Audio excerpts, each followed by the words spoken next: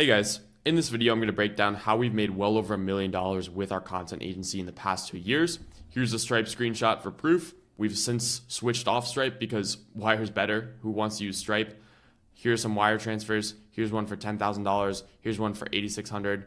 Here's one for $5,000, $3,500, $12,000, $5,000, $4,000, $16,000, $6,000, $5,000, $7,500, $16,000, $17,000. And in case that wasn't enough, here's some more 5-figure invoices paid by clients for our content agency services. Now, the reason I show this is not to flash this in your face or flex or act like a cool guy. I just want to show you that we actually do this and we're not grifters. Some of the notable clients we've worked with, you might know them: Umar Ashraf, Cardinal Mason, Jimmy Farley, Rob Oliver, Ben Kelly, Mike Hoffman, Justin Werloin, Cam Oliveira, Will Rivera, Blake Rocha, and Alex Hayden, to name a few. Now, to give you full context on what we do, I'm going to break down our two companies. So everything I just mentioned above, this is from our agency, our YouTube agency, The Clip Curator. We are one of the only completely done-for-you YouTube agencies in the personal brand space, where we handle ideation, scripting, filming, editing, posting, pretty much everything end-to-end for our clients. We've generated our clients millions of dollars in directly attributed sales from the content we've created. And if you know anyone in the make money online space, there's a good chance they know Presley and Cam from the names of the people we've worked with. And like I said, we're one of the only and first complete end-to-end solutions in this category. And then I'm not ashamed to admit, we also do have a coaching program. This is not related to any of the screenshots I sent above. This is for videographers, content agencies looking to scale their business, and actively doing what we teach, as I mentioned above, helps us teach people better. Again, the reason I'm upfront about this, a lot of people try to hide the fact that they have a coaching program. I'm very upfront about it. This is not about this. This is going to be a bunch of free value in this video, but I just want to mention that I have zero shame in talking about the fact that we have an info product publicly, because we are very good at what we do. And at this point, we are overqualified to teach on this subject. Just thought that's worth mentioning. Now, in this video, this is going to be divided into the following sections. Number one, mindset. I know it's kind of a joke, but it still needs to be covered anyways, because a lot of people have limiting beliefs without realizing it. Number two is going to be offer creation. 3, lead generation and outreach. 4, sales process. 5, how to get your clients results. 6, hiring and operations. And 7 is tracking and selling results. Now, if you're someone that doesn't like working hard, you're looking for an easy business model, please click off this video, because everything we worked over the past 2 years has taken a lot of time and effort. It's required a very high level of diligence to actually be able to, go fulfill on the service at a high level. So if you're not that type of person that's willing to go above and beyond to get your clients results and do what it takes to actually land these clients in the first place, this video, this business model is not for you. Now, without further ado, let's get into the video. Let's start learning some shit. Okay, here we go. First part of this course is going to be mindset. Now, a lot of videographers or creative agencies think their income is capped because they're selling a creative service that doesn't actually help clients make more money. We're going to debunk this later, but this is simply not true. They think they can only compete by undercutting competitors on price. They think they constantly need to follow around somebody with camera to make good money. They think they need to grind out edits 24/7 and just be this suffering artist who never has time to do things for themselves. And they think the only job they have is to keep their clients happy. Now, when you think of most videographers, this checks out. When you think of videographers, most people think of this guy, always working, overloaded with client work, and just doesn't really have any time to himself and is actually underpaid for the work he does. Hence why videographers usually fit under the following categories: overworked, underpaid, underappreciative, taken for granted, and dismissed. And even if you're not a videographer, you probably feel this way as an aspiring creative agency owner or existing creative agency owner, because that's the truth for most people. Most people are running their businesses in a way where they fit into this category. I've been there before, and it almost drives you to the point of burnout.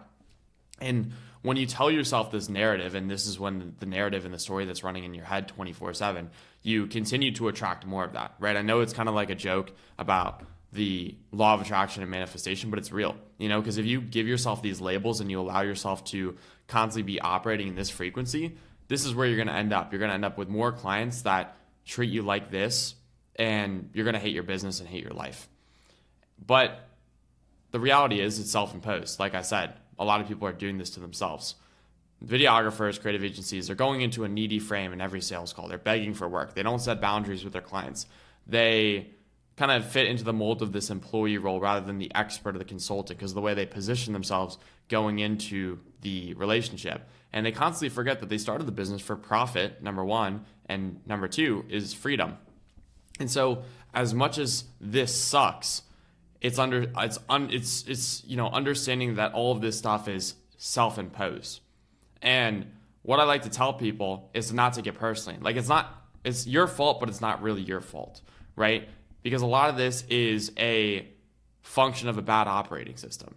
If you're trying to build furniture with broken tools, you're going to feel inferior. You're going to feel stupid because you're using a hammer, you're using a screwdriver that don't even work properly, and you're getting frustrated like, wow, I suck at building furniture. This sucks. This is embarrassing. No, you're just using broken tools.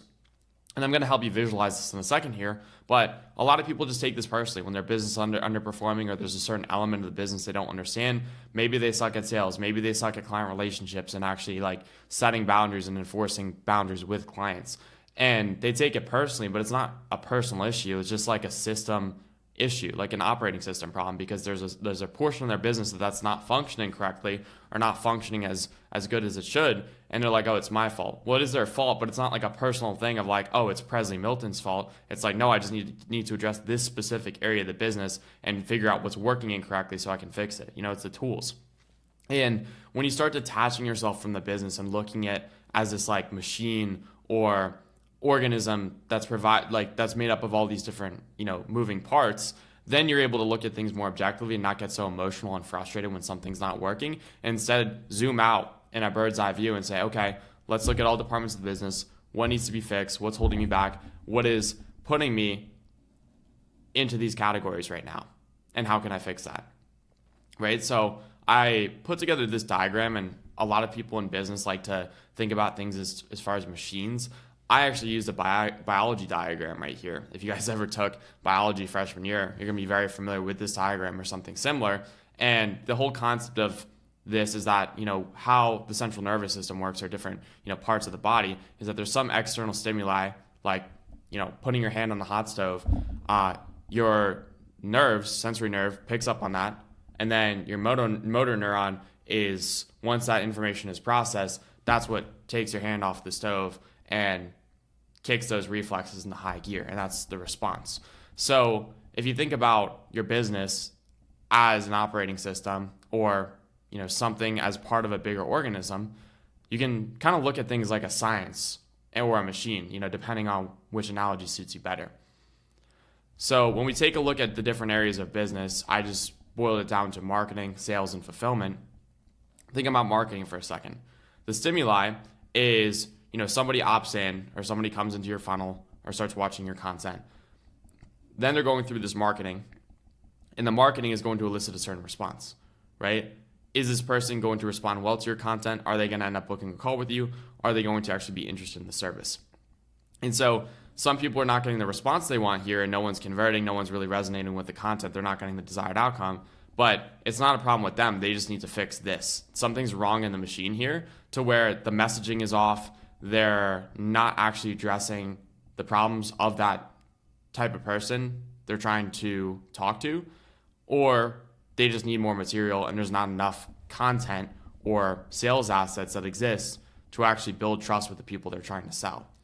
So this is an area where if you're seeing that, you're like, okay, how do I fix this machine? How can I, improve my email flows? How can I make better YouTube videos that build trust with prospects? How can I collect more, client testimonials? Then the response will improve if you improve the machine. The same thing goes for sales. Stimuli be somebody inquiring about the service or somebody booking a call, but maybe people aren't showing up to these calls, or you're running into these same objections, and the response or the outcome you're getting here is calls just aren't closing, or you're selling people for the wrong price, or you're undercharging. And that's a sales issue. And it's like, okay, what in this machine do we have to fix to do that? Is it, increasing our pre-call process, which again, this is all stuff we're going to talk about later. So if this sounds unfamiliar, don't get stressed out. Is it improving the pre-call process to improve the show rate on the calls? Why aren't people showing up? Do we need to send them more reminders before the call? Do we need to pre-handle these objections ahead of time by actually sending them documents and assets that are going to help them come to a decision? Is it working on objection handling? Is it improving tonality? Is it improving our discovery process? Then you analyze the machine once you analyze the responses and realize you're not getting what you wanted or the desired outcome, you need to fix the machine so that you start getting more predictable responses. Same thing goes for fulfillment. You onboard a new client. What does that look like? How does the fulfillment system respond to that stimuli? What does it do? What happens here? What does client onboarding look like? What is the process for going and getting somebody results look like? What's your process for coming up with ideas for the client? What's your process for going in, editing the videos for the client and getting those out on time? And if you're not getting the client results and they're getting upset or clients are churning, well, then you have to go back into the fulfillment machine and figure out where you can tighten those gaps.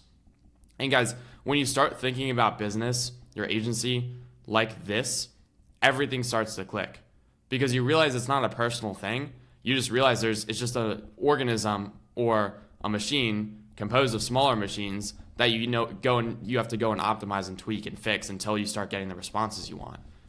And that's where you guys get emotional. You give up after a few, outreach efforts, right? Because something's not working here and people are hanging up on you, or you're getting ghosted, or you can't even get somebody on a sales meeting and you get frustrated like, damn, no one wants my service. When in reality, you just need to adjust and tinker with the machine a little bit to start getting that response and refining based on the data you're getting. Because after you get these responses, you start use the responses to go and refine the machine. And a lot of people just aren't thinking that way. There's a problem with me. I'm just not a good content agency owner. I'm not a good videographer. I can't run a business like this. Or all these limiting beliefs and narratives they continue to tell themselves that hold them back from actually building a business that they like running. And they get caught in these negative feedback loops all because they're not able to see it in this lens. They think it's a problem with them, but all you got to do is go in and tweak the machines. And so if you're watching this right now, take a screenshot of this or save this somewhere, because this is really all it comes down to. It's an oversimplified view of things, but that's all it is. It's just learning how to tweak the machines to give you the outcomes and responses you're looking for. And we're actually going to cover how to fix these in this video. It's not just going to be mindset. This is just one aspect, but I want you to understand this principle, because everything I'm about to tell you later in the video is going to make a lot more sense when you can view your business like a set of machines. So going back now, when this finally loads, this is all fixable. Once you can alter these machines, once you can actually get these to spit out the responses you're looking for, the world is your oyster. There's a world where you're calling the shots with your clients. There's a world where you're hand selecting the people you work with, not the other way around. There's a world where you're taking these sales calls, you're hopping on these calls, and you're qualifying that person, you're qualifying the prospect rather than them interviewing you. There's a world where you're calling the shots on pricing because your service is so good that you can price price at any point you want because there's no one else that can do it like you. And there's also a world where you're not walking on eggshells with your client trying to keep them happy all the time because you're being paid for your results and not for your time. Again, this world exists. You just haven't actualized this reality yet. You're probably struggling right now. You might be in this situation where you're up till 2 a.m., you're posting client videos at parties like we were. This was us. This is normal. If you're in this position of struggling right now, you're on the right path. This is a normal place to be. As an aspiring creative agency owner or somebody on the path, this is going to happen. It's not easy. And if you're in this stage right now, good, because you're on the trajectory to succeeding. You're just in the thick of it right now. These are all things to be expected, like I said. This is simple, like I explained, but it's not easy. On the path to fixing these things, the only way you improve is by getting bad responses and realizing you have to go tweak the machine.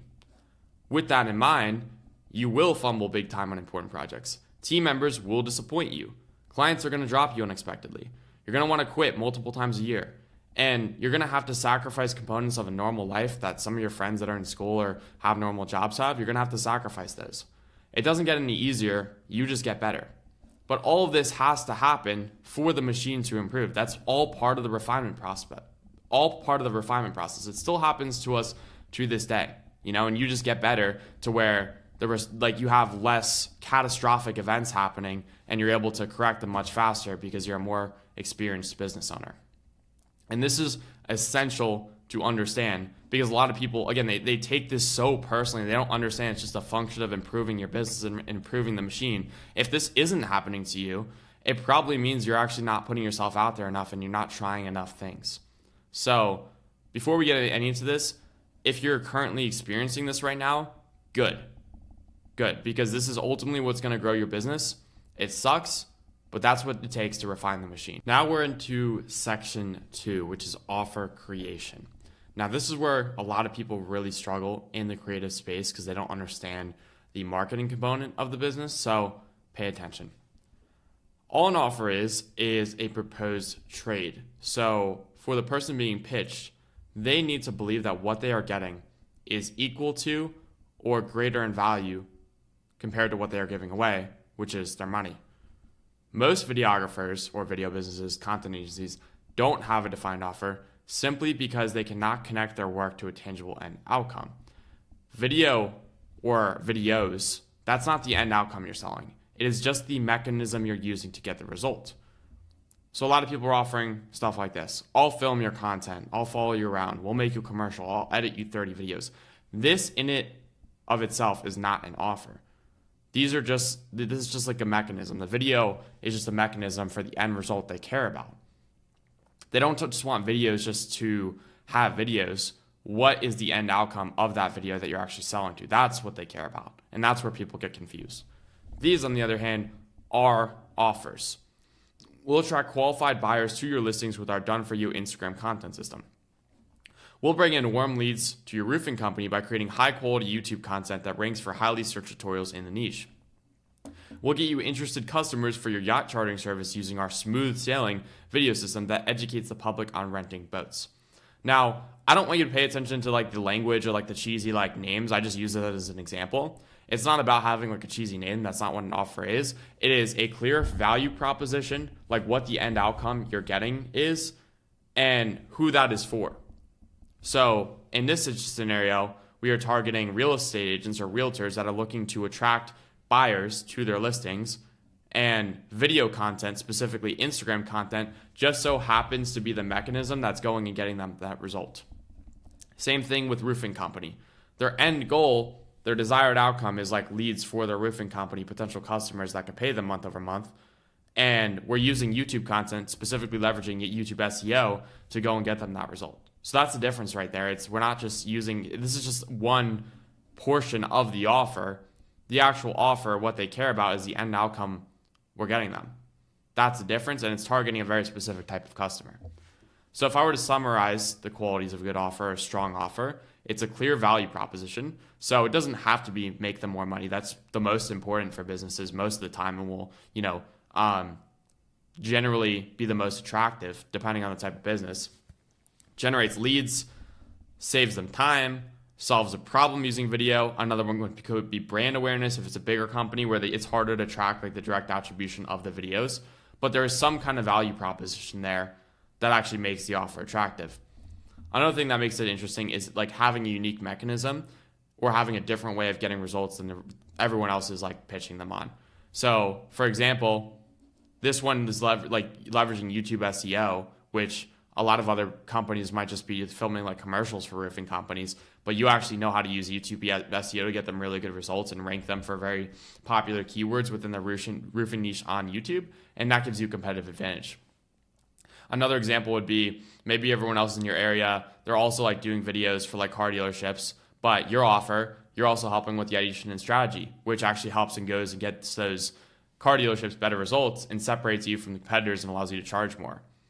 Another quality of a strong offer is targeting an underserved or blue ocean niche. So this is why we recommend, for beginners to go target something like auto detailers or dealerships or maybe like a luxury hotel nearby, because some of these more local businesses don't have a strong social media presence. Therefore, that presents an opportunity for you to come in, even if you're not very skilled, to go and target those people and give them a great offer because they're not currently being pitched at the moment and their current system sucks. Another quality of a strong offer is that the prospect feels like they're getting a bargain relative to the price. So your offer is so good, and then relative to all that you're doing for them and the results you're getting, it could be expensive to you, but if it's inexpensive relative to the value they're getting and the value you're creating. Maybe you're just making them a ton of money, you've generated them a ton of leads, the content is just like really, really efficient, and it's a really it saves them a lot of time for you to do it. You can go and justify that price very easily, because what they're getting is almost like, it feels like highway robbery. You want your prospect to feel like they're getting away with highway robbery when they're buying your service. And then the last one is substantiating claims with real case studies. So if you're going to like tell people you can bring them customers with the offer, if you have a case study of actually going and like bringing somebody customers for their yacht chartering service using Instagram, like that's important, because the claims also have to be believable. Like anyone can make a claim like, we'll go get you 60 qualified leads or 60 qualified calls a month using our like smooth sailing system. But it's like, if you can't substantiate that, then it's like the claim is irrelevant. Like all they really care about is your results. It's not about like making like a fancy sounding system. Is it like, does it actually work, and can it be substantiated with real case studies? So that's really important to consider. If you don't have any, there's a workaround for that, and we're going to kind of cover that in the outreach section. So if you don't have a ton of case studies, don't worry about it. I just want you to focus on the idea of like having a value proposition and selling outcomes, rather than just selling them like, we'll make you commercial, or selling them 30 videos. Like you really do have to do your market research and understand what they care about. For realtors, for example, it's like, you may think they care about videos, but if after actually talking to realtors, you realize, oh wait, the end outcome they care about, why they're spending all this money on marketing, is they want more impressions and coverage on their listings. That's what I need to be speaking to. Like that's realtor speak. You're speaking in videographer speak, though, and they don't understand that language. So you have to connect with them and understand what the outcome they care about is. And on this same topic, we were talking about pricing here. The stronger the offer is, the more you can charge. So we've been able to charge more over the years, because not only have we gotten better at just, video and creating good content in general, but the actual operation of the operational complexity of the offer has increased, meaning we're doing more for our clients and we're taking more off their plate, and the end result we're selling is more important to them. So when I first started my content agency, I was really just like repurposing people's long form content and clipping it into short form for TikTok and Instagram. So the offer was, we'll repurpose your long form content into short form to grow your podcast. And we were pretty much capped at $1,500 to $3,000 a month for this service, because number one, a lot of people could do it. It wasn't like a super unique mechanism. Number two, the end outcome of growing somebody's podcast isn't inherently like super valuable, because podcasts as like a thing, unless you were talking about the 1% of podcasters here, is not like a super needle moving thing for somebody's business. So there's only so much they're willing to justify spending on that, because it's not that important of a problem, or it's not that important of a service. So while it is a problem, I guess, or an outcome I could sell to them, it's not like a super pressing one. So therefore I'm limited in how much I can charge, because there's only so much people are willing to pay for like podcast growth, or views on social media from their podcast clips. The second one was, we'll film and edit high quality short form content to grow your personal brand. Okay, slightly better, because now we're taking on more. We're not just editing or repurposing. We're actually helping create original content by filming it as well. And our stuff looked pretty good. Growing your personal brand, that's somewhat important, because that's like getting followers, bringing in new people into the ecosystem. But there's a cap to how much people are willing to pay for just like social media growth, if it doesn't show proof of concept as far as like, bringing in new leads or customers. So it's like, yeah, sure, I'll grow my personal brand. I see the importance of getting on social media. But even then, there's a cap to how much people are willing to pay for social media growth. So at this point, we're pretty much selling like social media growth, but we're doing more helping with filming. So in this situation, we were charging anywhere from $3,000 to $5,000 a month for our services. And then we started helping with ideation and scripting, which pretty much solidly got us over $5,000 a month. It was pretty easy to charge at that rate, because it was a pretty helpful service, and we were doing a lot for people. So just the ease of use of doing that hands-off YouTube channel work, of doing everything for them, we were pretty easily able to charge $5,000 to $6,000 a month with very little resistance right here, as you can see. And then when we got over here, we'll ideate, script, film, post, create thumbnails, and track the leads, sales, and calls from your YouTube to make sure you're bringing in new customers with content. This is where we're able to go charge 5 figures plus a month for our services. Funny thing is, the actual deliverables of this are not too much different from this, except now we're actually tracking the results we're getting for our clients, which I'll cover later in the video, where we're able to see, okay, we're literally doing your entire YouTube channel for you. Therefore, we can justify, taking a percentage of sales that come through if we actually do a good job, because we're literally doing everything for you. And because we're actually going and tracking that data and setting up UTMs and whatnot for the client, we're able to then see, okay, your YouTube channel generated, 50,000. When I say generated, I'm talking about people selling products on the back end, like B2B services, coaching, consulting, etc. You sold $70,000, $80,000 worth of product this month. We charge you 10K. It's like you're getting a bargain there. That's how we're able to justify paying 5 figures, is because we're making them significantly more than, $10,000, $12,000 a month, however much we're charging them. So the return on investment is very clear. Therefore, we're able to solve a higher price because we're solving a very pressing issue, which is like more traffic, more revenue for the business, which is like, that's the lifeblood of a business. We're solving a very important problem, and we're able to charge in proportion to that. And the offer, for the most part, you want to start with the need of a particular type of customer, right? And like I was saying earlier, the video is just a tool or a mechanism. So start with the person in mind. If you're looking to build an offer, start with the person in mind. So this could be a dentist that's looking to bring in more regular patients. This could be, like I mentioned earlier, a realtor that's looking for more coverage or impressions on their multi-million-dollar listings. This could be a fitness coach that's looking to bring on more one-on-one clients for their coaching offer. It just starts with the problem, and ideally you want to focus on important problems or pressing problems that are related to revenue or the overall health of the business. So then you can justify charging a higher price because you're solving bigger problems.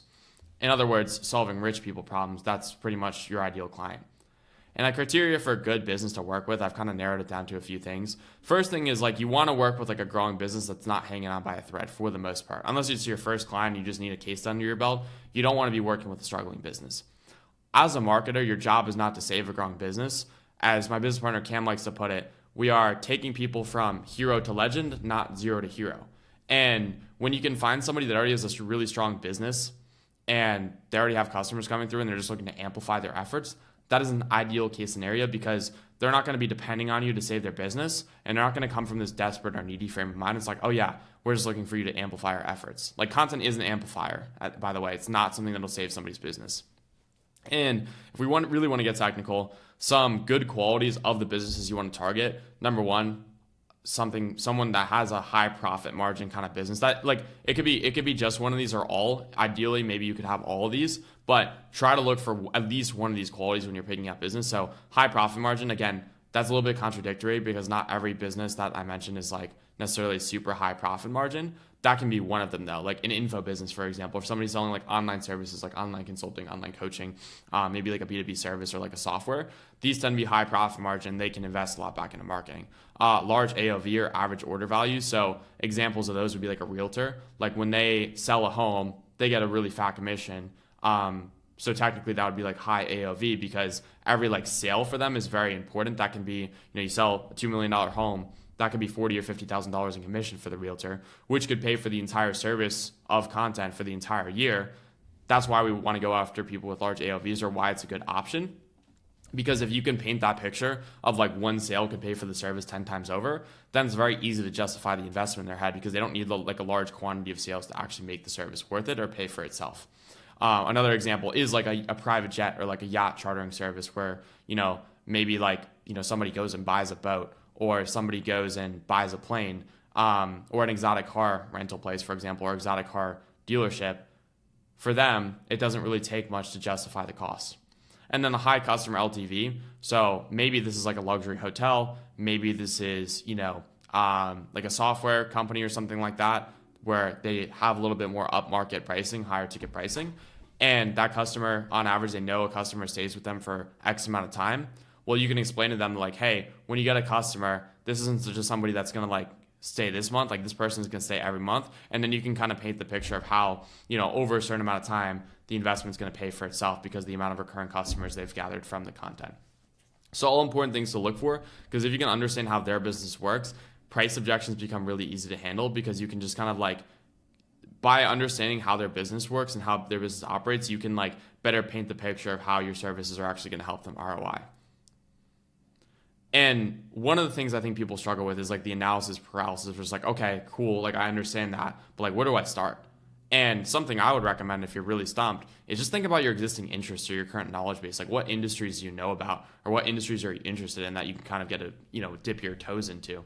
And, for me, my edge was when I started my content agency, I was super involved with the financial markets, investing, and I consumed a lot of content in that niche. Like I was actually going to go to school. I did go to school briefly for investment banking. I was enrolled at the University of Indiana University Kelley School of Business. I was going to study investment banking. I was a finance major. That was kind of my thing at the time. I was really interested in. I did a lot of like, studying around that on my own, and I was very involved.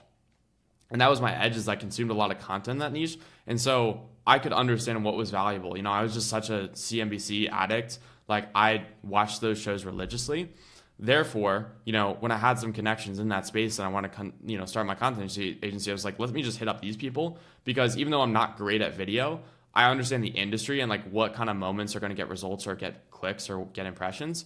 Therefore, when I understand the customer, I can go and get them results because I know what content's important to them.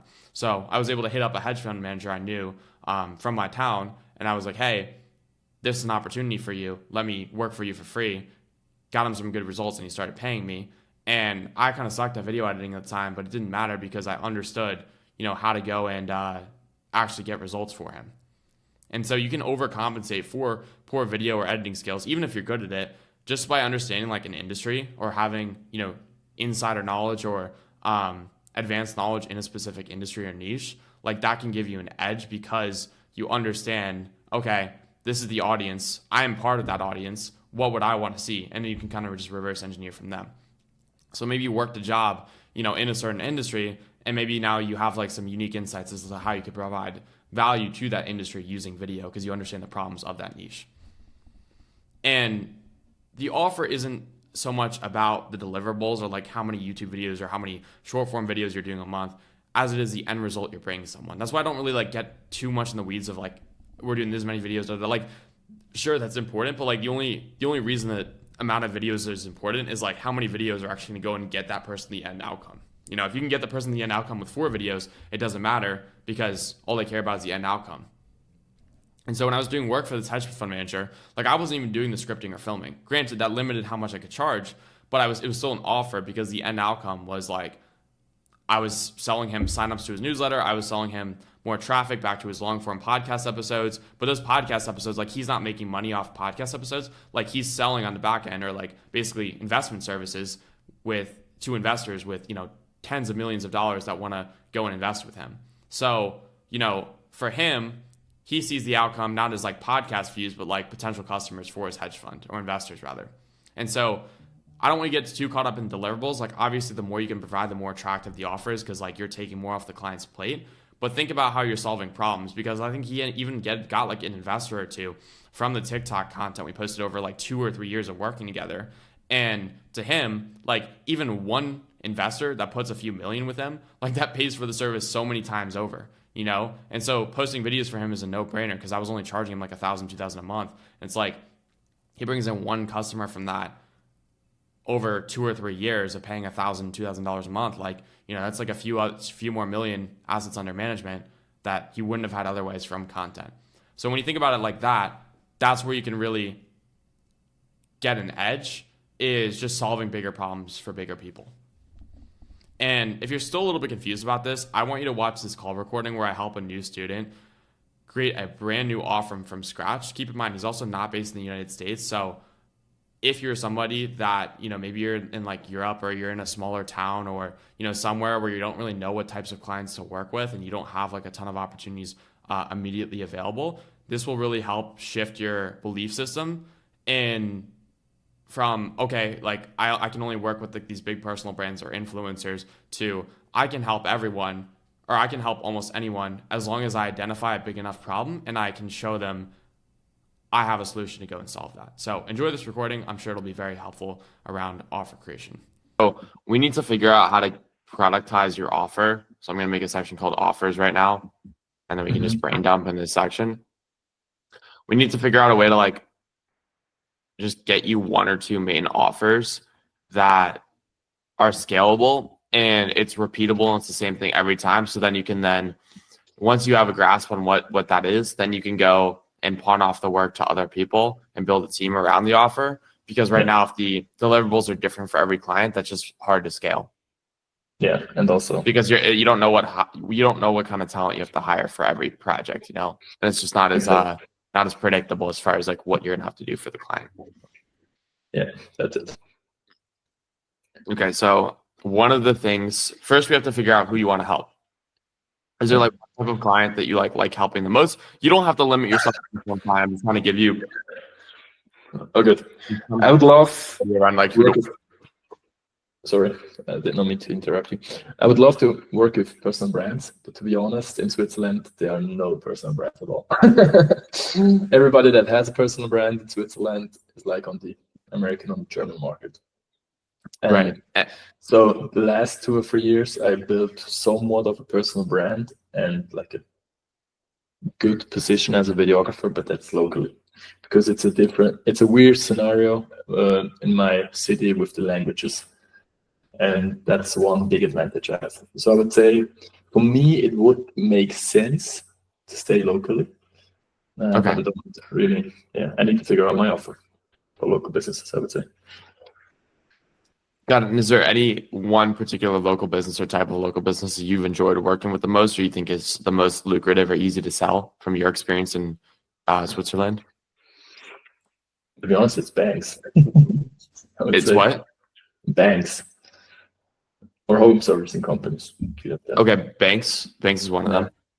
I would say not the typical like dealership or real estate stuff.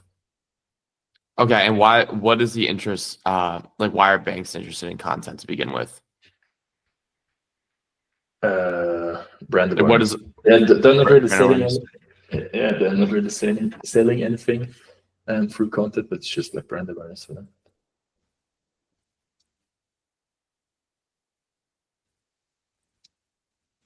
I mean, it's a super underserved market. I'll say that much. Like, no one else is going to be pitching banks. Yeah, I've never seen one either. And what does the content for banks look like normally?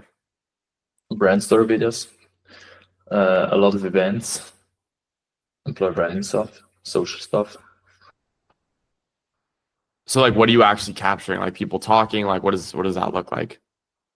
So, for example, I did a brand story video last year for one of the banks, and that was just like a 60-second brand story video, and nobody was talking in there. But also, like, and they made somewhat of a huge campaign out of it. But also like talking head stuff for their socials where they give. Yes, that's what I was saying. Like financial tips, almost too. That would be another one. Good, like just general stuff about like interest rates, borrowing money, lending money, et cetera, et cetera. That is a good way to take something like a bank and then kind of make it more interesting to the everyday person.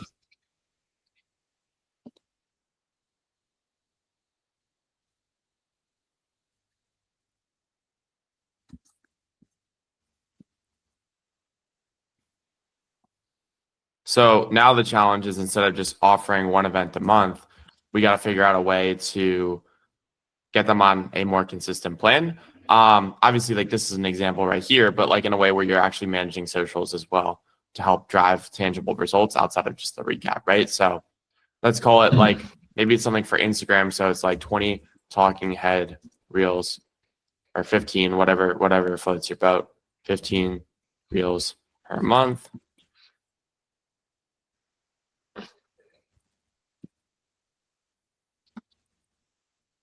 Yeah.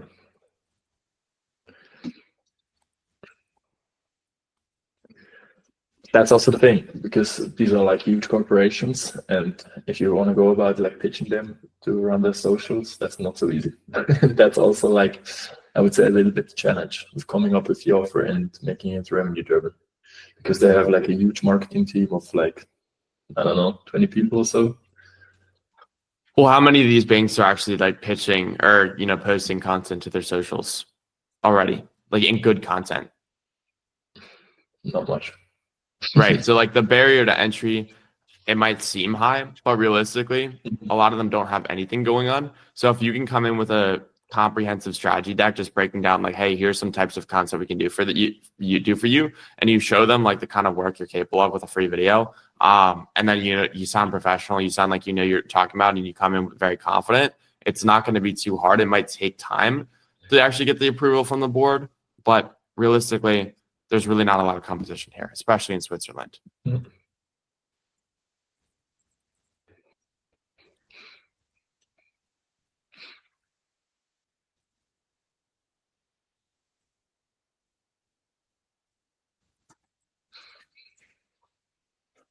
And this is a huge need. So like this kind of content would actually perform, in my opinion, because this is like a lot of America is just not super educated on these topics. And so there's a lot of opportunity to go and, make interesting content around these topics right here. Mm-hmm. I guess value prop.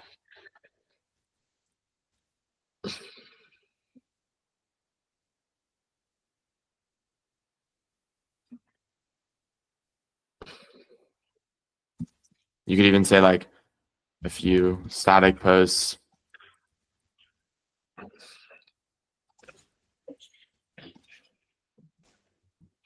stories.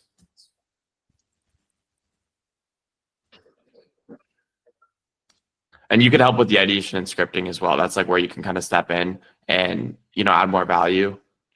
Yeah. Shooting, That's editing, posting, because like this will help a lot of the, whoever's like representing the bank, they might not be super experienced with the content, may not know how to like, riff or come up with a topic on the spot. With something like this, you stepping in and helping with like the edition and scripting would be really helpful for them. Mm-hmm. And so a value prop could be just increase brand awareness. Just that's probably the most obvious one here. How else does this bank make money? Do they have like a private investing branch where like people, high net worth individuals can go and invest their money with like financial advisors? At least one of the banks, they have to there. But I don't know. No idea how that's works. Yeah, I mean that's usually how a lot of these, depending on like what the bank is, like a lot of times they'll have like some kind of branch of the bank specifically on financial related to like financial advising and just taking deposits and getting high net worth individuals into the company to where they can then take a percentage or charge fees on whatever money the person's putting with them. And that's how a lot of these banks will make money as well, depending on the bank. Into the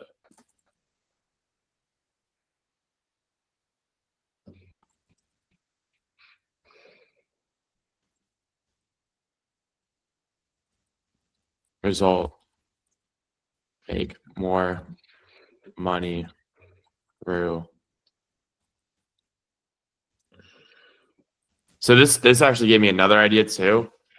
On the actual website or on the Instagram or whatever platform you're pushing them from, which is most likely going to be Instagram, if there is a section on the website related to like work with us or like invest with us, if there's an opportunity for you to have like a drop down form where you put like where did you find us, and then you have Instagram as an option, then what you'll be able to do is like track that result back to you. There's more robust ways to do it, but like if they have nothing else in place, that's like a bare minimum thing you can do.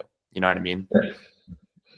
Yeah, I can imagine tracking can be hard with bank. For sure. It might not be perfect, but at least you can get something to show that there's some kind of connection between the work you're producing and the results they're generating. But like these are the main things, right? Increase the brand awareness and then just bring in more high net worth individuals into the firm/bank, and as a result, they make more money through fees. Right. So that's a way you can connect revenue. It's like, hey, if one person sees this and they go put however much with you, then you make this through fees. This is what I did. I used to work with a hedge fund manager, and this is like before I like really started tracking anything, obviously. And he was actually one of my first clients when I started my short form agency, and we had a great relationship. He's still one of my good friends. But like he said, over the 2 years of like working together, there were people that actually did find him through TikTok, which is like the main platform we were posting content through, which is pretty crazy to me because I never thought his ICP would be on a platform like that. But the truth is, people are just scrolling, they're looking around, and sometimes they'll happen to just see the right post at the right time, and they'll be like, wow, I was actually looking for somebody to put money with in 2025, 2024, whatever the case may be. This seems like my guy. Mm-hmm. So believe it or not, this content that- can be effective for this niche. Yeah, that was also one thought I had. If it really helps them like characterize individuals. But yeah.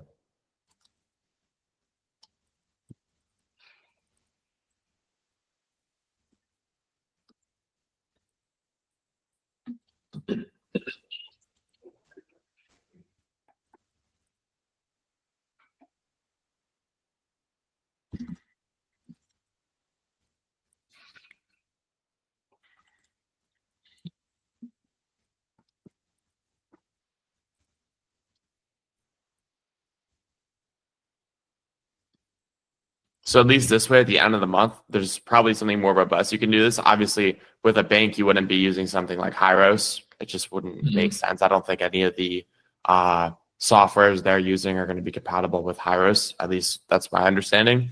So at the very least, you can have like a tracking form, or you have like a separate cloned website just specifically for Instagram, and then they can see like all clicks, visits, and like interactions related to that website specifically.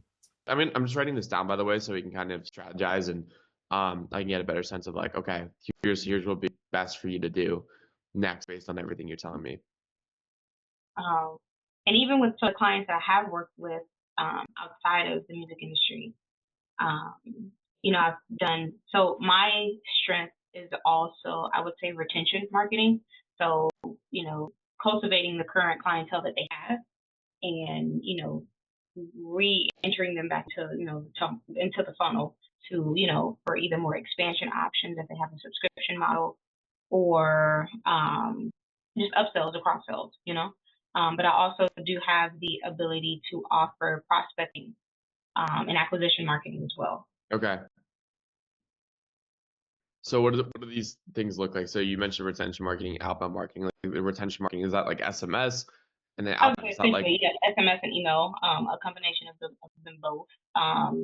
Generating proper nurture campaigns that retargets whatever like the current offering is for them if it's a service-based business or cross-selling if it's a product-based business. and then for outbound marketing, what does that look like? Ad services. Although typically, I'll be honest with you, I typically offer my ad services for Meta ads for free. I've yet to have a paid offering for ads only because although I've gotten results, I'm not to the point of full confidence to where I would want to charge for them with like Right. I've seen crazy results for ads and I've only seen like moderately okay results with my ads. So as of right now, it's still like a client appreciation offer for the Meta ads, but they do work. Yeah, mainly Meta ads. And what I've learned from you all is to leverage the power of video for like VFL, talking head style videos and stuff like that. So moving forward with my offerings, I would love to intertwine that with the solution that I can offer. Got it. Well, I mean, it sounds like you have a pretty robust like skill set across the board. I definitely don't think that's the issue. I think the main bottlenecks that you're experiencing right now are number one, the clients you're offering this to, and number two, I would say is not having like any. Do you have any team members to help you with this, or is it literally just you? Yeah, it's just me. Okay, that makes a lot of sense. So if that's the case, then you are going to experience fatigue and burnout because you're trying to do 5 different jobs for like 3 different people. And next thing you know, you're basically working 15 jobs, but that's what it feels like sometimes. You're 100% right. I couldn't have said it any better, actually. So on your type form, you mentioned that one of your desired clients is attorneys, right, as a niche, which I think is a great niche. Can you kind of explain your thought processes as to why you want to work with them? Yeah, absolutely. So because of my former experience of working at a law firm, my freshman year of college, I understand the psychology of like a little bit of how attorneys operate essentially, and just that professional mindset that they typically have. And then also too, one of my mentors is an attorney as well. So I just have had the privilege of being around that mentality. And I've heard Cam say this in a video a few times, but essentially I just understand that they would be a great contender for my offerings because they understand I can sell value to them and not necessarily results. So I get caught up on results because I'm a very results driven individual. But what I've learned is that with people like attorneys, they see the value in things first over the results because they're already in a position to where they are making money within their firm or either as a partner or whatever the case may be. They're already making money with their cases without doing any outbound marketing. So if I could sell the value of, you know, marketing themselves in a different light, that could essentially enhance the professional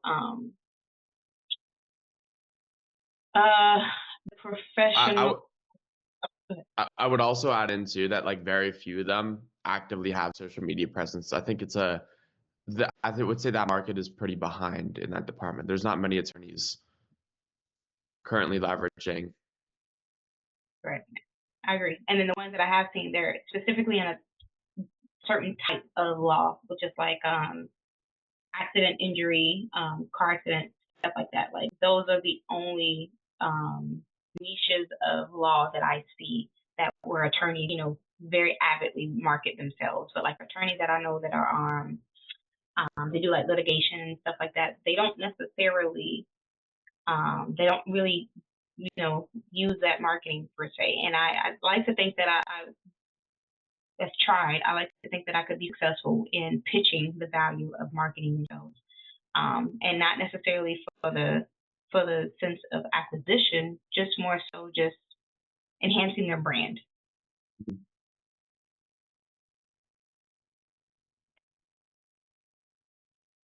And then 100%. I mean, I think so. So I think what's really important too is understanding what outcome they care about, and you would be able to tell that better than me because I don't. Attorneys better than I do. So you're saying they care about brand awareness? That's something that's important to them. Yeah, and even it's just a psychology thing that I've learned. They care about brand awareness from a low level, just in their offices, and they do a lot of traditional marketing, so like pamphlets, brochures, mailers, stuff like that. So they are aware of the concept of marketing and the power of it, but because there is just a disconnect between the generations, they don't understand the true power of new age marketing, i.e., social media and digital marketing ads, things like that. And they may understand, and with some of them that I've spoken with, they may understand it. They just don't have the skill set, the knowledge, nor the time to invest in trying to figure that out. So it's just like an is what it is type of a scenario,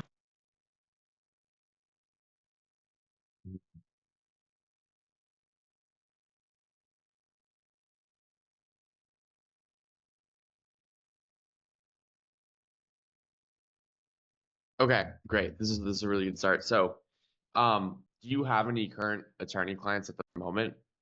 No, none. I've done some research of, I think about 4 on my prospecting spreadsheet that I would love to reach out to within the very near future, but none that I've worked with directly for marketing now.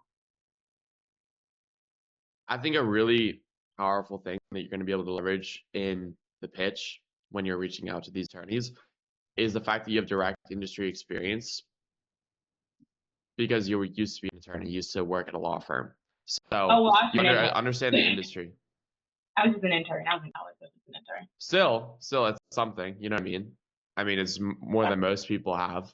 So, with that in mind, you're going to have a level of experience and expertise that most other videographers or people offering a similar service don't have. That's a really easy way to stand out in the pitch. That's a valid point. Okay, I didn't think about that. I think you should definitely lean into that more. Like, you don't really have to specify that you were an intern. You technically did work at a law firm, and it's not really so much about your position in the law firm, more just so that you have been around attorneys and you understand, how they operate and what they care about. That is something that you should be leveraging in the pitch.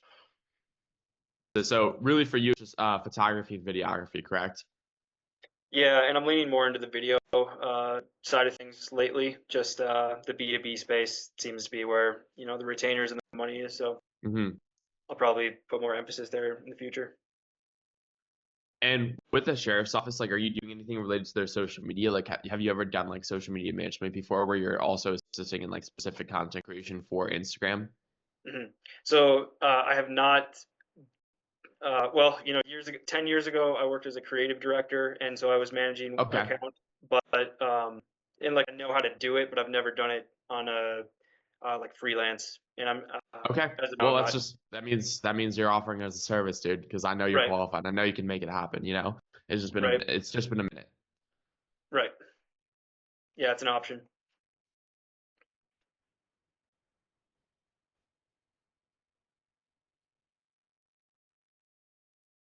Because really, all that would require would be getting their logins and then the trust for me to jump in there and post. Exactly. Okay. And then profile, realtors, real estate agents in Minnesota. How is Minnesota, by the way? It looks beautiful from the picture in your LinkedIn. Yeah, I really like it. I'm big on water and trees, and we have an abundance of both of those. So I'm sure I'll live here for a good long time. I'm curious on the realtor side of things because my past experience is just working with one realtor in particular. That's how I got my entire portfolio. I'm curious if it's best practice to go after like there's realtor companies that have like Brokerage, groups, yeah.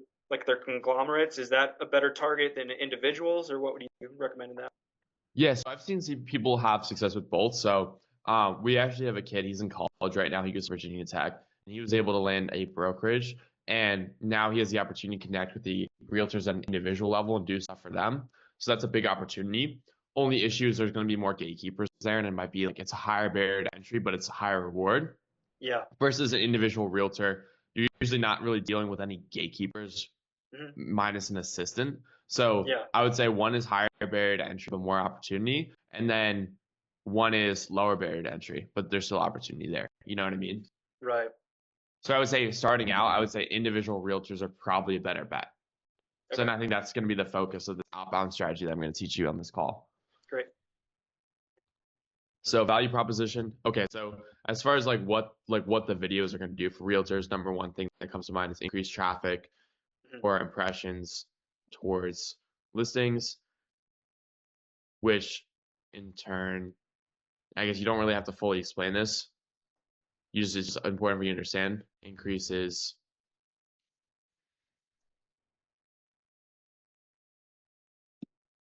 another one would just be like increased trust with prospective clients, people that are considering working with them to sell their Mhm. home.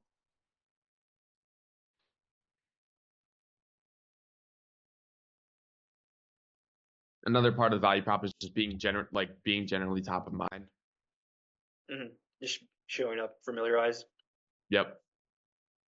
Because I mean, please continue, but just speaking out loud, I know a couple that are just filming themselves like iPhone content, but they don't have Hmm. any like professional video setups. I Yeah, feel like and that that would might be a be good like, hmm because they've already built an audience by just making funny iPhone clips. But I could step up the quality production.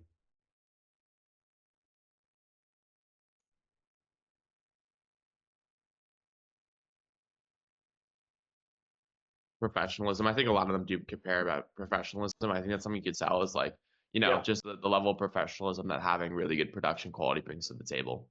Right. Any more that you can think of here? I'm just trying to like, again, I think we both intuitively understand. I feel like the more you spell it out though, like I found that writing out exactly how your service helps people like gives you a lot of confidence with pitching because it's like all of these benefits you're getting. It's not just videos, like it's like the benefits of the features, like because these are just features Right. right here. These are the benefits we're selling. Yeah, exactly. And the benefits sell. And yeah, I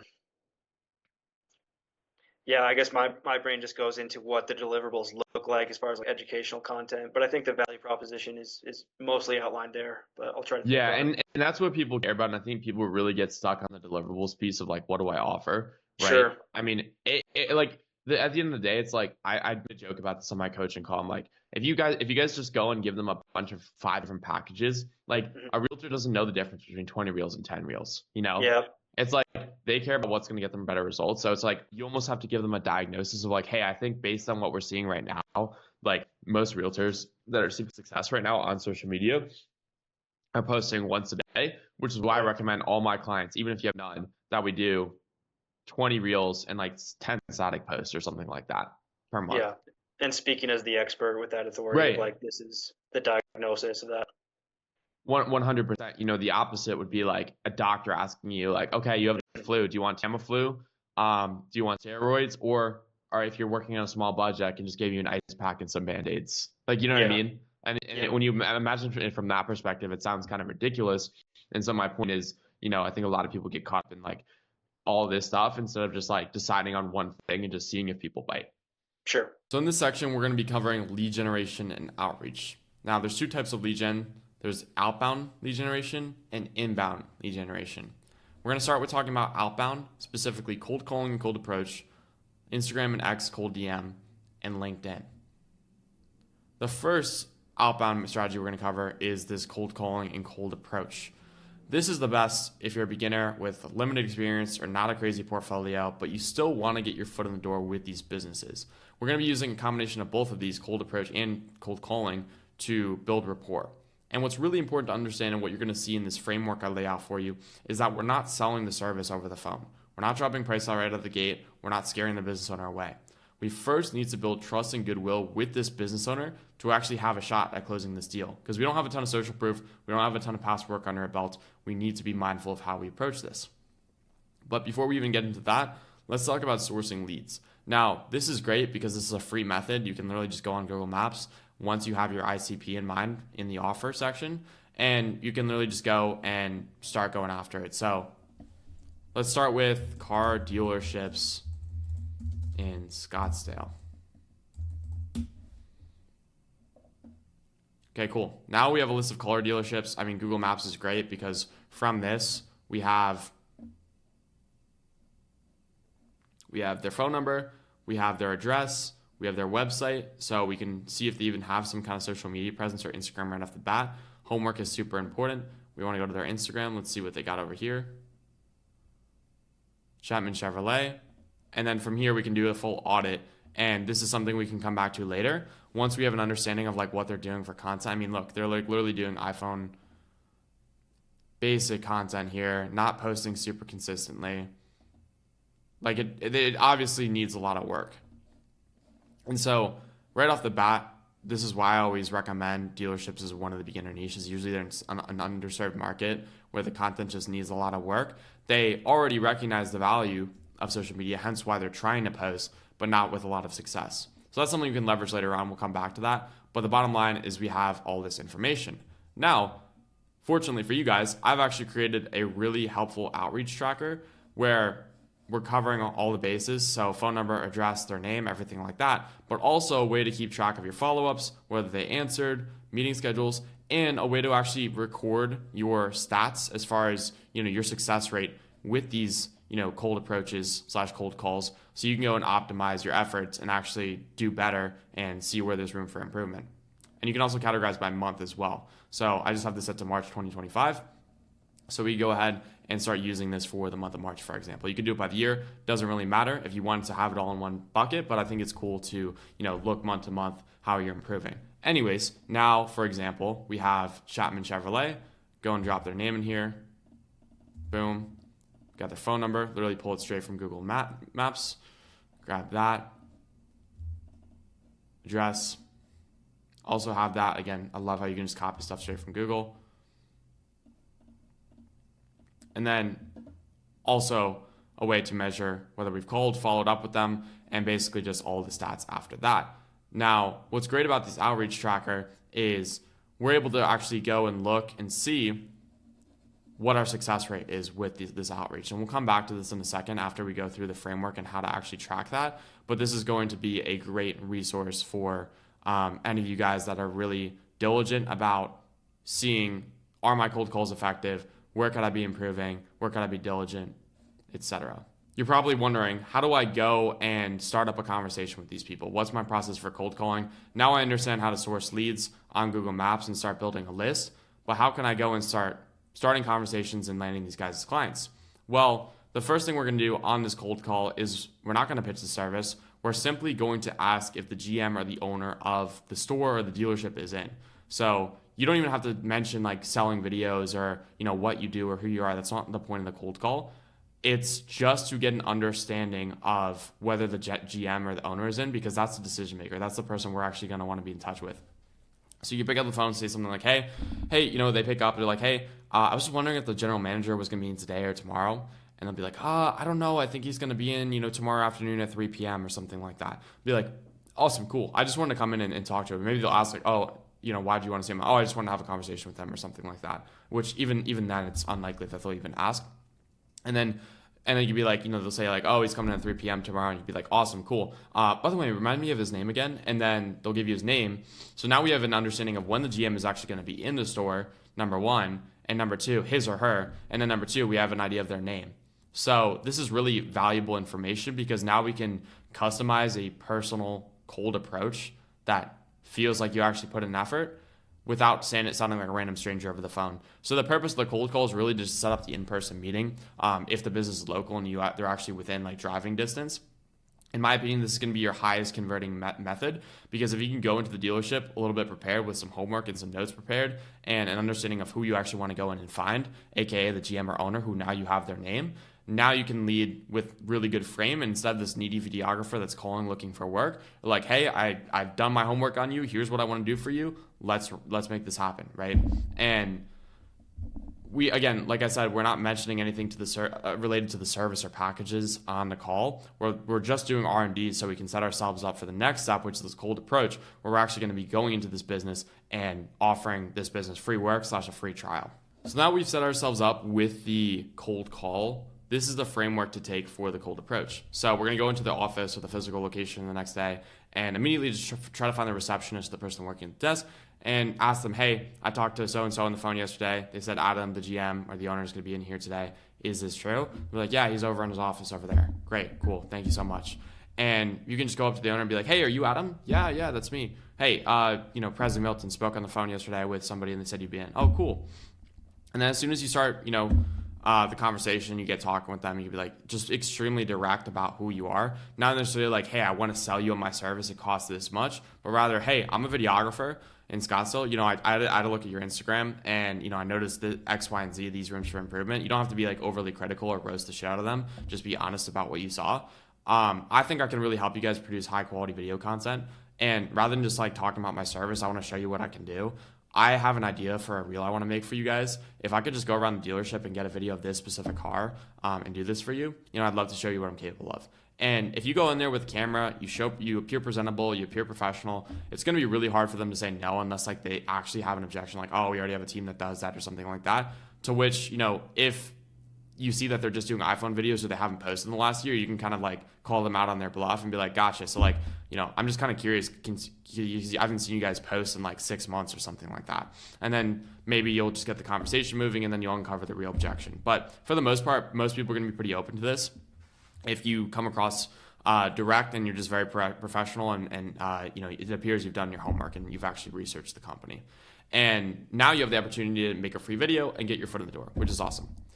Once you have this free video, this is what's actually going to go and give us leverage in the pitch, because now we've given them free value and we've led with something that demonstrates what we're capable of. So this is like a good hedge, if you will, if you don't have a huge portfolio or a crazy amount of case studies yet, because what this allows us to do is now show them, hey, I can do good work. Not only do I have a free video that I just made you, but I can also do this multiple times over for your business. And the biggest thing a business owner is concerned about when signing up for a service like this is like, is the work going to be good? Is this going to get me results? And if you can show them, rather than just tell them that you're going to be able to get them results and produce high quality videos, it's going to be a much easier sell, because that skepticism and that trust, or that skepticism is going to be reduced and the trust is going to be increased going into the sale. And this is the whole idea of giving yourself leverage going into the pitch, with which not enough people do. And I'm going to do a little film review of a cold approach that Cam and I actually did in day 5 of his 30-day series of scaling a brand new agency from 0 to 10K, to show you what this looks like in practice so you can better understand how to go and implement this for yourself. And I'm also going to give ourselves some notes and feedback as to like what we could have done better in that situation. Here's the play-by-play of this cold call / cold approach, some notes on what we did well and some notes on what could have been improved. Hi, how's it going? This is Presley. We're a local video company out in Scottsdale, and we were wondering if you guys would be opposed to us coming to the dealership and cooking up a free video for you guys. Okay, so this is a different approach. This is a more direct approach where it's like, I just want to see who's interested in the free video right off the bat.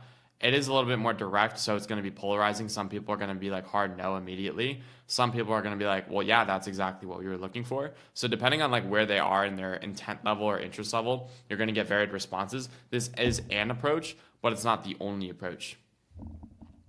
Okay, I'm sorry now. Where are you from? We're based in Scottsdale, and we just wanted to see if we'd be... So again, this is kind of why we've shifted more towards the just get on the phone with the GM or the owner, find out when they're going to be in, and actually have this conversation in person, because it allows you to sound like, number one, sound less like a telemarketer, and number two, you actually get the opportunity to speak to someone face to face, and it can improve any miscommunication or stuttering that might happen over the phone.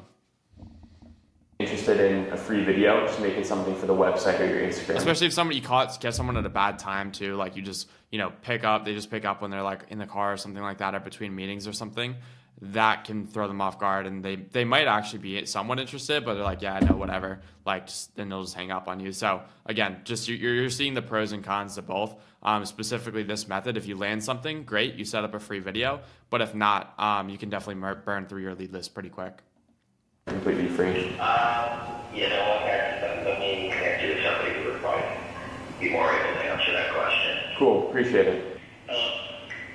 So he puts us on the phone with the decision maker, or somebody he says is more equipped to answer that question. So this allows us to go in for the kill here and see if we can set up the free video. How's it going? Good, you? Doing well.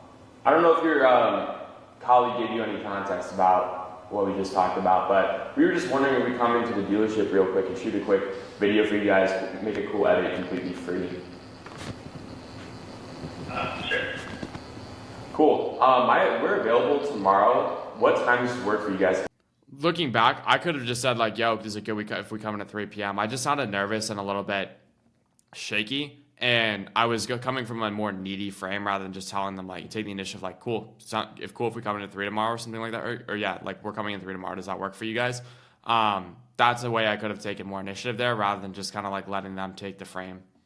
And to come to the dealership is anytime between 12. Like, it's funny because like at the time I thought I cooked, because I was like, oh, this is like my first ever time cold calling. This is really good. Or at least dealerships in Scottsdale. And, now I'm looking back and I'm realizing like how many improvements could have been made. 12 and 3 good? That's when we work best for us. Yeah, that's fine. Awesome. Can we come in around 1:30 tomorrow? Again, just could have sped this up so much and said the same amount with way fewer words. So at this point, I'm just kind of wasting time. Yeah, no problem. Sounds like a plan. Appreciate your time. You can expect to see us in tomorrow. Perfect. See you then. Awesome. Thank you. Cool. So I set that up. There's a few things I did well. So immediately led with free value, kept it direct. I didn't go into like an entire spiel about our company.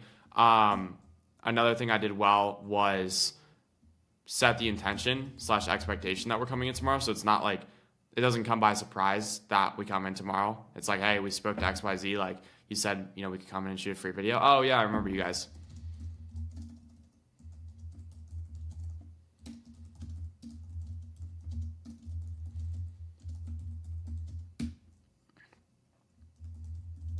Didn't ramble too much about. A lot of people do this, like, hey, we're like a da-da-da-da, and then they'll just hang up on you, right? Because again, the entire point of the cold call, whether you're going with the, finding out what time the manager is going to be in, or offering the free value over the phone and then arranging a time to shoot that free video. In either case, you don't want to focus on you want to focus on what you can do for the other person.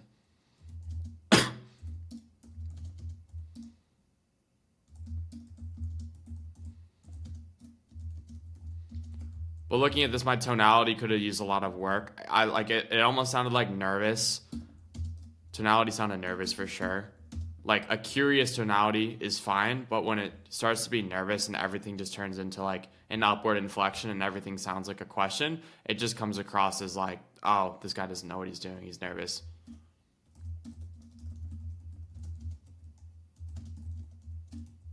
But even then, again, I wanna illustrate this as an educational resource to show you what I could have done better. But at the same time, it also proves my point. Like simply making an effort sometimes is enough to go land a free shoot. Like you could be not great at cold calling. You can make a lot of mistakes and still move things forward. So it's not about being perfect. It's just about looking for areas of refinement and improvement over time.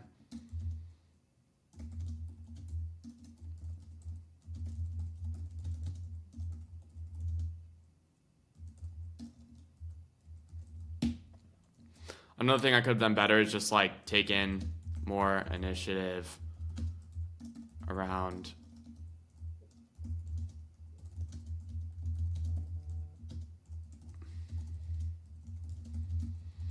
it just sounded like I was in like a permission seeking attitude or permission seeking frame when I was like, oh, is it cool if we come in this time? I'd be like, cool. And after you said yeah, I should have been like, cool, we can come in at 3 o'clock tomorrow. Is that cool with you guys? Awesome. Sounds good. See you tomorrow. Like it could have been shortened and just like wrapped up a lot better. And I didn't really have to go into that permission seeking frame.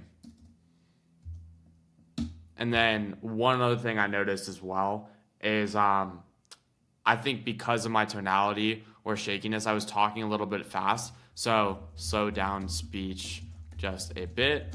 First guy, he had initially misunderstood me.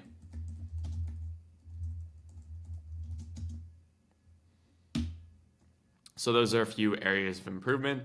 And I don't want to say doing the other method would have been an improvement. It's just kind of a different method. Like this is more a direct approach. If you're really, really confident in your cold calling skills, you can actually set up a lot of free shoots this way. But if you're newer, just asking for the manager might be better because going in person is going to give you a little bit more flexibility. Like you have to be really good on the cold call.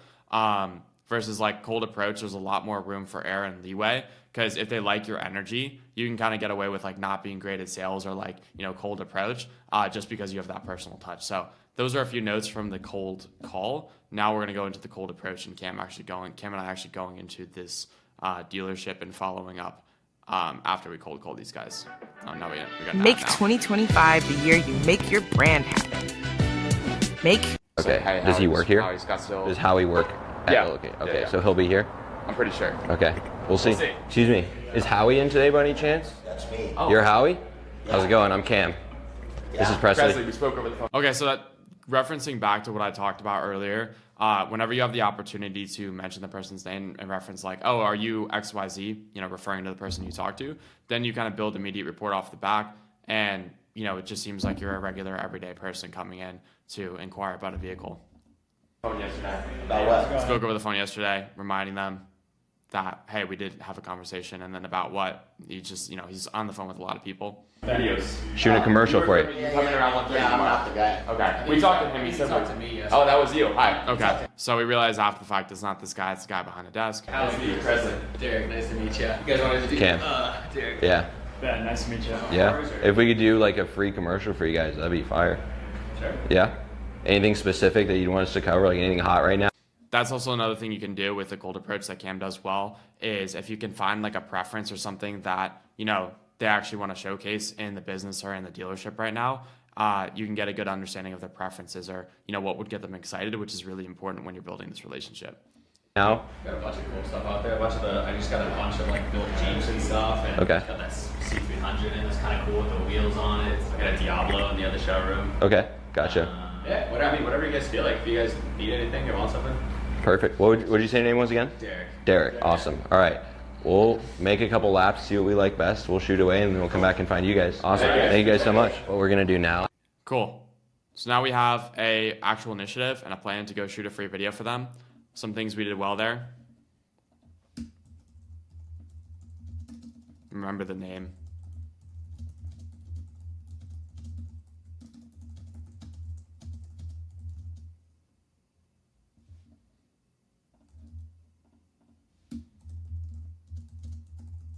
We're just like, yeah, we're gonna make you a video. We're gonna make you, commercial, something for social media. We're gonna highlight something in the dealership and just go with it. something that could have been improved, in my opinion, is if we had come prepared with like a specific few videos in mind, like, yo, we actually noticed like this, and this about your Instagram. Here's what we want to do, and lead with a little bit more authority. So by doing research,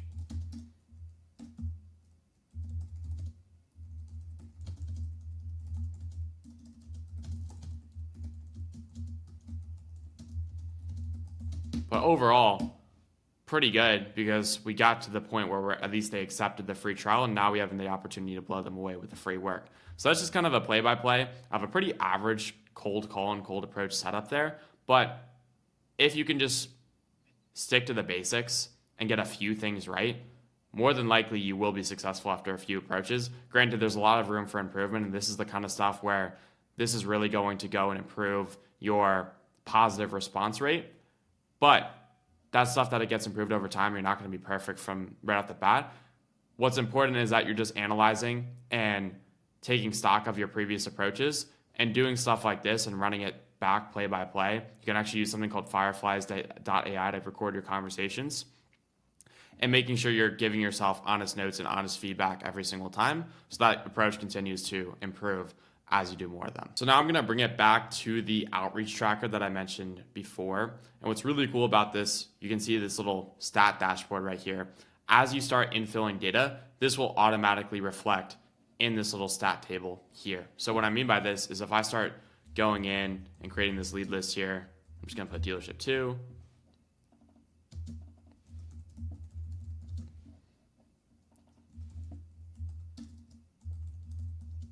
And as you start calling these places, getting responses, not getting responses, getting rejected, now you can actually go and analyze your performance. So let's just say I've called all these people.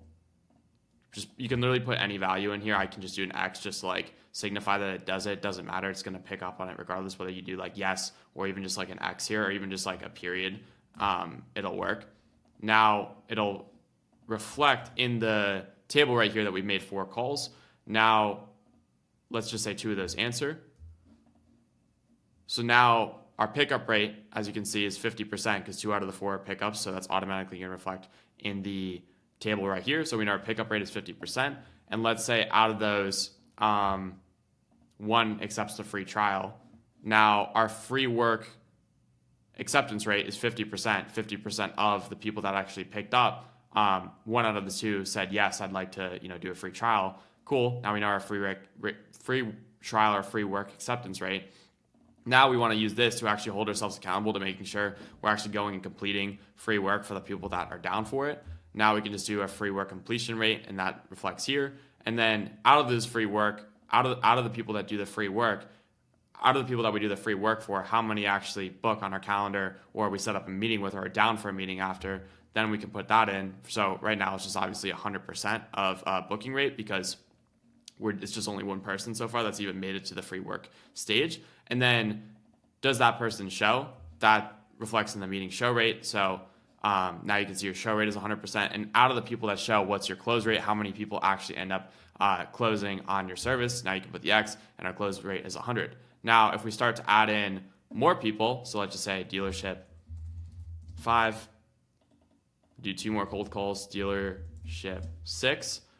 Now we make 2 more calls. We get 2 more pickups. Now our pickup rate is adjusting to that. And our free trial rate also adjusted because when you don't have anything, it just assumes that there was no, you just leave that blank because they didn't accept the free trial. Let's just say 1 of those people out of the 2 that we called actually accepts. So now our free trial acceptance rate is up to 50%. And let's just say we do the free work, but we didn't get a meeting scheduled. This ends up being a dead lead. Now our booking rate goes down to 50%, and our show rate is still 100% because out of the meeting scheduled, we still had 1 show. So 1 divided by 1 is obviously 100, and our close rate is still technically 100% because out of the meetings we did have, we've closed all of them. But let's say we had a meeting scheduled and the person didn't show. Well, now our show rate is reduced because now we haven't, not everyone that showed, or not everyone that's scheduled has showed, and only that's a 50% show rate. And our close rate doesn't change because obviously this meeting showed. We can't really factor it into close rate because that was a meeting that didn't show. Let's say they do show, now our close rate drops to 50% because we actually did have an opportunity to sell them and we didn't close. Therefore, our close rate drops to 50%. And you can keep doing this as you add more dealerships to the list, as the data rolls in. Now we have dealership 7. We also get them all the way to the finish line where we get them through free work, they schedule a meeting, they actually show up to the call, and they don't close. Now, see, our show rate is actually still 100%. Now our close rate is going to drop to 33%, and these variables will continue to change. Again, look at our pickup rate changes. Our free trial acceptance rate is now up to 60%. We've completed all the free work. Every single person that has gotten to the free work has actually booked with us. And right now what we're facing is a sales issue. And this is really good because this allows you to isolate data points, right? So if you're noticing, if you're in this boat of, this simulation right here, where you're actually doing a really good job following through with the people that do answer, and you're really good at getting them on the free trial and doing free work for them and getting a meeting scheduled, you're probably pretty good at cold outreach and cold approaching and actually getting that initial touch point. Because it looks like people are actually accepting the free work. They're down for it. You're communicating the value well. You're actually getting them to schedule a meeting. So you're probably doing a good job of actually creating a good free sample. But now you're seeing that your close rate is suffering and that no one's really, like, you only had one person buy out of the 3 that you actually got on the meeting with. Now it's like, okay, maybe it's a sales issue. Let's focus on sales. Let's focus on how we can actually go and handle these objections. What problems am I facing in the sales call? And this allows you to isolate certain areas. So rather than thinking, I just need to make more cold calls, it's like, well, that's not the problem. Your free trial acceptance rate is actually pretty good. Let's focus on closing more of the people we're already getting, because that's not actually the issue. We just actually need to, it's a sales problem more so than it is like a cold calling volume problem. And this is really helpful and useful because if you don't track this, it's really hard to know where you're going wrong. And this is just a really good system for keeping stock of that. The same could be said if, for example, maybe you're calling a lot of people and you're getting a very low free trial acceptance rate and no one wants to, go in and do a free video with you. You're probably doing something wrong in the cold calling or the cold approach that's scaring people off or making them think is this like a trick to get into a paid service?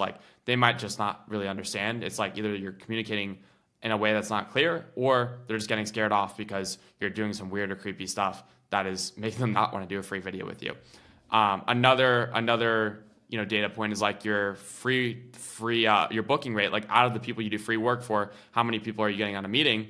And if you find yourself getting ghosted after that, or they're not interested in the sales meeting, you're probably doing something wrong in that transition period from doing the free work to getting them on the meeting, or maybe your free work just isn't good. So you can use that to discern, what's going wrong there and evaluate some of the possibilities of why that might be happening. So that's really the valuable part of this, is actually being able to use this data. It's not just having the data, it's being able to interpret the data and say, okay, based on these numbers, what do I need to improve in my outreach/sales process, which is very, very valuable data.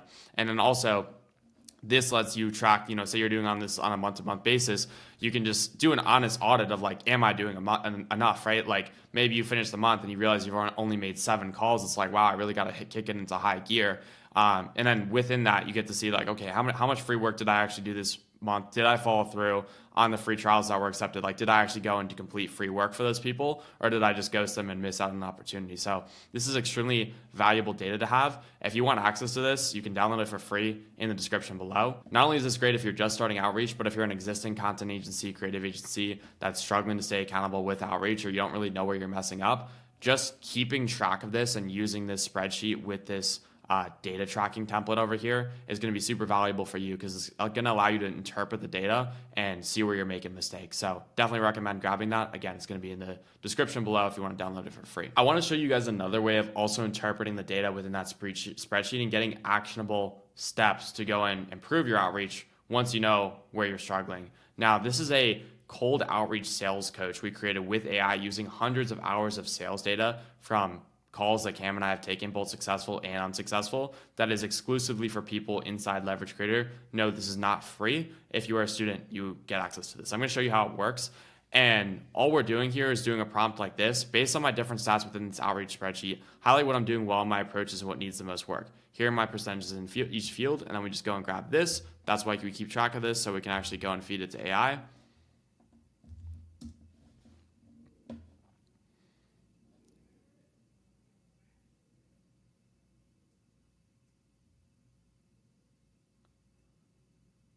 Now we have actionable steps to fix the close rate. The most important thing is that just it identifies that this is the outlier here, right? Because we don't want to focus on stuff that's not a bottleneck. Free trial acceptance at 71% is not really the issue, and AI can realize that. If you're new, you might not realize, but that's a really good percentage. And what really needs work here is close rate. So rather than focusing on like doing more dials or spamming volume, we actually just need to focus on sales and actually closing the people that are already in the funnel. What's great about this too is that if there is a very specific objection you're running into, you can have it focus on that. So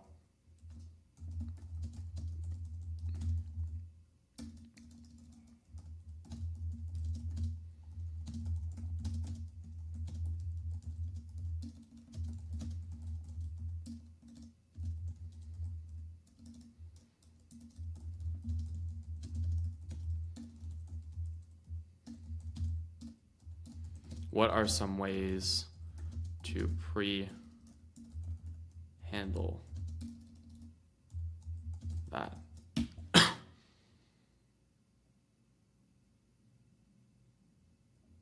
So now you can get very specific pre-frames around that objection or that issue that you're having right now, which is amazing. And you can do this for, maybe you're having a free trial acceptance problem where you're maybe just not doing a good job positioning the free video or explaining it properly or communicating it, and it can help you with that. So it's just an amazing tool for interpreting data and actually giving you actionable solutions that are not just generic GBT recommendations, but that are actually trained by a database of real data. Okay, now we're going to be covering Instagram and X cold DMs.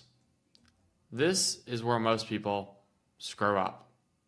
They're going with these spray and pray, ridiculous messages about coming into people's businesses and asking if I got lost in the matrix. It's a shit show out there. Okay, and I'm going to go through some of those examples in a bit, but the premise of this section is to show you how to send a actual DM, a personalized one, a sniper approach, something that's actually going to build trust with a potential client instead of making you look like stupid online. Okay?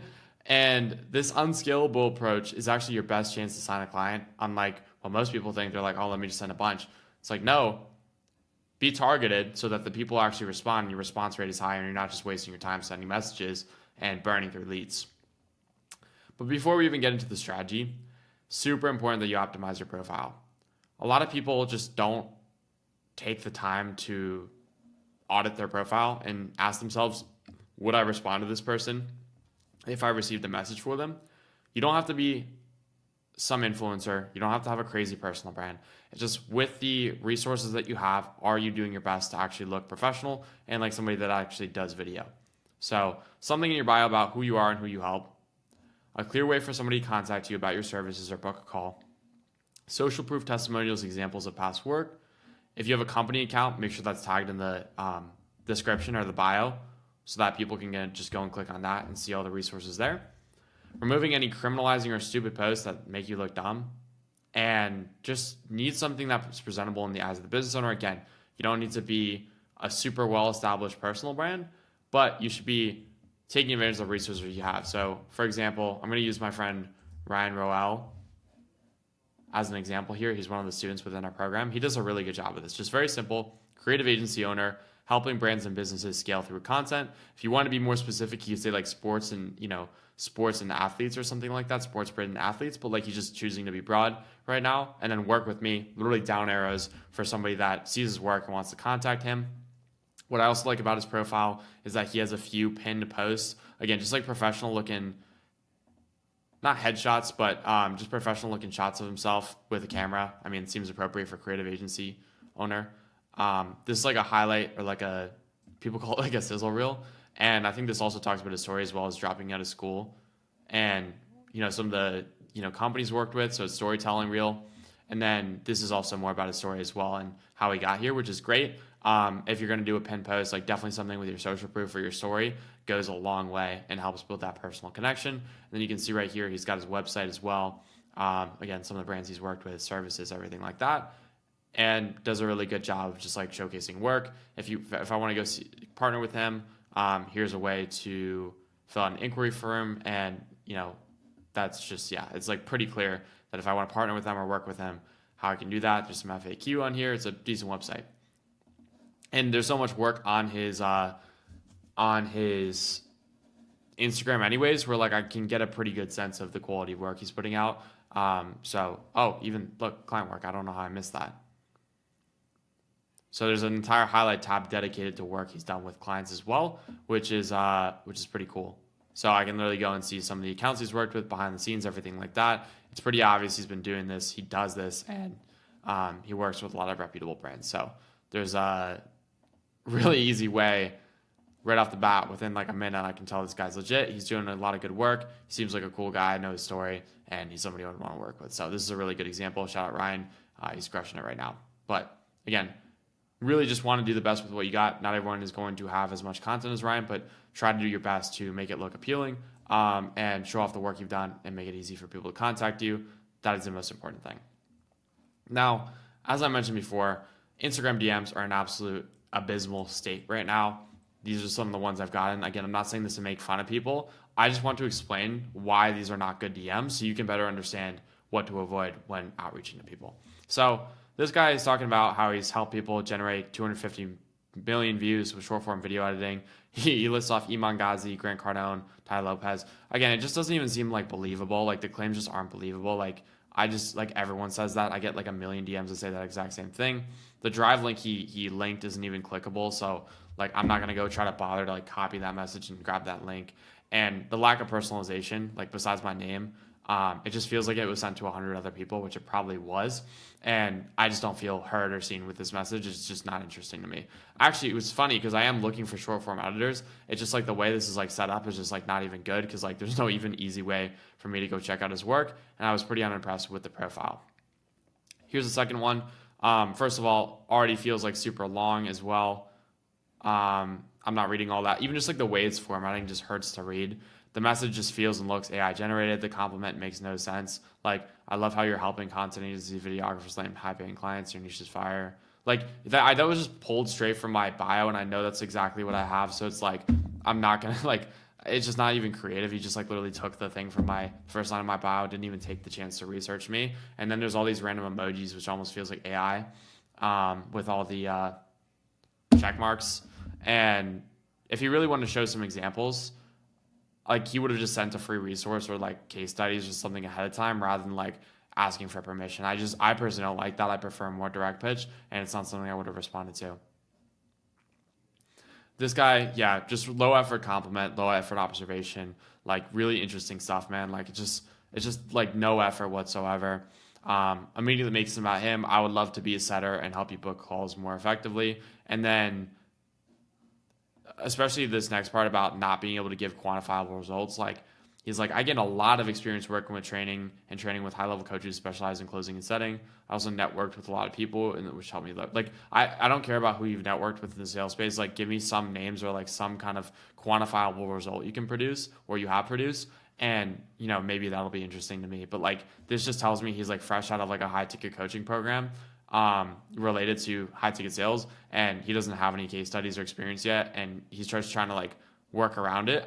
If that's the case, I would have actually preferred like, yo, I have like no experience right now, but like I watched all your YouTube videos, like I really like this and this has really resonated with me. If you are looking for setters right now, you know, I don't have the most experience, but I'm like super hungry to learn, and X, Y, and Z. Like that I would have caught my attention if you actually took the time to do research on me and send me a really personalized, heartfelt message. But it just like this whole thing of like trying to act more experienced than you are, it just doesn't work. And like I said earlier, like about the whole asking for permission, like open to a quick Loom video. Like if he sent a Loom video, great, I would have probably taken a look, but that's just not the case here. Because a lot of these guys just don't want to do the unscalable things, which is ironic because they're new and they should be doing those things. And ironically, I'm actually hiring for both of these roles. And just like the pitches did not catch my attention whatsoever. Again, don't say this to be mean. I just want to point out the obvious mistakes here and highlight what not to do, you know, when you're going about and doing these things. And like I said, just demonstrating how little competition there really is. If you implement what I talked to you about in this video today, there is the world's Instagram. It's all your oyster. So the two methods of landing high-paying clients that we're actively using right now are the audit method and the pitch method. And these are similar, but not exactly the same. And I'm going to explain the distinction right now and why both of these methods are actually effective in 2025. So the audit method is pretty straightforward. It's just taking thorough notes and feedback and providing that to a creator or a brand or a business on how they can improve multiple elements of their content. Maybe that's production quality, maybe that's the thumbnails, maybe that's the scripts, maybe that's the strategies, maybe it's the ideas. And the entire point of this is to give them constructive criticism, not to like roast or destroy or tear their brand to shreds. It's just giving them actionable advice that positions you as an expert and gives them some free value that they can take regardless of whether they work with you. Again, it's really just like planting seeds in an industry. There's going to be some people that watch it, try to take the value and like go implement it themselves. But at the very least, you planted some seeds where like maybe they'll just end up coming back to you in 2 months, right? Or for the people that do watch it, they're like, wow, this is really helpful. This guy led with value. It puts you in a very good frame before the call even begins because you've already demonstrated so much credibility in your analysis because it's going to be like, wow, I was like kind of thinking about it, but I didn't know how to put it into words and this guy just did. So this is a really great method. Doesn't take a ton of effort. You can just do a simple screen share video on Loom. Obviously, the more thought and effort you put into it, like the better, but really shouldn't take more than 5 to 10 minutes if you're really going with a thorough audit, maybe 15 to 20. But this just works really well because it's personalized because you're actually breaking down their exact, content strategy or whatever. Like you can't, they know for a fact you didn't send that exact video to other people because you had to take the time to do research and homework on their brand, which most people can respect. And number two, you have the opportunity to go and do a CTA at the end of this where you can just say, look, if this was helpful, like let's hop on a call and talk more, right? It's just very straightforward. You lead with value. You're not like being indirect or hiding the fact that you want to pitch them. But before you do that, you're actually giving them some actionable solutions and you're giving them a very real example of things they can do to improve their content. And then you kind of just sell the implementation. So you're giving them the information, but then you're selling them the implementation. Next, we have the pitch video. So this has worked really well for us for multiple reasons. So number one, it's a very direct call out, but it's also a high effort direct message. It's not just like, oh, I want to work with you. It shows credibility, it shows authority among a bunch of other things, which are going to break down in this, but it gets straight to the point.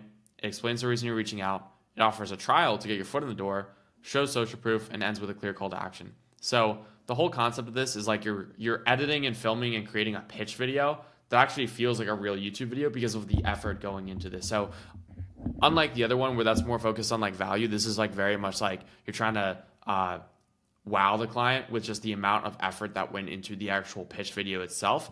Number one, it shows that you can actually film and edit well. And number two, it's like, wow, this guy put a shit ton of effort into this video just for me. This is super impressive. I actually want to talk to this guy now. And this is something we actually use to sign a client.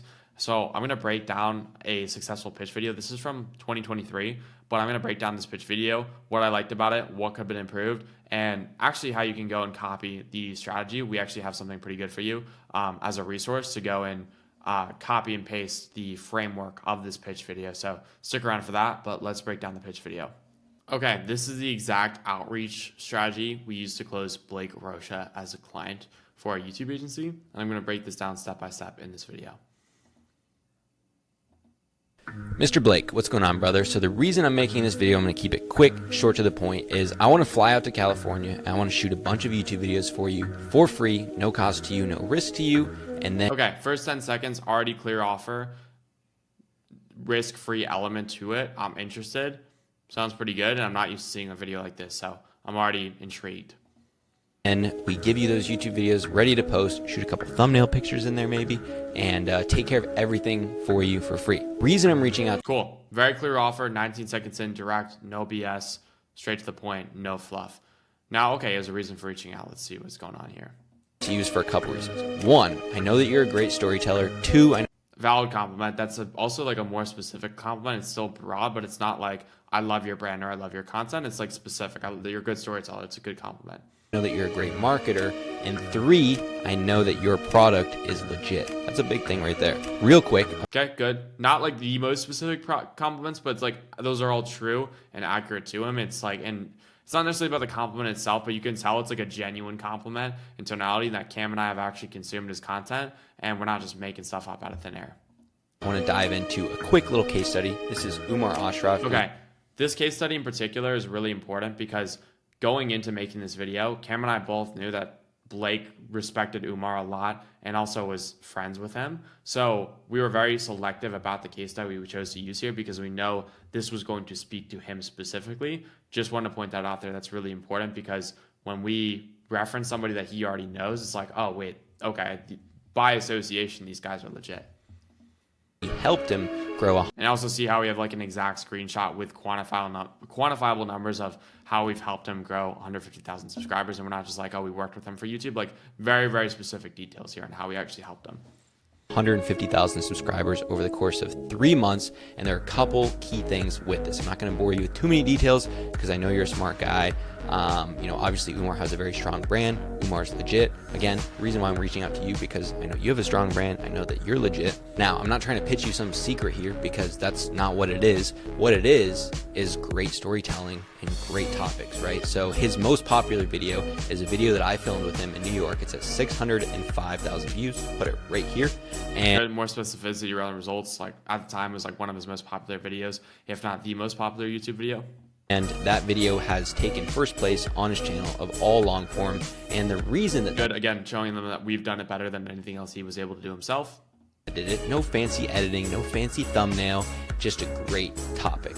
That's kind of like unique mechanism as well. The way Cam was like emphasizing topic and scripting is because a lot of people that are pitching videos are like, they're pitching how cool their videos are. Whereas in this situation, we're pitching like our ability to help with storytelling, ideation, and strategy, which a lot of people at the time were not doing. So that was kind of like our unique mechanism. Remember how I talked about one of the qualities of a good offer was having that unique selling point, the unique mechanism? In this case, that's almost what we were pitching here, which is just important to note.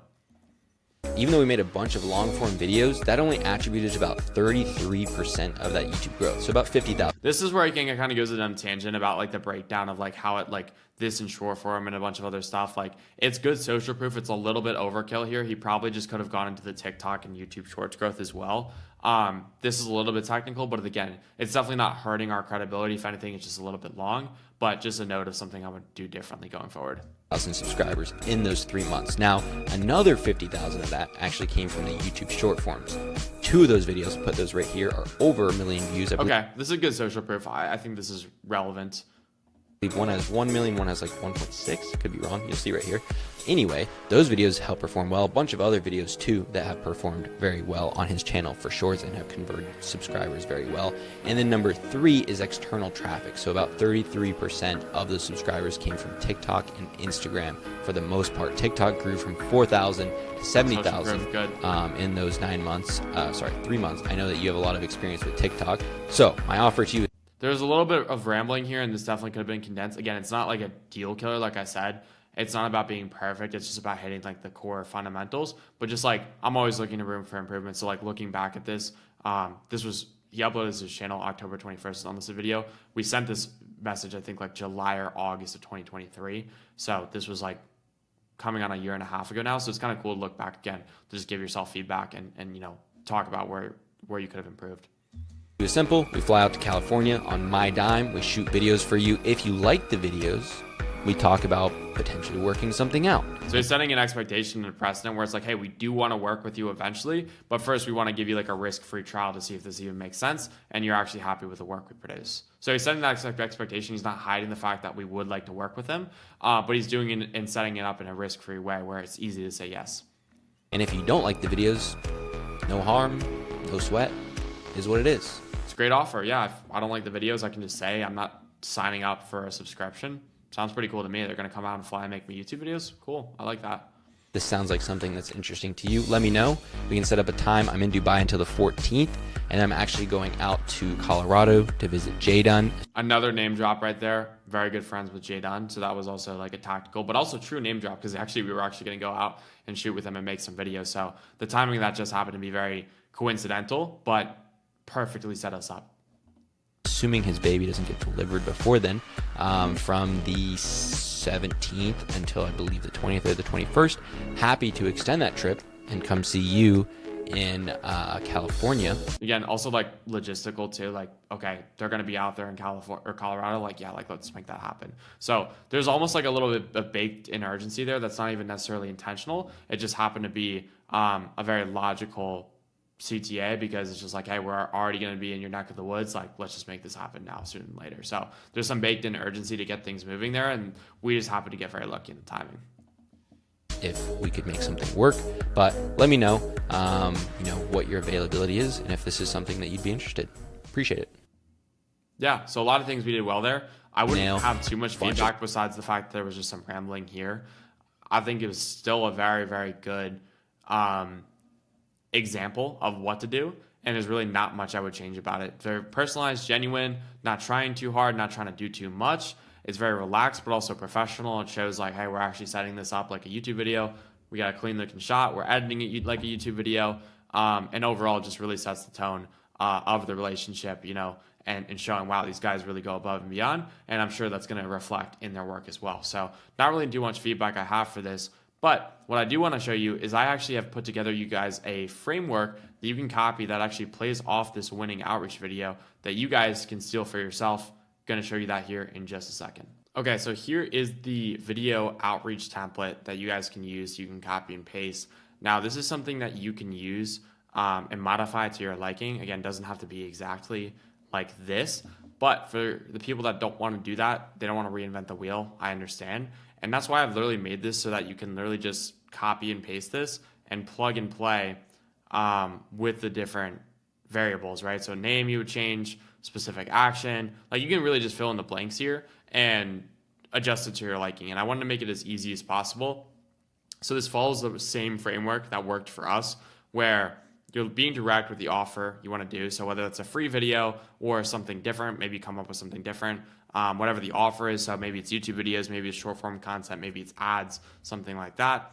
We'll cover or deliver specific deliverables. Maybe it's like 1 video, 2 videos, even 4 videos, something like that. Take care of everything.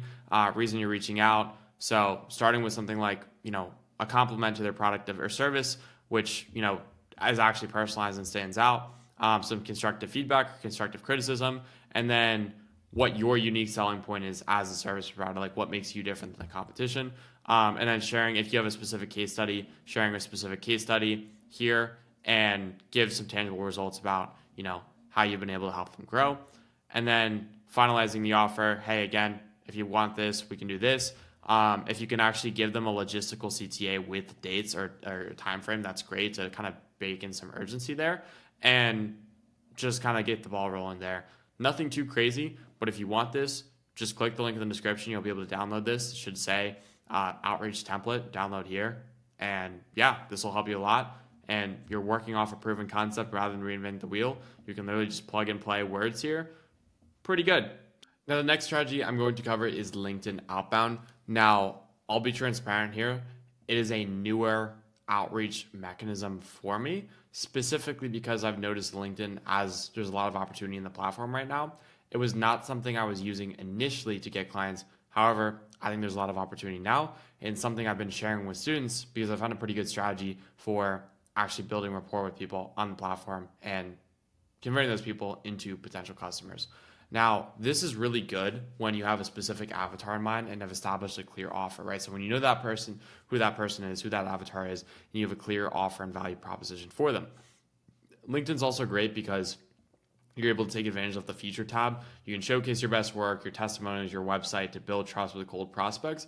So in a way, I see it as a better form of cold email. It accomplishes a very similar result, but there's a lot more inherent trust built on the platform because they can really check you out and do their due diligence. And if you have the opportunity to post organic content on the platform, even better, because then you're able to build up a following and whatnot. But even if you can just display some of your work and, explain what you do, who you help, that should be good enough. Now, LinkedIn profile optimization is pretty similar to Instagram. Again, key components, just having a clear headline that speaks to your ideal customer profile. So like, we help realtors grow their personal brands and drive impressions to listings, yada, yada, yada, whatever that may be for you. You have some proof of your past work or client testimonials and a seamless way for interested prospects to get in touch. And I'm going to break this down in a screen recording here pretty soon, an actual onboarding call with the student, helping them, figure out what their messaging is going to be on LinkedIn and how they're going to craft that script.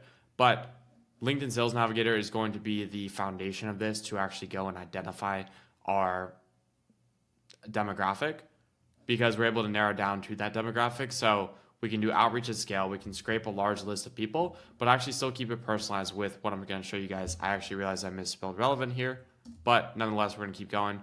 And it's going to be a similar strategy to what I explained with the free audit method, except it's going to be a little bit more scalable. And rather than a free audit, it's going to be more like a generalized strategy guide for that type of person. So it's going to be like a free resource for realtors, a free resource for attorneys, whoever you're trying to target, and explaining to them how they can be leveraging content to actually go and grow. And it's going to be like a high level like sales asset resource for them that educates them on the opportunity they're missing out on and why you're qualified to help them. So again, it's kind of the same general guiding principle of leading with value and then transitioning to a call to action, but it's going to be a little different here. So I'm going to give you an example of somebody who is targeting realtors and helping them get more coverage on their listings through social content, right? So you make a 10 to 20 minute informative video. It can be on screen share like the one I'm sharing to you right now, and you break down the following.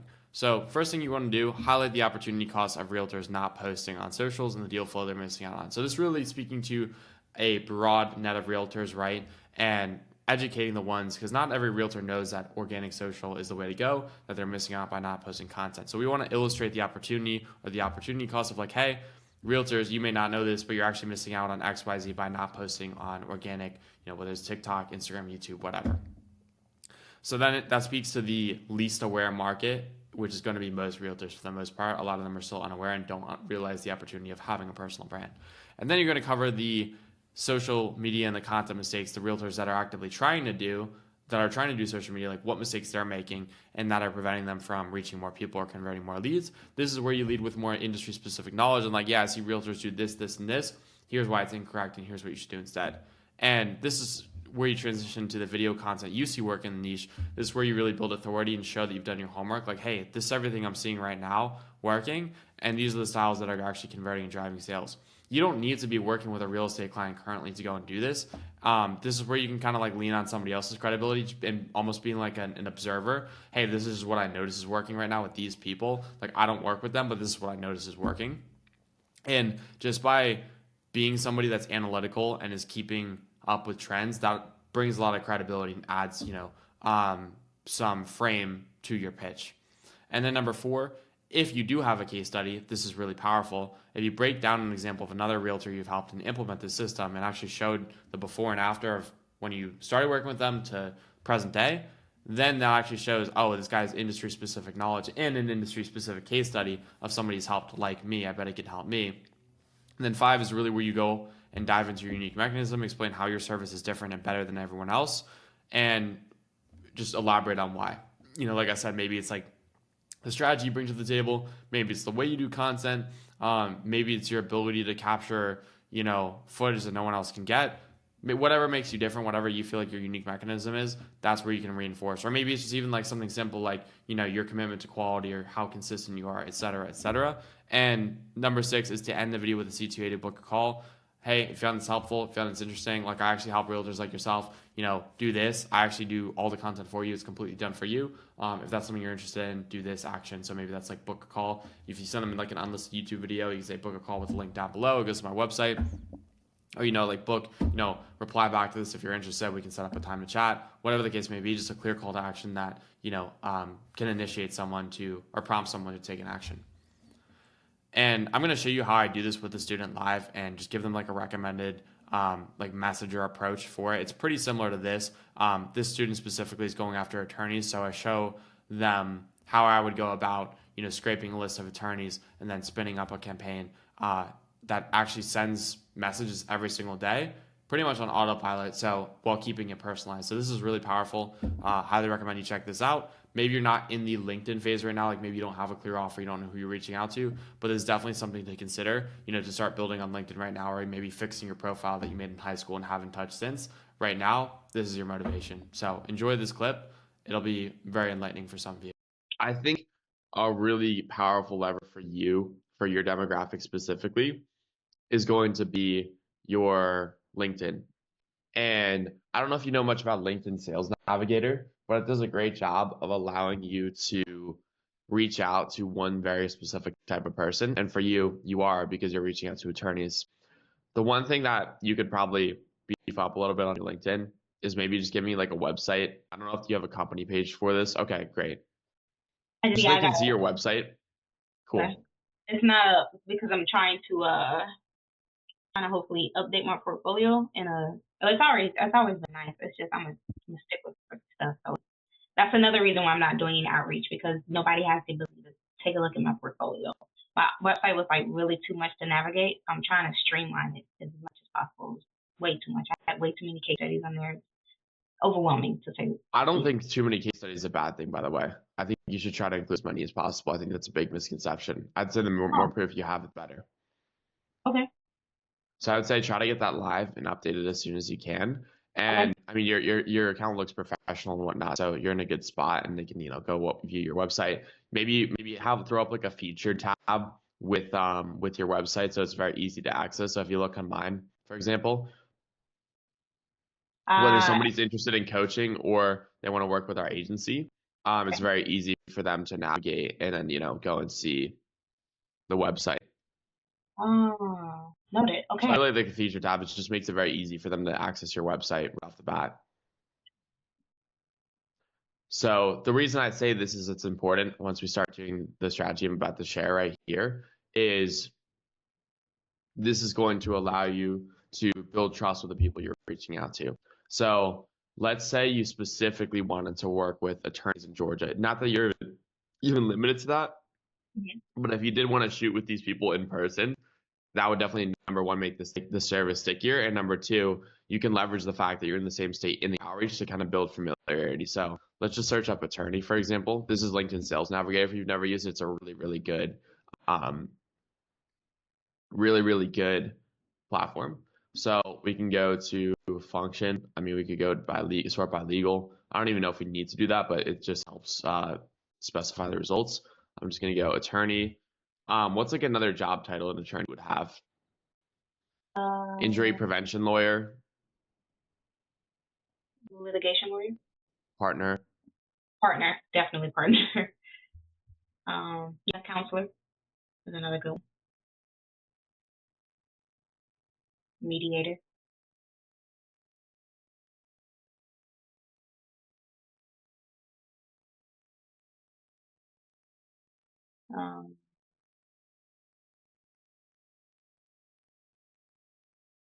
And then, yeah, the obvious lawyer. I'm just going to do everything related to.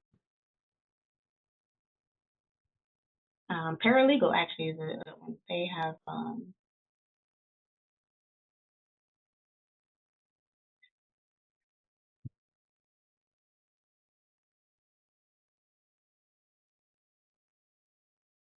Okay, this should be we should get a decent amount of results. So, I mean, we already have 1 million plus results right now.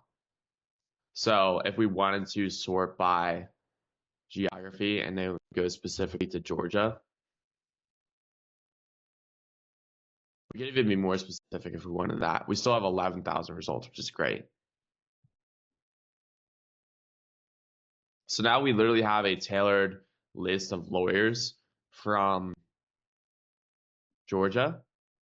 And if we wanted to be even more specific with the list and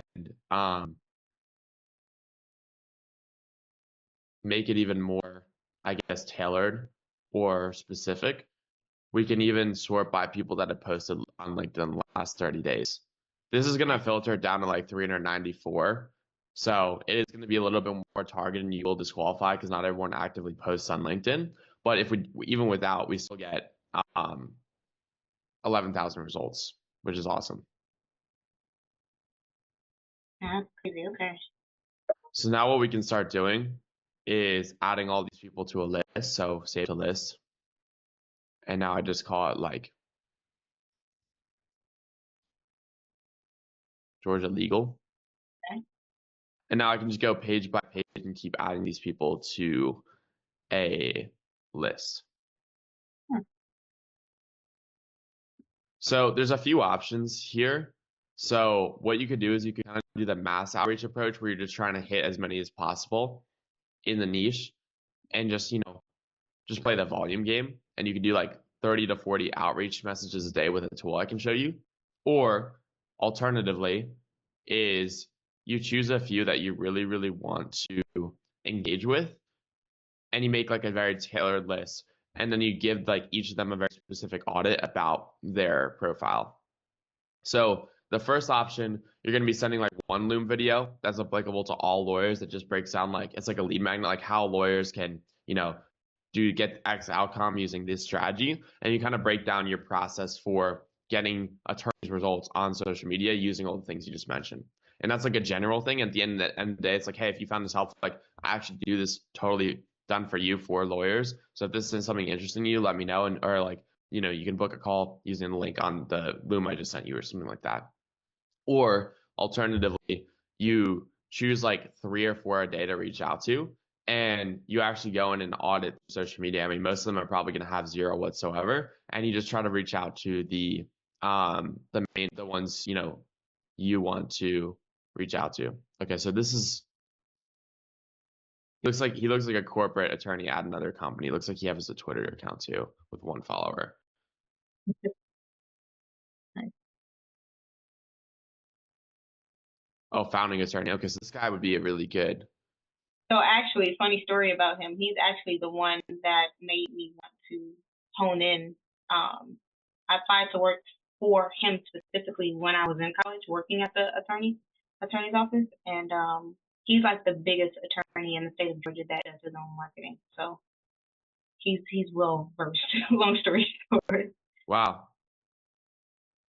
Yeah, he's pretty cool. So let me ask you this. Although I have a plethora of case studies, just for the purposes of getting results, I don't have any case studies for attorneys. So would it be okay to just move forward with the results that I have as an agency? I think it's completely fine. And if you do enough, if you show enough competence within the Loom that you're sending or the video that you're sending these people, then it's not really so much a problem that you don't have direct case studies, because you can still leverage the fact that you used to work at a law firm. You know what I mean? As long as you have some kind of results. Is it ideal that you have industry specific results? Sure, that would definitely help. But for the most part, I think you have enough credibility under your belt that it's not really going to be an issue whatsoever. So I think the best thing you can do, if you really want to optimize for as many messages as possible, is what you can do is download or not download, but sign up for Expandy.io. And what this allows you to do is mass outreach on LinkedIn while keeping it personalized still. So what you would do is you would build a list of like, let's just call it 1,000 attorneys. And you would add them all to that list, and it would just be like Georgia Law. And then what we would do on Expandy is you would set up a campaign that automatically reaches out to like 40 to 50 of these a day. So what you start with is you start by setting them a blank connection request, like have nothing on the connection request. But also what you should do on your LinkedIn is if you do decide to niche down to lawyers specifically, or attorneys rather, what you should do is instead of marketing professional, it should be something like retention and social media marketing for attorneys or something like that, and clearly state what you do and who you help. You know what I mean? So that if somebody is seeing that connection request, they will be able to identify, oh, maybe this person is here to help me. You know what I mean? Like, even though that's not your specialty, like, well, it will be soon. So like, you should just start assuming that role. So within Expandy, what you can do is, if I go to mine, I can show you like how I do this with other videographers. I have a campaign set up that's sending anywhere from 30 to 40 connection requests a day to videographers. So in your case, it would be attorneys from that list. And so what you can do for with the campaign is, I have one that's we're using to grow our Facebook group. But what you can do in your situation is you set the steps so the connector message is just blank, because you just want to get the connection before you send the message. And then only the people that are accepting the connection request and then are like friends with you will be getting this next follow-up message. So for you, for me, it's like, hey, first name, and you can do this with yours as well. Reaching out because I saw that you have a videographer background and thought this might help you.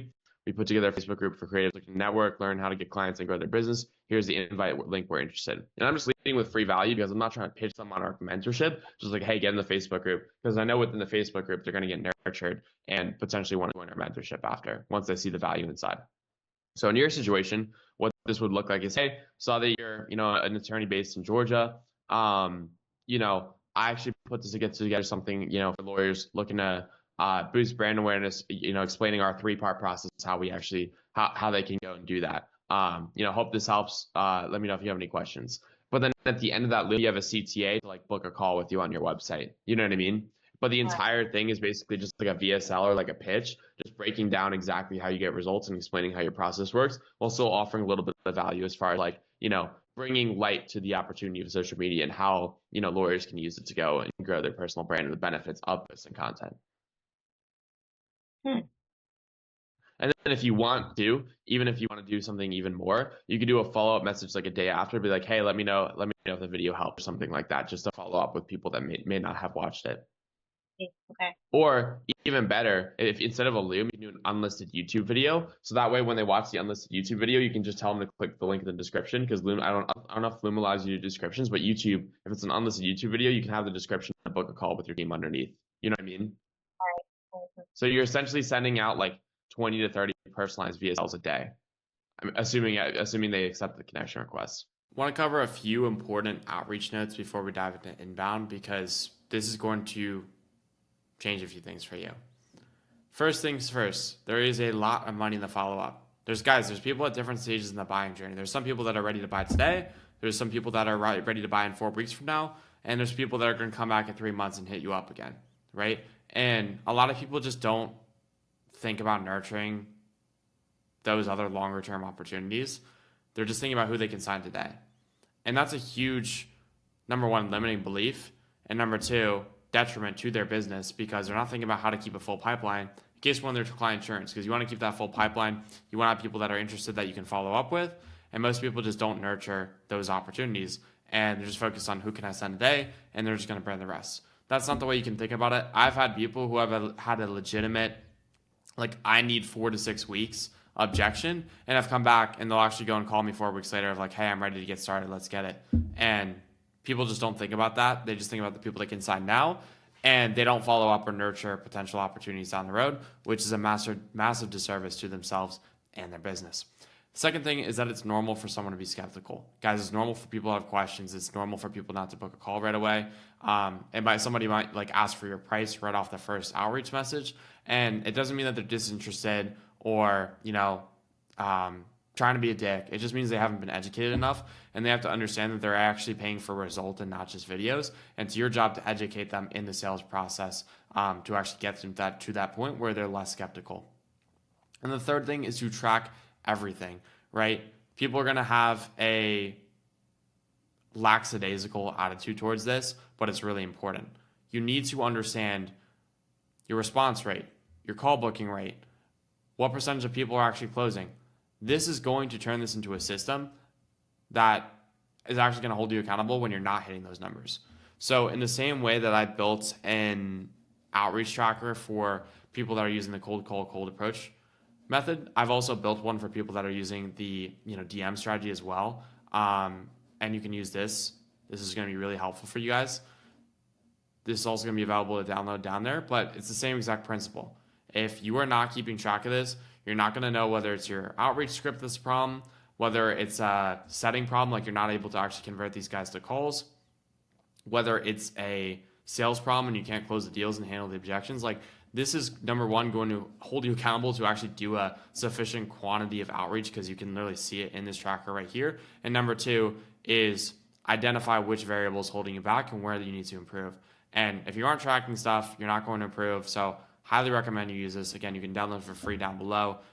It is going to revolutionize the way you think about outreach. It's not even that crazy either. It's just most people don't even think about these things, and simply tracking your inputs in the same way you track your calories in, calories out, or your workouts, or your PRs. It's the exact same thing with this. So take advantage, track your stuff. You'll thank yourself later.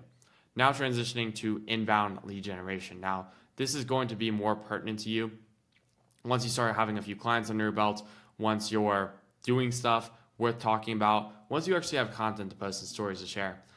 This is going to consist of personal brand and then also running ads to get clients.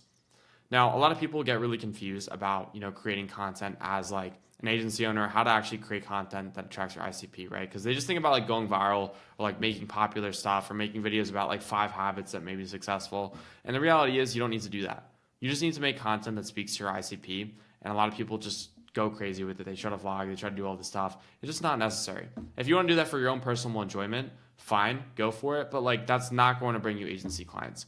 The videos that bring us the most qualified calls are videos on my channel with like 500 to 1,000 views or like case study breakdowns or something like that are unlisted, that'll send to prospects or people that I want to sign as clients, right? And so what's really important to understand here is that I'm not trying to speak to everyone. I'm trying to speak to just the type of person that is going to be inquiring about our agency services. And one of the things that people do is they try to speak to everyone and that results in them speaking to no one. So you really want to focus on targeting the type of person you want to acquire about your services and work with as a client rather than trying to speak to the whole world population, because the whole world population is not a good fit for your agency services. And I'm going to break this down into a few content pillars that I found to be successful in attracting high quality leads for your agency services. The first one is just a classic case study lead magnet, right? So this is a client we absolutely blew up on Instagram when we were running, when we were doing short form content for our clients. And I took advantage of a Twitter thing that they were doing at the time. I believe it was through Hypefury. It was a software where you're able to do an auto DM, similar to ManyChat before ManyChat existed. This was big on Twitter. It still is, and you can still run this, where it's like an auto DM thing that's automatically sending this asset to people. So I'm able to collect emails, phone numbers, etc., and just build a list of people that are downloading my stuff. And this helps me re-engage with people that are interested in the service as well. So yeah, like I said, just 10-page doc breaking down, just basically a high-level strategy guide and how we got this guy great results and absolutely blew him up, and some of the content strategies we used to actually go and get that results. And what this allows me to do is, number one, at the end of that lead magnet, I actually have a book a call CTA, like, hey, if you want this service for your business, if you want to blow up with like Alex, like work with us, I can actually go and show you that resource right now. This is this is the actual lead magnet I put together for Alex. If you guys want to see it, it's nothing too crazy. It's just breaking down some of the strategies we used to get him results and some of the psychology behind why the content actually went and converted for him, as well as actually performed. And at the end of this, what we used to have is an actual CTA of like, hey, if you want to work with our agency, click this link. We just switched the link. So we ended up removing, and we also capped on clients at the time. We literally had a wait list for a bit, so we removed that entirely. And yeah, it's really just a high-level strategy guide breaking down exactly what we did to get him results. If you wanted to go find it, it's actually on my Twitter if you go down deep enough. But this was a really, really productive lead magnet as far as like letting people know we actually get results. I also had it pinned on my Twitter profile as well. So it's the first thing people saw is that instant credibility of like, these guys know what they're doing. And I had people that would actually end up booking calls for our agency with the link down below, because they just go through this entire strategy guide, they get nurtured, and then they realize, oh, these guys are really good, I should book a call to see what's up, and did book a bunch of calls from that. So that was super cool as well. But yeah, just a really good asset, and we're going to talk about how you can use this in the sales process as well later down the line. But even just as a piece of content, it's very good, shows credibility, gives people something to chew on, and when people actually go and comment the keyword, like those people, you could always like end up retargeting or doing outreach to, because it's clear that they're trying to get that end result, and there's follow-up and engagement opportunities there. So that's the first one. Can't go wrong with this. Again, you can apply the same principle to Instagram as well. It doesn't even have to be Twitter specific. Maybe it's like a ManyChat lead magnet about how you helped a client get great results. I'm sure you can replicate the exact same thing with Instagram these days with ManyChats. And content pillar number 2 is the founder or brand backstory. Now, K-Fitz, he was actually one of our first students inside of Leverage Creator. And I was sitting with him one night, and he was figuring out, okay, how do I announce the launch of my new agency, a vision to the public, but also like kind of tie it back into like what I've been up to in relevant events so that people are caught up to speed. And we put together a really cool script together, basically breaking down everything that's happened between when he got fired from the NFL, when he got suspended, to now starting his agency with his business partner, Will. So we were able to capitalize on the popular news event of the whole backflip situation, but do it in a very tasteful and professional way, while tying it into his current and future endeavors of scaling this new media agency. So that kind of speaks to videographers that want to be like Kevin, but also speaks to athletes and brands are like, wow, I really respect this kid. Like, the hustle is really impressive. We did it in a way where it's like it didn't seem amateurish to those people, but it's also like, oh, he is just like a kid trying to chase his dreams. Like, I respect that. Like, that is really cool. And then we had a CTN and we're just like, let's work, which is pretty cool. And then obviously they had the company page tag and they got a lot of inquiries from there. And that company page is doing very, very well now, which is super cool. But yeah, this is something you can do very well if you're a good storyteller, is even just like kind of talking about where you've been, what you're working on. It'll speak to people like you, but it'll also speak to like potential businesses as well, because you're demonstrating your ability to storytell, which is the most important thing. But great video. If you go to K-Fits' Instagram, you can actually see this video. Extremely well done. He absolutely killed it on the execution. Like, he knows how to tell a story really well, and that's exactly why this video, I think, did so well. And content pillar 3 is the how-to tutorial. So this can just be a really dense breakdown. Like, I have a 2-hour course basically explaining how business owners and personal brands can use YouTube to get more clients and just bring in more business, drive more sales. And it's a 2-hour course. It's super dense and basically explains how to use YouTube to go and get the end outcome they care about, which is drive sales. Like I said, I'm being redundant here, but it's like literally everything from like how we script videos, how we think about finding winning ideas, how we think about thumbnails, packaging, everything like that. And the entire point of this is to show people the process that goes into creating effective YouTube videos for our clients, not so that they can actually implement it on their own, but they watch the video and are like, wow, this is really dense. Like, I could do this on my own. This guy's giving me great value, but like, it'd be a lot easier to hire him to help me. So that's really the purpose of like a how-to guide, is show them the process that goes into doing what you do, which is creating content for brands or businesses, and then make them realize that it's probably best just to hire an expert like you. And also just build so much authority, because like just in hearing and seeing the way you talk, they're going to understand like, wow, this guy's actually really good at what he does, and I can trust them to, handle the service for me. Again, you don't have to do it in the form of a 2-hour course, but I just chose to do that because I was like, you know what, why not? Content pillar 4 is general observations or commentary, raw thoughts. Twitter is really good for this. You can do the similar with LinkedIn. Maybe you got to be a little more corporate or PG, but just kind of like breaking down, thoughts, ideas, on certain things. Like, I'm just kind of explaining like the state of YouTube right now, just giving some general commentary on like why not everyone should like copy this guy who's like popping off right now, because like everyone has different strengths, and just giving a general like market analysis of what's working on YouTube right now. And actually got pretty good engagement, but like just stuff like that to remind people like, oh, this guy's an expert, a thought leader in the space. And yeah, just general observations on what you're seeing right now and what you're noticing. And if you can write well, it definitely puts you ahead of most people. Content pillar 5 is behind the scenes. So again, shouting out my guy, Ryan Roll. He does a great job with this as well. Just really good storytelling. It's kind of similar to the second pillar, but a little bit different. Well, the photos are supposed to be up in Dick's, so we are going to go hunting, see if we can find them. Let's take a look. He does a really good job of this, where he was like talking about the fact that he's like getting pictures for Mizuno baseball here that are at Dick's. So it's like he's nonchalantly dropping crazy social proof because he worked with Mizuno baseball. But number 2, it's also telling a great story and just an engaging piece of content in general. It shows that he's actively doing it, which is like really important. And for a brand watching this, it's like, oh, this guy's like active, working on stuff. He's doing cool collaborations with Mizuno. Like, that's cool. Like, I want to be part of it, and I want to potentially see a collaboration here. So again, just a good general piece of content to put on your profile as a piece of social proof, especially when you can name drop a big brand like that in a very nonchalant way.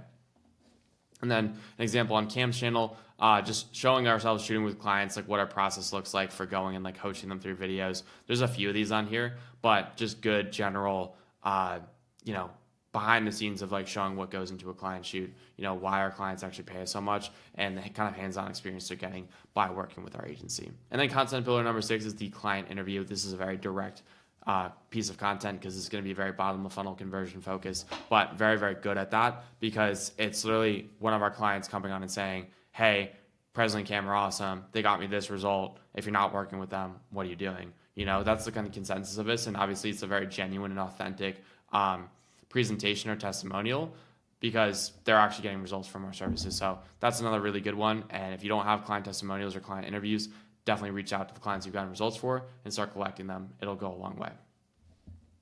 Next section I want to dive into is ads. Now, this is not something we did when we started our agency. It wasn't relevant. We didn't have money for ad spend, and it's not relevant for most people. But once you lock down a very specific type of client, you know what your offer is for them, and you've proven that you can get results in that niche, then maybe it starts to make sense to run ads for you. I don't know. Everyone's timeline is different.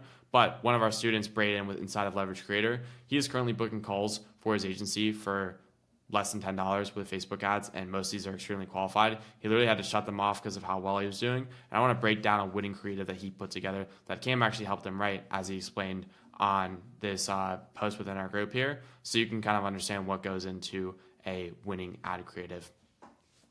So his ICP or demographic is a touring comedian. If you're a touring comedian spending hours editing clips for social media, stop what you're doing right now. So what this does, he's directly and immediately calling out his ICP comedians and addressing a relevant problem. A lot of them are spending too much time creating content. Every minute you spend editing clips is a minute you're not spending writing new material or performing. So he highlights the opportunity cost and the second order consequences of not doing their content on their own. Okay, spending too much time creating content, that's a problem, but then he exacerbates that problem even more by explaining, hey, every time you're doing this, there's an opportunity cost, you're missing out on time, you could be writing material or performing. At Stone Ledge Digital, we handle everything. So he's introducing a solution, but he's not giving away everything just yet. He's kind of keeping you on the edge of the seat. He's rehooking you here. From filming, editing, and posting, plus we built a bulletproof system that actually turns viewers into ticket buyers. So unique selling point number one is he's basically handling the entire process, filming, editing, posting, and he is referencing the fact that like we're actually handling, we have a system that turns viewers into ticket buyers. Like I think one of the objections, he's pre-handling the objection of like, oh, you can get views, but can you actually like get me ticket buyers? And he's pre-handling that objection and addressing a problem or an outcome that comedians actually care about, which is not just getting views, but also driving sales and making them money. And unlike other people, we only get paid when your content performs. So he actually has a unique selling point too, where he implies a performance-based or risk-free model for the client, which is not super common. So that's definitely going to generate interest and definitely drive down click-through rates, because it's like, oh, of course I'm going to learn more. Like that sounds pretty risk-free. Like I'm interested to see what that entails. So after that, he says just click learn more to get started. You're getting clear, snappy CTA, and then he lets the landing page do the selling from there and take care of the rest. I'm not going to break down that exactly in this video right here. That's going to be for students inside of Leverage Creator, but I want to give you a little bit of a sneak peek on what we're doing, helping with some of the people inside of Leverage Creator with ads. Again, this is not really for beginners, the ad side of things. This is for when you have a very clear and established offer. This is later down the line, but I just thought that'd be cool. And shout out Braden, because he's actually crushing it right now with this strategy. Now we're going to dive into sales processes, and pricing. Now, let's get something straight here. Sales is not what you think it is. When you're selling agency services, this is way different than when you're selling consumers. We're not doing these Jedi mind tricks on prospects or persuading people or convincing people. We are getting people that are already interested in the service over the line. And this is going to happen through good questions, a little bit of probing on those questions, and some logical objection handling. That's really it, right? We're not going to be using cheesy one-liners. It's not going to get somebody over the edge. We are selling to business owners. They look at this as a marketing expense. They need to just be able to justify it, right? Most of them want to pay you. They just need to be able to justify it logically. And really the strength that I have as a salesperson, I wouldn't even consider myself a great salesperson, but I understand our service really well, and I understand the value it brings to customers. So just because I can articulate that well, I can sell deals. You don't need to be this like Casanova or a person that's really good at persuading or do some Jordan Belfort thing. I really want to stress that. A lot of people think they suck at sales and they think they need to be super charismatic or, have some kind of like natural like sales attitude towards them. It's not the case at all. If you understand the service well and understand the value you provide, you're going to learn how to be good at sales just through that. And most content agencies, videographers, creative agencies, where they fumble is on a few different areas. So first of all is the frame going into the meeting is really important. A lot of people think they have a sales issue when their positioning going into the call and their pre-call frame is really bad. Some people are going in at a negative like 10-point, they're going in at a 10-point deficit simply because they haven't set themselves well up going to the call. They have no frame, they have no authority going to the meeting, and their positioning super weak. So they hop on the sales call and immediately they're playing defense. The prospect is spraying them with questions. They're asking about credentials, why are you qualified, and that person's playing defense. The videographer is playing defense, they're against the ropes, and they don't even have an opportunity to get that person to work into their frame. They have no control over the conversation, and they're pretty much going to get left with like, oh yeah, I'm like actually just window shopping a few other people right now. Like I'll get back to you. And again, you just have a very weak frame in that situation. This is why we're going to be talking about setting up a really good pre-call process to make sure that doesn't happen. A lot of people also go into the meetings with the intention of closing deals at all costs rather than actually doing the proper discovery. First of all, if you try to sell everyone, you're going to end up with a lot of bad clients you don't enjoy working with that you're going to have to refund or just stop working with, and it's going to be a big waste of your time. Second problem with that is that you go into these calls with an extremely needy frame. You need the deal to close. You need this to work, and the prospect can smell that. On that same note, a lot of people will just start over-explaining or over-justifying the price after they pitch. Another big no-no, makes you look super needy, almost makes the prospect question if they actually still want to work with you, because now it seems like you're over-explaining and you're going to talk yourself out of the deal. Giving the prospect 8 different packages. Guys, we don't need legendary, silver, bronze, gold, all that. The prospect is going to get decision fatigue. At the end of the day, they're coming to you because you're the expert. You need to make the decision for them most time and give them like one package of like, this is what I think is going to be best. So think about pricing packages or even just pricing in general, more like a diagnosis than it is offering packages. Because if you're going to a doctor and they tell you you have a problem, you have the flu, they're not going to give you 6 different options. They're going to give you maybe 2 at max, but they're probably going to tell you, hey, take these medications. I'm going to send it to your local pharmacy. Like, which one should I drop it off at, or which one should I send it to? They're not going to give you the option because, like, you don't know the difference between the medications. You probably don't know what's going to be most effective. That's why you're going to the doctors for an expert analysis or a diagnosis. Same exact concept here. And here's another mistake too. Trying to be friends with the prospect or just trying to ask all these irrelevant questions about their life story and just a bunch of questions. And I see what somebody's trying to do there, but at the end of the day, we're trying to get them closer to a decision and help them understand the service, not become their friend. So don't waste time on dead-end questions or irrelevant questions. It's not moving the conversation anywhere. They're going to buy from you because they see the value in the service, not because they're you're buddy with them. And the last thing, as I alluded to, you need more content and sales assets to send to this prospect pre-call. So we're going to talk about that here in a bit and how to actually set that up. Pre-qualifying. This is really important, guys. A lot of people complain about having people that don't have the budget or selling to broke people. This is going to help solve that. And also set you up really well for the call to where you have a little bit more ammo or research on the prospect, and you can actually bring these things up in the sales call and sound educated. So you can be really deep with these pre-qualifying forms. I just broke it down to the most 6 important fields I think you need to ask when you're pre-qualifying somebody with a type form or a Calendly. First one is best phone number or email, so you can reach out to them personally before the call. Annual or monthly business revenue. This makes sure that you're not wasting your time with people that genuinely are not in a place to afford your services. By the way, you're also making all these required questions. What their current social media profiles are, so you can go and check them out and audit them ahead of time.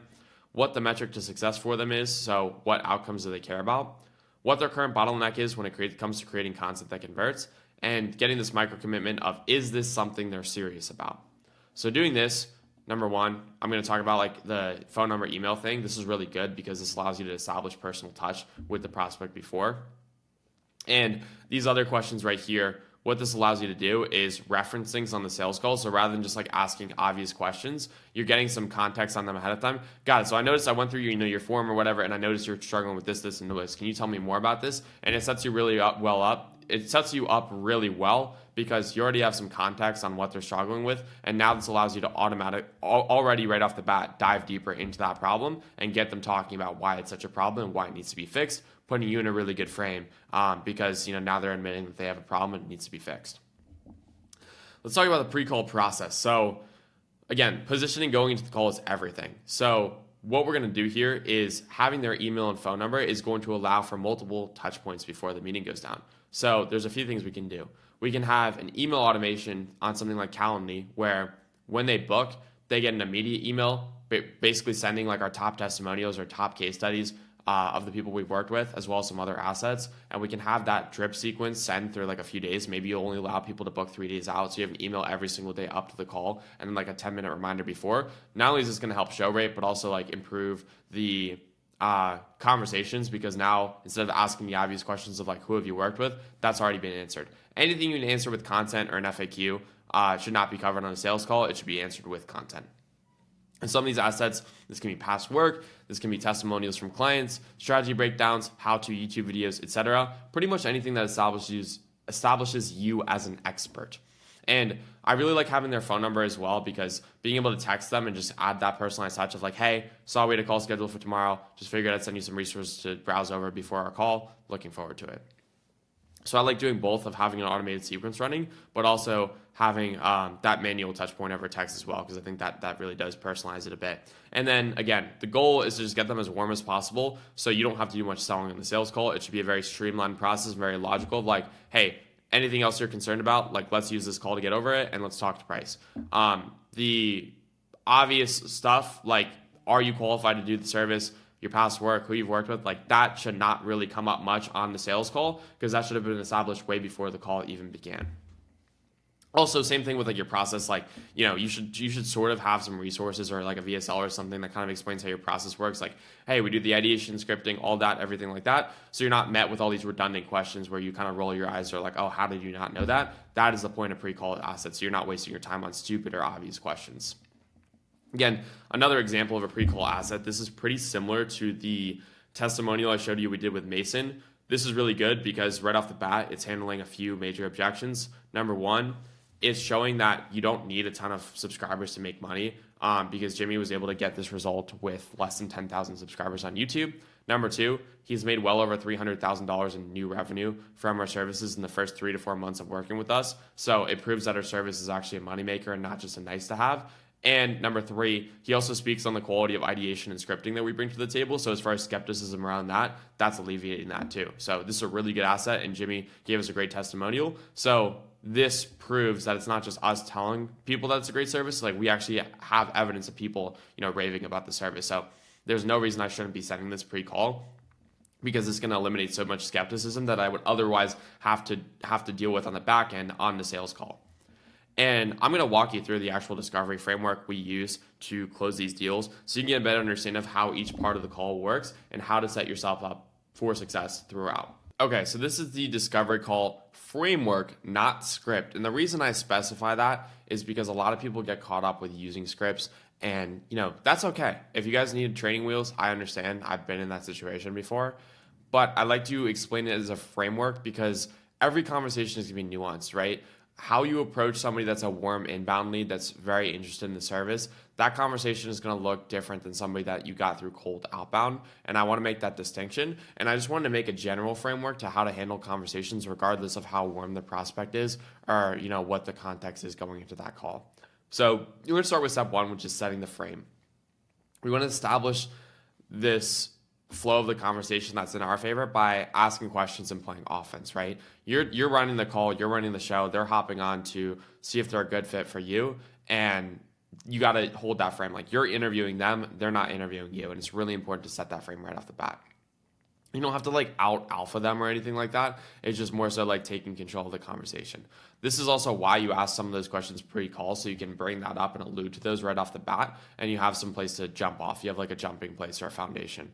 So, you know, something you can do right off the bat is like, cool, hey, you know, thanks for hopping on this call today. After you do whatever, like BS, like, oh, where are you based out of? Oh, cool, the weather's good there. Guys, also don't spend too much time in that like 1 or 2 minute rapport building section. Like, just cut straight to the chase, be direct. Like, we're both here to do business. That's how I think about it. At least don't waste your time trying to be overly friendly with the prospect. Oh, cool. Okay, so yeah, I really just want to take this call to better understand where you're at with your business, and also how YouTube plays are factored in that, because, you know, I saw in your pre-call thing that you said it's a big priority for you, and you've tried a bunch of different solutions, but nothing's really worked out for you. So if you could tell me more about that and just kind of dive into where you're at right now, I'd love to hear more. And that's like a very broad opener that just allows them to ramble a little bit, and then within that ramble, you're going to get like 3 or 4 things that you can pick out, and then dive deeper on one of those 3 or 4 things. So you get as much, you just kind of go with like a shotgun approach at the start. You just kind of get a general idea of what they're doing right now, and then you can nitpick 2 or 3 things to go deeper on in step 2 or step 3. But we want to just collect as much information as possible. That's really the point of a sales call and discovery. It's not to sell. It's to ask really good questions where they start selling themselves and talking a lot. So that's another mistake people make, is they start talking too much. You want to let the prospect give their piece. Otherwise, you're not going to get the information you need to, you know, set yourself up for an effective pitch. And yeah, like I said, kind of gather their motivations for hopping on the call. They're going to kind of talk about that. If you ask like a question like that, where they're going to be like, yeah, you know, actually, I just realized YouTube's a big priority. Some of my friends are doing it. I've tried myself. I just don't know the strategy, et cetera, et cetera. And then that kind of brings you to step 2, where if you get your response like that, where it's like, cool. Okay, now we know there's a gap in their strategy. They've already admitted something's wrong. How can we dive deeper? Yeah, cool. So you said that you're struggling with strategy right now. Like, what specifically are you struggling with? Is like coming up with the ideas? Is it scripting? Is it like understanding what your audience wants? Like, what really is the bottleneck there that's preventing you from getting the results you're looking for? And then you're able to use that, one of the responses you get from step 1 in step 2 in the pain point discovery, or multiple, and then really dive deeper. Yeah, I just really struggle with scripting. Like, I've tried so many courses online of like learning how to write scripts and all this and trying to learn it myself. Number one, it's really hard to I'm not great at writing and coming up with writing content. And number two, I don't have the time. Then you uncover an entirely new gap or bottleneck in the strategy that you didn't even know because they didn't even realize they had, but saying it out loud, now they realize, oh wow, I actually don't have the time to do that. So now what we're doing is we're gathering all this ammunition and we're letting them trauma dump on us to leverage that later in the pitch. If there's any later objections, like we said, that we can bring that back where it's like, okay, cool. You said this is like, you're not really sure if you want to get started with this right now, but like you've said all these things to me. So I'm just kind of curious what changed, right? So it's gathering this ammunition and letting the prospect sell themselves and convince themselves they need the service. A really effective salesperson doesn't have to convince. They're just really, really good at asking targeted questions that make the other person on the other side just sell themselves and make them realize, wow, I really do need this service, just by having more conversation. And if you want to provide some suggestions or things you notice, I actually did check out your YouTube. Like, one of the things I noticed you really struggle with right now is coming up with target ideas, because you're selling a wholesale real estate course or something like that, and I see you posting videos about 3 books that'll make you successful, and I hate to break it to you, my guy, but like that's just not going to cut it, So I think that's definitely you're definitely right in your analysis of yourself there, because the strategy is clearly not working and we need to do something to fix that. So you can use your observations to kind of support what they're saying and get them on the same page and reaffirm the fact that they do need your help. And step 3 is pretty similar to step 2. Now we're basically just going further and we're diving deeper and deeper and deeper into the problems and like what they're struggling with. Maybe it's like they tried another agency, they weren't very good at making content, or they just had a bad experience working with them. They're struggling to do it in-house. They don't even have the time whatsoever. Maybe they lack the knowledge. Maybe they don't have the equipment. There's probably, or maybe a variety of those. Now we're diving deeper into that. And then we have to also get an understanding of like, not just like, what they're struggling with as far as like just making the content, but also like why the content is even important. It's like, I know you mentioned that this is also like why you ask those questions in the pre-call process or in the pre-qualifying questions, because you want to understand their macro view on content, why it's so important for their brand. Is it just general brand awareness? Is they want to drive more leads? Are ads not working for them right now? Because that's like a really important question. It's not just about like what specifically is stopping them from posting content, but why content is important to them. So that's really what you're diving to in step 3. Like, why is content important? I know you mentioned this, and this. Is there anything else you left out there? Or like, talk to me more about this. And maybe they say something like, yeah, ads are just not working like they used to back 2 years ago, and we're really, really trying to focus on a strong organic presence right now. It's really important because of X, Y, and Z, and we want to hit this number with our business, and like we see organic is the best way to do that. And this kind of gives you a clear path to going and like selling to that outcome now, because now you have a crystal clear idea of what's important to them. Another thing I like to do in the discovery as well is like understanding their offer. This is really important because when you understand like what their sales process looks like and what it takes to for somebody to become a customer of theirs, then you can understand, okay, if this is what you're selling your product for, or your service, or whatever the case is, like, then you can start to do the math in your head on like how many deals closed or how many sales it would take for that person to break even on your services. And this can help you overcome any price objections later on. So this is really important. Another thing you can ask for too is like their customer LTV, because if you can understand their customer LTV, you can sell it to the fact that like, if somebody buys from YouTube, like if their average customer LTV on average is this, that customer is actually worth a lot more than the initial sale because of how many times they're going to resubscribe. Average time it takes for somebody to buy, maybe they kind of have an understanding of like how long it takes for them to find them and to make a purchasing decision. And you can sell YouTube or like Instagram or whatever you're selling, doesn't really matter. I'm using YouTube as an example here, as like the bridge to build that trust with the prospect.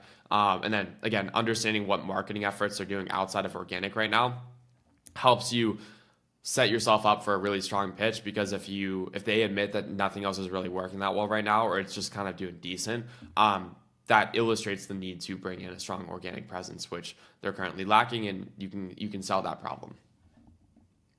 So step 4 is to really set yourself up for an effective pitch. Now, we have a really good idea of what they are struggling with, so then you can kind of transition the conversation to you, because at this point, you've mostly been listening, so you'd be like, well, cool, dude. So like, based on everything we've talked about before, like it sounds like you are a good fit. I think we could help you. Just if you're not sure of how our process works, something we really focus on is this. And you guys mentioned you struggle with strategy. Like, we are really hands-on with the strategy. We're actually doing all the ideation and research. If you didn't watch that video already before our call, that's what we do. And I think we can really help with that. And specifically, driving sales with the content we're actually publishing for you guys. And now you're setting yourself up and you're kind of pre-handling objections around your process, expectations as well. But I do want to preface this, and like a lot of people don't think to do this. A lot of people want to promise big results, but I found a lot of success with leaning out and actually setting proper expectations and under promising. Just so you know, before we even continue this conversation, I kind of like break down more about our service. I want you guys to I just want to make sure we're all on the same page here, and you guys are in this for the long run, because we only want to work with people that we see as potential partners and we can work with over 12 months plus, even 2 years if we get to that point, rather than just people that are going to give up on the service a month or two in because they expect instant results. I just want to make sure we're on the same page here. This sets expectations beautifully, and anyone that's not cool with that is not a good fit. And the people that are, they're going to be like, wow, I really appreciate the transparency here. And it sets you up really well, because setting the expectations for the relationship actually happen in the sales call. Not a lot of people know that. So an example of this is on average, just letting you know, it takes 3 to 4 months for our clients to see results with YouTube. And if you really want optimal results, it really starts to kick out in after 6. That's just an example. And if they haven't already seen their case studies yet, or maybe you want to re-emphasize or reiterate someone, it's yeah, so guys, I noticed you guys were in this niche. We actually just recently helped somebody in the exact same niche as you guys get this result. So I'm very confident we can help based on everything we've talked about so far. And you're really just setting yourself up really strong. Maybe they come back so what kind of results did you get on as far as leads or sales? Yeah, so we actually help them book an extra 50 to 60 qualified sales calls a month. Previously their only lead sources were this and this, and actually we went through their stats and we found that YouTube calls actually had the highest show rate and the highest close rate out of any other traffic source. That was really cool. And now you're setting yourself up really well, because you're giving industry specific case studies, you're setting expectations, you're kind of explaining your process. So therefore you're doing all the heavy lifting before the pitch and pre-handling any objections that might come up regarding results or investment or anything like that, because now it's very clear that your service is really good and it's worth whatever you're going to charge. Then you're going to transition into the pitch. So now it's okay, you're starting to get them to reaffirm based on everything you talked about so far, is this still is this something you're serious about? I based on everything you said, it doesn't really sound like it's going anywhere yourself or with other agencies. And then they're no, you're right. We're really struggling to do this on our own. We think we need help here. Do you see yourself, actually trusting an expert to do this for you? And then they're basically just yesing and selling themselves. And you're kind of asking these rhetorical questions that get them to make these little micro commitments. As far as I really do, content is really important. And, I definitely need help with this, And, with that, and then you also grab another one, which is with everything being said, would you be able to commit even just I know it's not a lot of time we require, but would you be able to commit a few hours per month to doing this? And then yes. And then you're getting these micro commitments to where they don't realize it, but they're actually driving themselves closer to the sale. And then you can also reference stuff back from step 2 to step 3. So you mentioned earlier that driving more leads from organic is a priority this year because you're burning way too much on ads right now.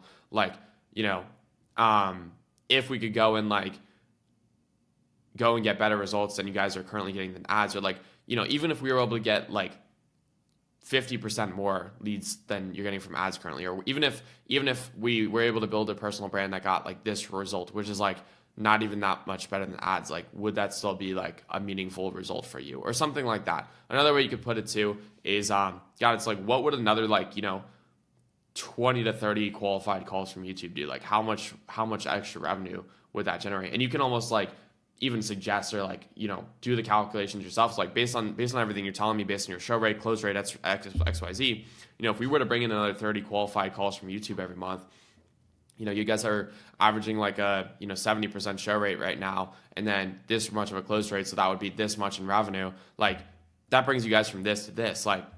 Is that actually a meaningful impact for you, or a meaningful result for you? And obviously you're setting yourself up for a yes here. And when he paints it like that, it's very, very apparent that wait, that's not even a crazy result they're selling. And even that like not so crazy result would mean a lot for our business. So you're still like under promising, but you're also giving them a picture of like even what a average result would do for them, and it's meaningful. And then when they extrapolate that to think about like, oh, what if they actually absolutely crush it for us? Then they start to picture the possibilities of working together, which is really important. And then before you go into the pitch, you really, really want to double check that all questions or concerns are addressed. Yeah, so like really before we dive into price and just like how this all works, do you guys have any questions on us, our credibility, how our process works, pretty much anything we didn't get to cover today or anything you guys are concerned about? Because you don't want to have to deal with these on the back end after prices dropped. You want to make sure this is all addressed and cleaned up ahead of time. Once that's good, maybe they have another question or two, they're ready to go into price, drop price, don't over explain or over justify it, drop the price, just see what they say. Some people are going to be like, oh, it's a little bit more expensive than I thought. And you have a couple options. You can kind of just stay silent. That's what some people like to do.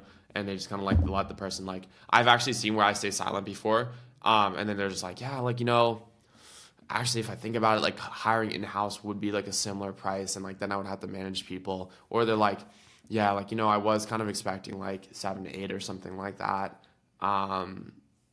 Maybe you pitch them 10, like, yeah, maybe I was expecting this. And you almost got to like let themselves work into it. And then if you want, you could be like, look, brother, like it's a premium price for a premium service. Like what specifically are you concerned about? Is it the value of the service? Like, because, you know, we mentioned earlier that, you know, just another this many calls from YouTube could make you this much. Like, are you not confident that we're going to be able to help you get that result?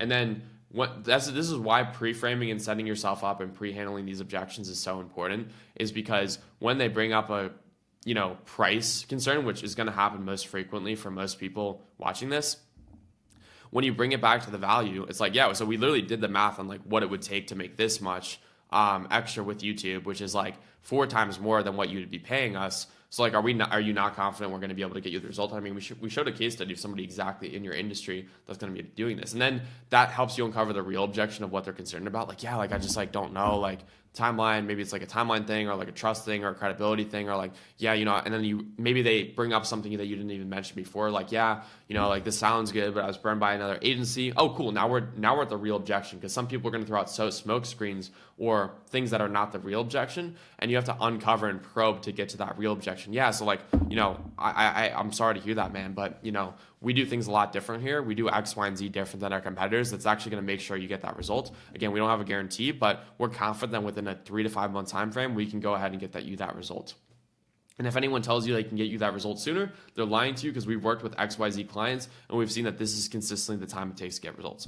So that is really the way you handle the sales call process at a pretty simplified level. There's a lot more nuance that comes into each sales call, which is why I'm going to show you guys a recording here in a bit of an actual breakdown of a sales call I took with a client on a deal that closed, so you guys can better understand how these run. But I just wanted to give you a good preliminary overview first. We're also going to do a separate section on objection handling. So if you're wondering how to handle objections that may arise in step 5, don't worry, got that coming in the way in just a second. So this is a objection handling flowchart / cheat sheet. I like to call it a cheat sheet that you can use to handle pretty much any objection in the book.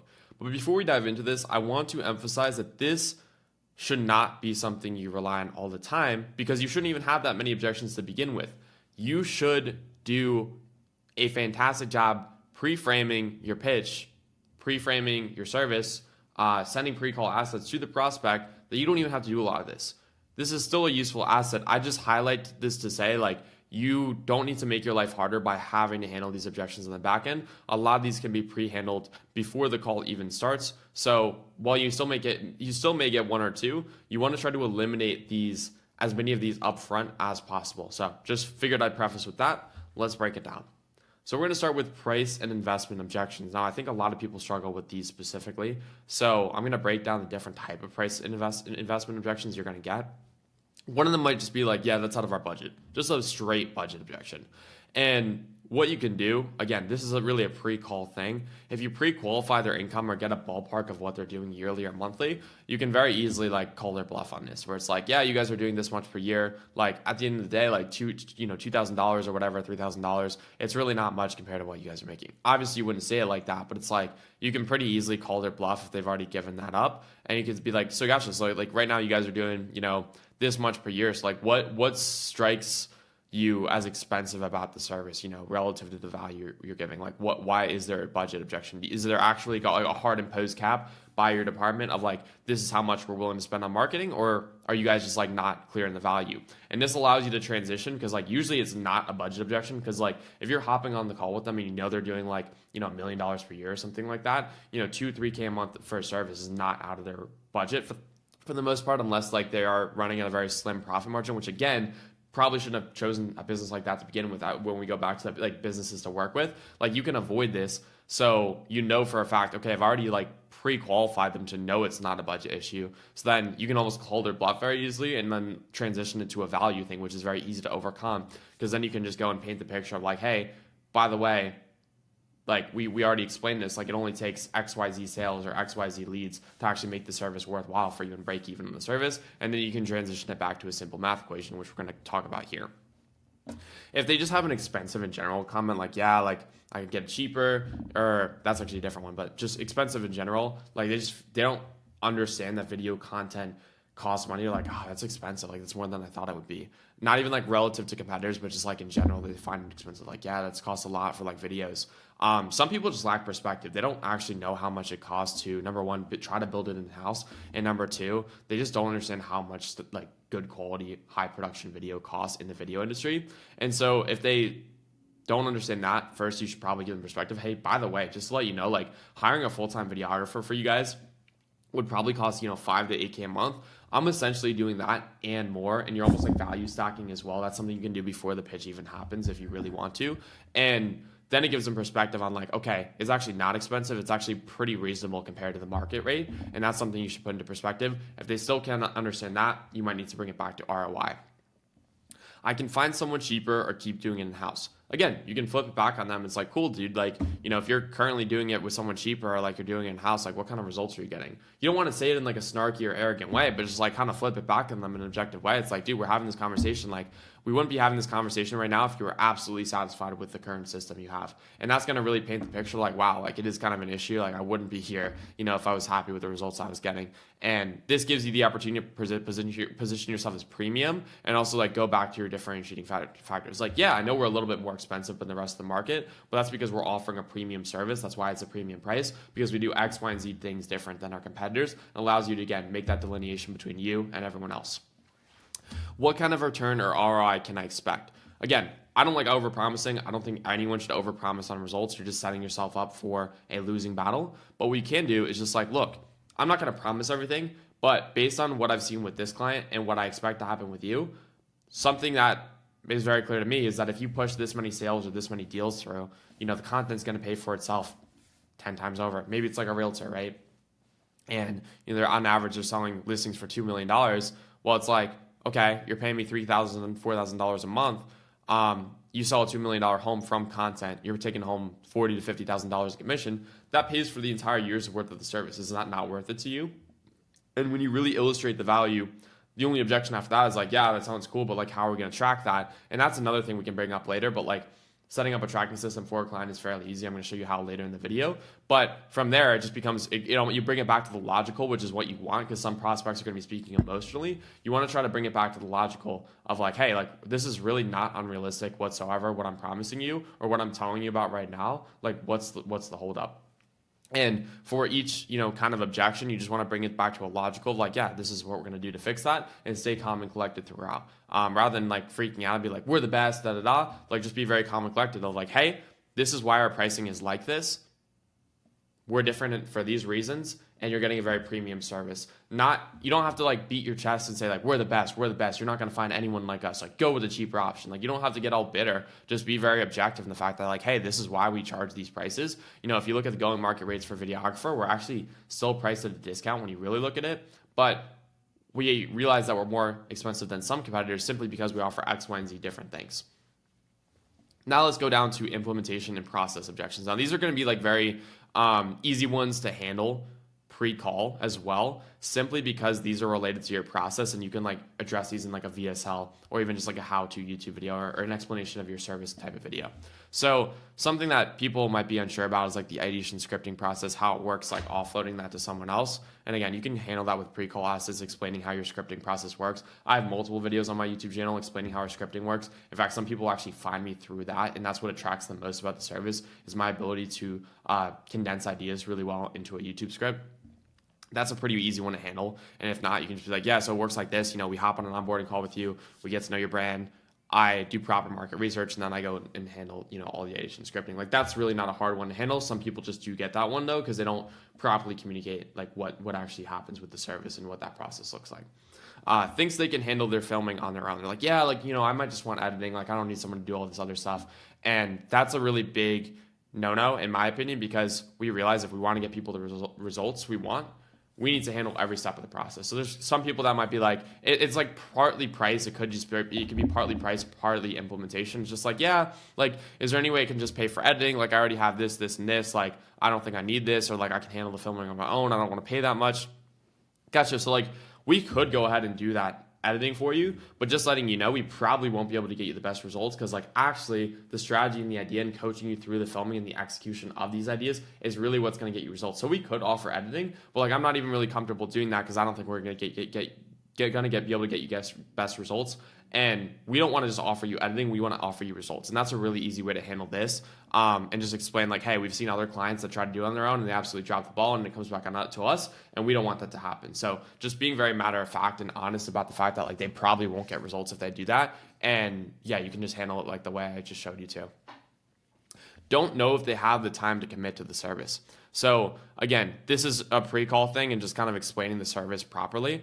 If you are doing an end-to-end solution where you're literally doing the filming, editing, ideation, scripting, pretty much everything but being on camera, you can explain like, hey, you know, like I said earlier, we handle every step of the process.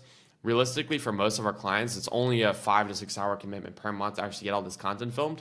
And we could probably even do less if X, Y, and Z. So it's really not hard to handle that one, because like, again, if you set it up properly and you actually explain like, we literally do everything, then it's not unrealistic to say that it's only going to take a few hours a month. In fact, if you want to reference a specific client, yeah, we actually just shot with our client XYZ, who's actually in a different part of the country, and we're still able to knock out an entire month's worth of content in 5 hours, because we're literally handling everything. You don't have to worry about setup, camera, lighting, audio. We take care of that all for you.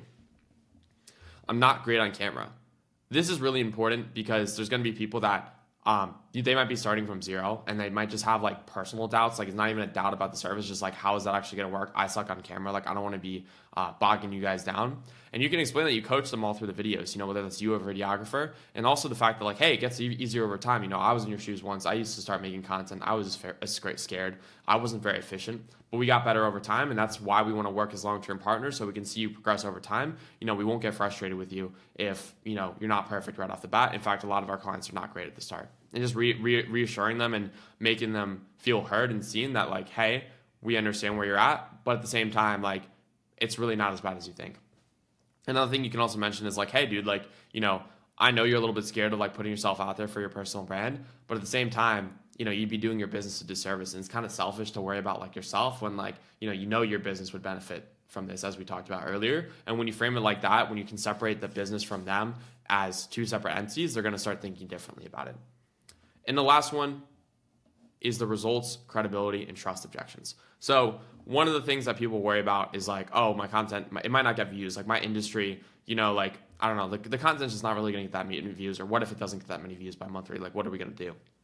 And since we're selling the outcome of like not just views, but also like what the outcome of the views, we can explain, hey, it's not just about getting a lot of views or going viral. It's about getting the right type of views. And we don't need a ton of those to actually drive leads, calls, and sales, because of the system we're going to have for funneling those leads into your pipeline and actually getting them on the phone. So also, if you have the opportunity to show them a case study where you helped a client generate a certain amount of revenue or leads or booked calls from a relatively small number of views, you can say, hey, we helped this client do this and he only got this many views, which is not a lot. People don't think it's a lot, but we were getting the right type of views, and really explaining that concept to people, because some people really just can't grasp that. So again, it's not about convincing. A lot of this is just like a lack of education, or educating them when they're uneducated. Want specific numbers or figures from other clients you've helped. Again, this is something that should be just completely handled from the front end before the call, like pre-call. But if you run across this again, it's pretty easy. You can just like try to reference the most relevant case study. So somebody in the same industry, someone like them, that this way they can understand, okay, this person's pretty similar to me. Like I can expect similar results. And again, if you don't have results to reference, like if you don't have a case study yet, that's okay. I would just be honest about that. Like, hey, quite candidly, we've never worked with a person like you before. But what I can say is that like we've done a lot of market research. We will continue to do market research, and we're very confident that we're going to be able to help your brand. And with the right strategy, I know we can get you great results. And you're our first client, so we're going to do our best to get you results, like because we have to make this work. And when you're just honest and transparent, like guys, it just works the best most of the time. Trying to like act like you're more credible than you are and making up stuff out of thin air, like just go and be honest with the prospect if you don't have case studies yet, and just be like, look, you're technically our first client, but we have to make this work. Therefore, you can expect our full undivided attention to this project. Something like that. Burned by another agency before. Now, this is a really good opportunity to explain how you do things differently. It's kind of like one of the other ones of like, hey, I'm upset that happened. Could you tell us more specifically about what you didn't like about that agency? This way, when you can probe a little bit harder, when you do probe a little bit harder, you can address their exact concern. Because like burned by another agency, or we worked with another agency and it didn't work, like you need to get specific on what they didn't like. Was it like, were they slow to get videos back on time? Were they not great at scripting? Did they just not really give a fuck about the results in general? Like what specifically did they not like about that agency? And then when you find that out, you can be like, yeah, this is why we're not like that, or like how we're different in that specific area. So you make sure you address their exact concern. And then will this work for my industry? Pretty similar to this, but it's really just like, hey, I don't see, I'm just like not really sure if this is going to work for me or my industry. Like give me I just need a confidence boost. And sometimes it's like a self-confidence thing as well, but sometimes it's logical of like, I really don't know, is there anyone else in the space doing this right now? And if you have an industry specific case study, that's ideal. But if you don't have one, you can just reference like 3 to 4 people. Like, hey, there's 3 to 4 people in the roofing industry that are absolutely crushing on YouTube right now. These are the kind of results you're getting for it. And because there's not that many, it would actually allow you to sweep the competition because it's pretty blue ocean right now. So you can kind of reframe it if there's not a lot of people in their space that are doing it right now as like a blue ocean opportunity or something they need to capitalize on right now before everyone hops in. So even if you don't have an industry specific case study, you can just reference people that are doing well and be like, yeah, we can do it like them, and kind of paint that dream outcome by saying, hey, look at what this person did. I know you can be the next example of that, So that's a really easy way to handle that. The only other objection I can think of on here that I didn't think was worthy of its own section was like a timeline thing of like, I'm not ready to start right now, or like I might need some time to, think about it. So think about it. That's like a tricky one because like a lot of times it's going to be a little bit more specific about that. Some people do need to talk to like another decision maker or actually wait a few weeks. Sometimes there are logistical reasons for that. And I didn't think it was worth its own section because that like usually falls under one of these categories. But specifically with like, I need a few weeks, like I've had that happen before where like, again, I mentioned this before. I have had prospects say they legitimately need 4 to 6 weeks to get some business stuff ironed out before they start. And you just have to be like, cool, and just follow up and make sure you're still following up and hold them to that. And most of the time they actually will be interested, like assuming that there's not like an underlying objection that you didn't get and you have actually like they're actually convicted and bought in on the service. I've had that happen when they just need some time or they need to talk to another decision maker. Like B2B is tough because there's really no way to rush them into the decision. Like if they actually just do need to think about it, I would just make sure like, if they say they need to think about it or they need to get back to you on another call, you can just schedule a follow-up meeting. That's completely fine. I would just make sure that if it is like, make sure it's a genuine I need to think about, or I need to talk to my partner, I need to revisit this next week, or I have other meetings scheduled. Like make sure that it's not because of a lack of information, because, if there's like something missing where they're not confident in the results you can deliver, or like they're not confident enough in your case studies, like that's something you need to address. But if it's just like you've given them all you can and they're like, I just need to think about it, like, can we schedule a time for next week? Like there's no really way to rush them into a decision because again, this is B2B sales, not B2C. And sometimes they genuinely need time to think it over. So that's really important to note. I've had situations like that where I genuinely will just send a contract over text or something like that in a group chat and they'll sign it the same day later. They might not be ready to pay on this call. They just got to go clear up a few things and then like just make sure you're taking a next step. If it is like, I need to wait or I need to think about it, like get something on the calendar, schedule a follow-up meeting for like a month later or like a week later or something like that, get them in a group chat, get them in some kind of controlled setting where you can continue to follow up with them, and they won't get to you aren't completely letting them off the hook, but understand that some people actually need time and space to make that decision. So that's my perspective on timeline things. Some people might disagree. From my experience, if I had been overly pushy with some of these people, I would have killed the deal. So just really important to understand that some people, generally, there is a logistical reason they can't start content right away. So just figured that's important. On to the next section. Dive into a live example of a sales call I close. I want to break down something important. Why people get ghosted after they think they have the sale. And the reason this happens is they did not uncover the true objection and uncertainty. A lot of people will overly rely on emotional sales tactics to just get yeses of somebody committing to the service. It's not actually bought in, because there's a big difference between somebody saying they're bought in and actually having true conviction in what you're selling. And this is for the people that, again, this usually comes as a result of relying too much on like these Jordan Belfort lines or the emotional selling tactics, rather than actually getting the person to believe that the service is going to generate them some kind of return or actually be useful. Sometimes this happens because there's other decision makers involved that weren't in the call. You didn't get clear on like who's actually calling the shots here. And some people do actually get a yes, but they don't do a good job of following up and setting up a next step, like putting them in a group chat, setting up a follow-up meeting for onboarding or something like that. And they just don't do a good job taking initiative once they get that yes. So there's a few different reasons that's happening.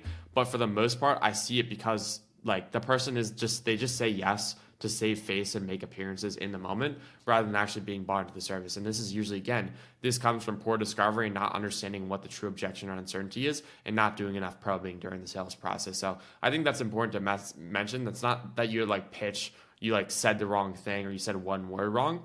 Usually it comes from like a lack of discovery and getting to that true objection, and you address the smoke screen but not the real thing. So I just figured that's worth mentioning because I see a lot of people running into this issue.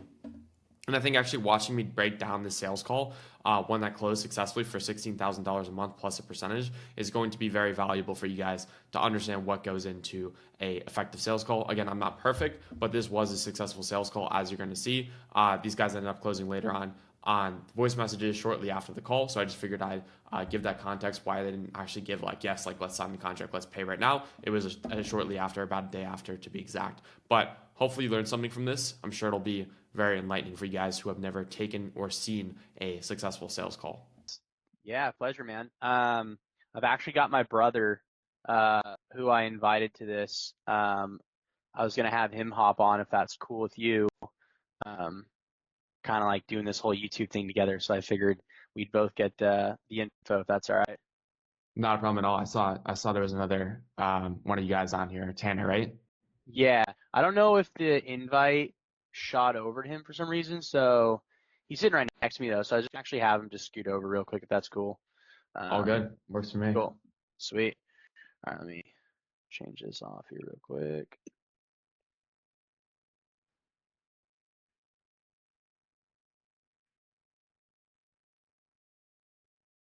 All right, cool. Can you hear me still?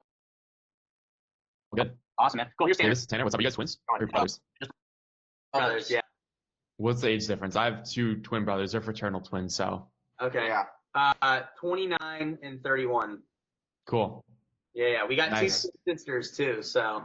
Oh wow! Congratulations. That's cool. Yeah. Great to connect, guys. I'm curious to see what you guys are looking for. Okay. I'm not sure where you found me. This is where like a lot of people get really too buddy on the sales call. Like I made a quick joke about like being twins or whatever, but I didn't like go and turn that into like some ridiculous bit. You know what I mean? I'm just like, cool, let's get to business. Like, haha, funny joke, let's get into it, right? And a lot of people harp too much on weather or just some relevant detail and just like, all right, like let's get to business. You guys have meetings after this. I have meetings after this, and I quite literally did have a meeting at 1:30. So I'm like, all right, let's get to business here. So really important to like make sure it's like refocus and realign with like the goal. Like the goal is not to become their friend. It's like, let's just figure out what you guys need if we have a logical solution to that problem. Really talked about my agency much at all, but like super curious to hear what you guys are looking to do. I had a chance to check you guys out a bit before this. You guys are doing wholesale?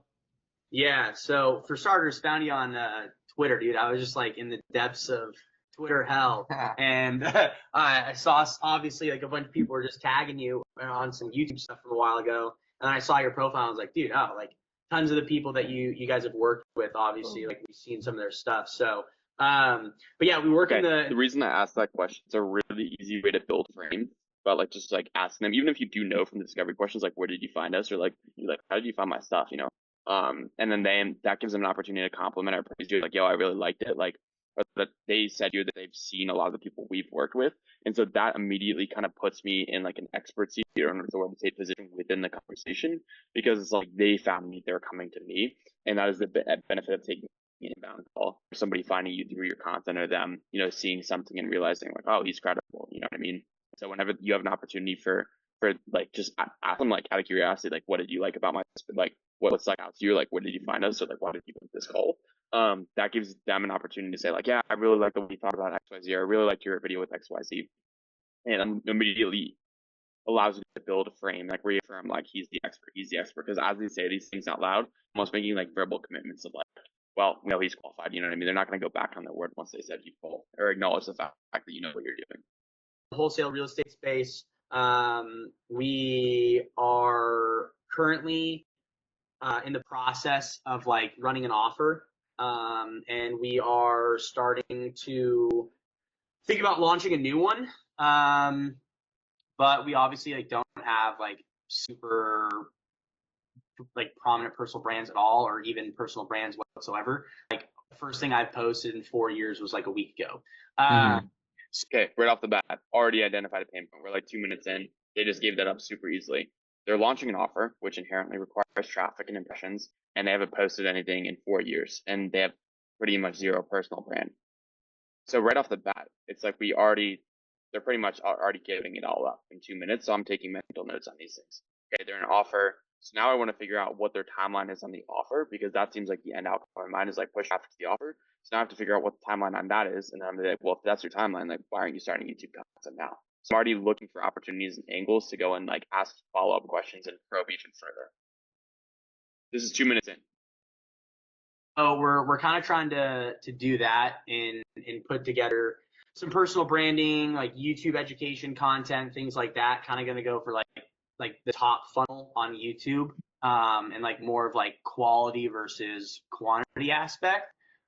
Another thing as well, you're taking everything they say, and that can be used as ammunition against them. Let me repeat that. You're taking everything the prospect says, and this is ammunition for your back pocket. They specifically put an emphasis on quality over quantity. So if there's a price objection, which we actually did get after this call over voice notes, and they asked what the best we could do is, and Cam specifically said, knowing that they said quality in the sales call, I can show you the voice note he sent to handle that objection. Like, hell, if I was like, just so you know, we just came back from a mastermind, and you know, there's 4 or 5 people in the pipeline right now that are also looking for these services. If we want to make this worth it for us and make sense for us financially and to maintain the quality of work we do, this makes sense. It doesn't, we could lower price, but like that would mean compromising our quality, and we don't do that. So we use this that we knew about in the sales call, this element, and we leverage that in the objection handling process. So really important, just making notes and kind of future pacing to what happens next. But really, really, really want to pay attention and be observant and analytical when people say these things, because these are going to be things you can use later. So I think that's kind of where we're at right now. Like we're trying to figure out like best way to go about it. Like we just kind of are in the process of like putting together a YouTube studio at our office here in Southern California. So we're doing that, and kind of just like. Okay, there's a few notes we have to take here. Number 1, guys, this is gonna be a super detailed call breakdown. I'm willing to go for as long as this takes to break this down, because there's so much education to be made here. Notice their tonality. If you guys, I'm going to do like a quick thing. If you guys want to just answer and shout out, like, how does their tonality come across to you? Like, what is like the overall like theme of like how they're speaking right now? They're kind of unsure of like what they want to do. Exactly. 100% uncertainty. So they're saying they want to set up a YouTube studio, or they're in the process of it, but they say with a lot of people will take that at face value, be like, oh, they're not looking to film. And they'll just automatically discount that as like a possibility that the client's not looking to film. Or like they're not looking to do anything with like filming in person. But the way they said it with uncertainty is like, they're almost like asking a question without asking it. Like, is this the right thing? And the uncertainty in their tone could be interpreted as a question mark next to the statement, not a period, if that makes sense. checking out what's out there, like figuring out what we need to do, and kind of just like putting one foot in front of the other, honestly. Cool. Okay, so tell me more about this offer. Is this something you guys are actively selling to people? Is it something in the works? Have you sold any kind of information on wholesale real estate before? Give me some context. So we did a launch last month. We did like $250,000 in sales with it. We Also great detail. Price objections are BS here. I'm not making exceptions for these guys. on I think 60 something people. And that was with a couple partners of ours. And we decided that we want to run a new offer that's more tailored to what we do in our wholesale business on a day-to-day. Like a lot of wholesalers, they sell to cash investors and do that. Mm-hmm. We do something called novations. So we basically wholesale these properties to end users, people that are buying homes on the market. So not just shitty houses, but nice houses too. Mm-hmm. So we're putting together an offer, kind of teaching people how to build a 7-figure novation business kind of thing. Sure. That we're able to do. Cause we our profit margin's over 85% and the industry standard's 50. So we're going to show people how to do it virtually. Right. That's a unique mechanism. You've done it in a different way. That's ahead of what everyone else is doing and teaching. Right. Yeah. So we're do it though. But yeah, some people do it. It's not wildly talked about. No one really markets to it. There's 1 or 2 people, and honestly, the way they market to their audience is not really the demo that most people would assume is associated with that. So, anyways, that's kind of what our thought process is. This is also important because in the prepping process of asking them what makes them different, they're selling themselves on themselves. This is also something you can use later on if they're reluctant, because it's well, you guys said you're so much better than everyone else, and you separate yourselves by this, this, and this. Do you guys not think you would blow up if you focus on personal branding or really took the time to do a YouTube channel seriously? You see what I'm saying? So in allowing themselves to hype themselves up, talk about their business, what makes them better, they are selling themselves on the idea of a personal brand, which you can go and leverage later. I saw a question pop up in the chat. Later, Charlie. Building up some authority in the space, education, content, things like that. And overall, lifestyle content. Yeah. It's personal brand awareness, I guess. So these are very vague things they're throwing out. As far as this new, these are very vague. It's lifestyle, personal branding stuff. The way they say personal branding stuff tells me that they know they need the importance of content and how it's going to contribute to the offer growth, but they don't know exactly what that looks like. So I definitely need to step in and do some education here. Maybe not yet, but it's going to happen at some point in the call. For what is the timeline on that as far as getting timeline? Okay, I want to kind of get a sense of where they're at as far as urgency goes. Started, are you guys, what does the fulfillment look like? What's the ticket price? Do you guys have any idea? So the ticket price is probably going to be close to $5,000 to $7,500. The last one we ran was $29.97, but this is going to be much higher level. So most of the people that are going to sign up for this are probably people that are already wholesaling a little bit. Mm-hmm. They've already got some money in their pocket. They're ready to take their business to the next level kind of thing. It's not really going to be I also didn't really realize how loud that yawn was on that call. Try not to yawn on these sales calls. That was crazy. He made him yawn too. Entry level program. We won't turn somebody away because we can teach them, but if somebody it's a 1 to 2 offer. Right. If somebody has $0 to their name, this is not for them. So it's probably going to be somewhere in there. Launch period, we're not super we don't have a timeline. We're not really sooner rather than later. Yeah, we'd like to launch it sooner, but we're also not we have to launch this next week, So we actively run our wholesale business day to day. That's our main business. So we're kind of thinking we would probably to start building out the content and authority first and then launch the offer. Because the last offer we did, we partnered with one of our friends who has a decent following online. Notice how I'm just letting them talk here too, and I'm not cutting them off and being give me a ballpark. You know what I mean? I'm just letting them talk and getting and harvesting more information. Because this is a really important detail right here. And kind of utilize them for the traffic. And then this time around, we want to control it in-house, just to make sure everything's being done to a really high quality. Okay. So it was a very small detail there. But essentially what he said is, in the last offer, because they didn't have a personal brand, they basically had to use like they had to partner with people and give up percentage in the business for them to go and get traffic.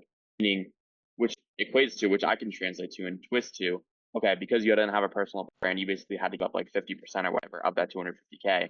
Like, why didn't you keep it all yourself? And that's a really important detail because the pain point, in absence of that personal brand, in absence of having that strong YouTube channel, they had to go give up a ton of percentage of their business because they don't have strong personal brand or strong content.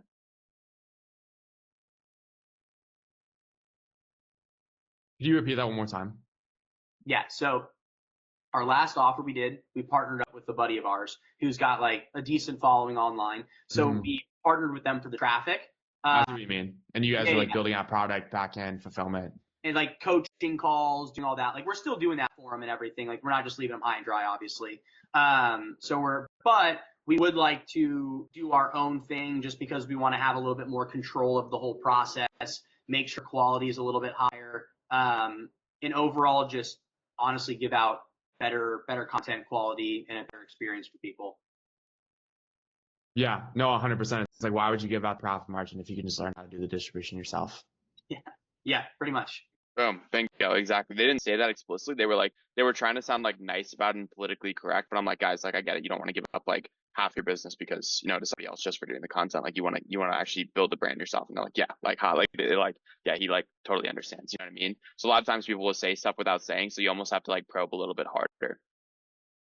And I didn't immediately jump into like, gotcha. So like, that's why you need a YouTube. I'm like kind of just like slowly probing without like going like full pitch mode. Yeah, it's literally just discovery so far. Exactly. 100%. Have you guys tried anything? So by now they're like already thinking and selling themselves on the service without me actually pitching. That's a really powerful thing. You want the prospect to come to the decision on their own rather than you like instructing them. So you want to show them with the right questions. As far as YouTube so far, you've just brand new. I tried to find one of your guys' channel and you had like 30 something subscribers. So I'm assuming this is like new for you guys. Yeah. I mean, I might have had an account from like a long time ago. Maybe that's one that you found. I maybe have like 20 subscribers on it or something of like two videos I had on there, but no, not. I posted a short like a couple of years ago, and I think I got like 1,800 views or something. Aside from that, that is the most YouTube experience we have. Yep. Okay. So that's a really, really. This is honestly, I don't want to say it's a walk in the park, but like they were very open in this discovery process. I got so many details within the first 7 minutes. They have very little YouTube experience. They've never really tried anything. They've kind of joked about like I posted literally one short in the last 4 years. They had a situation where they gave up profit margin because on their last deal they didn't have a personal brand, so they had to rely on other people. And they're launching a brand new offer, which is going to need traffic. But we have 3 or 4 like amazing things to leverage later down the line when it comes to objections. Absolutely, Kayla. Awesome to have you in here. Guys, are you enjoying this so far? Has this been helpful? Any questions you guys have in the first 7 minutes as far as my process goes? Or you want me to keep running through this? Keep going. Let's get to it. Okay, cool. Yeah. I don't know. Go for it. I was gonna say we do have like on TikTok, like I've got like a couple 100,000 followers on TikTok, but like I haven't used my TikTok in years. So like most of those followers are probably like inactive and probably would be worthless to me. Notice how he's just selling himself with decent discovery questions. Like he's literally admitting that like he has an audience, but it's basically worthless, insinuating that he's going to need YouTube. And I'm just like soaking this all in, letting them talk, and keep selling themselves. Notice how most of the conversation has been them talking. In terms of like a monetization aspect, like our Instagrams, we get like decent activity on it, but it's not anything like substantial by any means. We got all of our followers on Instagram a couple years ago when we were posting house videos. So we gained a bunch of followers from those videos and then haven't really posted or nurtured it. So the engagement isn't as crazy as it would be with, let's say, like 30 or 50,000 followers. Yeah. But I mean, it's still there. It's not horrible. Yeah. But not great. Not horrible, but not great. They're like basically saying, yeah, like we really need help here without saying it. Got you. Yeah. I mean, that you're in a really good spot then with YouTube because like I know YouTube is actually pushing new channels right now. That's part of one of the updates they made to the algorithm this year. Just like this is true, by the way. There is actually a small channel boost on YouTube, so I'm actually reciting an actual fact here. I'm not just pulling stuff out of my ass. months ago, actually. So you guys are in a good spot there as far as building from scratch. You don't have to worry about like re-engaging an old audience because you're just really building from scratch. And the nice thing about YouTube is the discoverability on the platform is really good. So you don't necessarily need to worry about like Instagram. You could, but YouTube will like serve that to new viewers on its own. Is it pretty good at that? I was curious.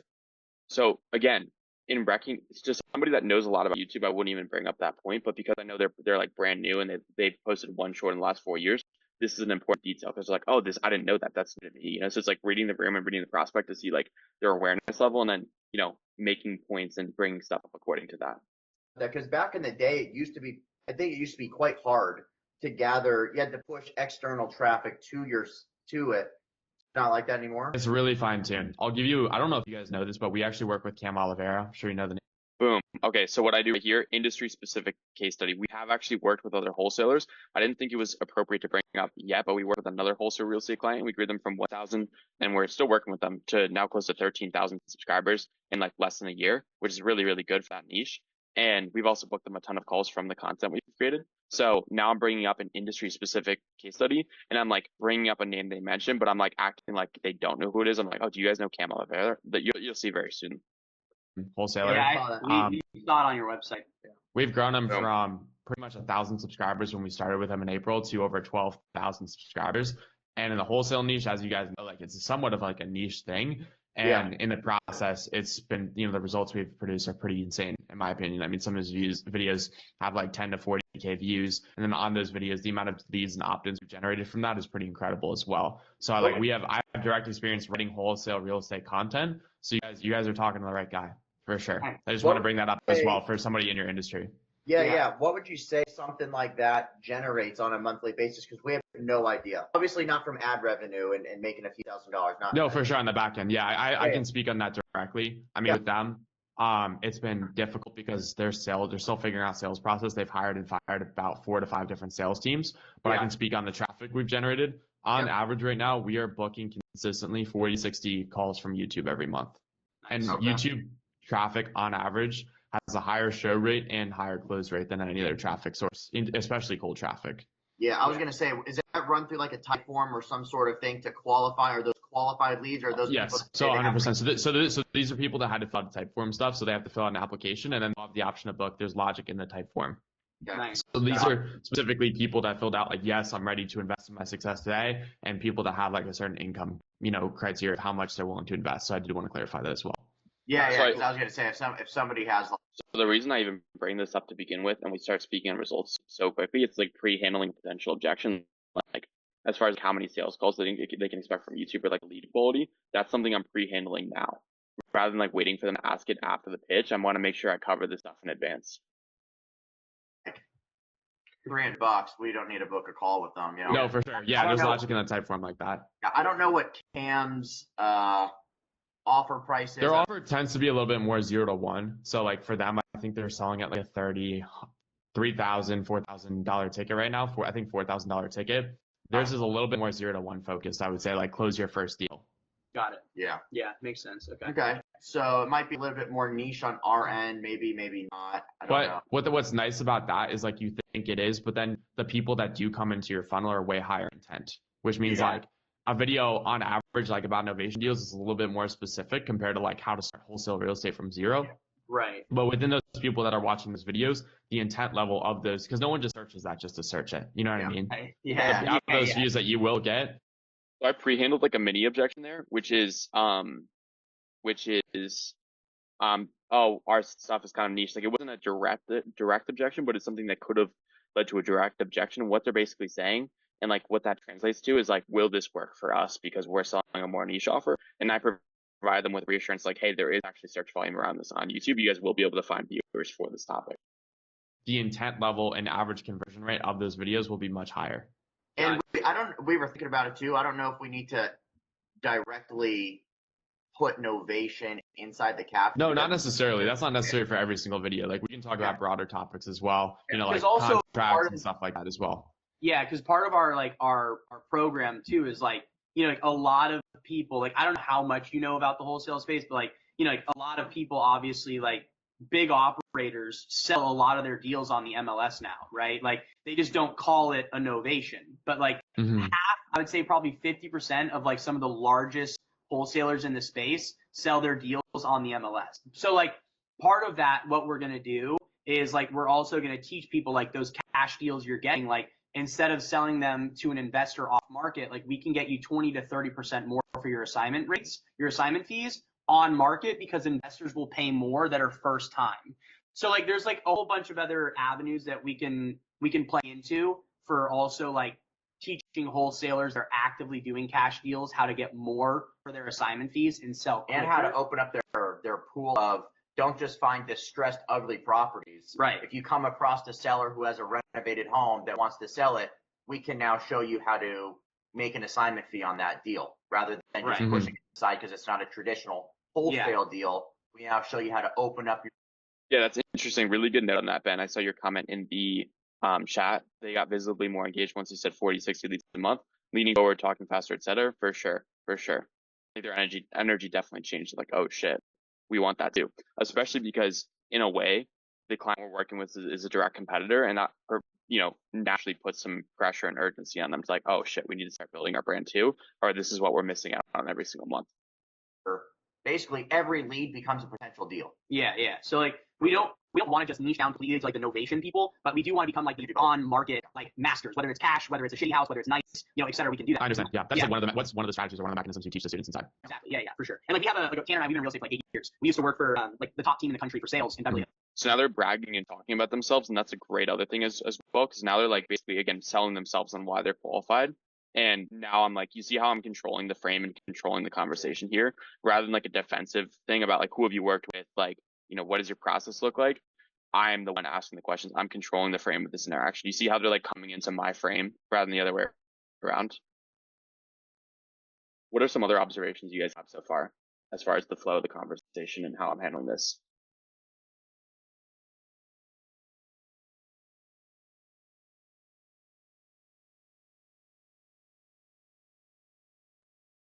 Thoughts, observations, questions? I like the confidence you're coming with, Presley. It's almost like they're applying to work with you in a way.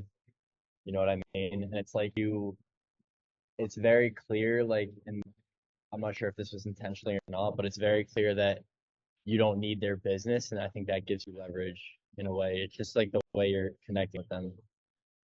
Well, 1000%. I'm not just even asking these questions to be nice or like, just sound good. Like these are actual genuine questions I want to know to even see if we can get the results or it makes sense. Mm-hmm. And when you come from that frame, it just is like, oh wow, this guy's on point. You know what I mean? One question I did have, just like thinking about this, when you're talking to someone who's niche like this, how are you, if you even are, setting expectations of like the timeline in which they'll get the results? That is going to be covered in a bit, but that's a great question, Caleb. We're going to get that soon. So like, we learned from the experts that were selling $50, $75 million homes. So like, that's kind of like the story of how we're approaching it. And then once we found real estate, we realized investors were doing it wrong this whole time, and there's a better way to do it to leverage other people's times to get your deal sold. So that's kind of like the whole overarching theme we'll go with. But yeah, obviously it starts with getting traction, getting people to know who we are, what we do, and why we're someone to even listen to. So kind of like No, and that's like really important, like as an establishing fact when we're building out the brand, and that's something we can do with the content strategy. Like this is where we come from, this is how long we've been doing it, this is why we're comfortable. That's why like story videos or something about where you came from and where you are now are really important. And just like based like, hey, you may not know us, you may have never seen us on social media before, maybe you saw us years ago. But like this is what we're up to now, this is what we've done, this is what we're here to offer you for sure. Yeah, we just bought a brand new car specifically for social media, so we better use that. Looks like great. I make a joke here about like, oh, you have to work with us now. They literally said they bought a brand new car, and I also probed onto what that car was. New car specifically for social media, so we better use that. Looks like you're already bought in. It's on cost fallacy. Yeah, exactly. Yeah, What'd you guys get? What'd you guys get? We got a 720, and we're like already talking about getting classic Guru car right there. Yeah. What color? Not as bad. Don't tell me it's orange. No. It's white. It's white and black. It's actually. You see, I'm like not a little bit afraid to like bust their balls as well. Like that's really important as well. And like that's something that comes with time and frame and like actually sounding like an expert. Like if you're spending the entire time like acting like an idiot and like then you're like just making jokes, then you just sound like a clown. But as somebody that sounds very logical and like matter of fact, like you can afford to crack a few jokes and bust their balls a little bit. We stayed away from HerCon though because we didn't want to be too cliche. So but yeah, no, we're pretty bought into the whole like personal branding thing, and like too in general, like just as real estate investors, because we do buy properties, we do actually invest in real estate. So like, we also want to just have some authority as well, where people know us, they understand that like we're doing business, we make money with it. So when we bring opportunities to them, they want to work with us, et cetera, et cetera. So Cool. Where are you guys based again? Was it Newport? Yeah, we're Newport Beach. Fire. Okay, we're based in Scottsdale. Right now, so we're not too far. That's a flight short JSX away. Oh, really? Yeah, You guys are we grew up in Scottsdale. With Chaparral High School. What is that in Scottsdale? What part is that part of Like Valley? Shay and Scottsdale, like literally in the middle of Scottsdale. Oh, closer to Old Town then? Like if you're at JSX area, like if you're like north, like Kierland area, if That's you go what I down meant. like Yeah. so if you go down about like probably 8 minutes south, it's like right off on the right hand side, kind of like where like Gainey Ranch areas. If you know where that You're not from Scottsdale, obviously. No, I've only lived here for like 6 months, so I'm not super familiar. But I've heard of Shea Road before. Okay. Yeah. It's not too far. Yeah, Scottsdale's great. We're there all the time. So Awesome. Yeah. So as far as So that was a really easy opportunity to go down a random rabbit hole about Scottsdale that was completely unnecessary. It was like cool to relate for like less than a minute, and I'm like, all right, cool, awesome, let's move on. Because the only reason I brought that up was proximity, because like I was pretty sure they were based in Newport. I just want to confirm. So I'm almost future pacing at the fact that it would be very easy to work with them because they're close by. And like Not show only like that, but YouTube there's from a trust. community standpoint. Say that again? Not only that, but they trust you because like you are where they grew up, so there's familiarity. Yes, 1000%. That's a really good point. But like, there's no reason to like go harp on Scottsdale for like 5 minutes about how much I love it. A lot of people would fall down that rabbit hole, and I have in the past. So I made sure to like immediately refocus the conversation back to business. your I guess timeline for like launching this offer, like what does that look like? for the offer versus like the actual like YouTube, like I don't know if we necessarily have like a specific timeline on the offer. Like we're still, I think, at least in our head, we're kind of like They don't even know, so they don't know. That communicates uncertainty. So I'm like trying to find a way to make it make sense and like make it clear to them that like, hey, you should start building now, even if the offer isn't built out. You should probably like start building in anticipation for that because it'll probably be ready in the next month or so. like we need to figure out like the content strategy first, and then we can worry about the offer. I don't know, maybe that's completely ass Maybe we backwards. need to have the offer, because if we start doing content, one video could get 1,000 views, and we could get a couple of calls, and we could be missing out on opportunities or something. I don't know. Okay, so that's an objection, a potential objection or uncertainty. Like, hey, like we want to wait until we post content because then we're gonna be wasting traffic. But he doesn't know. He's just like kind of like he's just genuinely curious, and I need to educate him. Like, hey, even if you guys don't have the offer built out yet, what we can do, I'll show you how I propose a solution to that. You know, one thing you guys could do, and like I would encourage you to have something, is you can even just have a basic Calendly and send them on a call with you. You guys can be taking calls. You guys can have a closer on there, if you have a decent sales team or sales process, and you guys could just be sending people. Like you could set something up basic, like a cohort, maybe only take on 20 people, but then you can just build a product around that. So that's what we did with our offer when we launched a coaching offer as well. We just took like a cohort of 10 to 20 people. This is also credibility as well because I showed that we're not just running our agency, we have a coaching program as well, and this subtly communicates like I don't need your fucking money. Like we run multiple businesses and we've done coaching ourselves as well, so it's like it also demonstrates a level of credibility beyond just like our knowledge of YouTube. Small like inner circle, and based on the feedback we get in these one-on-one arrangements, you can then go and build a more robust built out offer. Comprehensive idea. Yeah. I mean, like, that's probably similar to what we'll do. Like, maybe not though. Like, I mean, if we post 1 or 2 videos and like, we get decent traffic, like, we can set all that up. And we just did it for this other thing. Yeah. So our main thing is just going to be lead traffic. We can get all the videos and everything, all the information made. like systems and processes is what we do literally every Okay, easy. That's what I like to hear. Yeah, I just want to make sure we have something in place because like really important to us. It's like I know we can get you guys great results. We have direct experience in the niche. You guys seem like you have a lot of experience in the background in the industry, which is going to be important for the content. You guys actually run a wholesale business, which is important. Yeah. So as far as getting you guys results, I'm definitely not concerned about growing the channel. I just want to make sure you have something in place to send these guys to, because something that we really think is important is having being able to show that the videos we're creating for people are actually generating returns and they don't get discouraged. Because a lot of people are very gung ho on personal brand. Then maybe like it doesn't happen immediately for them. They're like, well, we're not pushing traffic to an offer. Like this doesn't make sense for us. So I just want to make sure that you guys are on the same page about that for sure.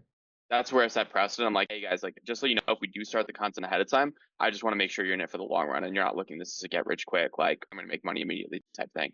I think like systems processes is definitely something that we do on a daily basis for our actual business. We still have to build it or hire some people to build out the CRM for the sales team and that sort of thing, but we can get all that taken care of. Probably build something out. Okay, so they were like reassuring me too, like, hey, we're actually gonna take this seriously and we're like committed to this. And if you start making content, we'll make sure we have a sales system built out to like accommodate all the leads you're bringing in.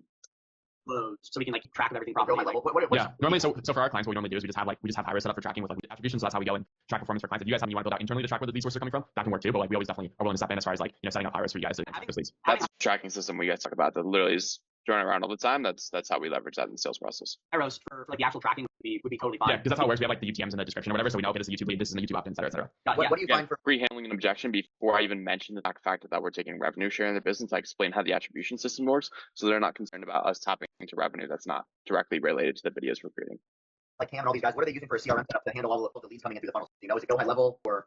I think it maybe close or go high level. We use high risk for attribution tracking though. Whatever happens in their sales process, they've had a lot of like discourse and it changed a bunch of stuff up. So I'm not super about that, but I don't know what's going on there. But I just know for a fact that we have a very clear number on like every month. This is how many YouTube leads or opt-ins or calls came in or sales came from YouTube. All right, cool. Yeah, well for the actual integration and and again, they asked about like what they use for CRMs, but really the actual question they cared about is like how are you tracking leads that come in from YouTube? So like make sure you don't go down these rabbit holes of answering questions that are not relevant to the focus of the conversation, because they will try to like throw you off with questions. You want to like you need to guide the conversation as the person asking the discovery questions. Building out like the sales process and all that stuff, like we're good on that aspect. We don't need help on that. It's really just like the traffic issue is what we, and like we get paid traffic. Like we just like actually run ourselves in house all of our pay-per-click campaigns and all of our digital advertising for our business.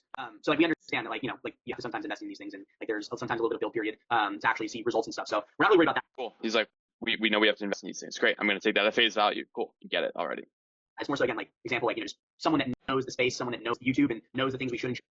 This guy's just selling himself. Do you guys notice this? Like we just need somebody that knows we want to invest, and we know these things take time. We need an expert. Like, again, I'm just asking good questions. I haven't even like pitched or like tried to convince him. I'm just asking good discovery questions this entire call. Be doing versus us just going and throwing shit at a wall and hoping something sticks. Literally said, like, I don't want to go and throw shit at a wall and see if something sticks. I want to work with an expert. With that being said, do you have any questions about like how we work, just general things, and then I can kind of walk you through how like our service works? I guess like I mean like honestly, probably be more of a question like what is the process like of like what is like getting clients results look like to you guys? Like what is that? What's that process? What's the timeline? Like that's like I guess the nitty of like if we were to say hey, seems like a good fit for everybody, what would that look like moving forward? For sure. So to give you guys context on the service, like something we try to do is just make it easy for you guys as possible, because on top of running your wholesale business, you're gonna launch the offer, getting systems set up is a lot. So we come in, we pretty much do everything end to end. So we're coming up with the ideas, we're writing all you guys' scripts, we're handling the filming in person. You guys being in Newport Beach is extremely convenient. It's the short flight in JSX, and we never complain about going to California. That's a short flight away. And on top of that, we are able to then go and edit the videos, do thumbnails, SEO tags whatsoever. So we can batch the content and just have knock out a bunch, take a day to shoot with both you guys, 2 days, 3 days, however long it takes. And then all you guys do from that point is pretty much do the best about getting those systems set up, and the videos are just gonna start going out. Obviously with your approval, and we're gonna go back and forth, but it is very, very hands off for you guys besides actually being the talent in the videos, which we cannot do. Gotcha, for sure. And as far as like strategy wise goes and things like that, like what should be like a realistic expectation? Like should we be trying to put out like a video a week? Is that way too much? Should we be shooting for like a video a month? Or like what does that look like to you guys? Like what demand would there be for us? Like time to commit to filming and stuff and all that and everything. 100%. So what that would look like for you guys? So this is exactly why I always demonize pricing packages. If I go to them, I'm like, we have different packages. This creates decision fatigue. They don't know what they want here. They don't know how many videos are good. They don't know how many they want. This is why sending pricing packages over email is really a death sentence, because a lot of people don't know what they want. It is your responsibility as the expert to tell them what you think will be best for them. And I'll show you exactly how to deal with that in this next thing.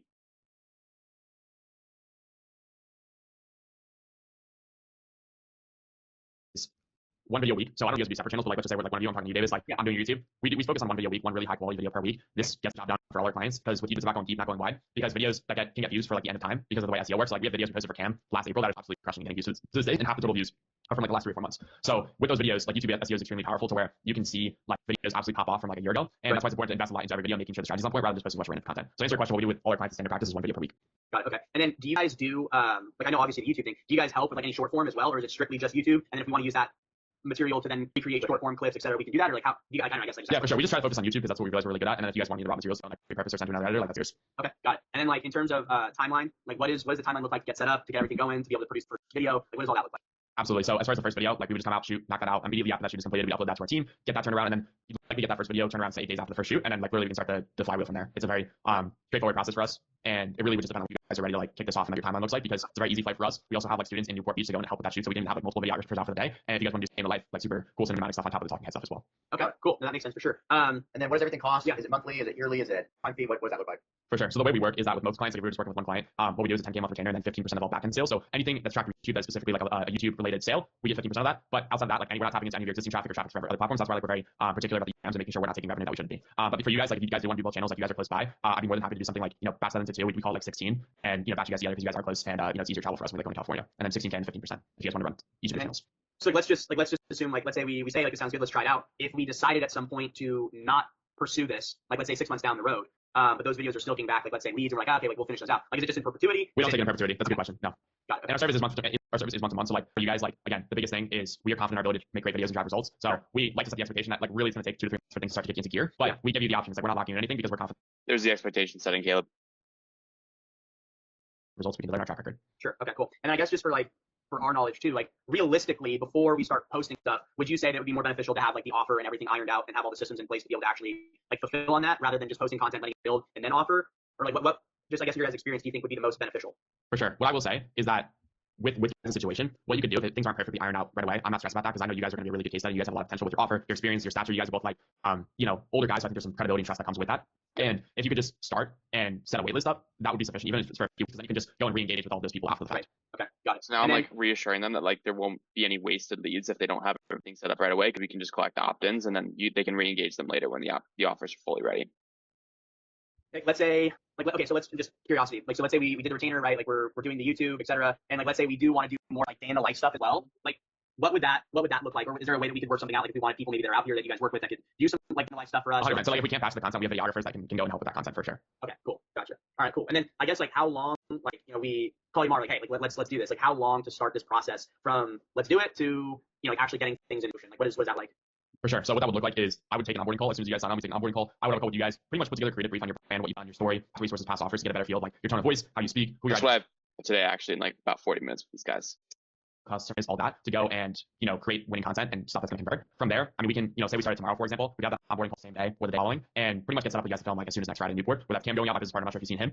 With the student, we're having a student come out and shoot. We got you all the scripts there, and we can make it happen for you. And then after that, it would be just like another 7 days for the first video to go out, and then from there, it's just a video going out every single week until we need to shoot again. And we can batch the content. So if you guys want to get month and a half, 2 months ahead, time efficient, we can knock everything out in a couple of days. Got it. Okay, cool. And then I guess like, so we're building out this YouTube, well, I say YouTube studio very loosely. We've got fucking backdrop, we painted the room black and have some lighting and stuff. But like, would that be something that would work for this, or like would we want to do something different prepared, like have it shot somewhere else, or like what would that look like? Yeah, so we come with all the setup as well, and all the lights. So if we do modifications to the room, like we're able to do that. That's kind of what we do. I'm just providing reassurance about like what the filming process looks like, and they're going to be okay with the setup and everything like that. I wouldn't worry too much about that, and I can also, you know, have Cam or my senior editor, head of content, give you like an audit of your space and maybe some like improvements you can make. And then if we need to like rent out a studio, like there's some other stuff we can do. I think your home area should be fine. We do that with most of our clients, and we're just able to manipulate the light and whatnot with the equipment that we have. Okay, got it. Cool. All right, cool, man. That sounds good. We're still like kind of like in the early stage of it, but I think like either way, like it sounds like borderline of what we're probably looking to do.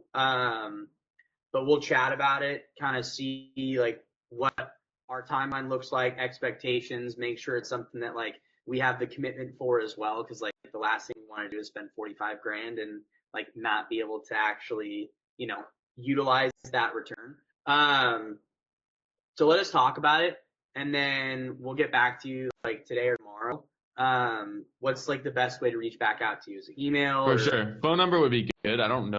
Don't even bother. You don't want to get sent to email hell. Get their phone number, get them in a group chat. That almost positions it as like they're basically like ready, and they've made that commitment. They're in the group chat. They can go and ask questions if they need to, which they did.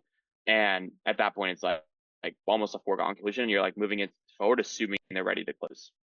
You guys filled that out in the field, but I can just text whoever put in their information. I also got to jump on another call right now with a team member. So Cool. Let me reach out to that 310 number. Yeah, that's mine. So shoot me a text. Yeah. And then we can be in touch, and we can go from there. Perfect. Yeah. If you want to just loop Tanner into that conversation, I can loop Cam in as well, and we can talk about things going forward.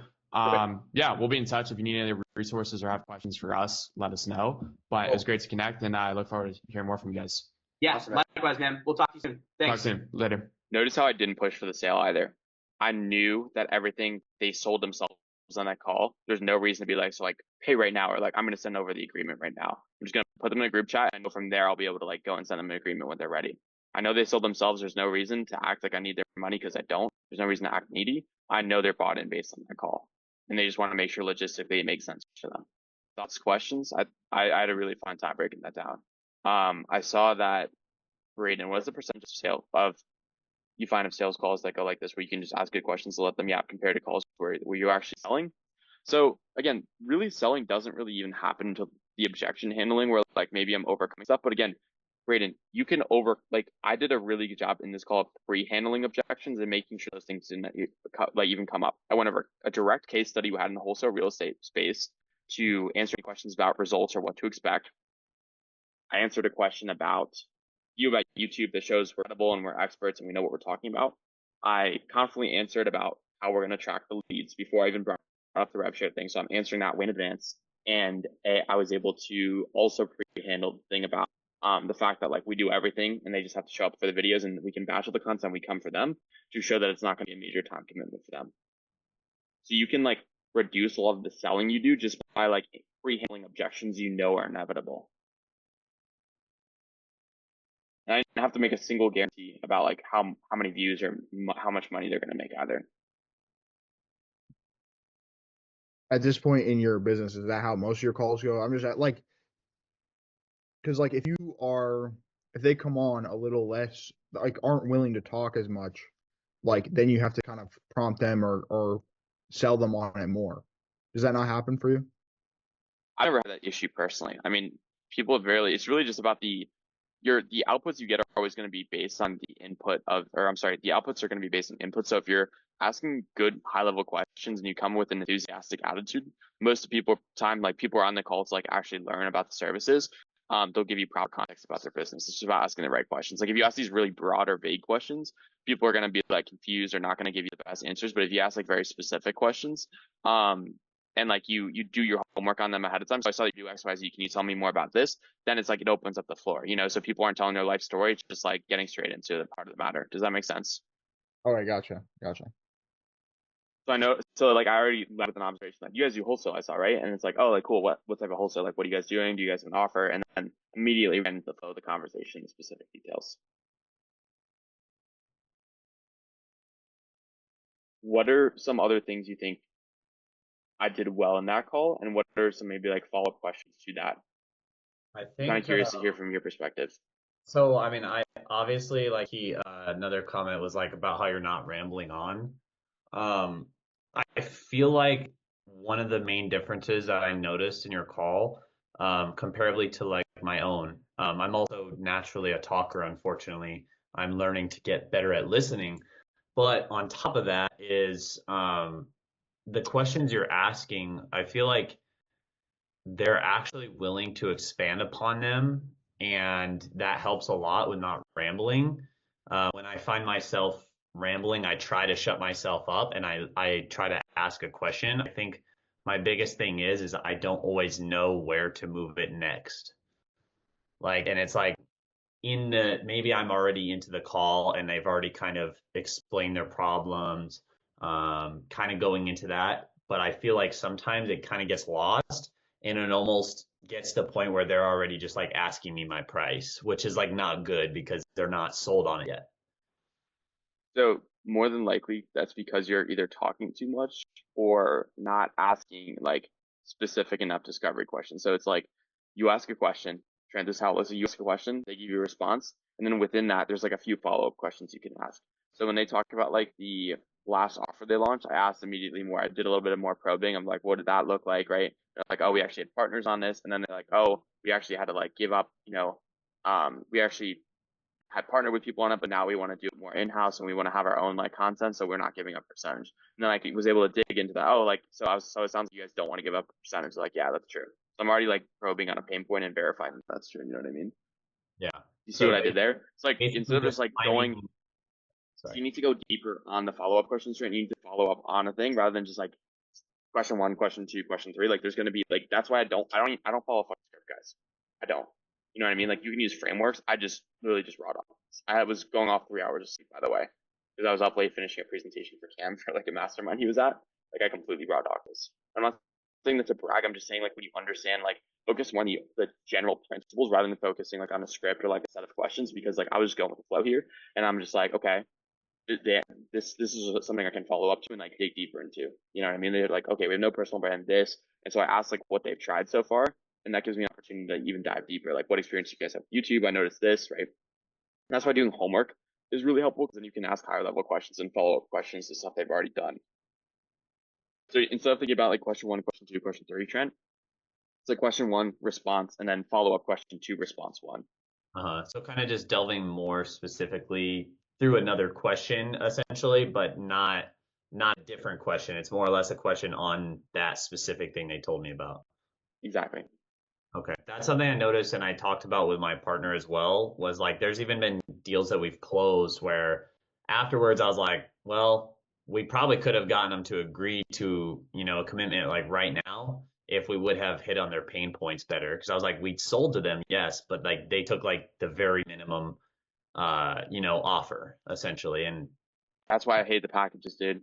Don't like that's, and I think I explained that. Why am I clear? Like, did I make that clear? Like why I don't like them in that sales call, and like why it's better to position yourself as the expert, and like this is what I would recommend. Does that make sense? Like why I don't like pricing packages. Yeah, you could basically just, I think I wrote it here as like, it gives them it gives them like too many decisions, but if you just actually like figure out what they need, you can price it accordingly. 100%. And sometimes they don't know what they want as well, so that just creates even more decision fatigue. Yeah, and I also put like the comment of kind of like the objection of like, what's the best price you can do, and essentially saying like the way you handle that is like, well, we don't want to drop our quality just to meet a price. It doesn't make sense for us. It doesn't make sense for you because you're not going to get the same result. Correct. Okay. Kim did that over voice notes, and then immediately like, I appreciate your literally just like I appreciate your guys' commitment to quality. Let's run it. Like, that's exactly what he said. Yeah. But I also want to reframe what you said there. You said, okay, we were selling to them. I don't want you guys to think about sales calls as selling to the prospect. I want you guys to think about it. How can I ask questions that are going to make them sell themselves on the service? And when you have that reframe, you guys notice like how much selling did I do in that? Of like, we're the best. We know YouTube so well. Like, we're gonna like get you insane views. How much selling did I do in that call? Not much. Maybe like one reference to a case study. That's about it. So you see, go for it. I was gonna say, and it wasn't even in a way where you were actually selling. You were just kind of like bringing up information that was pertinent to the questions that were being asked. So you weren't really even selling when you were talking about the case studies and stuff. They sold themselves in the discovery process. There you go. Exactly. I have a question. When it comes to presenting your offer to them, or like kind of like what I mean, these guys obviously were inbound, but when it comes to, I guess when you used to do outbound, did you show them something, or you just kind of spoke it? Could you reframe that question? I'm a little bit confused. So when it comes to like what you're going to do for these people, back when you guys had to do more outbound than inbound, I'm sure now you guys do a lot more inbound, as in people calling you to do the service rather than you calling other people to do it. I was wondering how you present the offer or like what you give to them. Is it something you just speak about, or do you show them like a document or a thing? I don't know, maybe share the screen or something. I'm not sure if that's something you guys used to do In the sales call or in the outreach? in the sales call. Sales call. Yeah, I mean at that point they'll be bought in from like whatever sales asset or case study or like message I sent them. So when you're doing outbound for the sales call, the beginning you might have to, it's going to be a little bit more of an uphill battle to control the frame because they booked a call with me. I have a little bit more inherent frame control from the second, and my job is just to maintain that. When you're doing outbound, you're getting the call with someone. You do have to like spend the first 10 minutes reclaiming frame. You need to make sure to ask that first question, take control immediately, rather than them interviewing you. Like you do want to like so cool. Like I saw observation, like obviously we exchanged numbers. I still don't know these things, so like I'm curious to see about X, Y, Z, and you just gotta lead with a question and control that frame really, really hard for the first 10 minutes until you hold the frame in that interaction you gave. Does that make sense? Yeah, that does. So the process looks almost identical. You're just gonna need to like you're gonna need to big dick a little bit harder and like really, really be cool, guys. So, like this is how we're doing. Like this is kind of how I usually run these calls. Like this, just discovery call to see if it's a good fit for you. And I first wanted to see X, Y, and Z. Mm-hmm. Yeah, because the issue that I just had a call today with he's a boat broker. So he does for like rentable companies. But the thing is, he lives in Latvia, not Miami. So he has the company in Miami, but he lives in Latvia right now, and he's not coming down until March. But I didn't know that until the call, right? Um, but I guess it became a thing where like him as a boat broker, his job is already to market other boats. But the way he does it is dog shit. It's pretty bad. That's why I kind of reached out to him, right? Um, and I guess like at a certain point, I got a little stumbled, and I was like, all right, when do I show them what I want to do for him? You know, I was asking questions. Like I have a script. I worked it out with Joe, right, and all that stuff. But I know you don't really rock with the script, but that's kind It's of not where that I I don't was a like little. scripts. I say frameworks are okay. I mean, like script, like you shouldn't be like saying stuff word for word. Like it's not like a Jordan Belfort close. Joe and I also have some different selling styles as well. Like his is a little bit more like he does a great job and he can definitely sell. Like he's just very much like let's move forward right now. And I think it's Yeah. just very nuanced depending on the situation. It's not one is better or worse. It really just depends on the kind of person you're selling to. So as far as like, showing what you can do for them, I think this is like after you find out. Like so like maybe like halfway through the call. Like it really depends on how it goes. Like gotcha. So like now that I have a better understanding, like I just kind of want to walk you through some ideas I brought to the table of things you know that might be helpful for you guys as far as ideas. Okay. I see that. Because what I've done is like I basically have it written down in like a doc, and I kind of just like went through it with them after a certain amount of questions or whatever. Like after a certain point, I basically just showed them like kind of like what I wanted to do for them on paper so that they see it. But I think that's useful. I would say don't get like super in the weeds with that unless they explicitly ask. Like you can run through it quickly and give them a high level overview, but you don't want to just ramble about that and over explain. Like that's where people really shoot themselves in the foot, and that's kind of what yeah, Alex said. Is like you don't want to over explain or ramble either, because then it's going to feel like you're trying too hard. You know, if they ask a specific question, yes, give them a very clear, straightforward answer and hit on all the points, but don't just ramble and over explain on something they don't really care about. Or it's like, oh, this guy's just like going through his bullshit pitch like that is so long. It's just like make sure that like you just have to read the situation for what it is. If the yeah, ideas and they're like actually asking specifically like what is the strategy you think would be best to get us results, or like what are some of the ideas you have, for sure you want to definitely cover that in depth. But unless they're explicitly asking about that or they have alluded to the fact that they want some more clarity around that, like don't get caught in the weeds about that. You know what I mean? And I think that's people's mistake is they just like spend way too much time on things that aren't relevant to this prospect. yeah. I put the transcript into the coaching bot, and they basically told me that I did a good job of like seeing his pain points, the he needs the certain content, he's got the budget, but I had an issue where like obviously since he's over there and he's not coming till March, like the urgency really isn't there for him to sign right now. If that Okay. makes And sense. so what's preventing you from making content of the books that are like not involved with them? Like why can't you make content without them? Well, the plan initially that I had for him was making him kind of like the face of a personal brand so that more people buy from his company, basically. Okay. That's kind of like what I wanted to do. Why is there no boat content you can do in the meantime?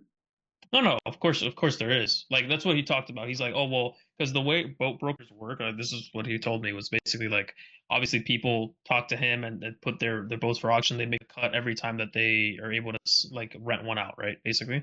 I went last week and I did some free videos for them, and so they ended up liking it. That's why he came on the call, because he basically wanted me to do more videos for other owners, and that's something we could still do. But I was more like I think it'd be more valuable for him if he had like a personal brand attached to that stuff. I don't know. That's just me. For sure. But like you almost like sounds like you're like it almost sounds like you're kind of neutering yourself here. Because like I do want to focus on the personal brand, but why don't we just test some content with just like showcasing the boats in the meantime? And then like when you get back here. So like we can start now with this content and then when you get back here we can focus on the personal brand. I see. Okay. Like why are you not being proactive about moving the deal forward right now if there is an opportunity to go make good content? Yeah. Good. Like a lot of people just like shut themselves out or make assumptions without even asking. Like, gotcha. Like, so honestly, like, with that in mind, like, I do want to build your personal brand, but like, I think we can make some really good content with the boats. Like, if we do something like this or this, like, I think that's something was that something you'd be opposed to? He already told. So I think in that sense, like obviously nothing is signed yet, but he already told me that he told the other boat owners about it already. Like, and he asked me what I would be charging them, like for boat content and stuff like that. And when I told him the price, he's like, "Yeah, that sounds fair. I'll let them all know." So that's kind of where I'm at with that. But you're right. I should probably be a little bit. You gotta challenge more guys. You really do. A lot of people are like scared of it. You gotta challenge people. I feel like, oh, we don't want to do that. You gotta ask them why. Like, be extremely curious. Not from like a combative perspective, like why are you not doing that? But just curious, like, oh, like why? I'm just curious, like, what's stopping you from going, like, making this kind of content now? Like, I know you said there's a logistical reason you can't do this, but like, why can't you do this? Like, be like proactive and curious are like really, really good qualities to have on a sales call. Proactive in the sense that you're looking for solutions, and curious in the fact of like challenging people. Got it. Cool. Thank you. Because a lot of people will take objections at face value instead of going and challenging those things.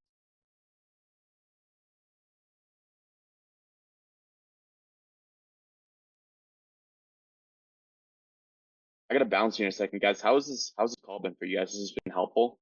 Running through sales call. I think this is my first time ever doing something like this. This call's been incredible because like something that I've fucked up on in the past is like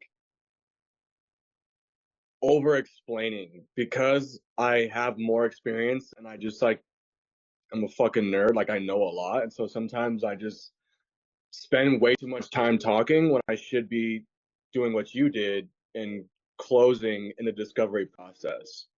Like I'm thinking of a call I had like 3 weeks ago where I'm like, oh, I could have totally closed that if I just like didn't explain stuff I didn't need to. Bingo, exactly. It's just like a messaging thing too. You know, like make sure the messaging and the language you're using is actually relevant to that person's situation. You know, rather than just like what you think is best, just like feel it out. It's like supposed to be like a dance. You know what I mean? It's like coming. A lot of people are like treating sales calls as if they're like metaphorically they're bringing index cards and note cards to a date. You know what I mean? Like they're like literally like listing off jokes that like might not even be relevant or funny to that girl. That's kind of what they're doing with this as well. It's something I want you guys to be aware of and more cognizant of if you're doing that on your sales calls. So this section is going to be about pricing your services, and I really want you to take that last sales call with a grain of salt because most of you are not going to be able to charge $16,000 a month right away. Number one, because you're not selling to prospects that are qualified to pay that, and number two, you don't have enough of a track record or case studies to actually go and do that yet. So like the amount you charge is proportional to the amount of case studies and believability there is, and most people don't have that. So I'm going to break down how you can actually come up with effective and fair pricing for your clients regardless of what stage you're at, based on their budget, based on their annual revenue, and a bunch of other factors. So like I said, this shouldn't just be a guess. We're charging in proportion to the value we know we're creating.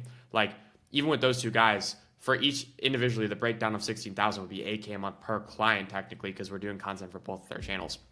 And that pricing is determined by, our expenses, how much it costs us to edit a reel, or a video for them, how much it costs us to go send a videographer out if we need to outsource that, our operating costs, softwares, and a bunch of other things as well, on top of, the value we know we can create because we know we're capable of generating our clients like, 50 to 80K in a month with our YouTube services. Therefore, it is not unreasonable to charge $8,000 to $10,000 a month because we know we are 4 or 5xing that. Also, a lot of people are going to try to overcharge people that are just not doing enough, and that's why we pre-qualify for revenue. If somebody's business is only doing $2,000 a month, if you're asking for $5K a month, you're effectively taking 25% of their current business.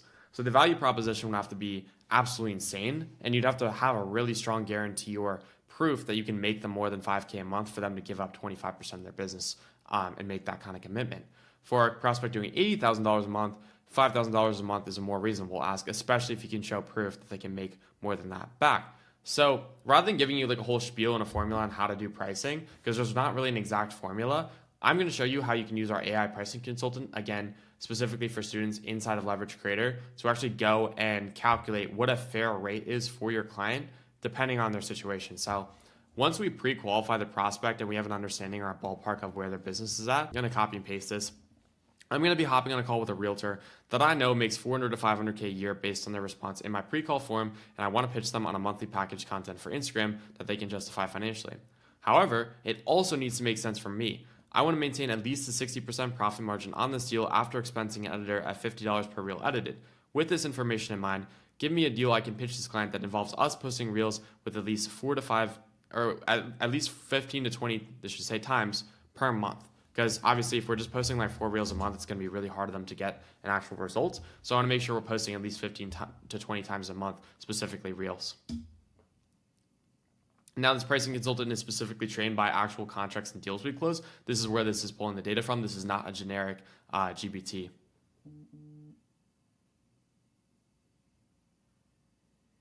So this is giving us 4,500, which is fairly reasonable given that they're averaging, if they're doing 400 to 500K a year, we can estimate that they're doing like somewhere around 40K a month. This is a little bit on the higher end, but you can see like our take after expenses. We also have to consider the fact that maybe there's like travel or gas or something like that as well incorporated in that, and this puts a 77% profit margin. Yeah, a $4,500 investment is minor compared to ROI from one high ticket sale. We're doing everything, and there's also some suggestions as far as like making the offer more feasible for the clients. So this is very, very effective, and also gives you a nice like outline of deliverables as well as far as what they're actually getting with the service beyond just the actual reels, so to speak, right? Something you can also do is if the client wants to negotiate, you can use this pricing consultant to figure out, okay, I want to maintain like 50 to 60% margins, which by the way is what we shoot for at the bare minimum per deal, especially with the fact that like, there might be travel. So let's just say I will be traveling an hour to see this client. So consider that when calculating expenses. In addition, mind.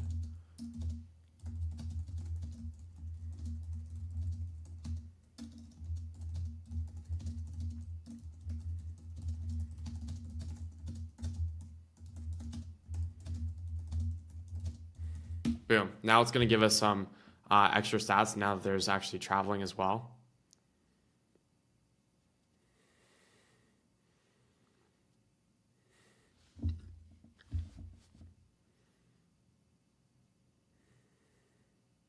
So now it's giving us profit margins at actual different rates. So it says the lowest price you should accept at $3,500 a month. At this price, you still make a 66.3% profit margin while keeping your service premium. And then this is an objection handle. If they try to go lower, it'll actually give you a sales tip. To maintain the quality of the service, ensure you're getting the best ROI, $3,500 is my floor. At this rate, you're still getting high quality content that keeps you top of mind for potential buyers and sellers on Instagram, which is pretty reasonable. Again, it's still like a tenth of their total monthly income, which for some people might seem like a lot, but it's fairly reasonable. And if you really wanted to go lower to like a 60% profit margin, you could go lower, but this is the recommended price for the pricing consultant, because also you have to factor in things like payment processor fees, or maybe you treat the client to a meal. So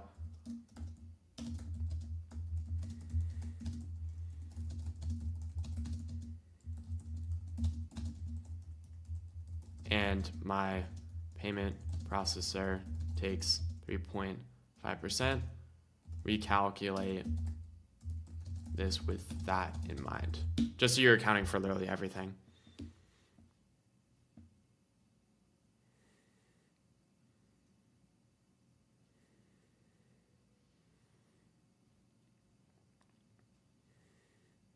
Because a lot of people just don't think about that other stuff. It's really important to keep that in mind. That's, people don't pay attention to that and they start neglecting that. Yeah, $3,500 per month. And obviously this is different profit margin, 60.7%. This is like the actual floor. That was 66%. Now this is 60%. So it's still $3,500 a month, but it gives me a more realistic profit margin now with the payment processor fee in mind, as well as like the steak dinner, which is still very, very solid, all things considered. And this gives us a really good perspective on net profit, expenses, everything like that, which is why the pricing consultant is useful, because you really do need to consider the fact that there will be expenses associated with this once you start hiring out for these roles. So this pricing consultant is an absolute lifesaver sometimes when you don't think about these things, and helps you make the deal reasonable for not only you, but also for the prospect as well, and even gives you some potential recommendations for justifying that price. So again, this is gatekept for people inside of Leverage Creator. So just going to throw that out there. This is a super useful tool that all our students get access to inside the program. For those of you that like organizing your deliverables and pricing in a strategic proposal, I'm actually going to share an audit that Cam did for one of our students, breaking down their proposal and showing them room for improvement, so you can understand what actually goes into creating an effective proposal that gets the job done. Okay, so in this video, I want to go ahead and basically just break down this proposal that Justin was about to send over to a client. So this is a client that him and I are both jumping on so that I can go and help him sell tomorrow. Also, if that's something that you would need help with, obviously if it's a big enough client, it makes sense. We can go and kind of JV that deal with you. There are a couple little terms to that, so I would go over those with you. But again, if you do need help, let me know. It's something that we're trying to go and expand and try out. So first and foremost, just with this right here, right? So with the proposal, I'm going to say that this proposal is under the assumption that you've gone and had basically some sort of call where you've done some sort of discovery, or at least you have a breakdown of what it is the client's looking for, which I know this is the case for Justin. So let's go ahead and just kind of break this down. So this first slide right here should really just be like this is awful handwriting, but headline slide right here. So really you just think about like a funnel, right? You want just a headline on this slide right here. So you'd ask this, like this is all irrelevant information, especially if you've gone and done a discovery call of some sort with someone. Like you just don't need any of this. It's not about this, it's about what the client's gonna go and get. Let's see, get out of this, and then let's go to the next slide. Okay, so here project overview. The client already knows it's for them, so we can just ask that. You're sending it directly to them. Point of contact, like you're probably sending it to them over text or email anyway, so you don't need this. Client objective, you could probably keep this. However, you would want the main focus to go and be this. You realistically, in most cases, probably don't need this, and definitely don't need this right here. So just project overview, keep the client objective, and then probably we can go and combine some slides here to really consolidate this down. Again, this needs to just be direct what they're going to get. Next, moving on. Okay, proposal and executive summary.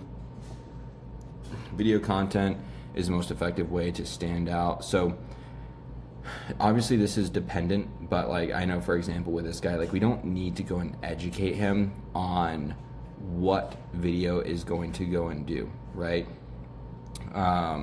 This is good, right? Our goal is simple, to make you look good so you'll close more businesses, gain more leads, and build your brand. I would basically, let's see, I would keep this right here, but I'd probably go and change this and have it be just a little bit more direct. So our goal is simple.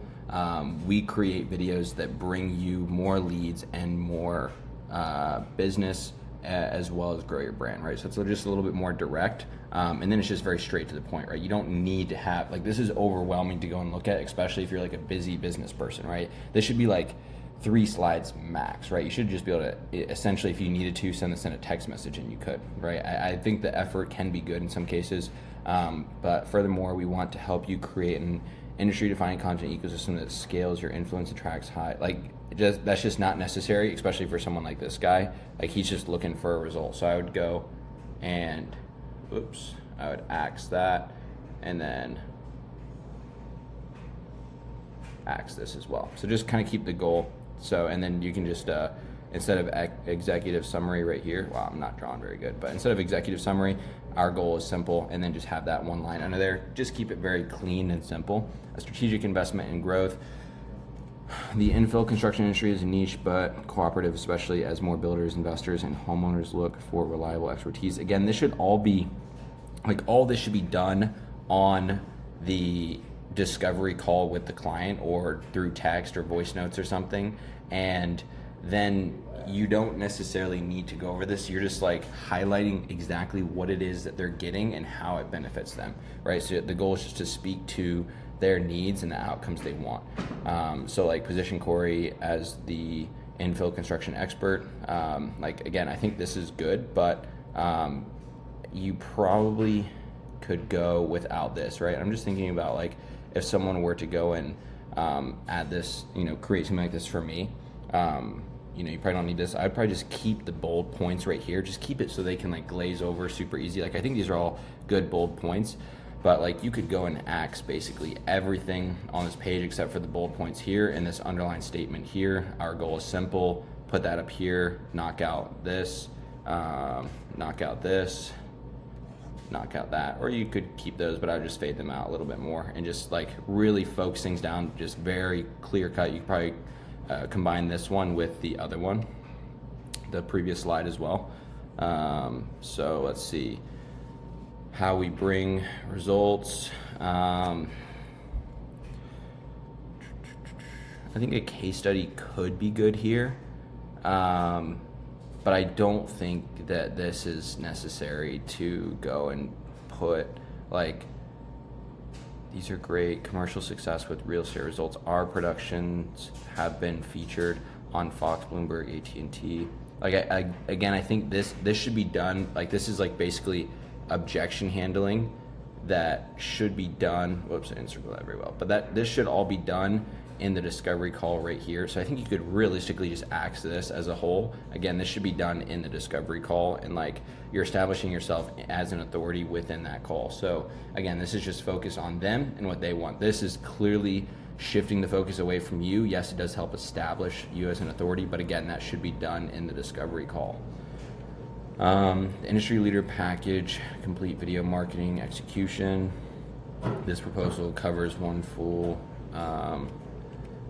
sales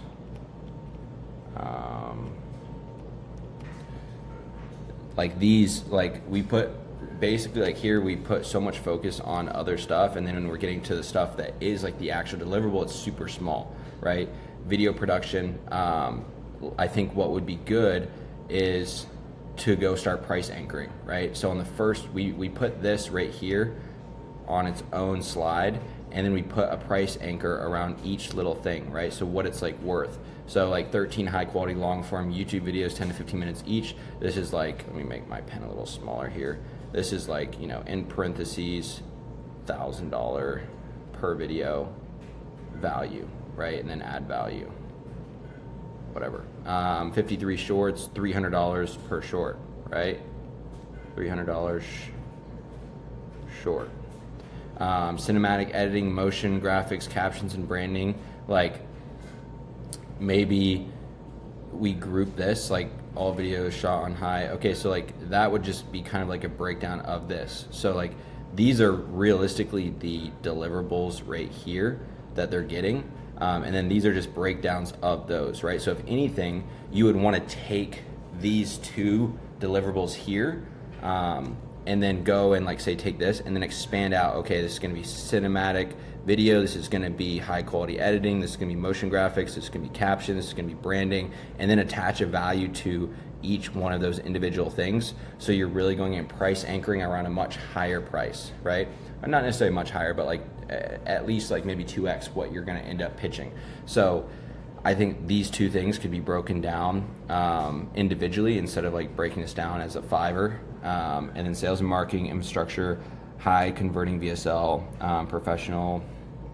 Again, high converting VSL, go break this down. Okay, what's involved? We're gonna do and this is where it's like, you don't want professionally scripted. Instead, you want like conversion focused script, you know, high quality, establishing video, something along those lines, and then engaging editing for retention, right? Those are all things that matter within a VSL. Like if you're selling me a VSL, like, and you're like, look, like we're writing a script that's optimized for going and converting traffic, we're filming it in such a way that frames you as an authority, and we're editing it to hold people's retention all the way through, I'm like, okay, I'm sold, right? Funnels, steps, like this is its own thing, then go break this down and value out each thing as well, right? Lead tracking, CRM, again, break that down. What does lead tracking look like in CRM integrations? Go value out those things as well. Growth strategy and lead generation setup. I think you could probably just axe this, and like you're explaining how these videos are going to tie into that. So you just focus on this one. So this is 1, 2, 3, 4, 5. Those are the 5 deliverables of what it is that he's getting. You go and value those out. Again, recommendation here, if it's a high quality video, roughly $1,000 a video. And then you could break that down into how you're coming to that $1,000. Okay, so the shooting is X, the editing is X, the post-production X, pre-production X. Like you're breaking it down so they have, okay, that's why it's $1,000. Same with the short form videos here. And then the VSL, again, like these are usually pretty expensive, so just give like a breakdown. Okay, yeah, the professional script, that costs money. And then maybe you offer iterations with that too, where it's like, we're gonna not only do one VSL, but we're going to take the data from that VSL, iterate, and we're going to make number 2, and then we're going to take the data from that, we're going to iterate again. So you're actually getting 3 VSLs, and by VSL number 3, we're going to have way more data on what's converting well, because we're reading the data that's coming from here and we're making changes, right? So there's that. Funnel setup, landing page, lead capture system. You know, again, like give that a breakdown, like, oh, we're going to be, you know, we're going to be constantly split testing this, or not necessarily even split testing, but we're just going to be testing to see what's working and what's working well. Like we're going to be, you know, aiming for the highest conversion possible. So if we notice that there's anything that's kind of breaking the system, then we're going to go and improve it. Same with lead tracking. Deliverable specified, I think we can just axe this and do it just the way that I said, and go and break it down like that. And realistically, like I would go break down video production on one slide, all of it, and then I would go and break down this on the other slide. Let's continue. The industry package, the package, complete video, marketing execution.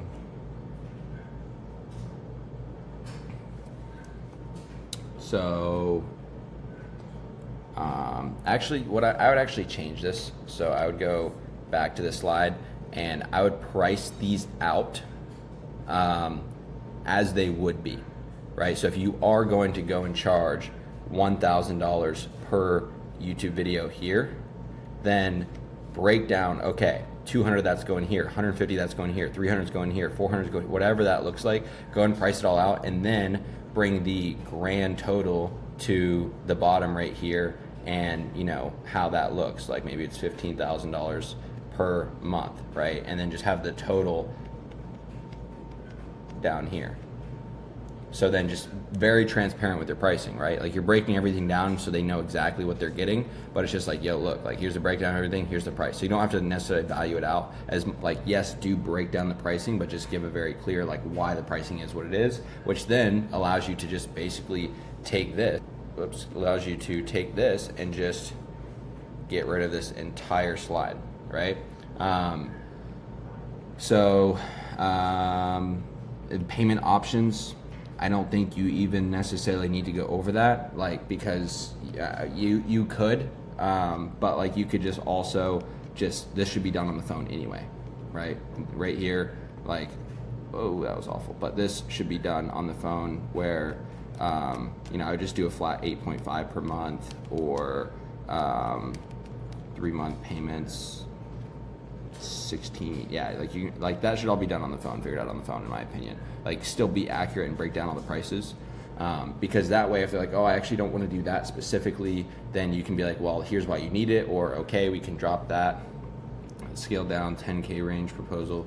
Yeah, so like this, we can axe this entire slide right here as well, because again, like when we go and break down everything, and we give them a price for like what everything looks like, then they're gonna have an understanding of, okay, you know, if I need to save anything on the budget, then I can go and maybe I can cut this out here, right? And then like that should be discussed and closed on the phone anyway.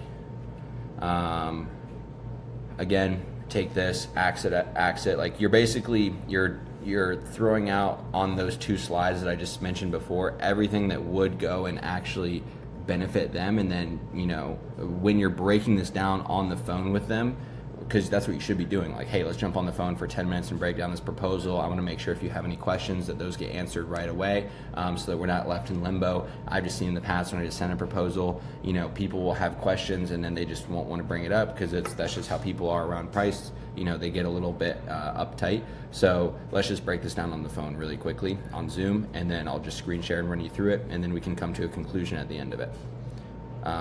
Again, this right here, like, you know, just get rid of all this. Don't need that at all. This should end up being like a 3 to 4 page proposal max. Right here, again, just don't need that at all. So I'll give you guys one example as well. So let's go ahead and X this out. So if I go over to Fireflies here, here's a call that I JV'd with a student. So I'm gonna go ahead and I'm just gonna take the transcript of this call and I'll just download it as a JSON file. So then I'm just gonna go over to CamsBrain V3, which if you're watching this video, you do have access to. So I'm gonna just go ahead and take this. How's that placed in there? I think ChatGPT's lagging. Okay, we're gonna reload.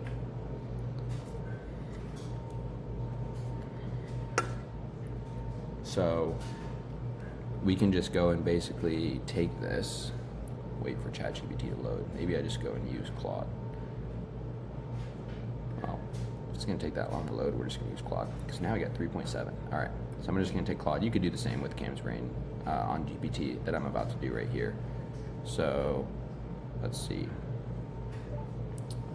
This is a call that I had with a potential client. I want you to take the call and create a very direct proposal that I can run through with the client on another call, and we can go and lock in a price.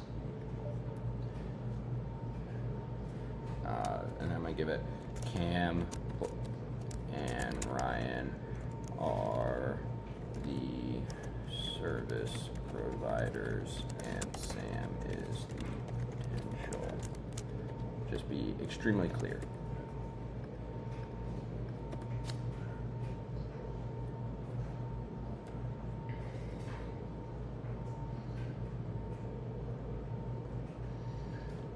screen.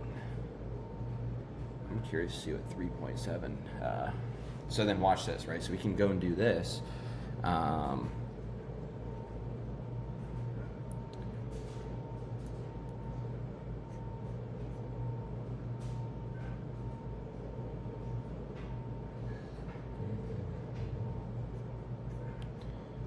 Okay, so this is great. This is great. Now, visualize it for me. So now this is going to go and create a visual and like kind of make everything look all nice and fancy. It's probably going to use React. Yep, which is fine. We could basically just go and screenshot this. We could also just say use HTML and CSS. I'll show you how to do that in just a second.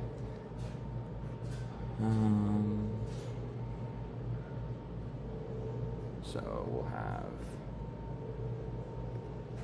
now just do this with HTML and CSS instead. We'll make sure that we have a good outcome and that it looks good.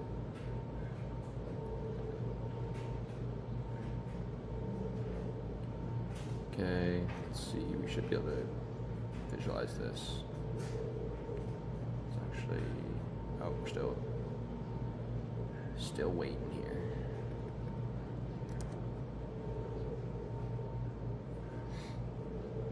Okay, it's taking too long. I'm getting impatient. Oh, and I was. Oh, wow. It didn't even load that. Okay. Screen, I visualize it for me with HTML and CSS. Now, the reason that you actually want to visualize it with HTML and CSS is because you can just load that in a web page. React, you have to go and basically like host it, right? And you don't necessarily want to do that. It'll usually look a little bit better with React.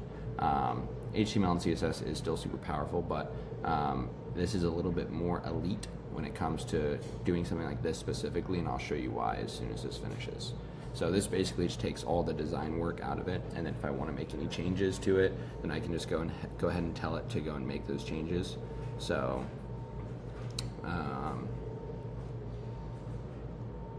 let's see.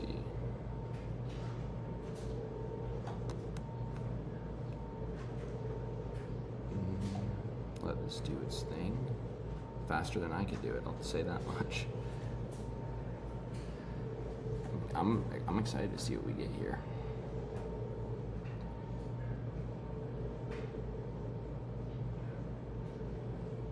Give it to me.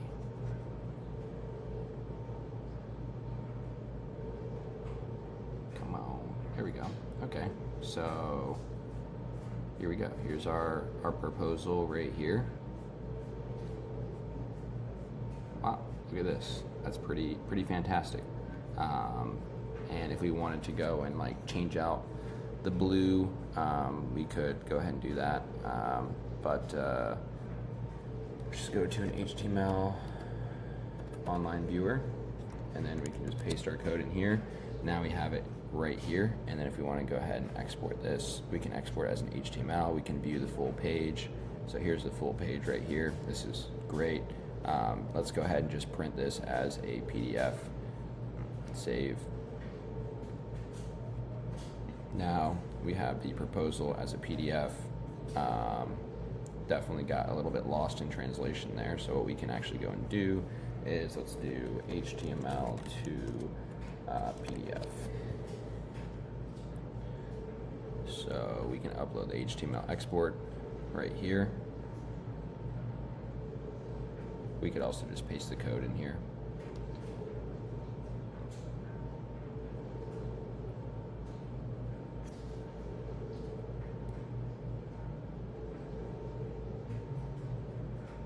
There we go. There's our good looking PDF. And then we can just download this. Then this should look a little bit better now. Look at that. All done with AI, which is pretty fire. So that's what I would do and how I would go and make changes. I think this is pretty solid. Client overview, business, like, you know, this isn't, we could go and axe this, but again, it takes up so little space and it's displayed cleanly, so it's fine. Project objectives. And again, like, This is something that I want to be going over the phone, like on the phone with him, right? So see how this breaks down short form content, like I was saying before, long form content, custom video sales letter, conversion funnel, ad creative development, ad campaign management, right? So it's going and breaking down what you're getting in each one. And you don't even necessarily have to attach a price to each one if you want to just go over it on the phone.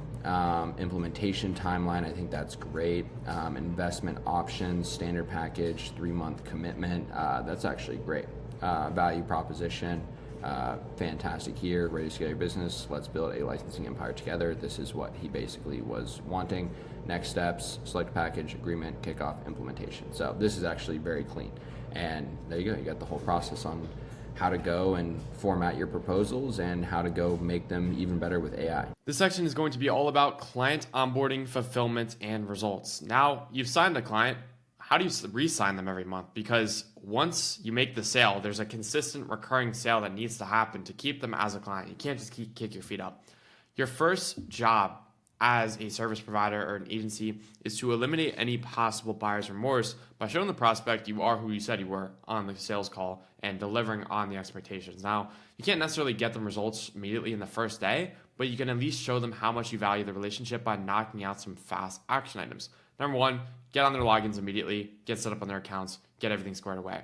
Number two is to collect all B-roll and assets needed for the videos ahead of time, like screenshots of like wire transfers, or income screenshots, stuff with their students, maybe like old pictures in their camera roll. Get all that stuff ahead of time instead of having to ask for that in as videos are being produced. Get it ahead of time, get it up front.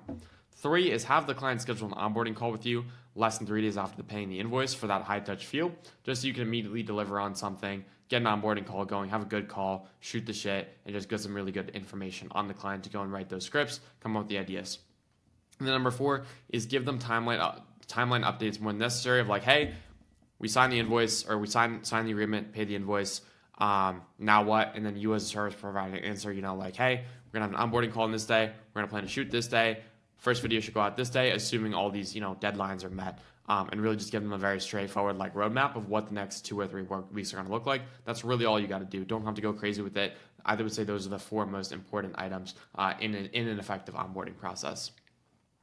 And I actually have a template you guys can use for this. I'm going to walk you guys through this so you can kind of just copy this with your clients. Again, it might look a little bit different depending on the kind of business you're working with, but the types of clients that we work with, this tends to work really well and gives me a very broad scope of how their business works and who they're targeting, so I can come up with an effective content strategy. Okay, so this is the onboarding template I use for all of our clients in our YouTube agency. Now, this client resources section right here, this is something like their website with their landing page.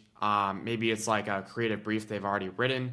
Maybe it's a lead magnet that helps me understand what they're actually teaching people, or just basically just getting a better understanding of what's already out there that explains what they do. Maybe it's like a link to a podcast they've been on, or a link to other YouTube videos that I can go and repurpose for more content and use in my database. Life/brand story. So this could be like a business story if it's about a business, like how they came to be, what the history is, that stuff all helps if you're working with an actual business as well, because being able to dive into the history of the brand and the business is really cool, so that you can tell a really effective story about how everything came to be. In the event that it's a person, that's also really important, especially if you do like a life story type video, or you want to reference specific moments of their life in certain videos. That's really important, because within those life story moments, that could be short form videos that you come about talking about one specific time when they were broke and they were eating tuna fish sandwiches off their couch or something like that. That could be its own short form video. You're gonna get a lot of the short form ideas from that, as well as a good all encompassing long form video as well. So you definitely want to go and capture that. Get an understanding of what else they tried as well. Within that life story, maybe they tried other business models and they were unsuccessful with those business models. That's really good in the marketing to help compare and contrast. Hey, this is what I tried, but this is the business model that's actually worked for me the best. ICP and demographic, that's really just getting an understanding of who they're selling to and who they're trying to speak to with the content. So this way, instead of just making broad content that speaks to everyone, you can make very targeted content that speaks to their ideal customer and understand what kind of keywords that person is searching on Google, what they're looking for, and where they're currently at in life, so we can write scripts and come up with ideas that align with that customer.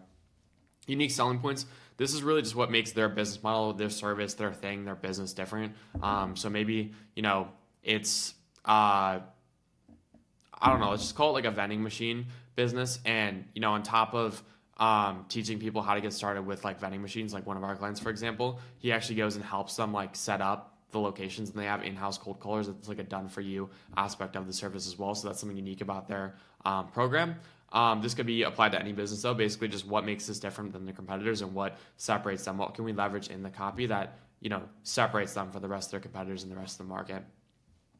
And then common questions and objections. This is really just getting a list of like what people are skeptical about with the business, or why they're reluctant to take a certain action, and pre-handling those objections, kind of like we were talking about earlier with like for ourselves, like pre-handling objections with content. We want to do that for our clients as well. So thinking about how you can come up with, you know, just reverse engineer what questions people have about their service or product, their business, whatever, and then make content that addresses all of those things. This is a really easy way to farm content ideas, probably one of my favorites. And then industry leaders and inspiration, thinking about who else in the industry, or asking them who else they take inspiration from or who they like, so we can get an understanding of like what's working for them and how we can repurpose those ideas in a creative and innovative way. But this is a really effective template. I use it for all our clients on these onboarding calls. If you want access to this, I'm also going to link a free download down below so you can claim access to this. So now we're going to talk about ideation and scripting for clients.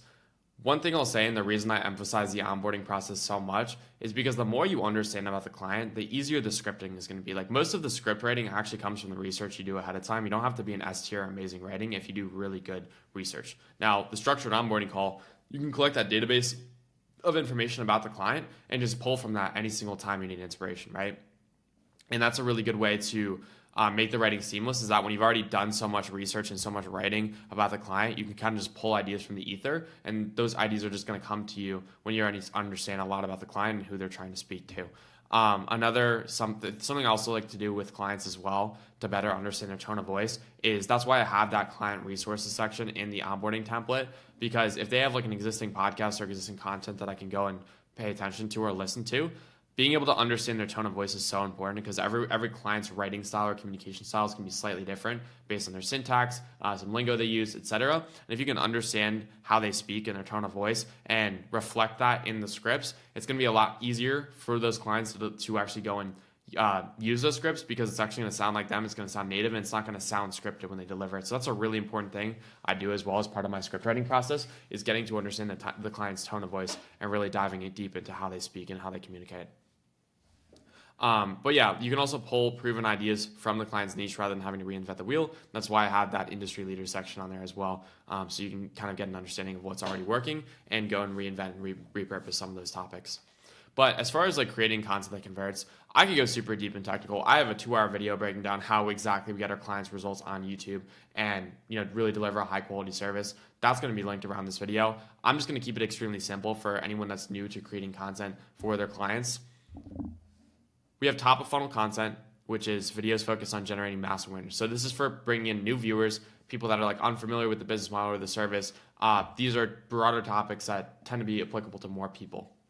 Then you have middle funnel content, which these are videos focused on speaking to already interested group. So this is people that are already interested in like selling or buying a home right now. And this would be like providing helpful tips or tricks or how-tos. And then bottom of the funnel is videos focused on converting people to leads or customers. This is going to be like your most interested group of people. These would be people like actively looking for an agent to sell their home. And you're like being very direct about the fact that like your services, what you do, the people you've helped, etc. That's just an example. This could be applied to many different niches, but it's going to be categorized by top of funnel, middle of funnel, bottom of funnel. And, you know, with each you know, part of the funnel, top funnel, middle funnel, bottom funnel, there's going to be different content pillars that make up those, you know, those each section. And each type of content is going to accomplish a different result. Top of funnel is going to generate awareness. Middle funnel is going to build a little bit more trust and just be helpful and educate and nurture existing audience. Bottom of funnel is really oriented to sell people in the funnel already. That's just, you know, an oversimplified look at it, but that's really what the content strategy is going to look like for each customer. So you are making sure you're bringing in new people to the funnel or new viewers, but also you're nurturing the existing people and eventually driving them to a conversion event. And I already have a pretty good process for this. Again, I already explained that with the onboarding form. To come up with ideas, you can just reverse engineer the problems or objections or questions that people are having and just make content on those. For example, with our vending machine client, he's teaching people how to start he's teaching people how to start vending machine businesses. So some of the questions: how to find vending machine locations, how to buy a vending machine mistakes to avoid, how to start with $0. Is it still worth it to start this business? And each one of those problems or each one of those questions or objections becomes its own YouTube video. So again, it's very easy to farm idea just by understanding the types of questions people are going to ask in the niche, and then making videos on this. This makes for really good middle and bottom of funnel content to help build trust with people that are already in the funnel. But some of the middle funnel content will inevitably bring in new viewers as well, which is important to note. And if you're really brand new, you have no direction with this, again, like I said, I have that full course on my YouTube channel breaking down how we do YouTube strategy and scripting for our clients, ideation, all of that. And I also have a video on exactly like literally A to Z me scripting a YouTube video for a client. But I'm also going to show you an example at the most basic level. If you don't know how to write content for a certain niche and you don't know what ideas to pull, how you can actually use AI to go and grab, content ideas or content pillars out of thin air just by repurposing a few winning videos. This is a live call I had with a student on a coaching call, breaking down how to do this step by step. What would you say in terms of using this for a potential client that is in an industry that you're new in as well? So for example, it's this Culinary Arts Institute that is interested in partnering up with me, and I'm trying to move it towards a retainer model where I'm doing the ideation and the scripting. And I've been using, I think it was one of Ben's Chat GPT models for the content pillars, but actually breaking that down like into scripts and things like that. Like what would you suggest in terms of putting in those reps of knowing like if I put in an idea, right, based off of a conversation or a brainstorm session that I had with the owner, how would I take that and identify, okay, these are things that AI is suggesting that's actually going to hurt me versus this is what I should be looking forward to improve upon? Like, can you give some tangible things that you do to like help with that process? Well, I just look at what's performing in the niche. So if I'm learning about a new niche, like if I'm writing for a client in like vending machines, for example, I'll go and see what kind of content has worked well in the niche and has like gotten views or, has been like an outlier compared to that person's subscriber count. I'll go and see and take notes on what's worked there. Same goes for Instagram as well. I'll go see the kind of content ideas that have performed. I'll take notes on that. And then you can go and like maybe use AI to be like, hey, these are some proven topics. Can you like retrofit this or repurpose this to make sense for this particular client? But like you need to get the topics right first, and then like maybe you can use AI for like script assistance or like outlining. But again, like find like that thing first on your own, human, and then once you like find a few good, once you have like a foundation of like, okay, these are some good topics in the niche, here's how I think I want to write it, maybe use AI to supplement that. That's kind of the play rather than like having AI come up with the content ideas. That's true. Like you really need to put in the time to do the topic research and the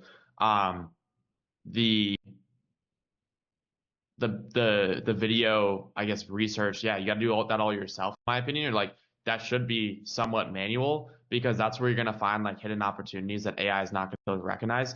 AI is really good when it has good prompts. As you saw, I basically wrote like 90 to 95% of a client script because I spent so much time like nailing the tone and the copy and the style for that client. But if I didn't have that and I just asked it to write scripts for wholesale real estate, it would have been fucking terrible because it would have had no data on Cam and his business, no context on his tone of voice, and it wouldn't know like how I write the scripts, and it would have written in a completely different way that just doesn't make sense from a structure perspective or length perspective. Got it. No, that makes a lot of sense. And I think that's like a really important, like AI is a supplement, not a substitute. It can be a substitute at some point if it has enough data and prompts. But until then, like it's really important to go in, like do the market research yourself. But like, and that's as simple as like literally searching up the niche there and like culinary XYZ on YouTube or Instagram. You literally go to your free page. What's the niche you said? Culinary school? Culinary school or Culinary Institute, something like that. Okay, so you can go search up culinary school on Instagram and go see every performing video. You just go to search up culinary school, go to the For You page, and start making a swipe file of all the things. Like here's like a day in the life at culinary school or something like that. Sure.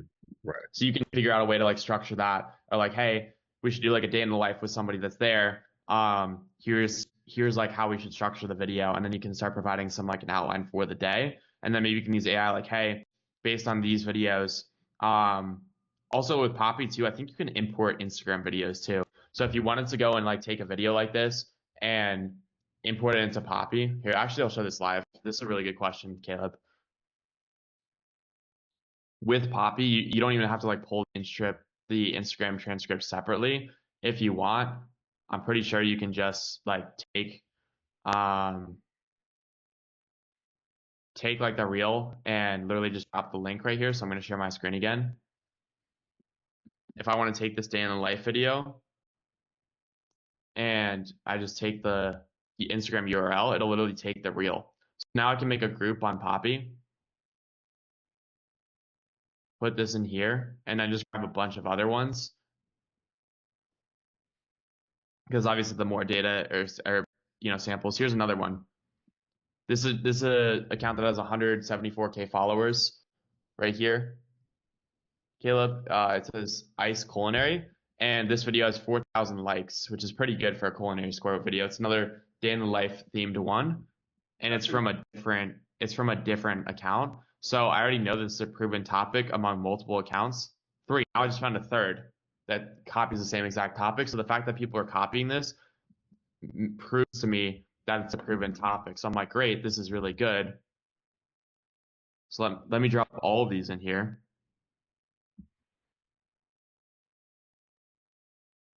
Amazing. Now we just go and throw this chat in here.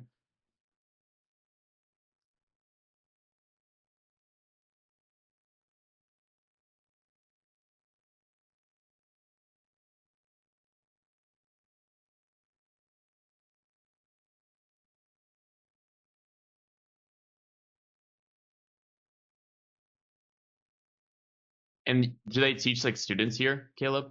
Yeah, yeah.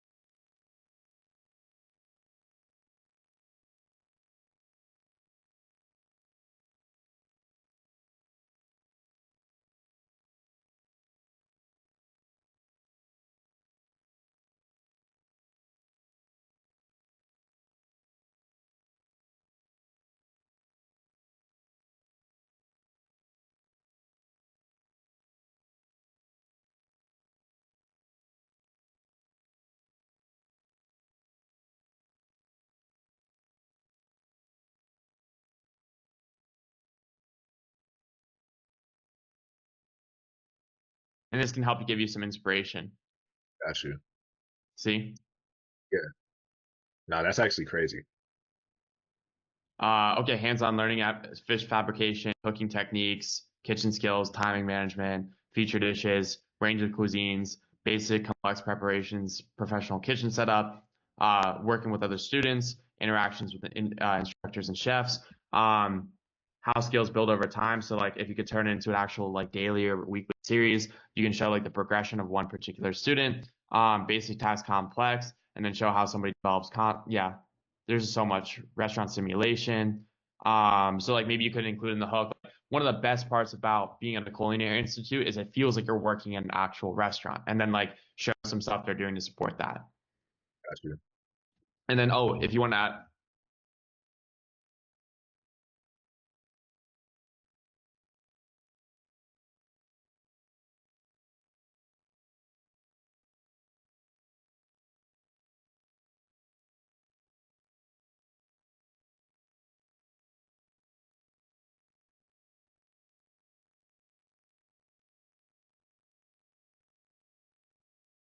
Boom.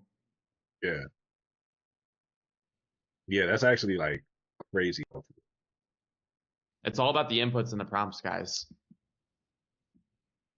So it's like do the manual content research and find like good topics and stuff where it's like, wow, because I went to my For You page, this is a process. I saw, okay, day in the life, this looked cool. Then I saw 2 or 3 other people that had also done it. It was proven to me that it was a performing reel because the one that I watched the first time had like, what was it, 4,000 likes or something like that? Yeah, I think I lost it, but it had like 4,000 likes. So I know for a fact It's a proven topic. I go to the page and, oh, I just found another one too. POV, you're a culinary student taking your final exam. Yeah. This is 100% another one I should use. 4.9 million views and 289K likes and 7,000 shares. So I'm going to add this to the group or like make a separate group based on that if I wanted to. So Caleb, the possibilities are really endless. Yeah. No, definitely. And Whereas I like 4.9 million views, it's like that's an outlier. I need to add that to my swipe file. right. And I like how you emphasize like doing the manual work for first, because if you just ask it the questions without having this input, then it's like you're not really maximizing what you could be doing with it. No, 100%, because it's going to spit out some like bullshit answer. Like if you go to ChatGPT, oh, give me some ideas. It's like it's just going to be guessing and pulling from Google. And like, but here we have good data because I already did the manual research of finding videos that performed really well in the niche that I'm already performing. So I'm taking the guesswork out of it by feeding it proven topics already. 100%. And that's where most people use AI wrong, is they tell them to write a script without any data to support whether that script's actually going to go and work. In this case, I'm using proven data from reels that I performed that I know I performed with proven data of like, hey, this literally has fucking 4.9 million views and like this much engagement and this many shares, and these are the comments on it. Right. And also the comment section is great for inspiration too. So how much food goes wasted during these exams? So maybe that's a video topic as well. Do they eat it all or do you take it home? So you can make a video on like what happens to food after a full day of like culinary school. What happens to all the extra food? That's a really funny and interesting reel there that a lot of people are asking. Yeah. Hi, help me understand the flounder is cooked in plastic wrap. Thanks. Yeah, and there's like from the comments on this, there's probably so many good video ideas based on questions people are asking. Like right over there, like what was you probably thought was a hard niche, you probably just got like 10 different ideas from that, Caleb. Yeah, 100%. And now you can actually look informed when you go to like make a free video for the culinary school, or you pitch your ideas and you actually say, hey, these are some performing videos. Here are my ideas on how we can iterate on these things. Now you actually look like you're well-read and well-researched and know about the niche. You know, after that took 10 minutes to go and do. Yeah, that's crazy. And the thing is too, I had shot a free video of their recreational school that they do for like regular people, and they just posted that reel like about 6 hours ago, and it's already performing better than like things that they posted. Like right now it has about 267 views. They posted something like a month ago that only has 642. You know, so the reel that I gave them for free seems like it's already posting better in terms of like how quickly it's getting some of the engagement. So that coupled with me coming to them, you know, with this and them being interested in a partnership, I think could really, really help. In this section, we're going to be covering hiring systems and operations. I consider this to be one of my strong suits and one of the things that has allowed us to scale to 6 figures a month with our agency. Now, I want to be clear. You can try to brute force your way to like 50K a month with bad systems, but you will hate your life. Back in 2023, we actually scaled from 8K a month to 60K a month in around 3 to 4 months. But we did a terrible job delegating to editors, and the people we did try to hire were not doing their jobs because we had a zero vetting process for bringing these people on. It was an absolute nightmare fulfilling for clients. We were paying all these people to do work, but we were doing the work still. So we were losing money on these people, and we were like making up for their slack.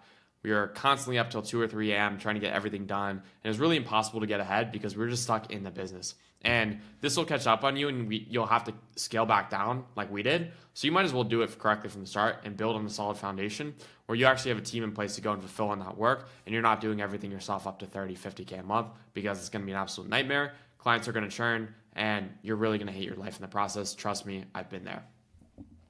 Who should you hire first? If you're at that stage right now where you're starting to burn out, you haven't done a good job hiring, and you're looking to get somebody on the team, who should you hire first? In my opinion, this is the correct order for bringing somebody on or bringing team members on in order of, I guess, ease of finding these roles, and also number one, like importance as well.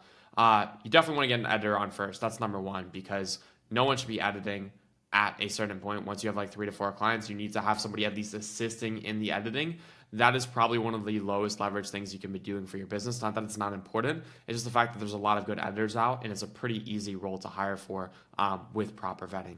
The second thing would be getting a quality checker or a social media manager, somebody to actually help with the quality checking on the videos the editors are putting out and the posting of said videos to your clients' accounts if that's something you're handling. Third one would be a videographer, if applicable. If you run an in-person content agency, having somebody to help replace you with shoots is very helpful. You can pay them on a day rate or have them on salary, depending on what you prefer. Number 4 is having a scriptwriter or strategist. We don't have that in our agency. I just know a lot of people pivot to that route and like one. I personally enjoy doing it myself, so I have no problem keeping the profit margin there and not outsourcing that role. And number 5 would be an ops manager. So our ops manager is also doing all the responsibilities number 2. So it's kind of like a hybrid role, but an ops manager is very helpful. He kind of helps oversee and run the business. Our ops manager also helps with client communication, also serves as an account manager as well. So it really does serve like a jack of all trades, and it's very helpful to have one at a certain point so you can focus on client acquisition. And where to hire, these are kind of the platforms they'll hire on. Instagram, you're going to need to have a proper vetting process and actual form to, go and filter out the bad people. I'm going to cover that in a second. Same thing with X and Twitter. You do have to find a needle in a haystack there and be very selective with the people you're reaching out to. YouTube Jobs is pretty good. Local network, nearby colleges, people sleep on this all the time. Just asking around for people you can trust in your network, and also looking for really talented college students that are either in film school, or if you're looking for like a marketing or ops role, finding somebody at a marketing class or business school that's looking for work experience. They're great because they're down to work for the experience more so than they are the pay. So if you're a growing content agency and you really can't afford to pay like a crazy rate for a social media manager, you can find somebody in college to help with that. And then least favorite is Upwork. It can be good, but you got to be really good at vetting because you're going to find a lot of bums and people that are not good fit on the platform. And if you've tried to hire already, you probably experienced the following issues. Poor English fluency, that's a vetting problem. Feeling like the person just couldn't understand your vision, so you're stuck doing endless revisions on their work. That's happened to us before. Lack of communication, can't take accountability for mistakes, and constantly late on deadlines. If any of that rings a bell, you need to add more friction to your hiring process with the intention of disqualifying as many people as possible. Something we've done before is adding an optional field that asks the candidate to film a video explaining why they'd be a good fit on your team and auto DQing anyone that doesn't send one. This is really good because you can see who's a go-getter and who's not. If they take the initiative to actually go and film the optional video on pitching you on why they'd be a good fit, it means they're a go-getter, and that's going to reflect in their work ethic. For the people that don't, it means they don't really care about the role. It's just not that important to them, and they should be DQ'd. And that allows you to probably filter it down to like 30% of the total candidates that initially applied. Another way to vet people is gauging their availability level within the hiring form. So you set the expectations on how many hours will be required. So just setting the expectation, hey, this role is going to take this long. How many hours do you have readily available to commit? Or you don't even tell them it's going to take this many hours. You just ask like how many hours you have available to commit to this role. You have a number of your head on what your like bare minimum is, and anyone that doesn't meet that requirement is going to be cut because simply they're not going to be able to make time and carve out time and bandwidth to really take ownership in the role you're going to give them. Having new hires complete test edits, this is so essential. So many people will sleep on this on non-urgent projects to see if the relationship is worth it. So even when you do like hire them, you give them a few beta tests or test projects to work on before you actually hand off real client work. This case, in the event that like their portfolio is skewed or they lied about the work they've done or they're just not as good as you thought they were, this will kind of prevent the clients kind of getting caught in the collateral damage. And, if you give them a non-essential or test project, if they mess up, it's not the end of the world, and it's not going to cause a blow to your business. And then lastly, going back to the English fluency thing, actually hop on calls with these people. Make sure you can see themselves, number one, getting along with each other outside of work and collaborating well. But number two, test their English fluency, because if you're hiring overseas, which is completely fine, there's a lot of really good people overseas. We have people overseas. Make sure they can actually communicate with you, and you guys have a good, fluency of conversation. Because if they cannot properly communicate with them, and you're struggling to communicate with them, they're going to have a bad time understanding your revisions, and they're not going to be able to do work effectively, and you're not going to be able to give them proper instructions. So really, really do check that before you go and bring somebody on. And for those of you that are still skeptical of hiring in general, or you don't want to incur the cost of bringing on a new employee or someone new to your team, I want to highlight one of our students' team who is currently sitting at around 20 to 30K a month with his content agency right now. I say 20 to 30 because he just partnered up with someone else. They're combining the revenue. They're about to get to 30. He was at 20 previously. And he, when I met him, when he joined Leverage Creator, our coaching program, was at $4,000 a month. And he's been able to do this all with his iPhone. But more importantly, the thing that allowed him to scale all the way up to $20,000 a month was putting systems in place and actually bringing on editors and more specifically a social media manager to handle client posting, because that was a huge bottleneck for him. I'm actually going to pull up one of our first one-on-one consulting calls that we took together where I broke down the cost of not hiring and explained how he's actually in a minimum wage position posting himself. And if he actually took that time to go and sign more clients and focus on client acquisition, he would be way further ahead. And it's really cool looking back on this to see how that played out, because he implemented the advice that we gave him inside of Leverage Creator on this coach consulting call and is now absolutely crushing it. So I'm going to roll this clip for you. And if you have limiting beliefs around hiring or don't think it's worth it, you'll realize that after this call, you're actually costing yourself a lot more by not hiring that person you need to. But yeah, excited to dive in. What specifically do you want to go over first? I mean, I know you have questions prepared, so like down to cover whatever. Yeah, I figured we could kind of go in an order. First thing that I wanted to start with was more a little bit of like not too much, but a little bit of mindset, but more so like direction. I feel like right now I'm all over the place, and obviously I'm doing great numbers revenue wise, but it still feels very new to me. Okay. And not to say I'm lost, but it's also like there's so many different directions I could go in. So it's like just kind of all over the place. One thing is like the YouTube content. Like I think the YouTube content is something I do need to do, but at the same time, it's like I'm getting great results on the short form stuff. So like part of me is like push with that because I do think I can get to, 30, 40, 50, and plus months with just the short form side of it. Like at the end of the day, to me, it's like, I will have to work with more clients, but I mean, it's like, with my current average, if I work with 40 or so clients, I can get to 100K a month. So it's like 20 clients, I can get to around 50K a month, which is 20 is not a big number to me, right? No. So it's like having that in mind, like I want to push and focus more so on that because that's like what I have great results in.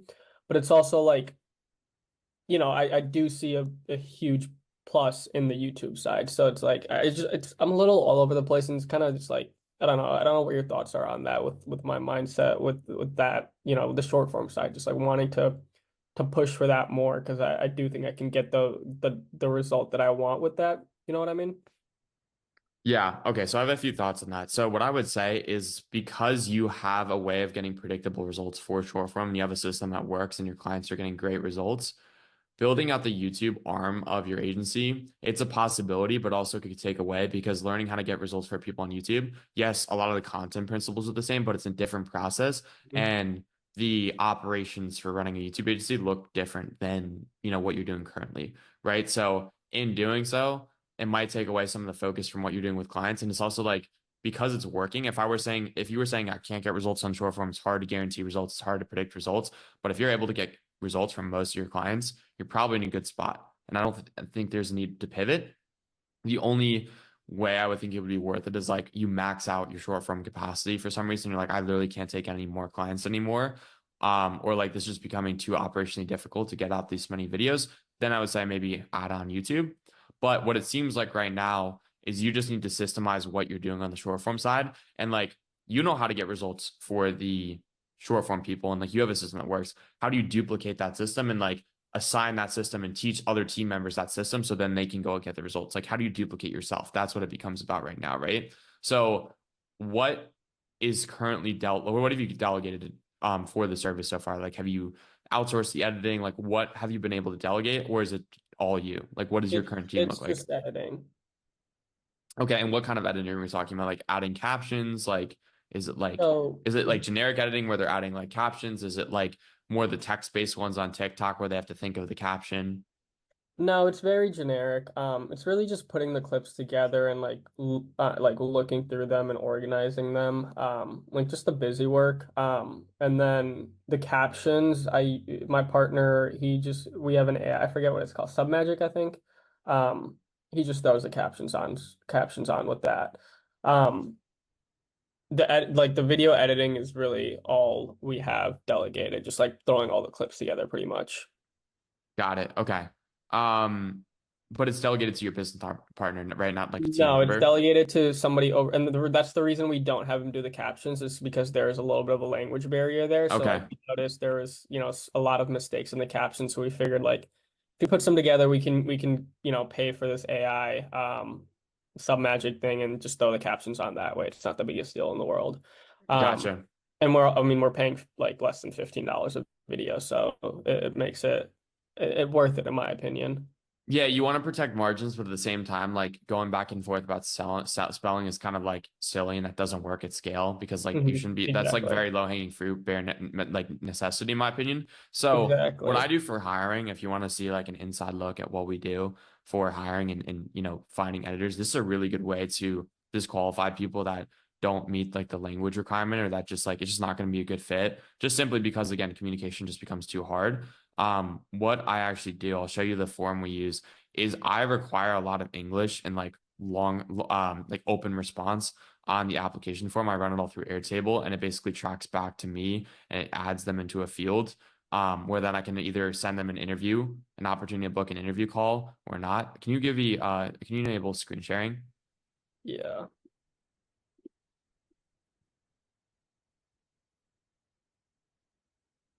So this You covers, could already have it, no? there we go. Can you see it? Yeah. So this is what we use for our agency. So full name, email, portfolio, right? So they got to link my portfolio. So like, obviously I'm going to be able to see their work. That's pretty standard. Where are you from? Not that that really matters. Just gives me a little bit more context on time zones, what position you're applying for. And then there's going to be all these different options right here. And then what's your philosophy on this job? What is your process on how to accomplish the job? Again, what I really care about is how people's minds work, because that's really the most important thing. A lot of people, they just hire an editor. They see a cool editor, like, I want to hire that guy without fully understanding like how they work, how much experience they have, how they respond or behave in a team, like how they think about, work, how they do stuff differently. What do people do in the industry do poorly? Again, gives me more insight on like how they work. Why do you want to work for us? What's your purpose in life? So I can understand how the opportunity I'm giving them helps them achieve their goals, because ultimately that's what matters. It's like we think about hiring very selfishly, but ultimately it's like, how does our position, how does this elevate them in their career and get them to the next level? And then also, what 3 words describe you as a human being? And what I really like about this is not even just the responses, but number one, a lot of people are going to try to ChatGPT this, and anyone that ChatGPTs it immediately gets disqualified because it tells me they're not serious about the opportunity and that they're just looking to BS their way through the entire process. How do you So, tell if they ChatGPT it? bro, you can tell. You can tell You when can people tell. do AI. Like, there's certain words, like as someone that writes scripts and like is really, really writing heavy, I can immediately tell when something's AI because I'm like, I would never write that way. Yeah. Or like no person would write that way, right? So it's very easy for me to tell. It's like it's pretty obvious these days. And also it's like either they'll use AI and I'll be able to catch it really easily, or number two is like they just won't pass the litmus test of like English, where like they don't really know how to form complete sentences or spell properly. And from there, I'm just like, yeah, this is not a good fit, because this all comes back to me in Airtable, where I'll get applicants in the last this is all applicants, and then I'll just get all this information sent to me within Airtable and a table, and then based on this, I can just click reach out for interview, and it'll automatically send them an email saying, hey, you have the option to book a call, da da da, then it'll give them the option to book, and then we can host and conduct interviews from there. But immediately, like, you can just go in and tell, like, I don't want to like expose anyone here, but like, I'll get an example of a ChatGPT. This is just kind of like short answers. This isn't bad, but this one was just obvious. ChatGPT. Like, in the video editing industry, common pitfalls include poor communication, stagnation in skill development, and neglecting work-life balance. Who would ever say that? Yeah. Yeah. Like that's ChatGPT. So immediate disqualification. I'm not trying to, throw shade at this guy. That's literally just how my process works for determining whether somebody's a good fit. And you don't even No, that have makes to sense. have all the automations or whatever. You could simply run this account on Google Form. I have an operations guy where I hired someone to go build this out for me, and it's Yeah. super dialed. But you could simply do this with a Google Form and then just do it manually, just like go through applications, like run the exact same questions basically, and Yeah. then simply look at the application and then reach out to people manually for an interview once they've passed the test. Where are you typically having people apply from? So I've done posts from like, I'll find someone on Instagram and I'll send them the form if they want to join, or maybe somebody like reaches out to me via cold DM inbound and I'm like, yeah, here's a form if you're interested. You could do a story post. If you do a story post, this is a big mistake people make. People are like, DM me if you're a video editor. It's like, dude, you're going to get the worst quality responses that way. But more importantly, you have no filtration process. You're just going to get a bunch of DMs and you're going to have to go through those manually, and everyone's just going to have their own pitch. This gives Yeah. you a universal thing, because if you have somebody reach out to you via DM, the stuff and information people are sending you, or it's all going to be different. But if you have everyone go through the same exact process, you can objectively compare people and measure people. You know what I mean? So it's like, Yeah. if you're going to do that, where you like DM me for this, you would just have like a ManyChat automation send people the application or something like that, or have people reach out to you via email and then respond with this application. But you could just link that application on your story, for Yeah. example, or just have people DM you. Because again, most people are not even going to be able to complete this because they're going to see this and they're going to be turned off, which is great because we don't want those people applying anyways. We want people that are actually about it. Another set of like YouTube jobs, I've talked about that in the program, in the community so far. YT jobs is great. You can find short form and long form people on there, thumbnail designers, whatever the case may be. There is a wide range. You just need to specify in the description. And just go from there. And then also have like, really the bottom line on YouTube jobs is like, you simply put out a post that says like, I'll show you an example post actually. Yeah. Yeah, that's typically, that's what I did with my video editor, is I had him put together like I just sent him some clips and put together a video, and that's when I don't know how much you guys pay, but I figured like $15 a video, like I can do the captions myself. Like that's, I don't know, because everywhere else I was looking was like $60 an hour or like, whatever.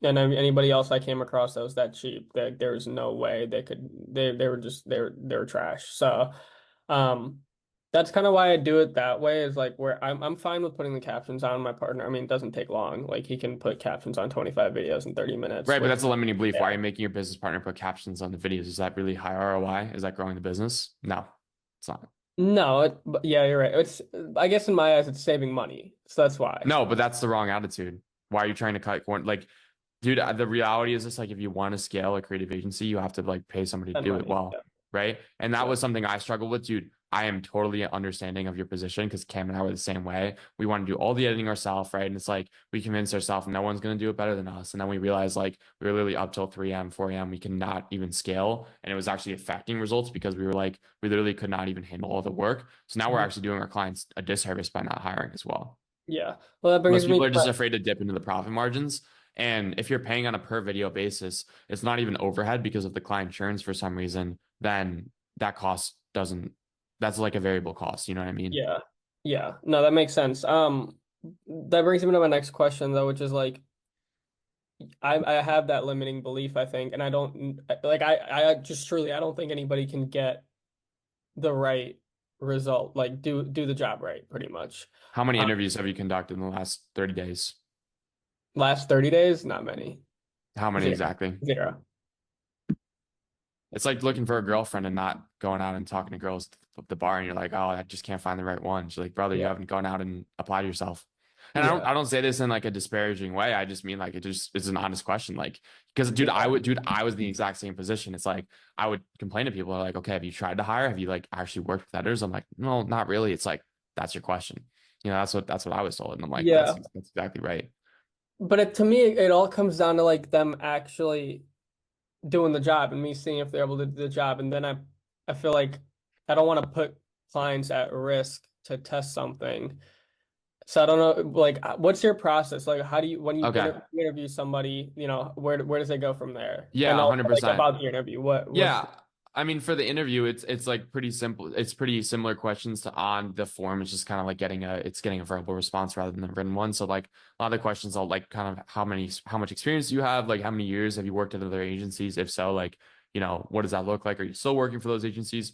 Really, most of the calls like about gauging their availability, because like usually they've answered like the philosophy about their thoughts on work and stuff like that. They've answered in the application form. So when I get to the call, it's usually about, okay, what's your availability? Like it's very logistical. Like what's your availability? What does your availability look like? How many other agencies are you working for? Um, what's your availability? And you could actually add that in the form as well. I just like to have people answer that on the call, because like I feel like a lot of people on the form would just like happen just say like, oh, I can work as many hours a week as you need, or I can get back to stuff ASAP. I like to get them on an interview after the fact, because I know like, again, I think people with that kind of stuff, I like just to get like a better perspective of it on a call. What else would I ask? I really take it on a case by case basis and let the interview flow. I'll have like a few questions that I ask. Usually about like, like what are your, like, I'll kind of re-ask the question, like, where do you want to be? Do you want to open your own agency one day? Like, because that's also important too. It's like you have to sell them the job and like how it's going to contribute to their career as well. Because like people think about selfishly, it's not that way at all. And basically explain like, yeah, we're working with a lot of people, big people in space. Like you're gonna have the opportunity to do this, this, and this. This is kind of what our process looks like. Right now I'm thinking of having you edit like 30 to 60 videos a week. Like, is that something you're capable of? Like, yeah. And then basically by the end, just get an idea of like if logistically it's going to make sense of like, hey, are you actually going to be able to edit this many videos? This is how many I'm planning to assign. Are you able to work in a team? And also like I'll set the expectations. I'll be like, okay, would you be able to attend a team call every morning at 9 a.m. EST? Because that's something we run Monday through Friday. I have my head of content manage and oversee the editors. He'll run that call for me. And I'll be like, yeah, are you able to attend this? Like, this is the expectation. This is mandatory. And like, basically just try to disqualify them in any way possible of like making sure it's like, they can attend the calls. They're not going to miss the calls. They can do this many videos per week. They can commit to being active in Slack at these times. And then if the answer to any of those is no, it's just like immediate DQ. People think about hiring of like, how do I find the best person with the best qualities? For me, it's just like weeding out the unqualified and seeing who's left after that. Like who's really, really serious about this, and then choosing from those people. It's like trying to eliminate as many people as possible. Yeah. That's the way I think about it. That makes sense. That's kind of my thought process with it. But at the same, like after the interview, I still great like question. There needs to be training, Right, 100%. So So the actual like what you're training people is how to work in your systems and your team. It's not training them on the skill. Like, yes, I have my head of content like help the editors and like basically train them up and make them better, 100% improve their skills. But it's all marginal improvements of like, hey, here's how you can do this transition better. Like, hey, here's a little tip on color grading. It's all these minimal things. They have the foundational skill set to go and do the work on their own. Now when they're in, it's just really like 1% improvements, like little things that they're getting better on. It's not like understanding storytelling. That should be a given. That should be a default. And that you're going to get a sense of just based on looking through their portfolio and like seeing their work. And if you don't have a clear track record of them doing that and being able to do it for other people, you just don't hire them. Yeah. And so sometimes you're just going to have to pay up a little bit more for talent, but it's like, that's the reality, bro. Like a lot of people don't want to talk about that. They try to cheap out with their margins on creative agency. And it's like, you don't build a moat with like people you're paying $5 a month. Like, you know what I mean? Like you actually have to find talented people and compensate them fairly to make it happen. Yeah. No, that makes sense. It doesn't sense. mean just overpaying just to overpay. It's just being mindful. It's being mindful of margins, but also understanding like, hey, if I want somebody good, like there's a cost associated with finding someone with experience. Yeah. Yeah. Yeah. I understand. I'm gonna have to. No, yeah, like logically it makes sense. It's just like an emotional thing as well. As far as also like making sure that their stuff is good and that they are who they say they are on their portfolio. What I'll usually do is just have them work on a test project from me or just something that's like not due for another a month so that they can just do that. It's not like something that's due immediately. So even if it's bad, like it doesn't affect the client at all. I'll just have them like do like a test project of something that's not needed right now, that if it's good, you can use it. But if not, you can just scrap it and not worry about it.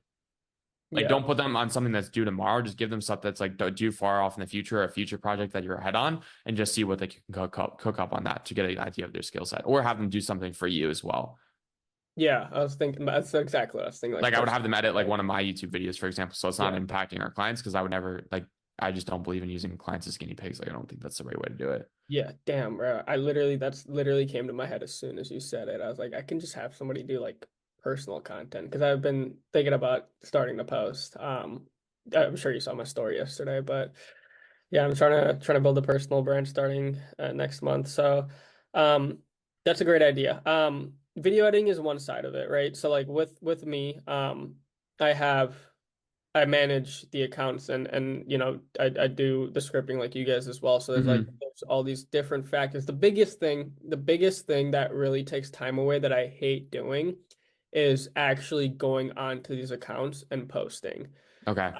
But I can't necessarily bring on somebody to just post 6, 7 videos a day for me and nothing else. You know what I mean? So like that's my Why biggest not? struggle.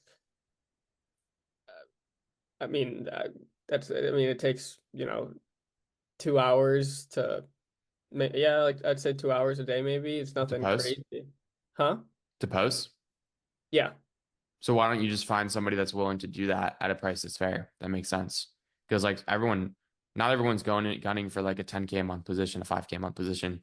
There's probably a college kid out there somewhere that has experience in social media marketing or studying business or marketing in school that just wants to make a little bit of money.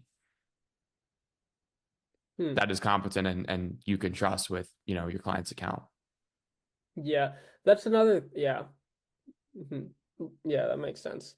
My biggest, yeah, I guess I could do Like you that. could easily find someone for $500 a month to handle all client posting. So for like just an example, not that it would be exactly 500, just think about it this way. You pay $500 to get back to, say it takes 2 hours a day. Okay, that's 60 hours a month. So divide 60, like if we actually do the math here, like I don't know what that is on a per hour basis.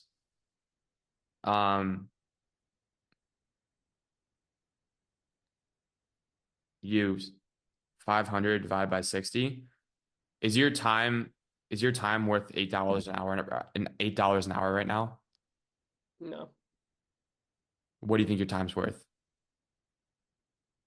I mean, I charge when I'm filming and doing videos 250 an hour, so So you're basically discounting yourself by 90% every single time you go to post for a client. yes. So that's the way you need to think about things. When you really do the numbers like that, it'll all start to click of like, wow, Yeah, that clicked. I didn't think about it that way. there's an opportunity cost associated with everything you do. Yeah. Honestly, that's like my biggest thing right now is if I can just get, it's also like I don't trust anybody to be able to do it like I do. I don't even like, I don't honestly like I do all of it myself. I don't even give my partner any accounts because it's like I understand everything. Like I understand how to use the text boxes on the app and all these little things. So like I guess like yeah, I'll have to do a little bit of training, which I understand. My biggest thing is like these clients are paying me and I'm making 5 figures a month. It's like that's what I don't want to put at risk. So I mean, is that just like a limiting belief you think? Like is that a risk I just have to take? A lot of it is an ego thing. A lot of times we think the client's paying us to work with us, which there might be some partial truth there, but at the end of the day, they're paying for a result, right? They don't care who gets the result. If the work is done and the quality of work is maintained, or at least is 80 to 90% of what it was, you will keep the client and the client will continue working with you. I'll give you a great example. This morning, we're working on a sick day in the life vlog for one of our clients right now. And I have a head of content who basically oversees the editors, right? He works for me. We brought him on a couple months ago. And I had him on the call with the client.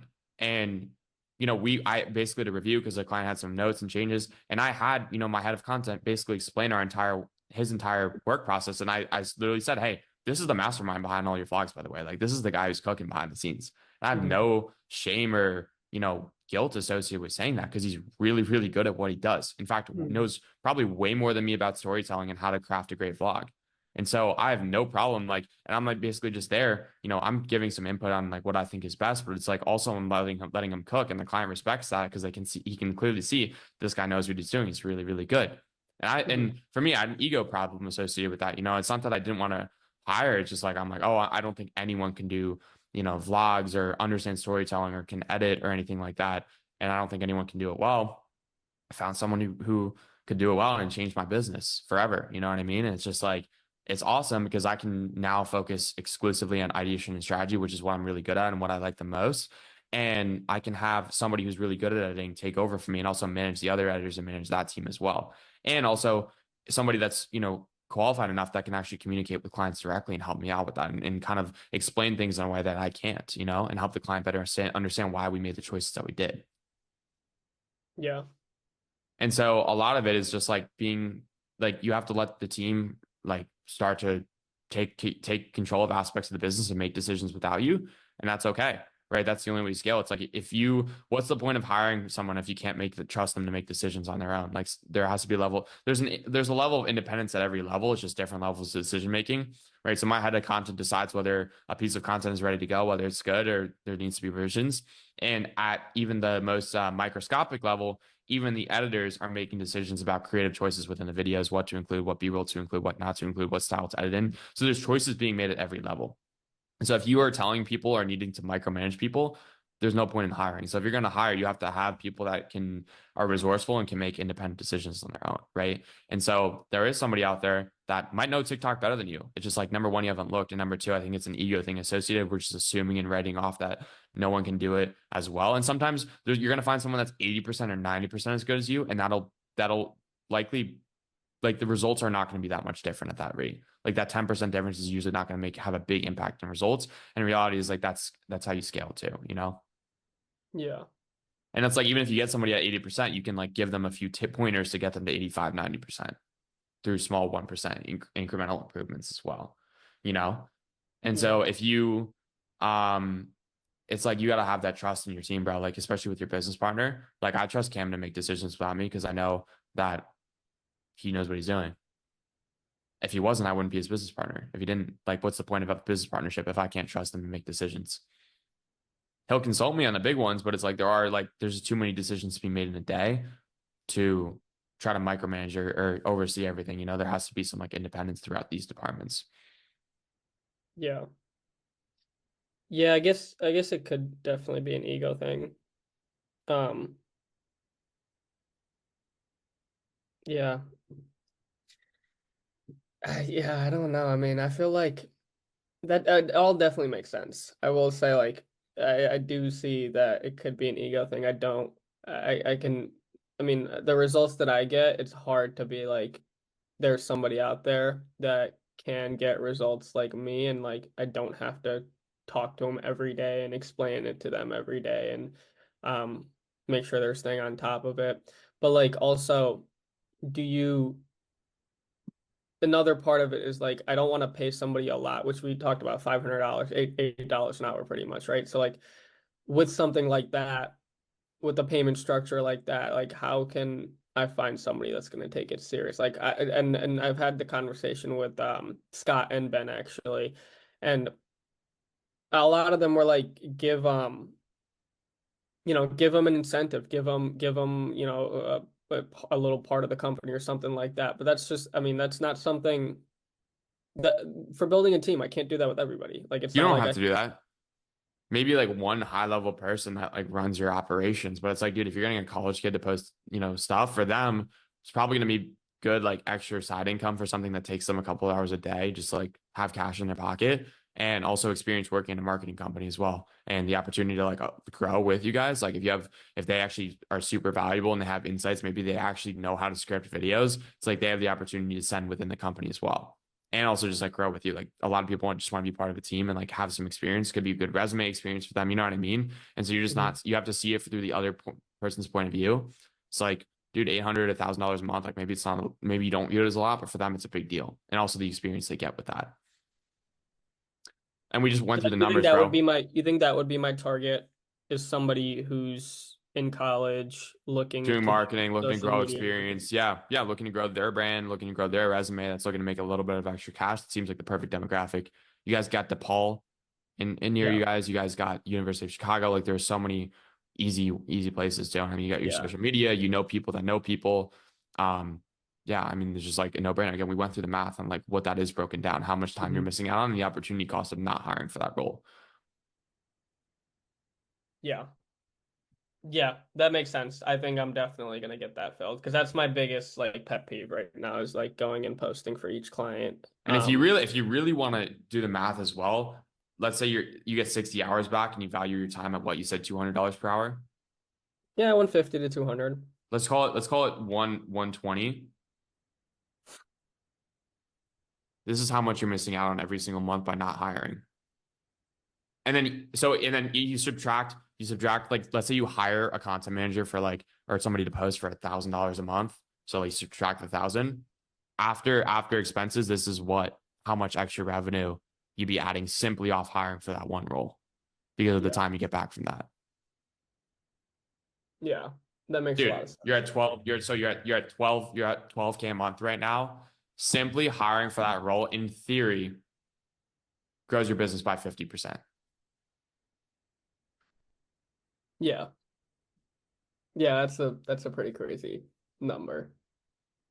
I guess, yeah, I don't think about, like, this is all still, I feel like like I said, I'm doing great numbers, but this is all so new to me. Like it still feels like I'm just like taking it step by step, and I don't think about shit like that, I guess. No, and dude, I'm not saying this to like make fun of you. It's just like, I just want you to like, I really like to spell it out for people like that. Cause like, I can tell people go hire or go do this because you get time back, or I could show them the actual opportunity cost of not hiring for the role, which is much more effective.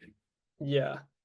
That's a really smart way to think about it though, because I mean, at the end of the day, that's all it is. It's an opportunity cost. So, yeah, I appreciate you doing that. I feel like we've spent more time on this than I anticipated, but That's what I needed to click, you know? Yeah, I'm glad that's we what I did. definitely needed. And I guess like, so are you on board with the initial question I had about like, I feel like, me personally, I feel like I should focus on just growing the team and growing the short form. I think expand that branch for as much as you could and max it out. Okay. And also like what I would start doing now is like, if you plan on doing that, start documenting your processes. So start screen recording yourself doing certain things, or like, let's say like you script and ideate for clients, right? Mm-hmm. So record yourself coming up with ideas for clients, how your process works, right? So like I have a YouTube course on my channel, and I've also made videos on scripting. The reason I do that is because I know one day I'm going to bring on a script writer, right? I still do that myself because I think it's a big lever, and I also just enjoy doing it. I don't mind doing it. I think it's fun. Mm-hmm. But one day we're going to get to a point of scale where I want to bring on a script writer. I want to bring somebody on to help with ideation and strategy. And so when I do that, I want to have a bank of content and trainings prepared that I can go use to send them, you know, to kind of get them familiarized with my process if they're not already. And so like, even if you don't plan to hire for a certain role immediately, start building the trainings now. So by the time you do go to hire for the role, they understand exactly how you work and how your process works. Yeah. And their thought process might be different than yours because everyone's brains work differently, but they can at least get a better understanding of how you work. And like, maybe that adds to the perspective that they have. Yeah, no, that makes 100%. Like the hiring part makes sense. I guess like another thing, and this has to do also with like me just being all over the place because this is new to me. I'm not, you already know this. I don't have any videography background or anything like that, right? So, there are people who I see who are great at videography. They're great at video editing. And I feel like I could take it to the next, because I do know how to get results. Like I do understand what does well on social media, but I don't think I do it in the best way possible. Like that's something that I would hire to delegate. But I also know the cost for that is pretty insane. Like a good video editor is expensive. Like my videos I shoot on my iPhone. I edit them, you know, send it to some guy overseas, $15 a video. Like the cost is low. But one thought that I had is like if I bring somebody on that's, I don't know if you know Flow Visuals. I've seen his stuff. I think he's in the community. I don't even know his name, but he like followed me and I've been watching his stuff. Like he's great at video editing. I'd love to bring somebody on like that and kind of partner my skills when it comes to social media and his skills, like somebody's skills when it comes to like video editing. I don't know if I'm just like all over the place there. Like what's your, like, I just feel like I could take to the next level then, and you know, even charge more with that.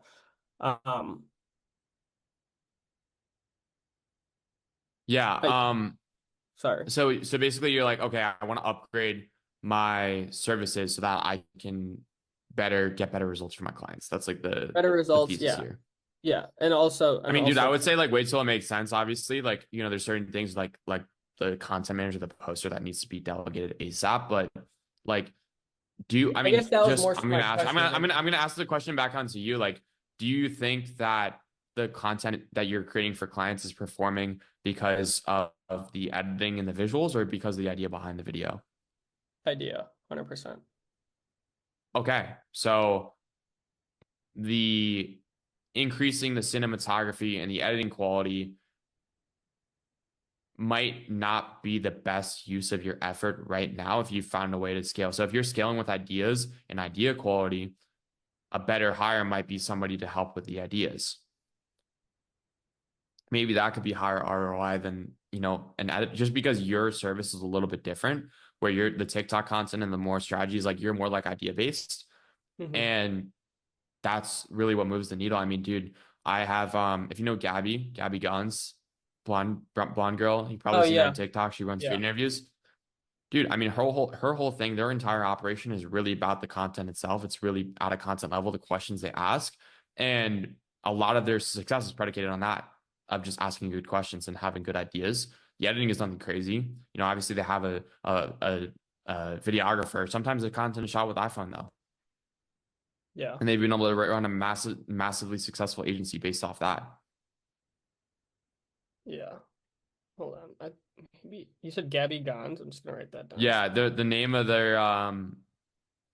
of their agency is called SG Social Branding. Donated.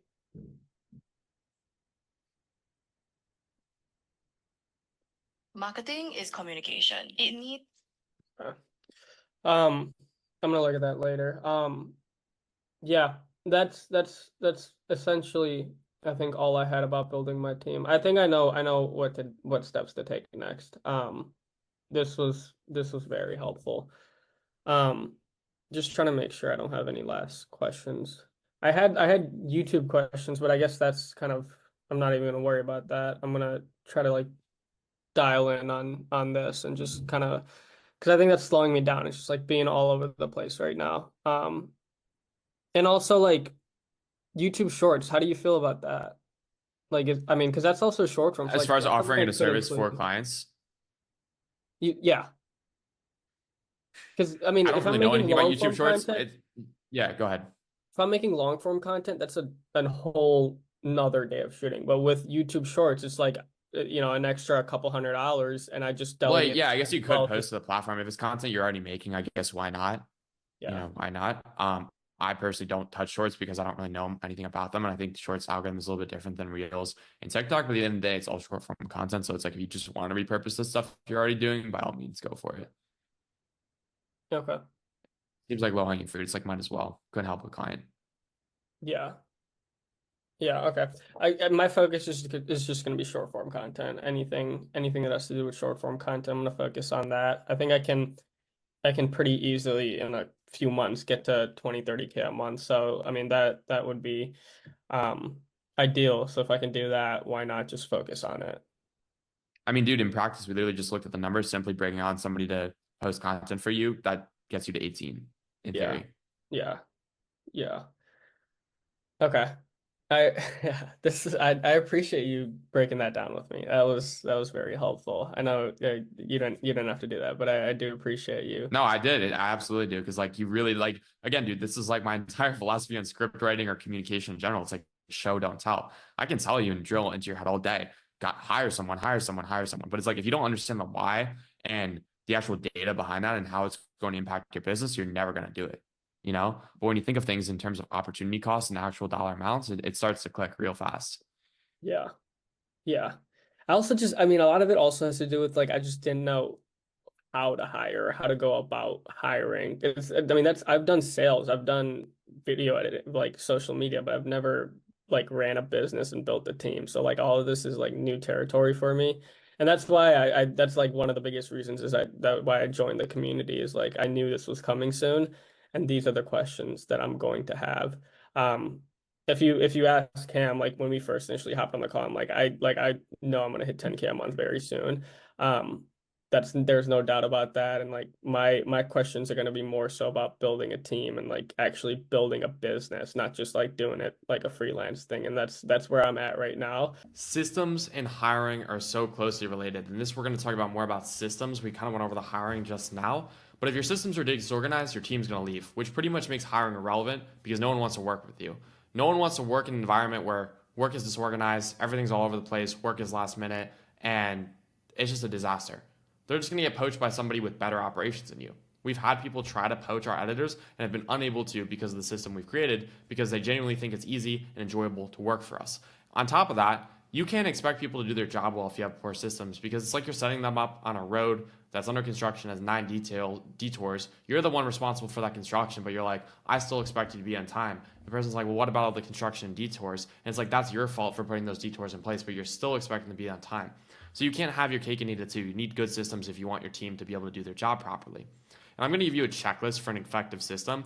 I don't want to say there's one way of doing a system or one way of setting a system up for yourself, but there are pertinent qualities in each that like make for a good system. There's some consistent qualities that make up a good system, regardless of what softwares you choose to use. These are some things that are absolutely essential that are non-negotiable.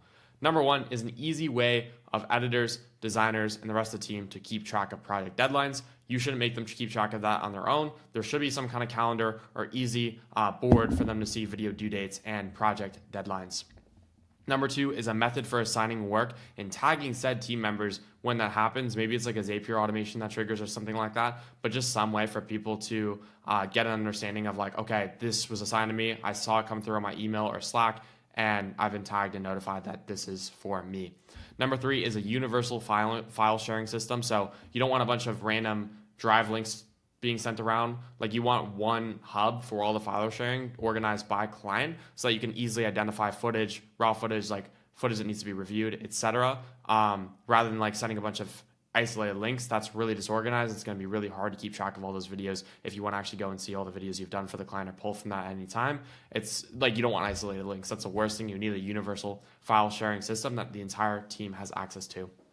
Next part is the universal communication hub. So just one space for everyone to communicate. You don't want to be texting your editor in WhatsApp and your thumbnail designer on Instagram DMs. You need everyone under the same system, whether that's Slack, whether that's another method of communication with everyone. You need everyone under the same roof. And if that's not the case, you need to be a dictator. If somebody's like, oh, I don't like using Slack. Well, too bad. If you want to work for an agency, this is how it goes. You need to be a dictator because at scale, it just does not work texting people on a bunch of different platforms. That's how you lose track of deliverables, and that's how clients churn. Next thing is a seamless way to leave notes on videos. Pretty self-explanatory. Just want a way to leave feedback and for an editor or designer to be able to see that feedback very clearly. Next is a clear way of marking videos as completed or needs revisions. So the social media manager either knows to A, post the video because it's done, all revisions have been completed, or it needs revisions, this needs to go get fixed by the editor before they go ahead and post it. And lastly, a folder or channel containing SOPs for new hires that clearly outline how to do their job. Guys, you don't want to spend time manually training your guys every single time you onboard a new hire. There should be an automated, systemized process for when somebody gets onboarded to have them get trained on their role and know exactly how to navigate the system and do their job properly, rather than you having to manually train every single person you onboard, because that's just not scalable. It becomes very difficult to bring on new talent when you don't have a systemized assembly line process for training people up. You need to have this in place. It's going to save you a ton of time and actually make sure that team members are aware of expectations and how you guys work. And again, I don't have one like recommended or you have to do this type system.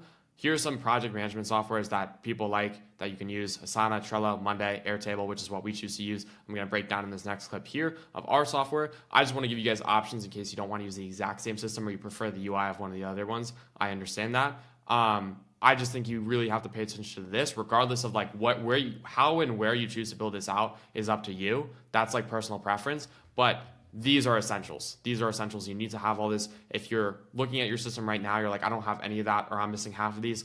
That needs to be addressed immediately. That is a pressing issue, and you really need to think about how you can improve that system. And I'm just going to give you an example of what we do for our systems. Again, if you like this, cool. If you want to do a modified version of this, cool. I just want to show you what works for us and what's allowed us to scale and really bring on more team members and be able to get our time back so we're able to focus on client acquisition and make sure that client deliverables are going out on time in a seamless manner. And after I show you my systems, I actually show you myself doing an audit for a consulting client that wanted to improve his systems, and I break down pretty much his entire workflow and what can be improved and automated throughout. So enjoy. This will give you some perspective and clarity on what we do for our systems and how I go and audit other people's systems in their business when there's room for improvement. So let's start with management structure, and it's not too complicated, but this is where a lot of people mess up. Now, as you can see at the top right here, we have myself and Kim, who are the owners of the business. My main responsibility nowadays is ideation and scripting. Cam is mostly focused on client acquisition. Eventually, I want to outsource this role completely, ideation and scripting, and just be focused on client acquisitions through organic content and ads and cold outbound, and not have to worry about the ideation and scripting whatsoever. But I'm in the process of training someone on that right now. And these are really the two biggest levers for our business, because ideation and scripting, that's what helps get our clients results. That's what moves the needle with the content we put out for clients. And client acquisition, well, you need more clients to stay in business and grow the business. Then we have Will, our head of content. He is an absolute beast and the machine that runs this business. Now, what Will is responsible for is overseeing all the deliverables that are going out for clients, like edits and thumbnail designs and the whole lot. So he is responsible for quality control, aka making sure that the edits and thumbnail designs that are going out for clients are up to par with our standard. He is also responsible for training them, giving them pointers here and there, hopping on calls with them, giving them feedback. And he's also responsible for social media management as well, which he is just uploading, publishing, doing all that stuff for clients as well. So we are not involved in that aspect. So he's essentially serving as quality control, a social media manager, and a head of strategy as well, all in one. So he's a very, very vital part of our business. And he allows us to work, again, on the business rather than always be in the business, because he is really the manager of the entire operation. And so he's looking after the videography team, which is shooting for clients, the editing team, who edits for clients, and the thumbnail design, which you guessed it, designs for clients. And I'm going to show you how all of us work together in this onboarding and workflow section, and what the entire process looks like from when we sign a client to actually going and creating videos for them. So it all starts when Cam and I sign a client, the invoice is paid, the agreement signed. So we'll onboard that client, we'll put them in a group chat with myself, Will, usually the videographer if there's a videographer involved, and the client. Now, after this, I'm going to take an onboarding call with the client for more info on them, for ideas and scripts, right? I have to understand their offer, because if I understand their offer, I can understand what kind of content is going to resonate with the people that are buying that offer, who their ideal customer is, again, more about them, just kind of details about their life, what their unique advantages are, and also just some miscellaneous details about, creators they like to model after in the niche. Maybe there's like, oh, this guy's doing really well in the niche, we should get some inspiration from him. And overall, just brainstorm about what the content is for the month ahead and the months ahead. Now, after this is done, I will script the videos. I'll send these scripts to the videographer and the client in that group chat, and I'll lock down a time with the client. If the videographer is shooting at a studio, I'll make sure to make a studio reservation through Peerspace or another one of those websites. Or if the videographer is going to the client's place, apartment, house, whatever, they'll make sure that address is confirmed and a time is confirmed as well. And they'll also have the opportunity to review the scripts so they know exactly what needs to be shot in that given time period. The videographer will go and shoot with the client, and the videographer will upload the thumbnails and the footage to frame.io, which is the file sharing platform we use. It's kind of like Google Drive, after the shoot is completed. After that's done, Will, our head of content, will assign the video to the editor and the thumbnail designer. The editor starts working on the video, the designer starts working on the video, and once they're done, they'll upload the first version for review in frame.io. And after that, they will notify Will, they'll tag him, or they'll actually use the automations, which I'm going to show later in this video. We have a custom automation built out with Airtable, as well as a few other softwares that pretty much automates this video review process. And after this, Will approve the video or leave revisions depending on if it needs changes. If it's approved, Will's going to upload the video to the client's YouTube studio and schedule out the video. If not, and there's notes, the editor is going to make sure, or the designer is going to make sure that V2 is worked on. They'll upload a new version. And then once it's approved, regardless of how many cycles of this happen, will upload the video to the client's YouTube studio or YouTube channel and schedule out the video. It's kind of like the simplified version of what the workflow looks like. I can show you what the automations look like in a bit, but I just want to give you a general overview of everything that happens from, signing the client to actually getting out their first few videos. And the process pretty much just rinses and repeats from here. Every time we start a new billing cycle or every time the client needs new videos, it'll pretty much go back to here and start from the beginning. And I alluded to some of the softwares we use, but the main softwares we use, and you'll see how they all work together, are Slack, which is going to be for client communication, or internal communication with the team. You can also use it for client communication. We happen to use iMessage for client communication. Frame.io, which is the file sharing platform that you'll see very shortly. That's where we store client files and we can share review links with our team. There's Airtable, which is basically a automation software and allows you to basically create like a CRM for your clients. PandaDoc, which is what you use for the agreements in step 1 for service agreements. There's Loom, which is a screen recording software that's useful for many things, but mostly for giving editors feedback and giving them context on a project. And then Zapier, which you can use for some automations as well.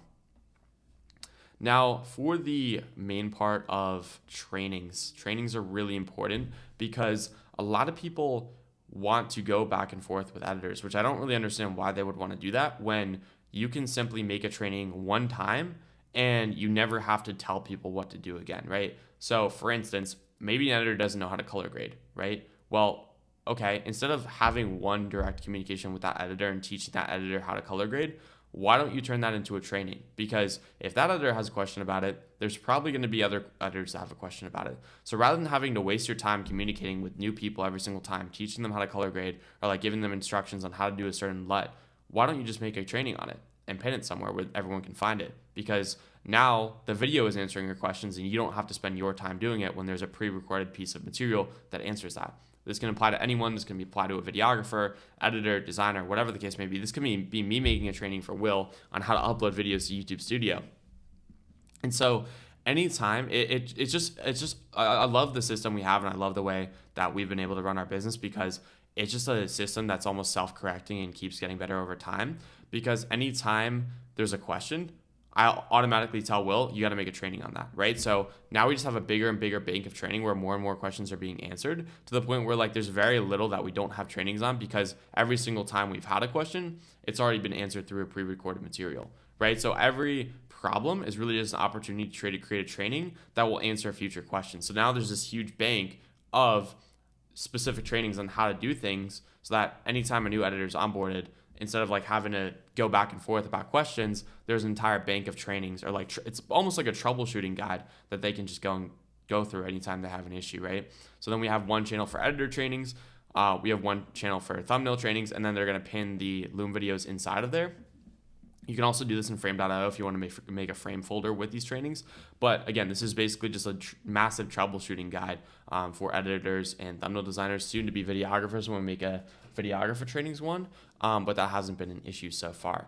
And this just makes your business more efficient because instead of wasting time hopping on these little calls and going back and forth with people individually, now it's like, hey, refer to the troubleshooting or refer to the guide. If there's nothing on there, then okay, no problem. We'll make a video on it. And then now it's a training for the future for future editors. So you want to create a system like this where it gets more efficient with time, not less efficient, because you're just pretty much, going through every nook and cranny to make sure that there are answers to the questions that your team has. Now moving on to internal communication. Now, every client, again, you're gonna see this visualized pretty soon. Every client has a designated internal Slack channel or pod, right? So when I say pod, the only people that are in that group chat are editors and designers related or working on that project, right? And this is really important because people will individually message the social media manager, they'll individually message the thumbnail designer, and they'll individually message the editor. But it's like, why would you not put them in one group chat, right? Because now it's like you've created 3 chains of communication when you can just send one message and all those people get tagged, right? It doesn't make sense. On that same note, on the flip side, if you have everyone in just like one big group chat, like editor chat, then there's going to be like editors that aren't even involved in there, and it's going to be a mass like thing of spam. There's no organization whatsoever. So it's really important to have a balance, which is why we just have client channels internally of like, hey, this is a channel designated to this client's videos, and so on, right? And so what this allows you to do is rather than having these individual threads with editors and designers, everyone's just in one place. So everyone related to that project can collaborate. Like maybe the editor grabbed a frame from the video that could be good for a thumbnail, then they can drop it in the same group chat with the thumbnail designer, and ultimately just makes communication more efficient. And something else we do to keep things smooth, to keep things on the same page, is our head of content, Will, he hops on with the editors daily at 10 a.m. Eastern time for 15 to 30 minutes to check on project deadlines. We kind of make an expectation that people show up to this call. And with the people on that call, they basically give a status update. Hey, these are the videos I'm working on. If there's any delays, they'll let Will know, hey, I need another day or two in this video for X, Y, and Z reasons, right? And what this allows us to do is it pretty much allows us to make sure there's no loose ends, right? If there's somebody's behind on a video, they're encouraged to communicate it on there. If somebody is, missing assets for a client or B-roll, that's when they go and ask. So rather than having like last minute asks about B-roll or letting me know that a video is going to be late like 12 hours before, we can make sure we're ahead of the ball days in advance so that we can communicate to the client that either the video is going to be late or we need more assets for them to actually complete the video. Now, as I said earlier with the trainings on a similar note here, looms, in the same way that we use them for trainings, we also use them to explain a project or provide clarity around a style. So maybe like I want to explain what I'm looking for in a video and I just don't know how to put it into like text. I'll just go and record a 2-minute loom video, like showing them some examples I like, some YouTube videos, like what aspects I think they should copy, what aspects I think they should leave out. And this just makes it very clear to the editor what I'm looking for, because if you don't provide context on your project, you can't be disappointed with a bad output because it's all dependent on your inputs, right? And like I said, asking questions, it's encouraged. I don't want people brushing stuff under the rug because they feel like I'm going to get mad. I just need them to communicate if the video is going to be late. That's fine. If a late video it happens, like that's life. And clients are generally understanding of that if the work is high quality. I just need you to communicate it a few days in advance so I can make arrangements and let the client know instead of leaving them in the dark. And so that's really the communication system we use, is just having those client channels in Slack, which again, you're going to see very soon, so that anytime there's a hiccup or anything like that, we can be on the ball and we can forward that information for client. And then for client communication, this is just internal. What some people do is they just do like the same thing that they do for here, but instead of internal communication, they just do an external channel in Slack. So it's a Slack channel with the client, and then it'd be like the head of content, myself and Cam, and then the team is the internal one, so they're in a separate chat. But I'm just in an iMessage group chat with Cam, the client, and Will, and then the videographer if there is one for that particular client. And then the reason that's good is just like I just find it to be more efficient. People answer the phones quicker. Not as many people are active on Slack. So if the client ever wants to review a video or see a preview, we can just drop a frame.io review link, which is pretty easy for them to check out in the group chat. And we just, in here, again, it's pretty simple. We just proactively communicate video ETAs, what kind of results they're getting, coordinate shoots, et cetera, pretty much everything you'd expect from, basic client communication or, contacting your client. So this is what everything looks like at a glance, and I'm going to show you what this actually looks like in our own agency, how everything works step by step and the automations we use. But this will give you a good overview, and the main notes I want you to take away from this is that you should have some kind of process, number one, for making your business more efficient with SOPs, where you're actually creating trainings on things so you don't need to repeat yourself. Number two, you should have some kind of way of organizing your workflow so that it's not just this thing where you're trying to figure out a new process every single time you onboard a new client. It should be the same universal process step by step. So every time you onboard a new client, that process looks almost identical, and you don't really have to do much critical thinking because it's basically just an assembly line. And the third thing is setting up good communication with your team and setting up a system for them to win, like it doesn't have to be daily calls, but like a call a week, encouraging them to ask questions, having these designated channels, just setting them up for success. Because if you don't give them the proper inputs to succeed, if you don't give them any kind of system, they're going to fall apart because they're not going to find it easy to work for you. And you don't want them worrying about systems. You want them to worry about what they're good at, which is editing videos and being creative. So you need to go and set up this infrastructure for your team, because if you don't, your team members are going to leave. They're going to get frustrated. They're not going to want to work for you, and you're not going to maintain talent over a long period of time because no one's going to want to work in a messy system. I'm going to show you exactly what it looks like for our content agency in this little next clip here. And then after this, I'm going to show you another example where I actually help one of my friends clean up his workflow and make things more efficient in his system. So let me show you the Slack layout that we have to keep things organized and clean. Now this is the editor trainings channel I told you about. And this is where we store a lot of looms. Also, if you see right here under pins, this is where we can pin all these trainings as well. And this helps the editors at any given time very easily navigate exactly what they need to find. If you really wanted to go crazy, I mean, you can also search the channel as well. So let's just say I wanted to go to like voice clone. If that's what I needed help with as an editor, I can easily navigate that within the training section as well. So you can index things by search in Slack, which is a big advantage for using it for communication with your team. This is for general SOPs right here. This is thumbnail trainings, don't really have to go through that, but this is an example of the types of trainings you can make in here. And if you even wanted to go a step further and like link this back to frame.io, you can make like a frame.io folder with just trainings as well. That's another option. But I think this is easiest to navigate, just keep it all in one as well.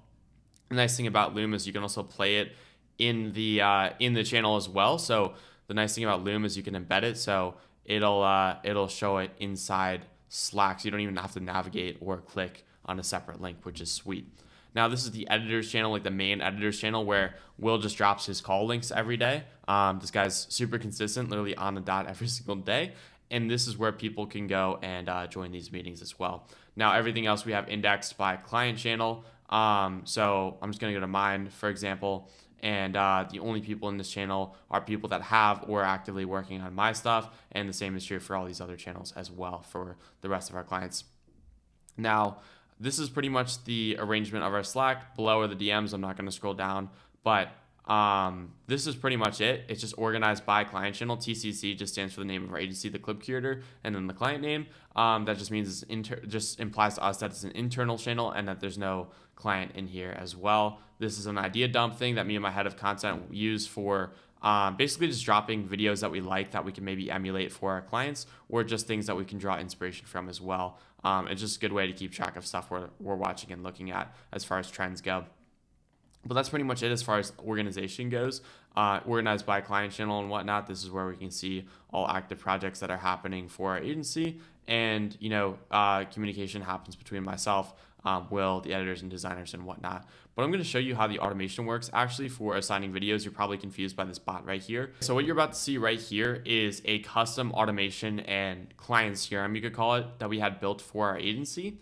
And I'm going to show you step by step how this works, how I assign videos to clients with literally less than a minute and a few clicks. So I'm just going to call this test project. This is a form that gets submitted. It's going to be a long form video. I'm going to say this is for myself. I'm going to give this to Will as the thumbnail designer just for the sake of the test. I'm going to call Will the thumbnail designer as well. I'm going to set myself as the team leader. I'm going to say this needs to be done by next Friday, and then it needs to be published by next Saturday. And I'm going to leave a few notes here as well. And go and submit this. Now, upon submitting this video, if we go into this Slack channel right here, you'll see this pop up very, very soon. This automation is like 100 steps long, 80 steps long, something like that. So it takes a second. As you can see, now I got tagged. I didn't even have to do anything. Now I can go assign this footage. I get a notification from Airtable, assign to editor. And now, as you can see, the people responsible for this project, Will, who I set as the editor and thumbnail designer, are going to get tagged here.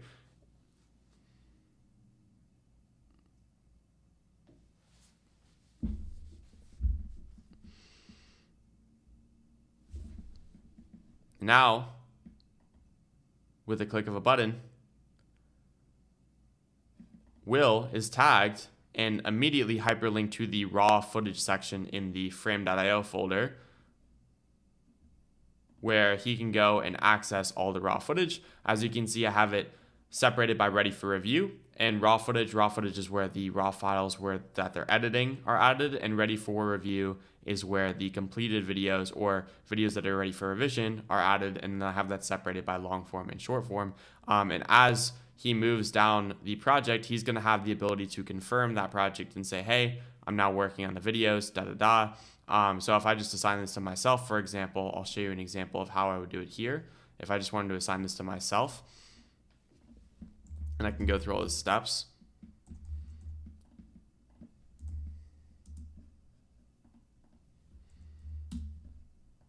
If I assign it to myself on every step, now you can see what it looks like from Will's perspective or whoever's editing the video.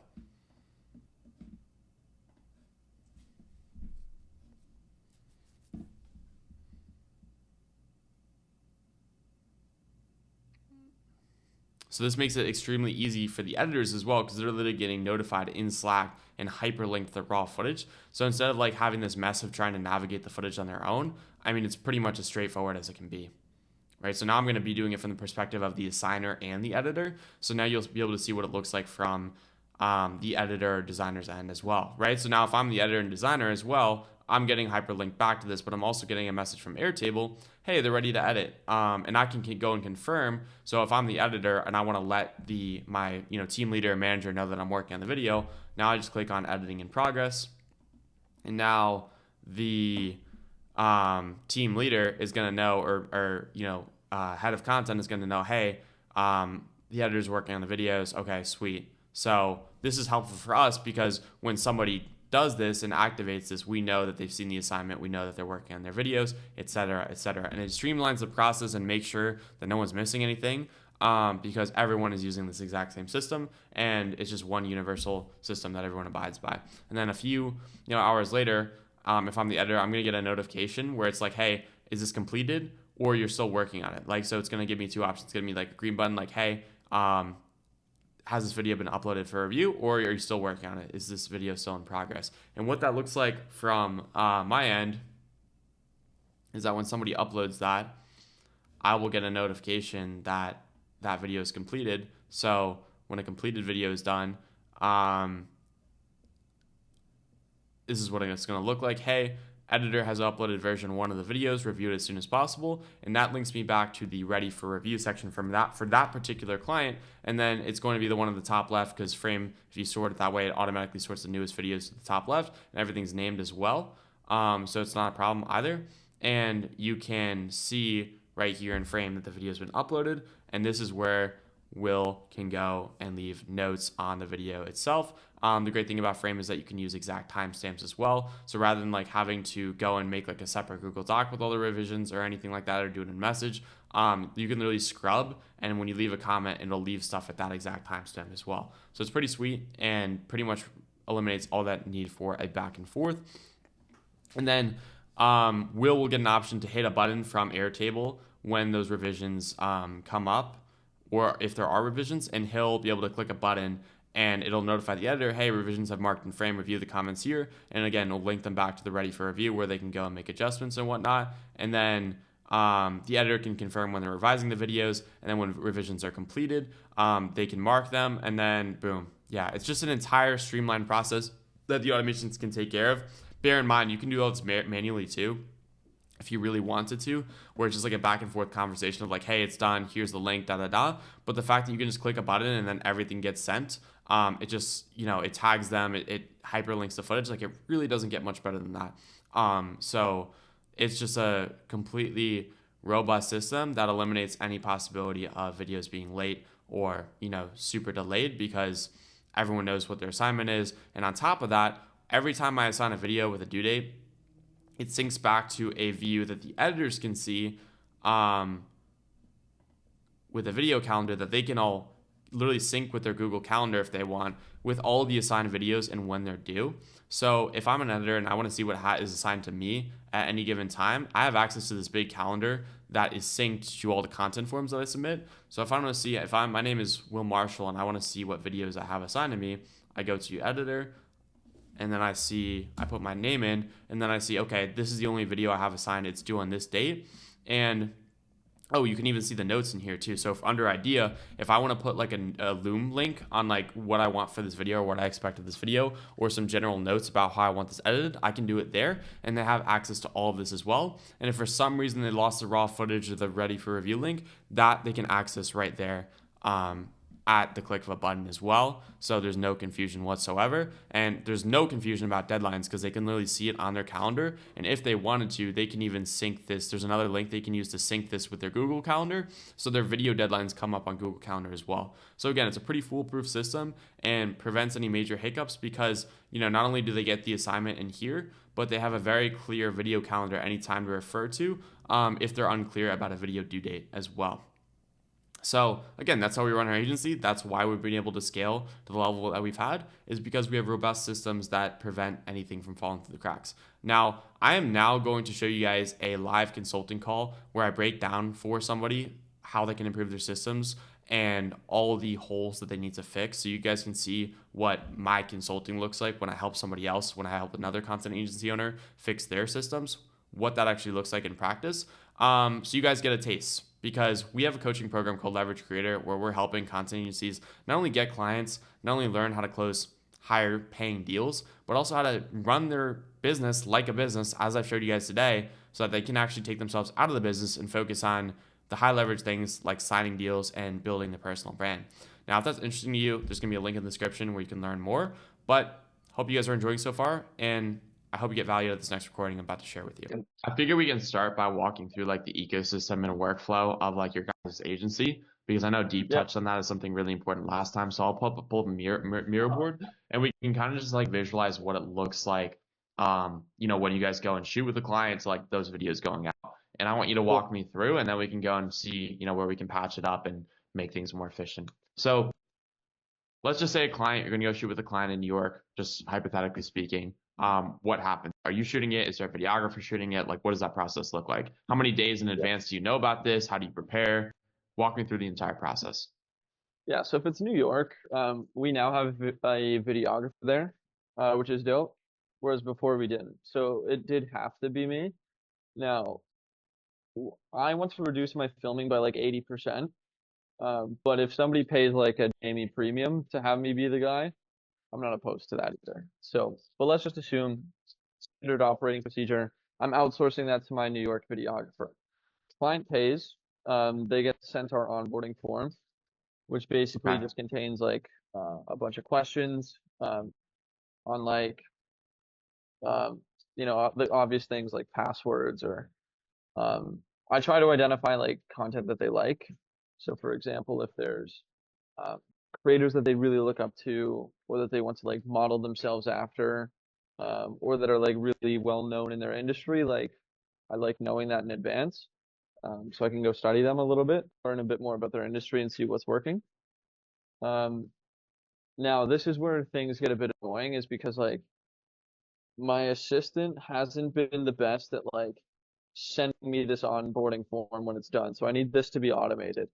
So okay, this onboarding form needs to be automated to be when a client fills it out and it's submitted, that it like pings us in Slack. Yep. Okay, It's that's not easy. That's automated. really low hanging fruit. There's no reason Cool. you should have a human doing this right here. Cool. And where is that done through? Typeform, I'm assuming? Jotform. Jotform. Okay. Yeah. I'm just going to put Jotform. Okay, that should be a really easy one to automate. Then the next part of the process of onboarding is they schedule a call, and this is like automated in our email sequence. But sometimes they don't check their email, so we have to follow up with them in Slack. But that's just them being like silly, I think. Like, check your email. And so they schedule basically like a kickoff interview. So I interview them for like an hour. Okay. Yep. And basically my goal is like I want to learn as much as I can about them personally and professionally. It's like a mostly unstructured like email and stuff.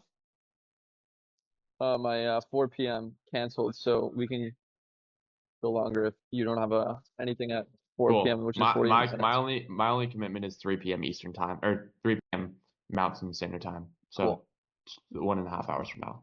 Yeah, that's the second time he's canceled this week, or the third time in a row, actually. New client. Mind you, he's in finance in Canada, and the Canadian Prime Minister just resigned this week, so I kind of get it. So basically, this onboarding call, it's not a technical onboarding call. So I'm not going I'll just over call it our an interview systems. call. Yeah. I try to either loom it out or actually recorded like how to use Notion in like a professional camera at South Point. Like I have a nice little tutorial that I send them when they're in Slack on how to do revisions and use our Notion system. But I mean, once Airtable is set up, I'll make another version of that. But I take this interview call, and then it depends on who's filming and a few different variables. But like a lot of the times at our current stage, if they're in Miami, I'm filming. I'm doing almost all of our shoots in Miami, and I'm training and getting some guys to like offload that. But at the end of the call, I can usually schedule the next 2 items. One is our first strategy call. So I always like do strategy and stuff, which is like writing and coming up with their ideas. So the next thing after that interview call is like the first strategy call. Okay, I see. So strategy call takes place after the interview call. Yeah, because I use what I learned in that interview to like write their scripts and come up with their content plan. I can't do any writing until I learn more about them. Makes sense. I'm the same way. Okay. And then after that strategy call goes to shoot. How many days after does this take place? Usually after the strategy call? It'll be the earliest will be the next day, the latest will be the next week. So let's say Okay. like 1 to 7 days. Yeah. I always tell clients basically like, hey, like let's try to do it the strategy call and the shoot closer rather than further. Because I really value having like the ideas being fresh and like you remember like certain details, and like there might be things that kind of get lost after like 7 days. Okay. Jamie, or just put Jamie/videographer shoots with the client. Okay. It's mostly me, but like we still have plenty of shoots that are not me. And anything Sure. that is not in Miami is, we have quite a few clients at this stage that are not in Miami, like it's not me. Then it goes, videographer uploads content to Google Drive.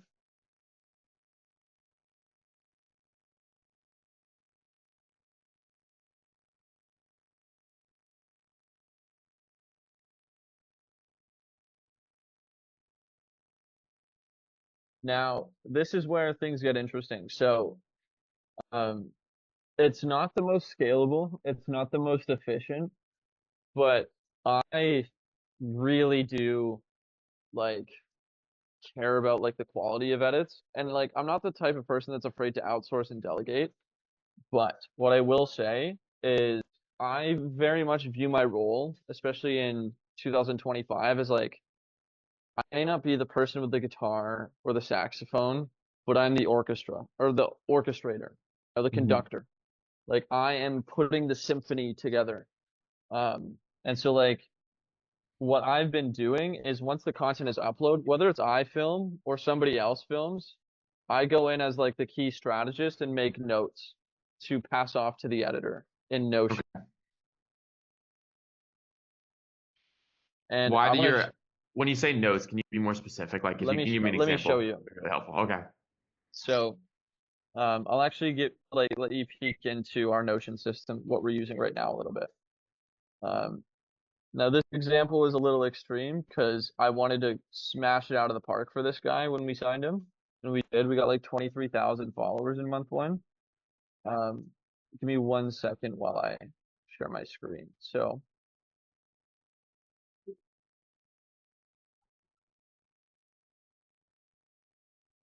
I just sent a request to share my screen. Okay. I think 1 sec. There you go. Okay. So this is, you can see, where did the content link go? How did that get deleted? usually I don't know, someone fucked that up.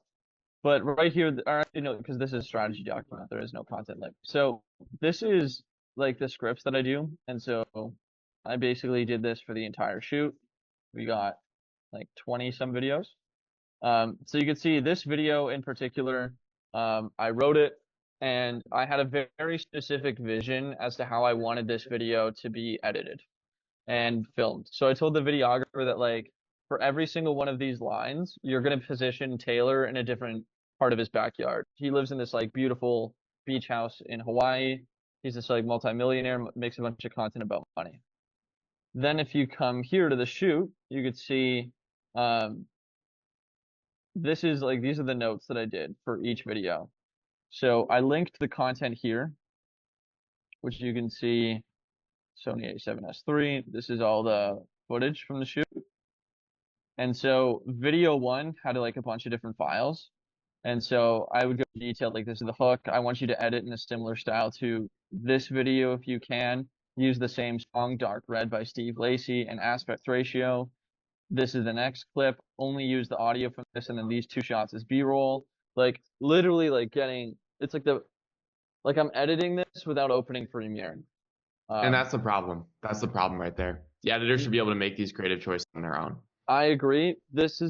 I'm showing you the most extreme example because this I'm just making this ever. myself for sure. This was the first video ever we launched for this client. So I put like extra special time and attention into it. Fair. It got 500,000 views. So like, and I just knew that like he could be a long-term partner. At the time, he was our highest paying client, our roster. So I'm just showing you the most extreme example of what these notes look like. Okay. So you can see I kind of go even not frame by frame. It's not ideal because I think frame would be better for this. But you could see like I'm time stamping these things. I'm giving them songs to use. Yeah, like, I mean, these ones are pretty straightforward, like those notes. But that's kind of like a little peek into what that process looks like. So I would pass along the notes to the editor to make sure that they look great. But yeah, if you have more talented editors, they can make those creative decisions, which would free up my time. 100%. Yeah, so that's something in the hiring process as well that needs to be ironed out to find people that can make those judgments. I totally understand where you're coming from as far as giving context, because I'm all about giving context. However, I think there's a few things you can do to make it more efficient. This should be frame. This should be frame right here. Yeah. And I'm just going to leave notes as I think things can be improved. This should be frame because instead of having for them to go back and forth between Notion and this, what you can do instead is on the footage that gets uploaded, you go to here. And then leave the notes in frame? Yes, exactly, because you can leave it on exact files. So if and I don't on know the exact second. Correct, exactly. So once the stuff is named, I don't even have to leave it on the script or Notion. I can literally leave it second by second. So like for this part, maybe I want to leave a note about animate this or like use this, maybe use screenshots of like income for the hook. So we have social proof and I can leave it on the exact timestamps in the video. So instead of that guy having to go back and forth between the two, they can literally click on the file and they know exactly what to do. Same thing with the ads, now, right? Question, because I want to show you one thing. Let me find an example here for a second. So like sometimes I'll give my editors like a LUT that I want them to use, or like I give them notes in Notion that apply like at the top instead of like going C1009 blah blah blah, where I use the file.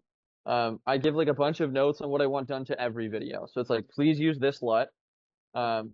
Please like keep everything under 90 seconds or like the universal like edits that I want across the board. Think of it like the adjustment layer for all videos. Like what would you do in frame for that?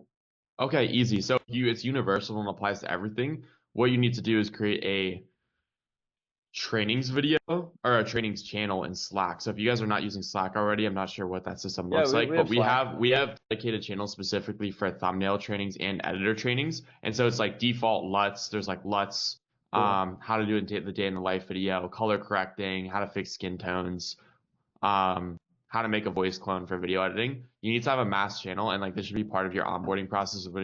Who's calling me right now? Can you still hear me? Yep. Okay, cool. Yeah, just my headphones like disconnected for a second. But as far as the notes go, like you can still see this. Yep. If you can set up like a I don't know why music is playing. My music app just opened. My headphones are going crazy right now. But the point of this channel right here is to make a set of universal trainings for your team. So like you just mentioned with the like the color correcting or LUTs, you can have like a LUT pack or something like that, or like a LUT training. And it's just like, hey, if you ever have a question about anything related to editing or how to do something, go to this channel, and it acts like a Jamie Light, and it can just answer those questions rather than you having to do it manually. Just make a bunch of And I pre-recorded might stuff just and have make a like training channel. a Google Doc that has all the assets in it too that they need. Assets for all people, you mean?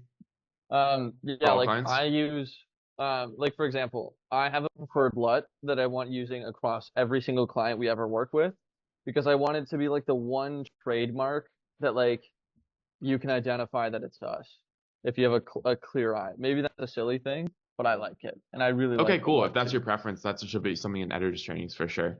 Yeah. And then you can just pin the messages as well. So if anyone like loses something, like it's all right here. Cool. And what's But great about this, there's Jamie? It's what I will say self-correcting. though is like this is great for things that are for every video of all time, but like some videos, like for example, let's say I finish a shoot or videographer finishes the shoot and I realize, fuck, like they're a little overexposed, like each video. So that's only related to that shoot. It's not related to every piece of content we ever produce ever, right? It's like localized to this newest batch. What, the fact that the videographer shot it overexposed? Yes. So I Was that want a to pass to situation the that editor. is that a situation that could potentially happen again? Potentially. I mean, when you're outsourcing, Then you need like, training on it. yeah. Right? So like a lot of people think that these are isolated incidents when they're really not, right? They may be infrequent, but there will be a time and place. So when that does happen, it's like, let me make a training on that. So if it does happen again, which is inevitable, if we're training new videographers, let's make a training on it. Right. And it's like hard to start thinking that way because you don't think it's gonna happen again. Like, oh, this is an isolated incident. I've thought that so many times, but the truth is it's never really an isolated incident. For example, one of our clients sent us a video that was kind of messed up, and they did something with the footage, so where they like shot it wrong. It was on like a DJI or something like that, and like an Osmo. Yeah, like an Osmo, for example. And we had to assign it to a certain editor that had a certain software because something about like it was like kept going in and out of focus. And so apparently like we're going to use a software to fix it, but that's going to become a training in here real soon, just in the event that that happens again. It most likely won't because we shoot with most of our clients, but you never know when we're going to need that. Cool. Yeah, no, I like this reframe. So it's almost like an entire troubleshooting chat for editors as much as it is a training chat as well. Or like, what if the audio has like a ringing in the background? Like, okay, here's a training on how to use a software v.io to clean that up if that happens. So, quick question.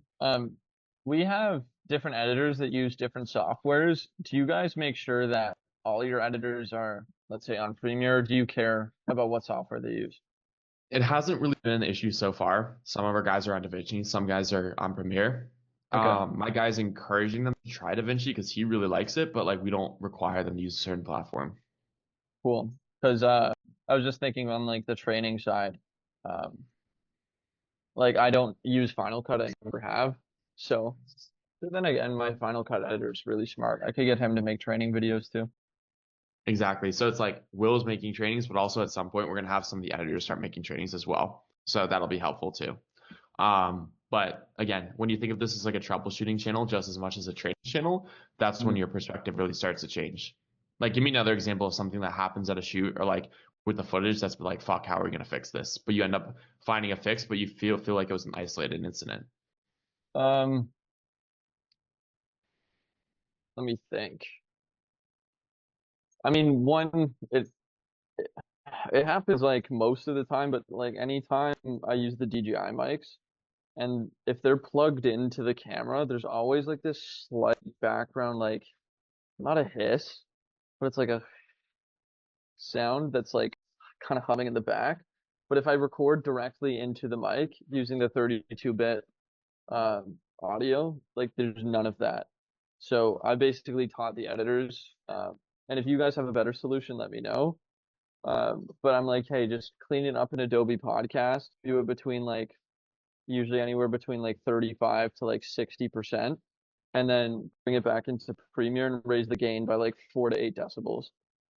Okay, great. That's a process right there. So you could either do it in editor trainings, or what we've also done too is we have a folder. So it's like just trainings, and you can do this for everything.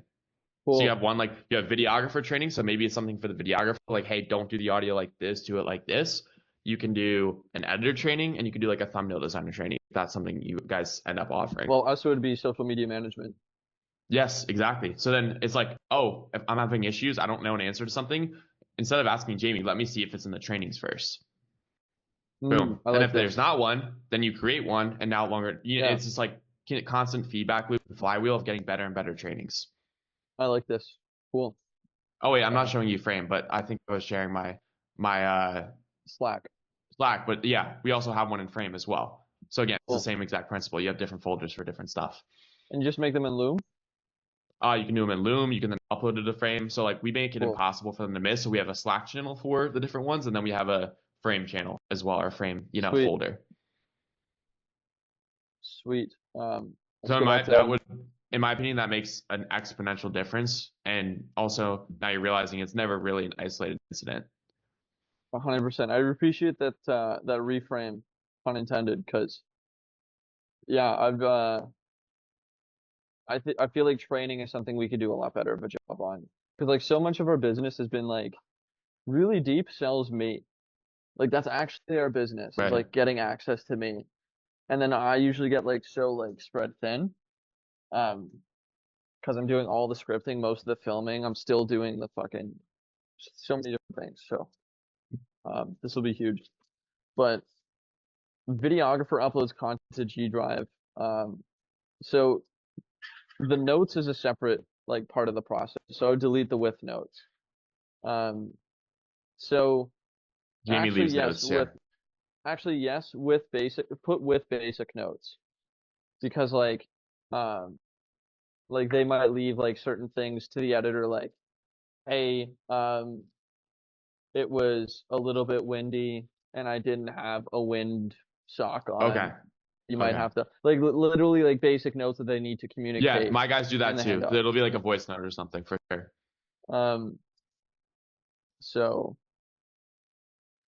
then or like the highlights were really blown out, whatever it is. Mm-hmm. Then I leave detailed notes. You can say for editor. Yeah. And then how do you assign those videos? How do you notify the editor that the footage is ready for editing? So let me show you. So if I go into here, click on the shoot from September 28th, you'll see I tag Charles, new client, this is Taylor, and I link the footage right here from Google Drive, and then boom, if I click on this one, same thing, I just tag him in Notion, he gets a little notification, and then usually what I do is like I send him a message in Slack. Oh, was I not sharing? Oh, I'm not seeing it. Yeah, no, you're good. Cool. So you can see I tag Charles right here, new client, this is Taylor. Then here at Charles, another shoot for Taylor, and then I kind of go through each video. So then I also like kind of let them know, like, let me show you, I did this morning, where it is here. So I tagged Deep's brother, Sahil. I have a new shoot in Notion. We have 2 videos that are time sensitive. So just reminding him, hey, go check Notion, there's stuff for you. But I'm assuming that could probably be automated with Airtable. Yeah, because that's what it allows you to do. It's like, hey, these videos are ready for editing and revisions, and then it's just hyperlinked to the frame folder. Yeah. So that's been our process so far. So it's like, it's not the worst, but it definitely could be a lot better. Hmm.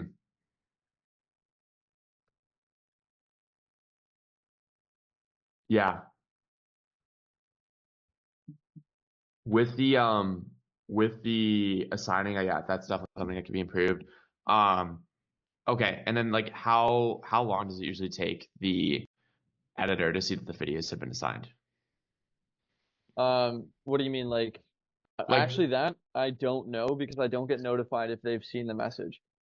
okay, so the nice thing about Airtable is they can basically like confirm like, hey, this person's now working on these videos, and they'll like tag you again that they're working on it. Cool. That's really good because that is one thing that's been a bit annoying about our system is like once I make that handoff. Also, Deep just texted me. He has an impromptu sales meeting with Justin Waller right now. So he's, I guess, I don't know if you know Wow, that guy. he lives at Flamingo, doesn't he? I've seen him before in that parking garage. No, he lives in like Edgewater, or I think it's Edgewater, Wynwood, that kind of area. Damn. Yeah. He said But yeah, impromptu sales meeting with Justin Waller. I was like, okay, understandable. fair, But take with it. the content form that you guys are gonna see, what you can do is this basically allows you to like kill two birds with one stone. So rather than like having to leave the notes on the footage, you could just leave it on the individual videos. You know what I mean? So if I want to do like short form, for example, you can just do like one clip if you wanted to assign these individually, like you have, and then I could just do the notes on them. Cool. Or you can do it in mass if you wanted to say, hey, I need 10 clips by this date, and then leave the notes individually. This is just like the notification that they're ready, basically ready to be edited. You Cool. follow? So there's like a few ways Yep. you could do it based on your preferences. Sweet. Okay, let's go back to the mirror board. board? Okay. Yeah. And then so editor begins projects. Yeah. Editor. And then as far as like allowing your clients leeway with like revisions, like how does, I guess we're about to get into that, like editor uploads. I'm assuming this is to Google Drive. Editor uploads videos V1 to Google Drive. Revisions is like where I've been really stuck. I think part of it is like we haven't charged enough for us to have the margins for me to like justify having somebody on our team like be a dedicated like client success manager. So we've been like basically like the whole team like spreads that role like a little bit amongst each of us, if that makes Okay. sense. So like the social media manager will like handle anything about posting and like do all of that and manage the client on that side of things. The editor will work with the client on like edits and revisions. Ideally, I would like to have somebody that isn't me, that can kind of go in and like pass through videos and see how they're doing, like before we send them to the client. And I do that sometimes, but it's just like it's impossible for me to do that for everyone on our roster. If that makes sense. And then some editors like quality checking basically. Yeah, like QA. And so like some editors, like Deep's brother, there's very rarely revisions, or if there are, they're like minor. Yeah. Whereas our other editor, Charles, I actually think Charles is more talented editor, but he's Filipino, and so he'll make like grammatical errors. Yeah, that's tough. And so like every single video of his needs to be checked for grammatical mistakes, and like I just don't have the time to do that. And so not very often, but it does happen where like some clients are like, I'm sick of seeing these like spelling mistakes, like don't even send me these, like, and I'm like, fuck, I totally agree, but at the same time, like, I'm not doing that. Like, it's just like me as a business owner, like that activity is just like Right, but you also have to take yourself in, responsibility like, for it, unfortunately, because it is your team. I know. So Well, again, I think do that take is responsibility definitely for it. no, and for sure, no. I'm just saying like I'm just like kind of thinking out loud here. Like kind of sucks because like you're Yeah. forced to take responsibility. You know what I mean? Even though it's not your fault. Mhm. That the biggest thing right there, bro. It's a hiring. That's a hiring constraint. It feels like more so than it is a systems thing. Because at least if they got it like most of the way there, then the client's feedback would not so much be correcting mistakes, but maybe like importing preferences or like communicating preferences. To which that could be like then just the standard going forward, and then it's a much smoother process. Yeah. But that's also like it happens like 5% of the time, maybe 10, but like Okay. it's like a minor thing. Then yeah, so they upload it to G Drive and then client reviews content. Okay. A second. I will say I'm much more active in the QA process for new clients. Okay, that makes sense. Yeah, because like you want to make sure, okay, the style looks good. Totally Yeah. understand that. Yeah, I'm the same way. But Um, once their content's like been going up for months, I'm like, yeah, like their style is kind of established right. and all that kind of stuff. And how do they leave notes on the videos? Do they send it over to Slack? Yeah, so no, it's over Notion. So let me show you. Okay, I understand. I'll show you real quick. So Taylor's a bad example because he didn't want to, like, he was very easy and just like, he's like, yeah, just post them. He's like, I don't give a fuck about spelling errors. And I was like, thank you. But let me find one who does like revisions.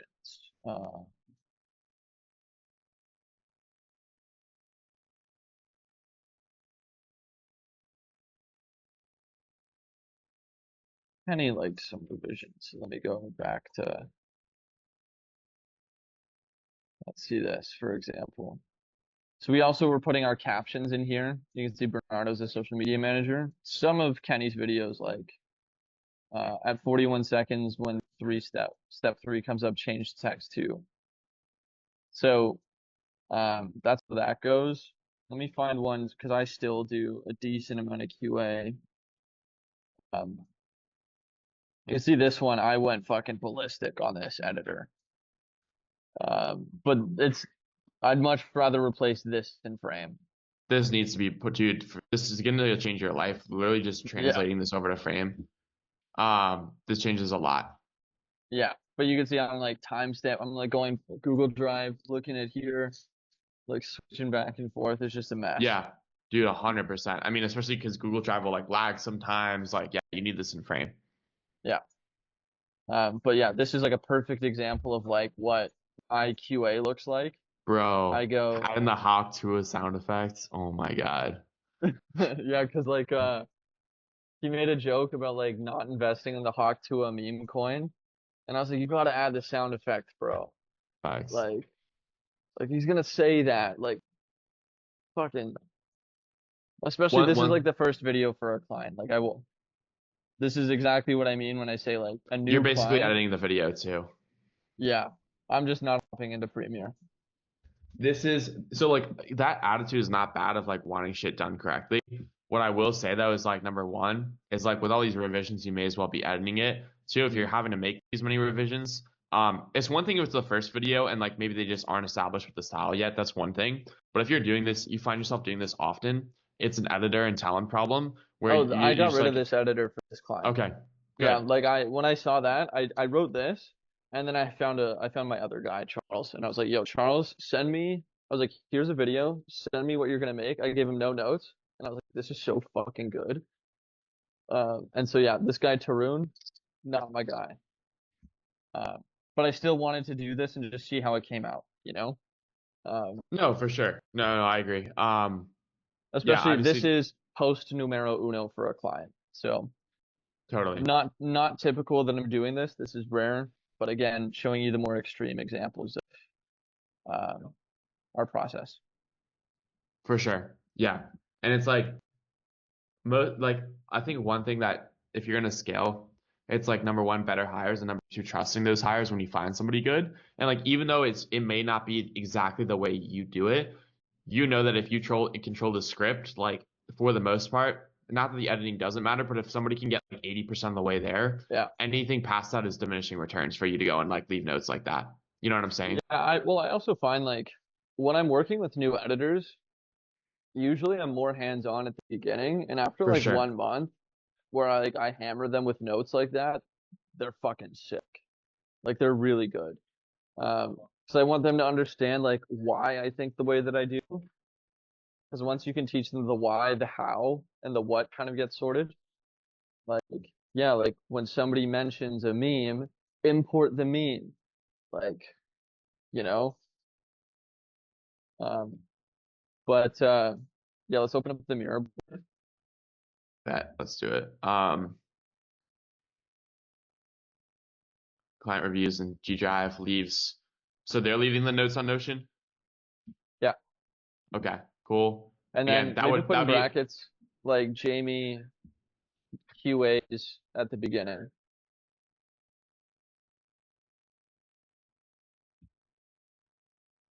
okay. And then what does it look like from here? How long does it usually take your editor to make revisions? Usually within like a day. It depends on how severe the revisions are. But usually it's like within 1 to 2 days.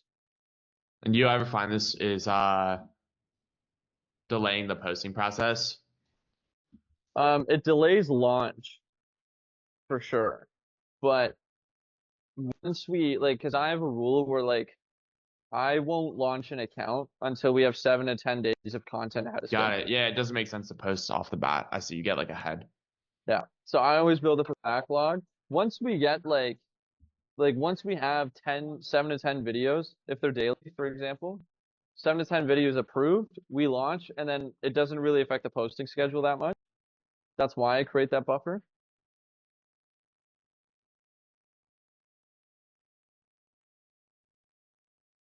I'd say 7 to 10 days because different clients pay for different. Yep, makes sense. Frequencies. Yeah. So we were I think we told you this, but we were by default doing daily content for like the first like 3 years of business, and then last year we actually pivoted around like August to 15 is our now standard, and we basically charge the same price as we were for 30, but just at like half the deliverables.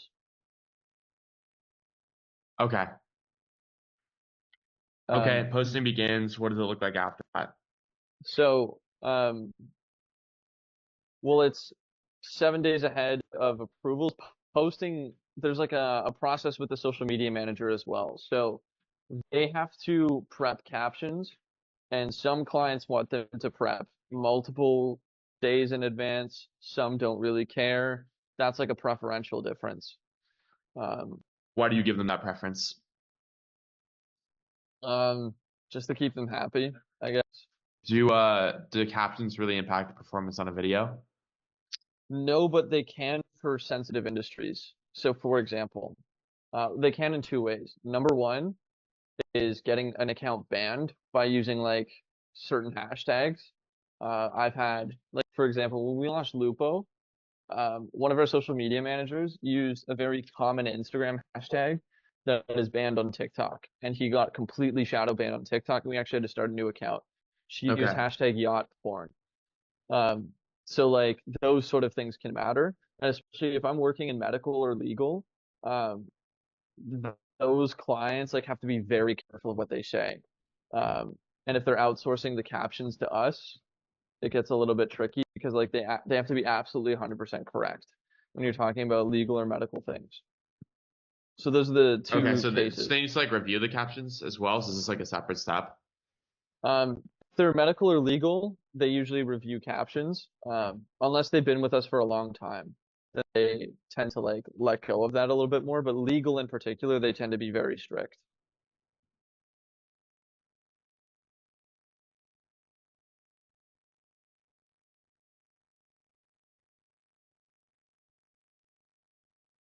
You find this delays the posting process at all?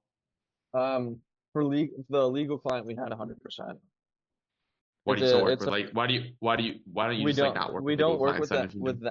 We don't work with that client anymore. But the LTV of a legal client is really fucking high. Okay, that's good. That's a good answer then. And so I know that like they can justify our spend because their client value is incredible. You know, we're closing in on working with the lawyer that actually got me in deep visas. And I've already sent him like 12 referrals. So I know that like his average customer is like at least 10 grand. And they're probably gonna need some ongoing services too. So if he gets like one client on our service a month, he's doing really well for himself. And then Okay. medical, we have incredible case studies for. So that's a good answer then. Okay. I just wanted to make sure if those clients were even worth your while, but I guess like if that's the case, I have a really good solution, Jamie. It's going to be a similar answer to what I gave you before. Training? Yep. Specifically, so instead of, shoot, let me try this again. Instead of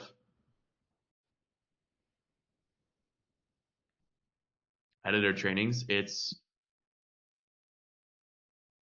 social media. You could literally just call it SMM. Yeah, SMM SMM trainings. Yeah. Exactly. You have one specific to like banned keywords, and that like links back to Google Doc. You could have one specifically on posting. You have a training specifically with a folder within the SMM trainings on medical and legal, like do's and don'ts for clients, what's not worked past. You tell the legal yacht story, like avoid these kind of things, avoid anything with like porn, drugs, or killing, like da. Because within that, you can kind of create some general principles that they'll be able to abide by, and that should prevent most of the issues. Beautiful. And then get my assistant to create all these channels tonight. And this, what this will also do, not only will like it prevent big goof ups like that, is it's also going to make the revision process easier for the client when they're quality checking captions. Because like, again, it's going to be so dialed that maybe they'll have like one thing they want to change with the verbiage, but it won't be anything critical. Yeah. Yeah, that'd be huge because the legal ones in particular, they have to be like, even just saying a sentence in the wrong way could get you liable for certain things. It's just, yeah, it was just a bit frustrating. Well, what you can do is you can take like all the feedback, you can copy and paste like all the feedback from the lawyer, or from your legal client, like all the feedback that they've given, and then tell ChatGPT or Claude like, hey, based on this, can you create a set of guidelines for our social media manager? Yeah, just make it compliant. Yep.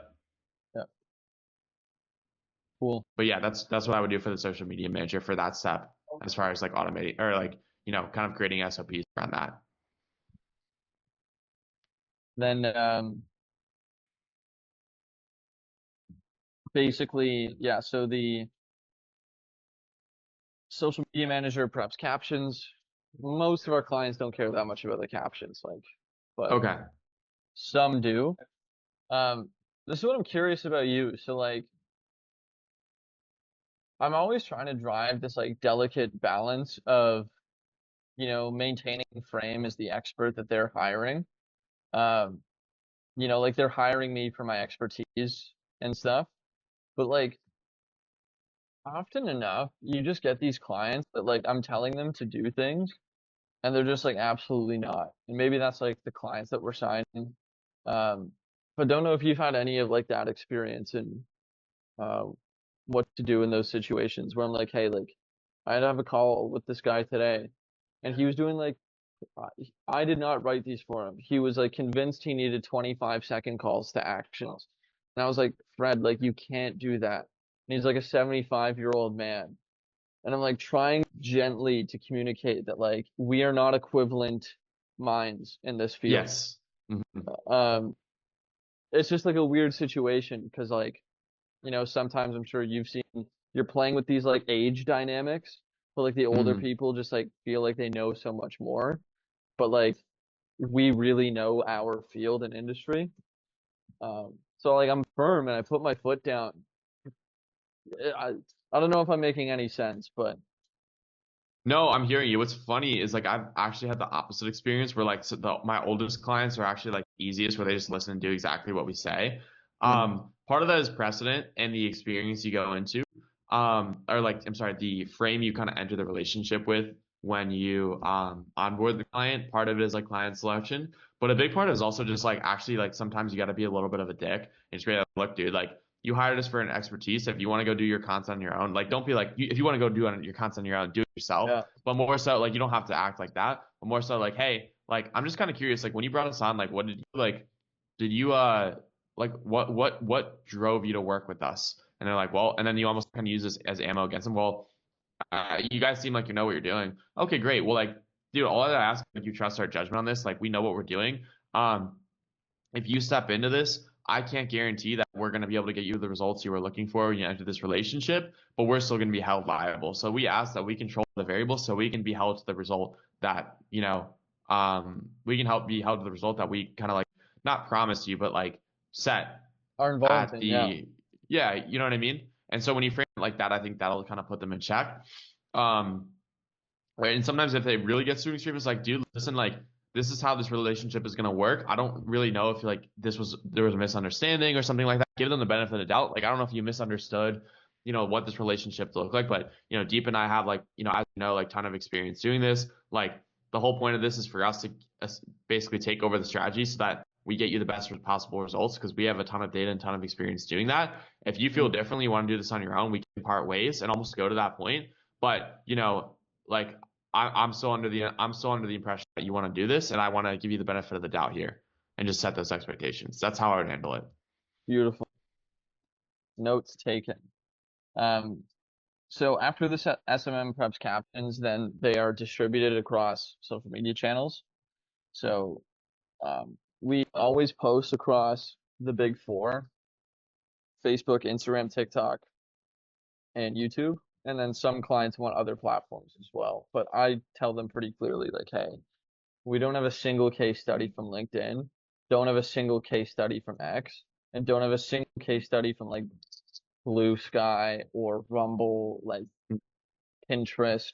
So like I make it very clear, like we can post it there. Just like don't expect that to like be a game changer. Well, if it's not getting your client results and it's like operationally hard for your team, why are you still offering it? It's not that operationally hard. It's just well, it's just like for the social media manager. But it's like that's taking up their time, right? And that's like over like 12 clients, for them posting them on LinkedIn or Blue Sky or whatever. It's like that's probably taking away the bandwidth that they could use on one more client, right? So it's like these small things that add up. Yeah, but our social media management stuff, like we have other problems with that role, but them being too busy is not one of them. Okay. So I just think it's just kind of like a waste to like post on those platforms personally. I agree. Like, it's not even so much that it's like a time thing. It's just like why? Like there's just like random, you know what I mean? It's just like doing stuff for the sake of doing it. I don't believe in that. Yeah, usually what I say is like Blue Sky, for example, is like, hey, I'll try. I don't think this is gonna work, but I've never used this platform, so maybe I'm wrong. So I'm always willing to like give it a test. But yeah, I just don't think there's even enough people there. Okay, so this is the workflow. Anything else I should know? Like what happens after this? Is there anything that happens after this that happens? Or? Then the cycle just kind of repeats. And like one thing I would like to do, and a lot of it has come from because of like my lack of bandwidth. I would love to have some sort of like reporting. That's why I was like asking you guys about like if you use any social media analytics tools. One of our clients, Jackson, like he set himself up with it, and I really like what he's using. I have full access to it. It's on Metricool, but it's not something that we offer to clients. And I feel like it would like improve the quality of our service. And it's something I'd be very interested in doing. And as like even just like a monthly loom given all their data. But we just have a few too many clients, and it's just like it doesn't make sense for my time at the moment. Yeah, you're just saying as far as reporting results back to clients. Yeah. Or like a monthly summary or what? Yeah, something along those lines. Clients... Especially because like they like to me, I'm also like you should already know this if you're in organic. Like I feel like a lot of the results are pretty obvious. You can just check your Instagram dashboard. Yeah. But yeah, I think that's the tough thing about, working with people that are less familiar with socials is like you almost have to communicate like why the results are good, which is like kind of a crazy concept in our world. But that is part of the process of working with like less sophisticated clients. I had to do that today. We had a client, same guy, this old guy. He's like, what can I do to get more followers? I was like, Fred, you're averaging 250 followers per post on Instagram. Like that's really good.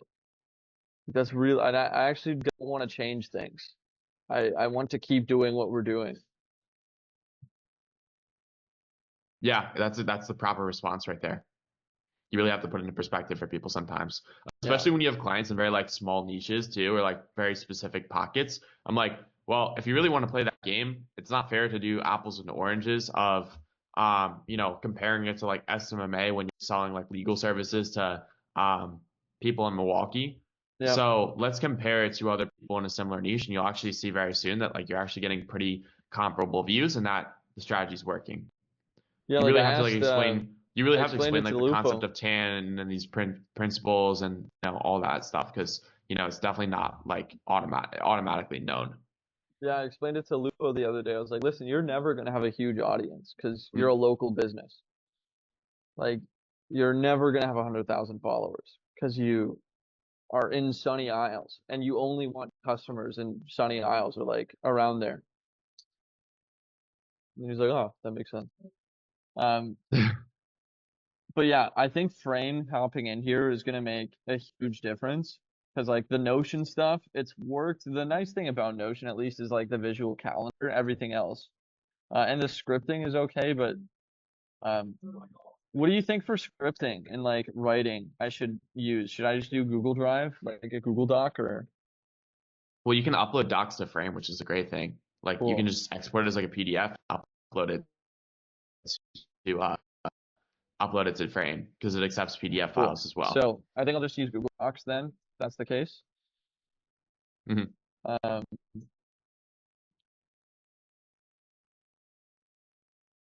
and then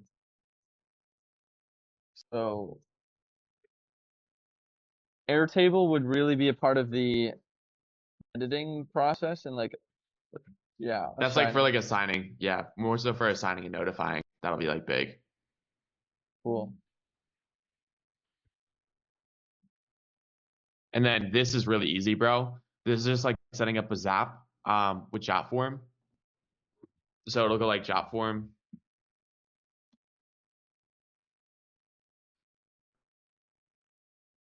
Send data to, so you basically set up like a Zap. So I'll show you what that would look like on here. Hopefully I'm signed in. I think it's just with my Google.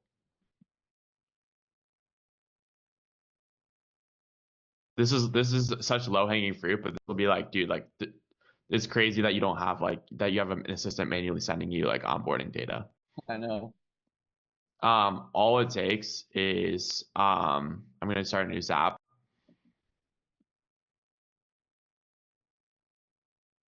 Oh, I hate AI sometimes, bro. Like what is this? I guess it would be helpful if I was a noob and didn't know anything. I'm not an expert for sure. So it would literally just be go to app. Jotform should be on here. I don't have a Jotform account, but this is what it would look like. And you would set the event of new submission. And then it's literally sending it to Slack. And then send message should be send private channel message.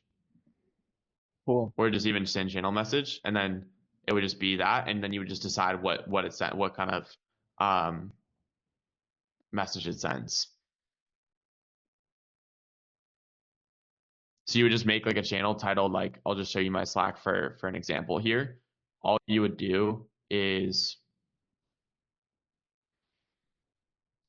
you would go into your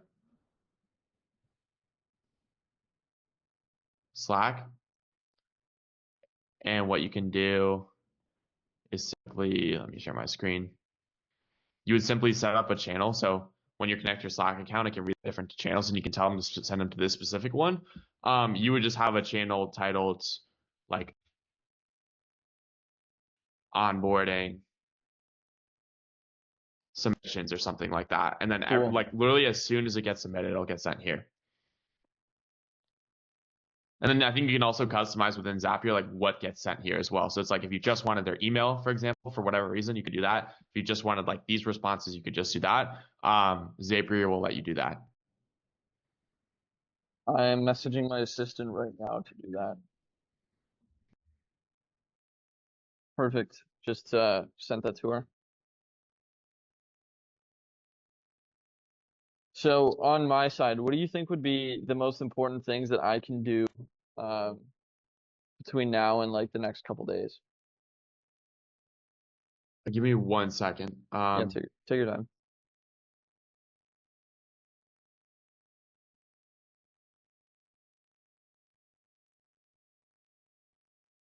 biggest action items, get that Zap set up from your assistant.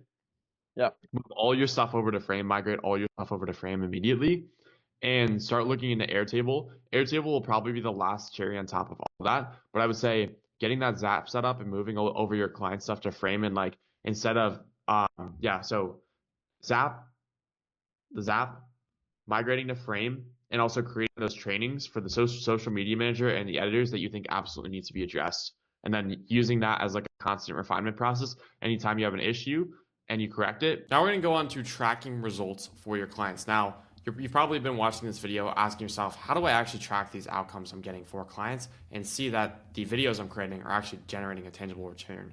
And there's two really simple ways of doing this. The first one is going to be Hyros. This is best if your client is in the online space, whether they're selling a service, software, even e-com products. This would be relevant for that, and tracking the sales attributed to the work you're creating for them. So I'm going to show you a real-time Hyros dashboard of one of our clients right now. So I got to blur a bunch of these details to make sure I'm not leaking customer information, but this is an actual performance report from the date range of January 1st, 2025 to today's date, which is February 28th, 2025. And this pretty much gives me a perspective on sales generated from YouTube in the last 2 months or so. You can see total revenue right here, considering blurring this for this client's privacy. But these are all YouTube related sources. So these are people that have come specifically from YouTube. I'm going to show you what that process looks like as far as making sure those leads are just from YouTube and that there's actual attribution to the videos we've created. But really all you're doing is setting up a UTM link, and Hyros allows you to do that and actually go back and track that data and see what your sales data is from YouTube specifically. If I want to see the cold details, how many bookings we've had from YouTube since the start of the year with this client, it looks like we've gotten 70 unique leads or 70 unique calls from YouTube or related to YouTube. As you can see, origin source, last source, this allows us to see if they found us through YouTube, if they end up booking through YouTube, etc. But these are all calls that are related to YouTube in some way, whether they were the origin source or the last source before booking. And you can see the lead information over here that's going to be blurred out, but you can see these are all YouTube related calls, and we can go back and backtrack, on these different pages as well, which is very, very cool. But this is a great way to just be able to show the client like, hey, my videos are actually generating sales and calls, and specifically how many, how does this compare to last month? How does this compare to other traffic sources? So not only are you able to show the relative value you're creating in relation to how much you're charging them, but also the results you're getting compared to all their other marketing efforts at the moment, which is super cool. And it just helps you insert yourself as a sticky and necessary partner in their business rather than just a videographer. Again, I could go way deeper in Hyros, but their guides on setting up are way better than anything I can give you in this YouTube video. So I want to show you just the fact that Hyros exists and how we use it for clients. The exact setup is covered on Hyros' website if you want to set this up for clients, but it's a very, very great way to track organic attribution. How this actually looks like from a external perspective, from like somebody that's finding their videos, is we have this link in all his YouTube videos. It's actually one we just posted for him today. You click on that link, you see this UTM at the end, LYT26. That's going to be the attribution that comes up in Hyros to signify and alert us that it's a YouTube related lead. And when they book a call and end up purchasing, like it's tracking them through the funnel, which is what Hyros does. It's pretty insane. I don't even know how that technology works. Moral of the story is this is how it works. There's a UTM. When me clicking on this link basically like tracks my IP and tags my IP and alerts Hyros that I am a YouTube related lead, and my first interaction with Cam has been through YouTube, which is pretty cool. And then that's essentially how it works. You go through the funnel, you get tracked, your lead data information gets saved, and then you're registered in Hyros as a YouTube related lead. Again, this is not just for YouTube. This can be done for ads. This can be done for Instagram. This can be done for TikTok, etc. I'm just using this as an example because obviously we do YouTube for our clients. So I'm showing you how that process works there. But it is a very solid way if you're working with a client in the online space that's using softwares like ClickFunnels, Typeform, Calendly, anything like that, to go and track the results you are getting for your clients. So if you're not working with an online based business, maybe a local business like a dealership or a more brick and mortar, old school legacy business, this is another way you can track leads if Hyros is not an option. That's a very simple strategy that my business partner Cam covers very well in this video. So rather than trying to go over this myself, I'm just going to link this video right here if you want to go learn how to do that. It's an extremely valuable asset that I highly recommend everyone watch. If you're working with a client where Hyros is just not applicable, this is going to be your best bet. If any of this has been helpful for you so far, I want to talk more about our mentorship, Leverage Creator, which I've already alluded to a bunch. I talk about it shamelessly because it's a great product, and I know if you're watching this video right now, you would benefit from being inside of here. But before I dive into my pitch, I want to show you some more coaching calls from the program. If I haven't showed enough already, I want to show you more so you can actually make this decision for yourself, because I don't want to sell you. I just want to show you what we have inside and let you make that decision on your own of whether you think this is worth it. So roll the coaching calls.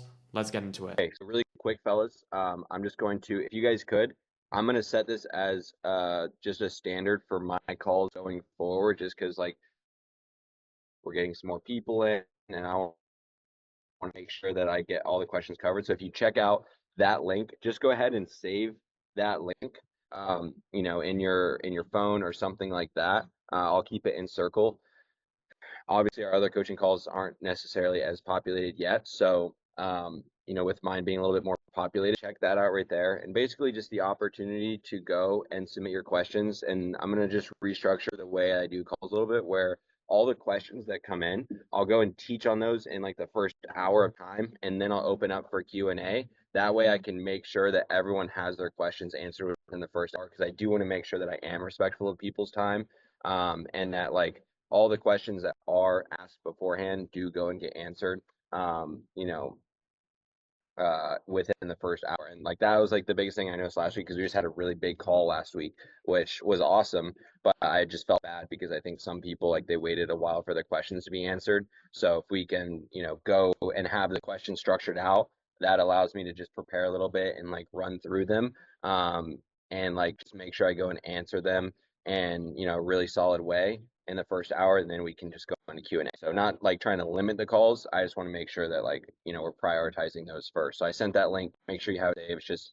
oh, I think, yeah, no, that's right. p/leveragecreator.com/questions. So if you guys want to go and take a second and fill out some of those right now, then we'll run through those. We already have a couple, but I'll just give you guys a couple minutes, especially as we have some more people jumping in. What's going on, Arnold? Putting in the work.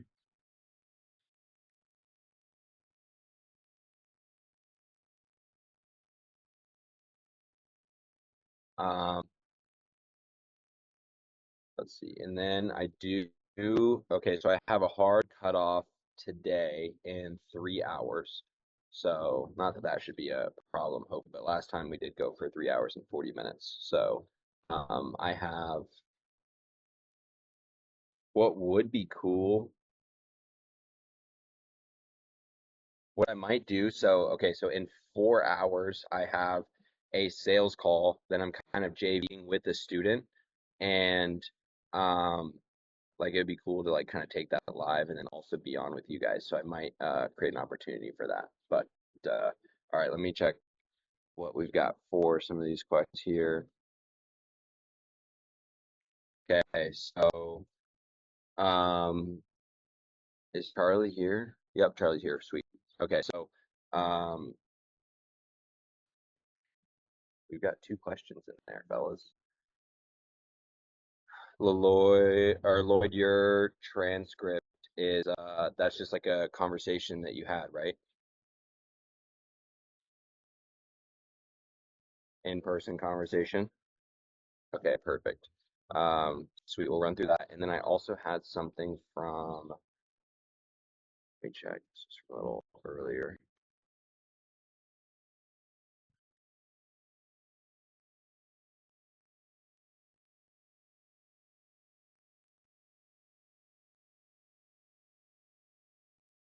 I got Nathan's transcript as well. So he sent that before the call. Okay, so basically what we'll do is, unless any other questions come in for the first part, we'll go ahead and we'll focus on, we have 2 sales conversations to go and review. So I'll go and break those down, review those sales conversations. I've got Nate's, I've got Lloyd's, and then Charlie had some questions about ads. I'll be able to go a little bit of that. I don't want to go too deep into the ad side of things. I'll share a little more context on that soon. Let's just see.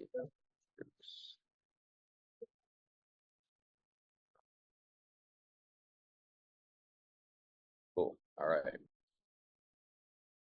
Should be good. All right, so let me dive these. I'll share my screen.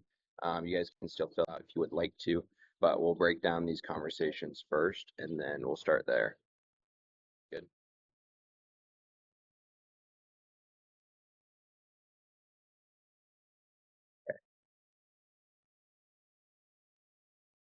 Let's take this first one right here. I'll share my screen.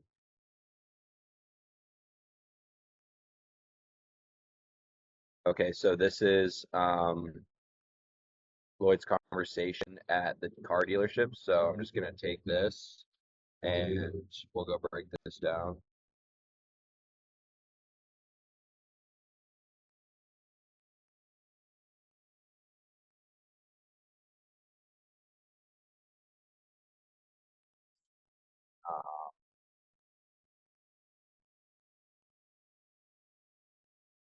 Here's a conversation one of my students had outreaching to a local dealership. If you could just take the conversation, provide a little bit of insight on rating, what could have been improved, what he did well, and things to focus on next time. But that's accurate, right? Where it was an outreach conversation, right? Yeah, I was in for Snap the dealership. I had done a free video and then just following up at the end of it. Perfect. And this is, again, I want to encourage you guys, like, this is why you want to go and record those conversations, because this is how you're going to go and be able to improve and see where to make changes.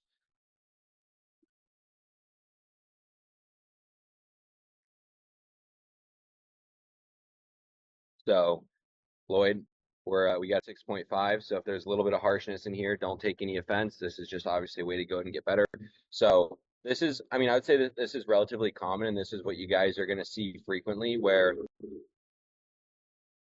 obviously in teaching, why does this fire truck keep going around the block being as loud as it is?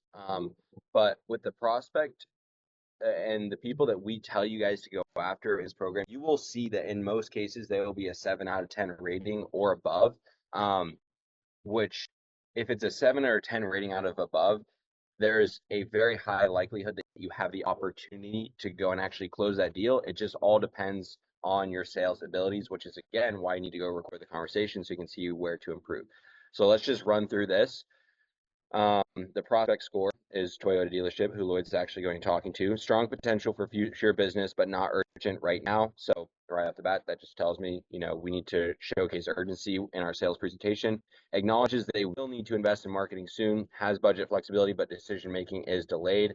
Now, what you'll often notice in dealerships as well is decision-making is delayed because you don't give it a reason to not be delayed.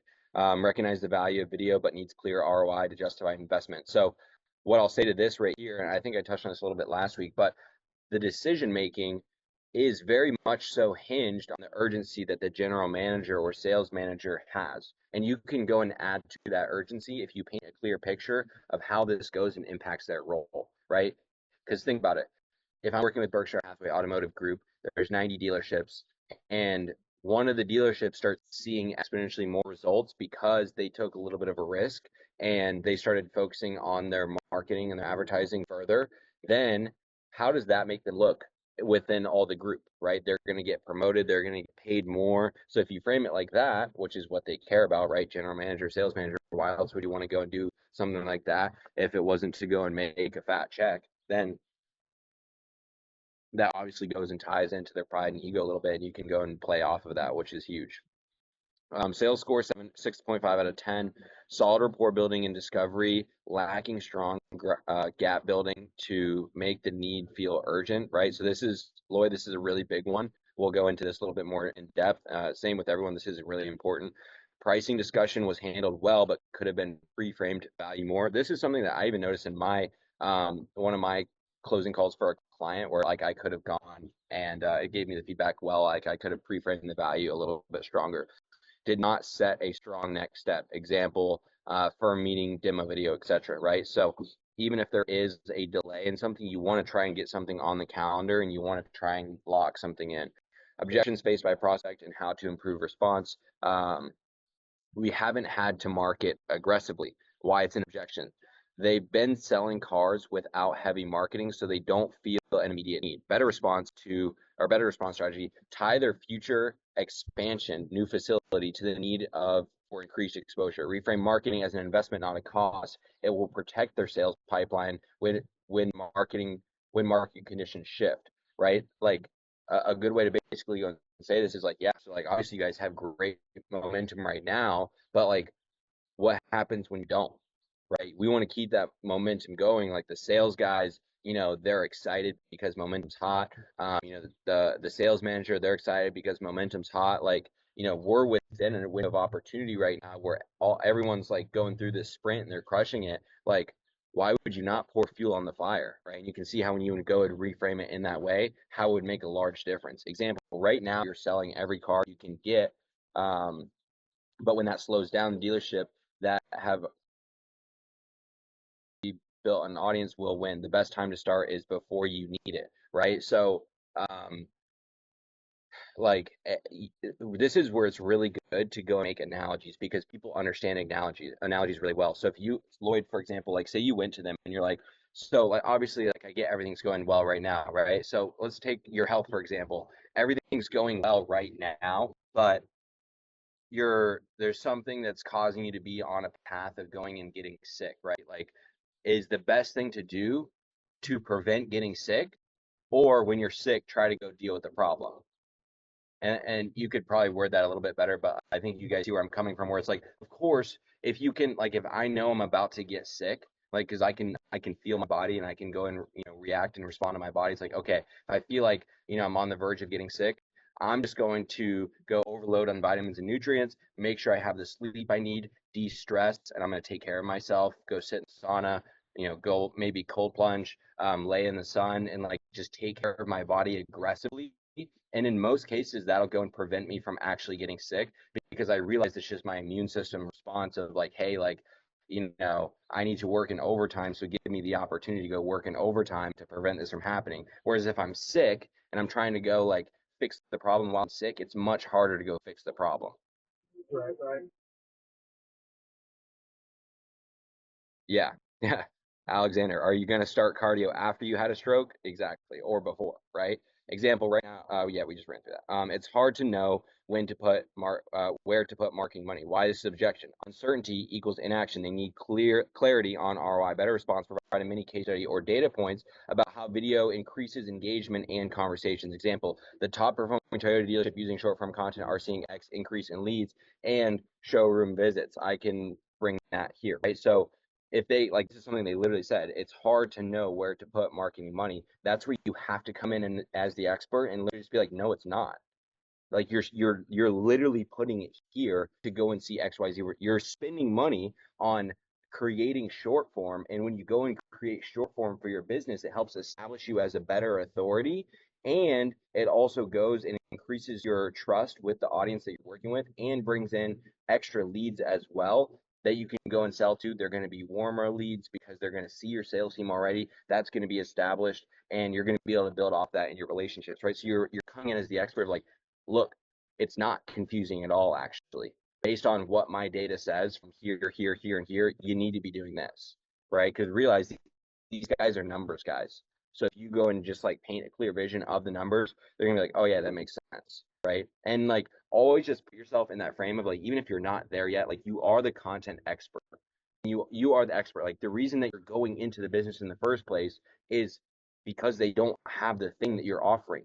So you are the expert.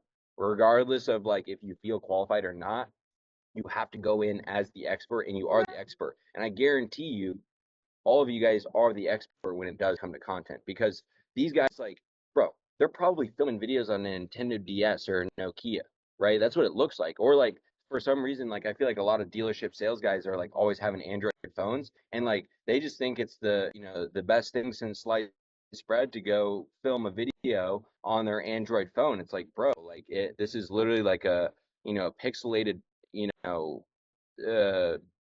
disaster. Cam, I got a question on that. Chris is overwhelmed. Hit me. Yeah, so where would be the best place to find those case studies? I know I follow a couple like Instagram pages that have like, pretty good content, but what would be the best way to like give them examples of successful dealerships doing that kind of stuff to kind of prove that it's already been done? So let's actually do this, right? So this is what I'm gonna do. I'm gonna have we'll go and like literally generate that right now. I want to pull research for car dealerships specifically on how dealerships that make content and connect with their audience has an impact on how they go and sell versus dealerships that do not. Okay, so then what we're going to do is we're going to let this come through here really quick, hopefully. Internet connection unstable. Okay, so then what I'm going to do is I'm going to just enable deep research with GPT, and this will probably just confirm a question with me. Could you clarify the specific aspects that you'd like research to cover here? Are you looking for case studies or statistical data on how content marketing?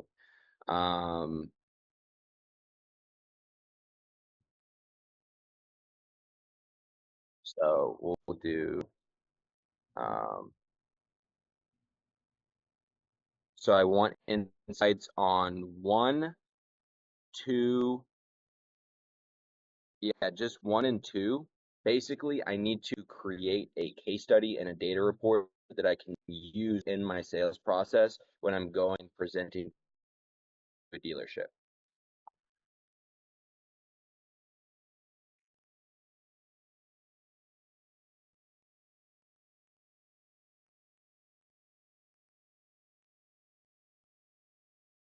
Also,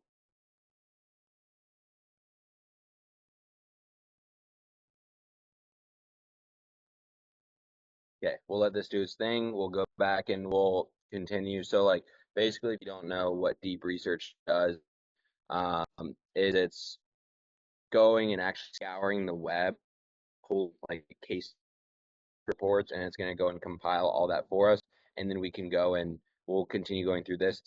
This will probably take like 5-10 minutes, and then we'll be able to come back to this. Okay, so we'll go back up here, and like this is something that you can all go and do, and like when like think about it, right? When you're going into a business, businesses are buying,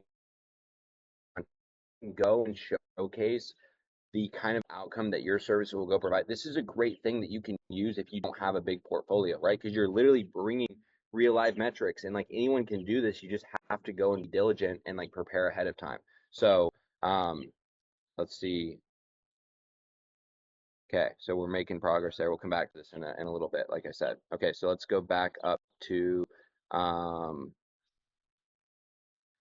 let's see again, right? You're handling, what is the objection? Decision maker Chris is busy, so this may get deprioritized. Better response strategy: offer to handle everything turnkey to reduce the burden. Suggest a trial period with a minimal commitment. Let's start with 5 videos this month and see the response, right? Where it's like you want to come in with such a level of confidence around your services that you're like, look, like it even makes sense for me to like go and do this for free and see the response because I believe in this, right? And like people will be able to see the conviction that you have when you're going and speaking about what it is that you offer. And a great way to actually go and build that conviction is to do stuff like this, like I just did with the deep research, where you can go and read the numbers, right? And then when you have those numbers in your brain and you go in and you actually pitch, it's like, damn, my stuff works. They need this, right? You're literally educating on yourself on why dealerships, why businesses need this, and you're going to share that conviction when you go in and you actually have the conversation. Areas of improvement, rep performance. So this is on Lloyd's part. Discovery and gap building, 6 out of 10. What was done well? Good questions about their current marketing and social media use, allowed to the prospect to talk, uncovering key insights about their situation, what needed improvement, didn't build enough contrast between where they are now and where they could be, right? So if we think about that gap, when you go into the dealership, they usually don't know where they actually need to be or where they want to be, right? Because no one's ever painted that picture for them. That's why you have to paint a picture of what your services do, where it can take them, and where they currently are. Your goal is to make that gap as wide as possible, obviously within reason. Like you're not selling a pie in the sky here, right? You want to be like legit with what it is that you're building a gap around, but then you're creating a massive gap as big as you possibly can and putting your services in the middle as the bridge. Think about it like that.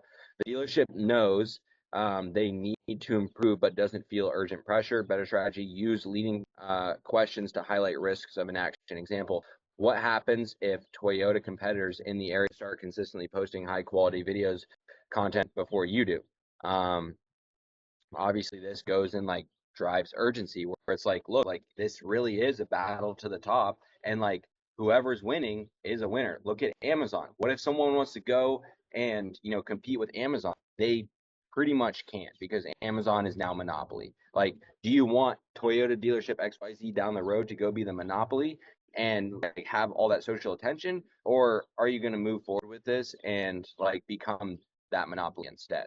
Right? And like also, when you do become that monopoly, how do you specifically look in the eyes of your managers? Like, what does that do for your role as general manager, your role as sales manager? Obviously a lot, right? Pitching the free video offer, 5.5 out of 10. What was done well? Gave solid ideas, testimonials, car features, YouTube videos. What needed improvement? The pitch lacked a clear, compelling why now, right? That's obviously why it's important to go and have data behind you so that you can be extremely confident. Like, dude, like, I don't think you understand. It's like, it's almost like if you knew one of your friends was dying and the only way to save them was like working out, and you are 110% certain and just like, bro, like you need to work out. So it's like you go to your friend, it's like, bro, no, like you don't understand. Like you literally need to work out. Like imagine having that conviction level and then moving it over to like you pitching of like I don't think you understand.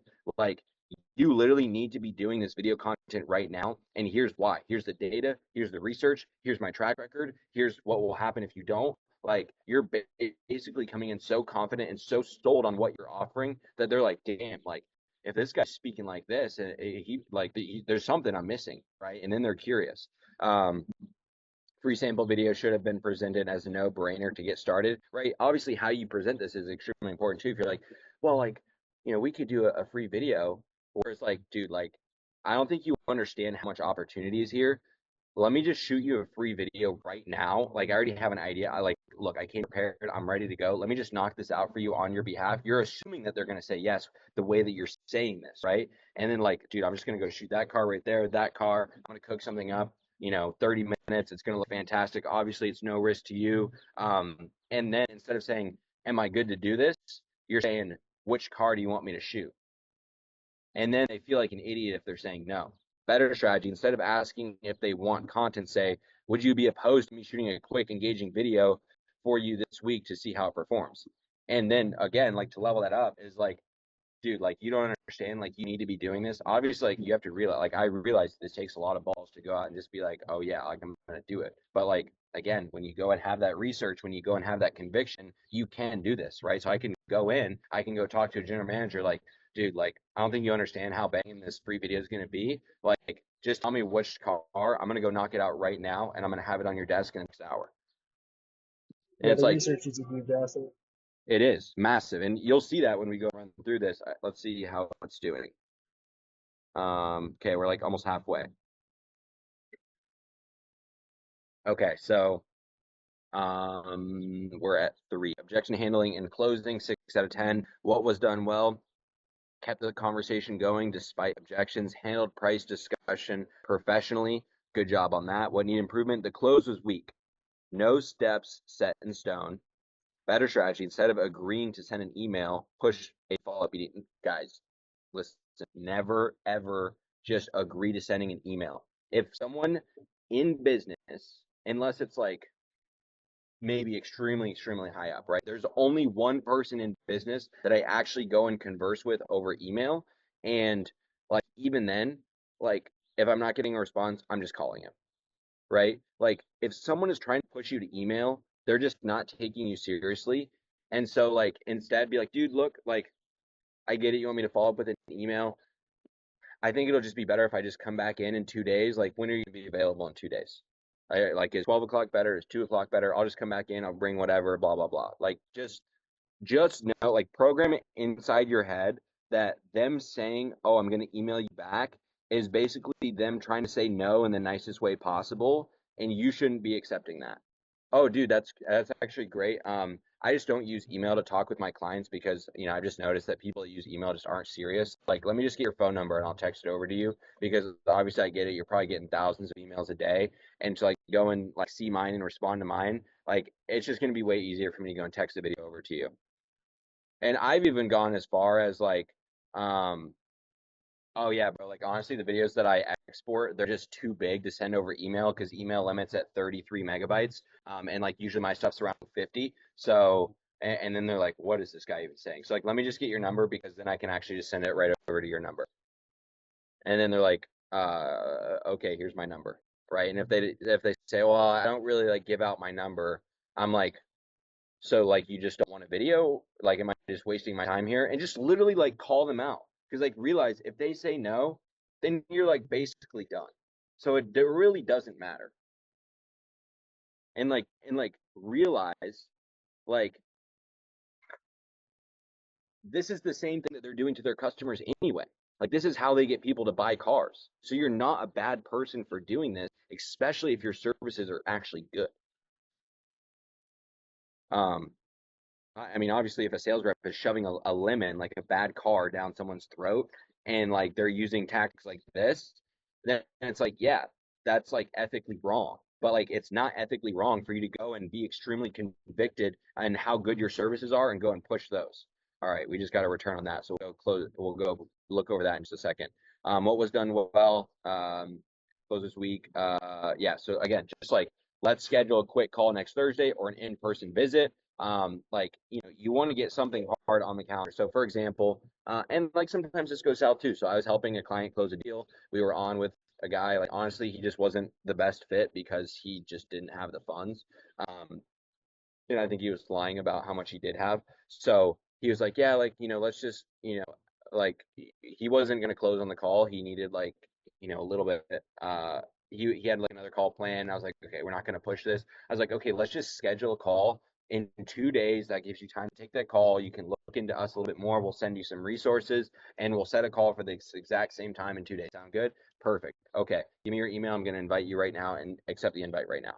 Right? Book that call. And then, I mean, he ended up being like little soy boy. And 10 minutes before the call, he's like, oh, like, guys, I don't think it makes sense to move forward with you. And then I like literally texted him back. I was like, okay, like, what was your reason behind that? And then he just left me on red. I'm like, okay, so this guy's just there's a lot of things I want to say, but I'm being recorded, so I'm not gonna say it.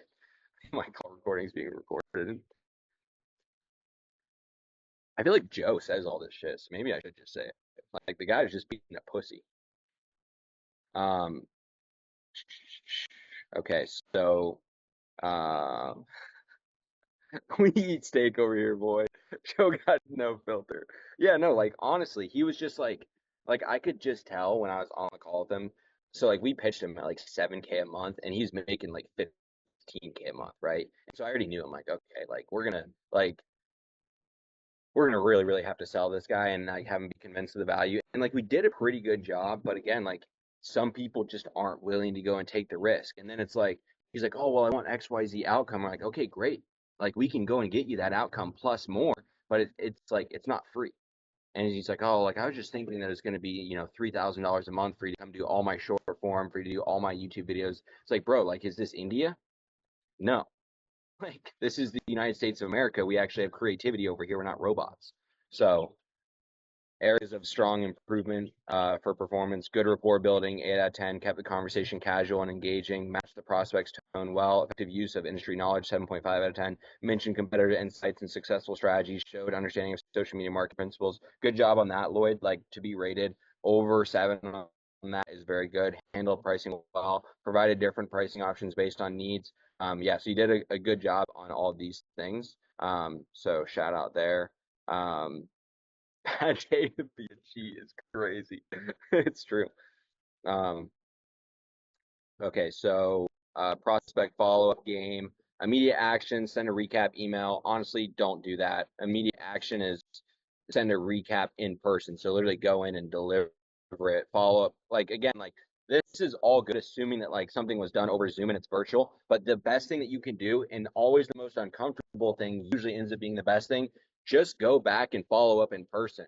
right? Because if you like go and text them and they don't respond, I literally just go in and lead off with a joke like, what? Like, you just keep your phone on do not disturb all the time? Like, do you just not check your messages? Meanwhile, I know that they're just busy and swamped, right? But I just go make a joke out of it because then it just starts that frame off with like, oh yeah, I'm the piece of shit because I didn't respond to this guy, and he's coming back in to follow up with me because I didn't respond. So like I'm like wasting his time coming back in here. So like now I need to be more receptive to like whatever he's gonna say, right? I have sent 2 follow-up emails the past week. Yeah, pro. Follow-up emails don't do anything. Like it's either even a phone call with the guys at the dealership. Remember, like bro, like when I go in the dealership and I see Brian literally just glued to his phone, right? Because you have to realize like he's managing like a sales team of like 20 people. He's answering to higher ups. He's getting absolutely bombarded. Like with people like this, like just go in and call them out. Like go send them an email, be like, yo, like because obviously like Lloyd, you're in a great spot. You went and sent an email, go back into the dealership, be like, yo, like are all my messages going to the junk folder or like what's going on here? And just like make a joke out of it. And like don't like do it in like obviously like a serious way. Like, dude, like the fuck? Like you just not, respond to my emails and instead be like, dude, like what's going on here? Like your spam folder getting filled up over here or what's going on, right? And just like keep it lighthearted, but also like obviously you're trying to get a point across where it's like, dude, you suck at responding and like you told me you're gonna respond, then you did. No immediate deal. Keep warming the value every 2-3 weeks. Like, bro, like if you like look, if we look at this at the top, right? Prospect score. Strong potential for future business, but not urgent right now. Acknowledges they will need to invest in marketing soon. What does this mean, Lloyd? It just means that the sales cycle is just going to be a little longer. This is not, there's nowhere in this am I seeing, no, we don't want you. All I'm seeing is like, yeah, you better follow up with me. Otherwise, like, this will be a no. Like that. And that's what it was. What is this? I don't know why that just popped up. Oh, yeah, so like and that's what it is with like some of like for example like we're in the process of selling ESPN Bet right now as on becoming a client, and that sales cycle so far we've had 4 calls. It's looking like I think like next week or something we're going out and flying to California just to have a meeting for the potential to go and land them.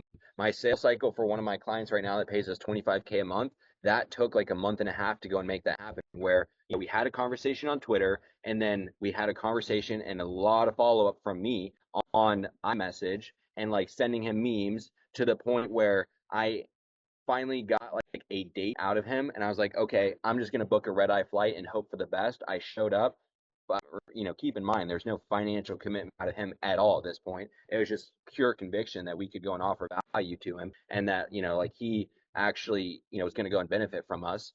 And so I go and shoot all of his YouTube videos, Presley scripted them for me, still no payment, but I told him price. And we were like, hey, like you guys gonna wire us? Like we're doing our thing over here. And they did not even wire us until we had the very first YouTube video done, which was after flying out there, putting myself up in a hotel, going and shooting all their videos, Presley scripting all their videos, going and spending money on our editing team to go and edit a video, having already go literally on YouTube, and they're like, oh, this is fire. We just wired you. So that sales cycle right there was like almost where you will have like sales cycles that take more than just like a day or a week, right? Obviously it's not always going to be the case because sometimes there will be businesses that are like, dude, like we've literally been waiting for you. Where have you been? Right? Let's get started next week. That will happen too. Okay, so let's see. Okay, we're doing good on time. Objections faced by prospect and how to improve response. We haven't had to market aggressively. Why is the objection?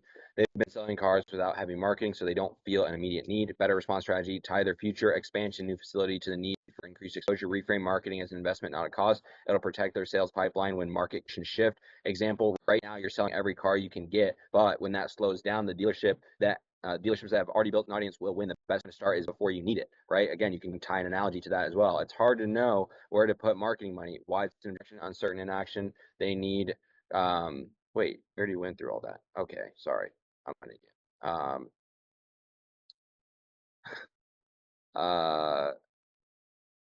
Let's see. Okay, so Prospect follow-up, we kind of already ran through that. Key takeaways for next outreach. Okay, this is good. This is good. Everyone is strengthen the gap, make the dealership feel they're losing opportunity by not investing now, right? It's the same thing where it's like if your friend is gonna die because they're not going to the gym, you need to make them like feel it. Like, yo, like if we don't go to the gym, you're gonna die.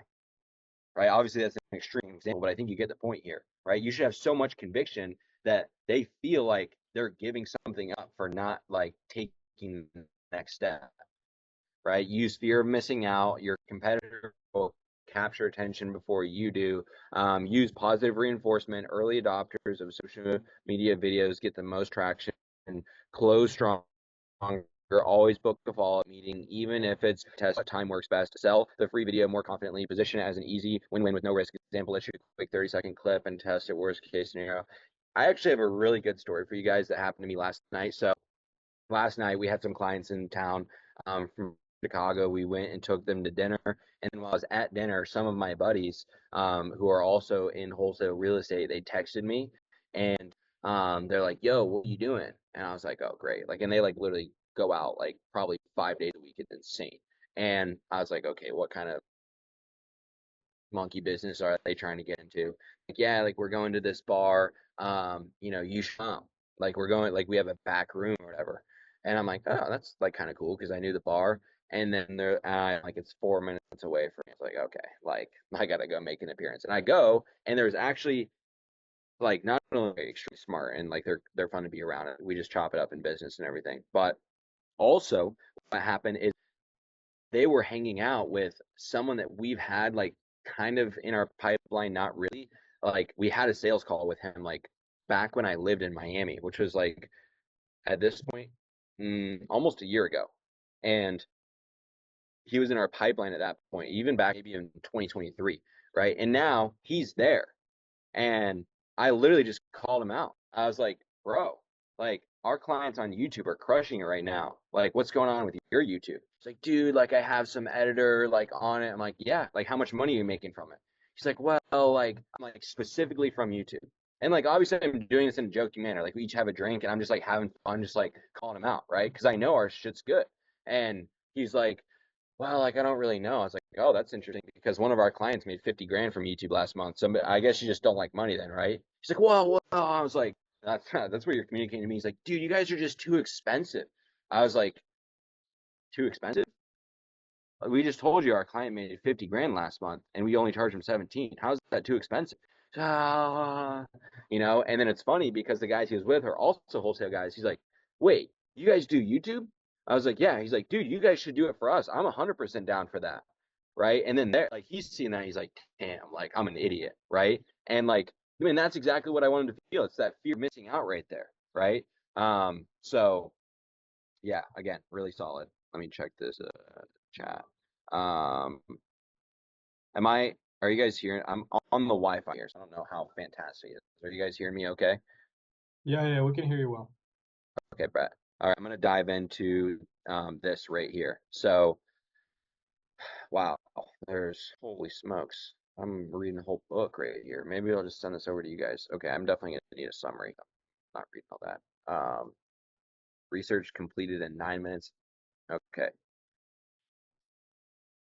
Just give me like a high level overview summary of all of this that I could like say go and use in maybe 2-3 paragraphs when I'm going and like presenting at the dealership. Like I just need that hard data. I'm a videographer. I want to be able to present them with the data to help them make a data driven decision. Let's see where this goes and spits out right here.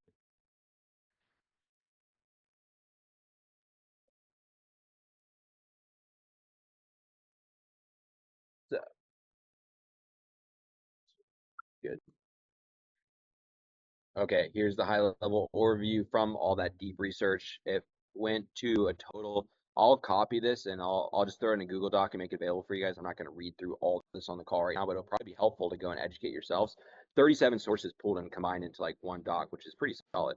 Here's a high level overview for dealership presentation. Data shows that dealerships using content marketing significantly outperform those that don't. Studies reveal that dealerships with active blogs and social media experience 45% higher website conversion rates and 24% increased year-over-year sales.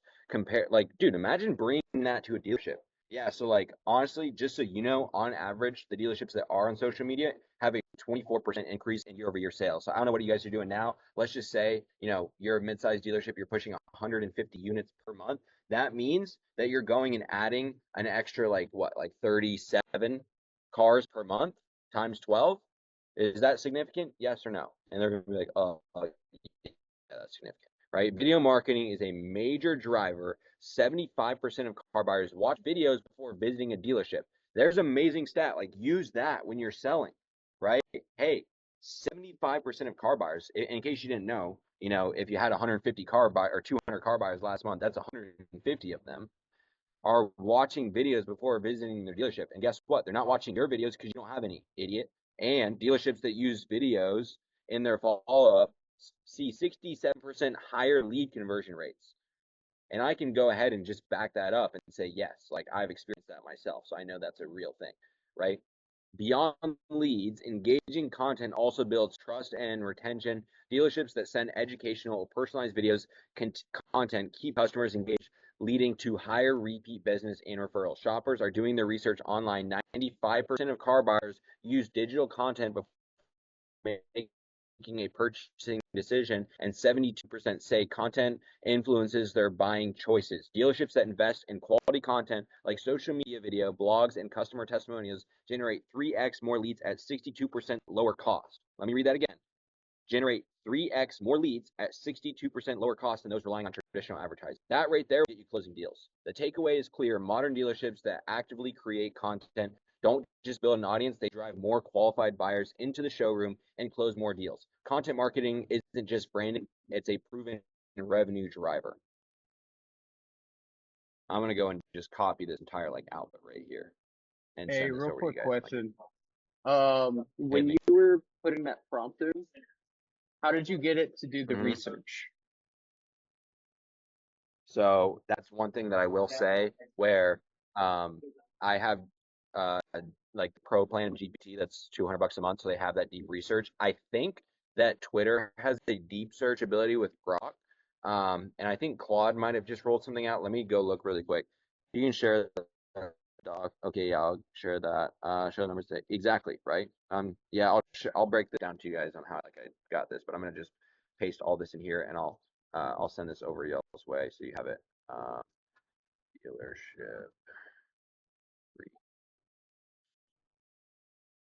If you guys have any other industries, obviously I realize that probably not everyone, or maybe I don't know how many of you guys do have the pro plan of GPT to go and do. Oh, let's just see if we can do it with Twitter and Claude. If we can't, I can throw a couple research things together while we're on this call, and I'll just go and copy and paste them over so that you guys have access to them. Yeah, one for real estate would be super cool. Bet. I can do that for sure. Okay, I just sent that over. I just checked. It says the normal paid plan for ChatGPT is able to do deep research. Yeah, I was just gonna say I was just doing deep research yesterday. It's probably not as effective as the Pro, but it does have the capabilities. I mean, you should still get whatever you need from it. I believe Claude, they updated something. Oh, also, if you guys didn't watch, I literally created a proposal in like 5 minutes with Claude, and it went and made the whole proposal look beautiful and everything. And I put that video in announcements yesterday. If you guys didn't watch that, make sure you do that because it's super easy. Let's see, choose style, explanatory, no, sonnet, extended. You could potentially do extended. Yeah, so I don't think there's anything there. Let me check Twitter. I know that Grok does that as well, I believe.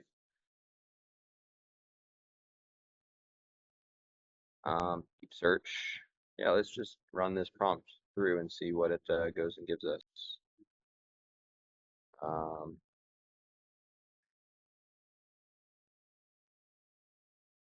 I'm going to try also submitting a prompt to try and get a similar output with Twitter's deep search with Grok. So if you could just, based on everything in this chat, create a prompt I could go and submit to Grok just to see what I get from there as well. Thank you.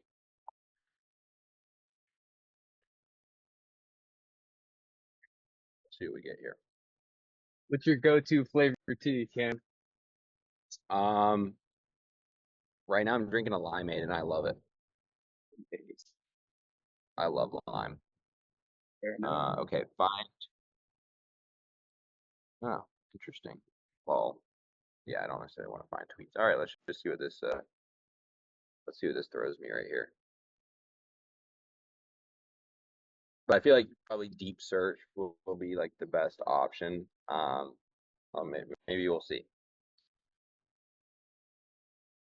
I think Grok is free if you have a Twitter account, so I'm not 100% sure, but let's see what this comes up with. I'm kind of curious. I'm going to check this really quick as well. Okay, we got a couple other questions.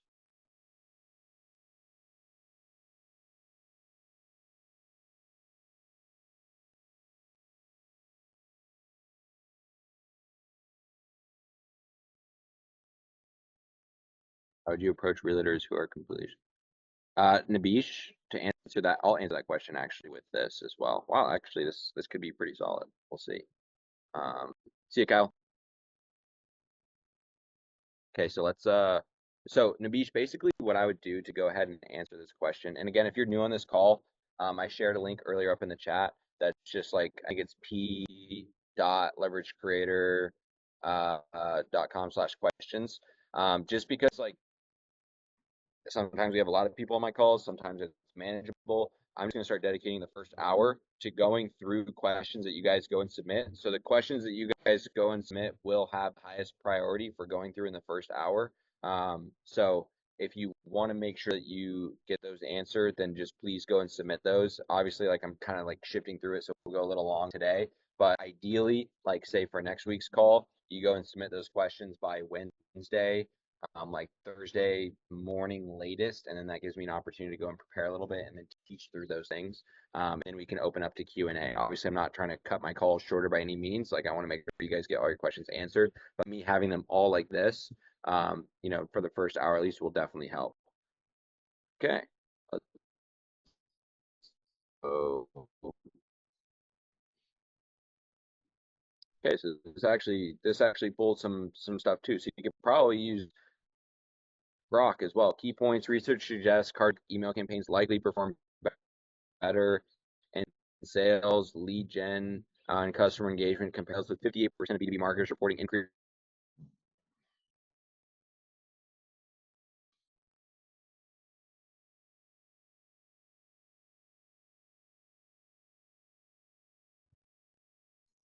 Okay, well, I kind of assumed there that was a while. So yeah, Twitter definitely did not generate as good of a response. This is also one thing that I would do. So let's go ahead and just do this for real estate as well. So now this is what I would recommend you guys do. It sounds like you have access to deep research. If you aren't, like, if you're using the free plan of ChatGPT, it's time to upgrade. Get the $20 a month one. Like, you guys are business owners now. You're not general public. Like, you know, you're gonna see a massive improvement just in the another one. Yeah, sure. Yeah. So this is what I'm gonna do here. I love this is some game for you guys. I love using ChatGPT to create prompts to prompt ChatGPT. So I'll do this, right? Okay, so just like I generated these reports for dealerships with deep search, I'm going to create another prompt where I want to use deep search as well. And I want to go and create a research report for me as a videographer to bring data to real estate agents and how content is actually going to go show a positive result within their businesses. I want to use real hard data that I can go and point to. And I want you to create a prompt to go prompt deep research for real estate agents. So like obviously you can see I'm kind of like a little bit all over the place and like what I'm going and saying there. But then that's going to help structure a prompt that I can go and use with deep search.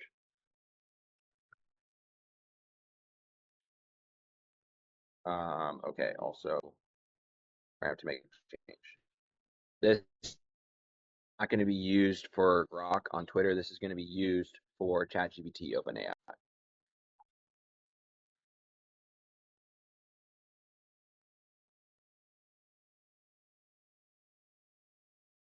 I gotta get my hotspot. This is frustrating. Sec, fellas.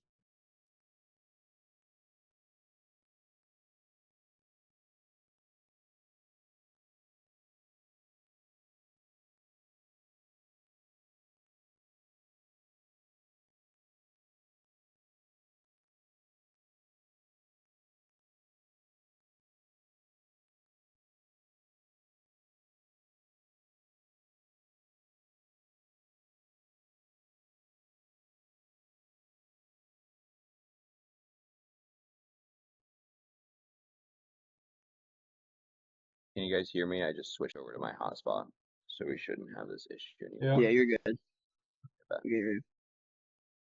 All right, so let's let this do its thing.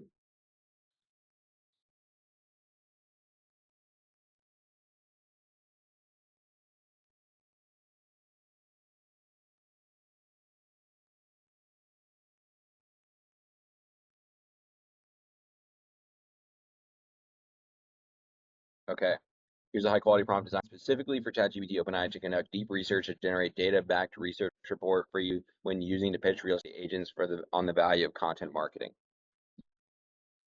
And like, look how much better this is. Like, this is creating a prompt for me to prompt deep research, right? So this is doing a fantastic job where it's like, I'm not gonna go and write all this out, right? I would have just been like, hey, like, I need to just want the numbers. Okay, so let's create a new chat, and then literally, I think I can. I wonder if I can do with deep research if I can do.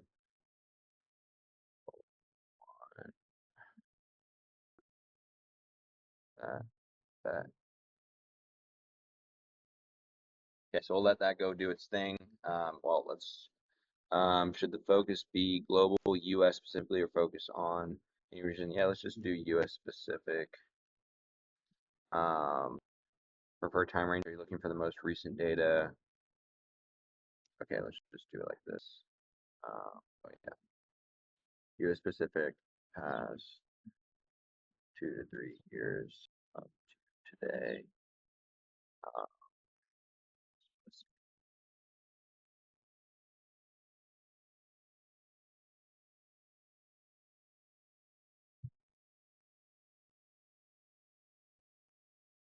Source. Do you want data primarily from industry reports, real estate associations, marketing issues? Use your best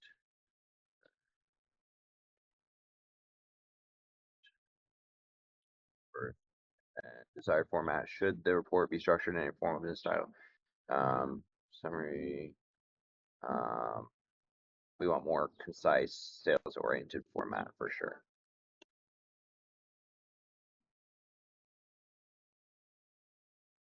And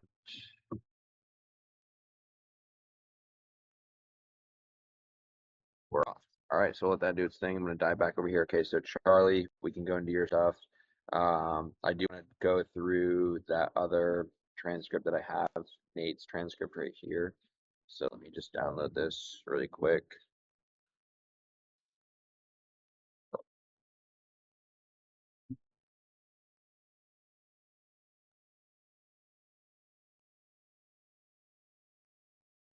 Okay, let's see. So we got that. Let's run through that really quickly as well.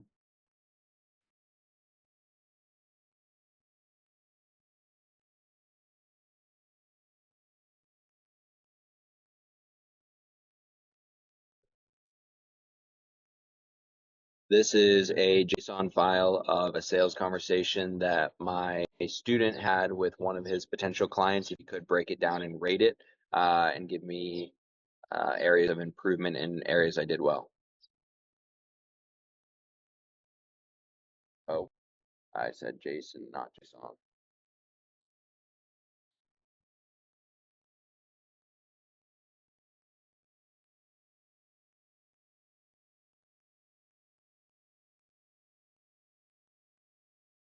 The other ones. Okay, so I know Charlie wanted to go through some scripting stuff. Lloyd, we went through his.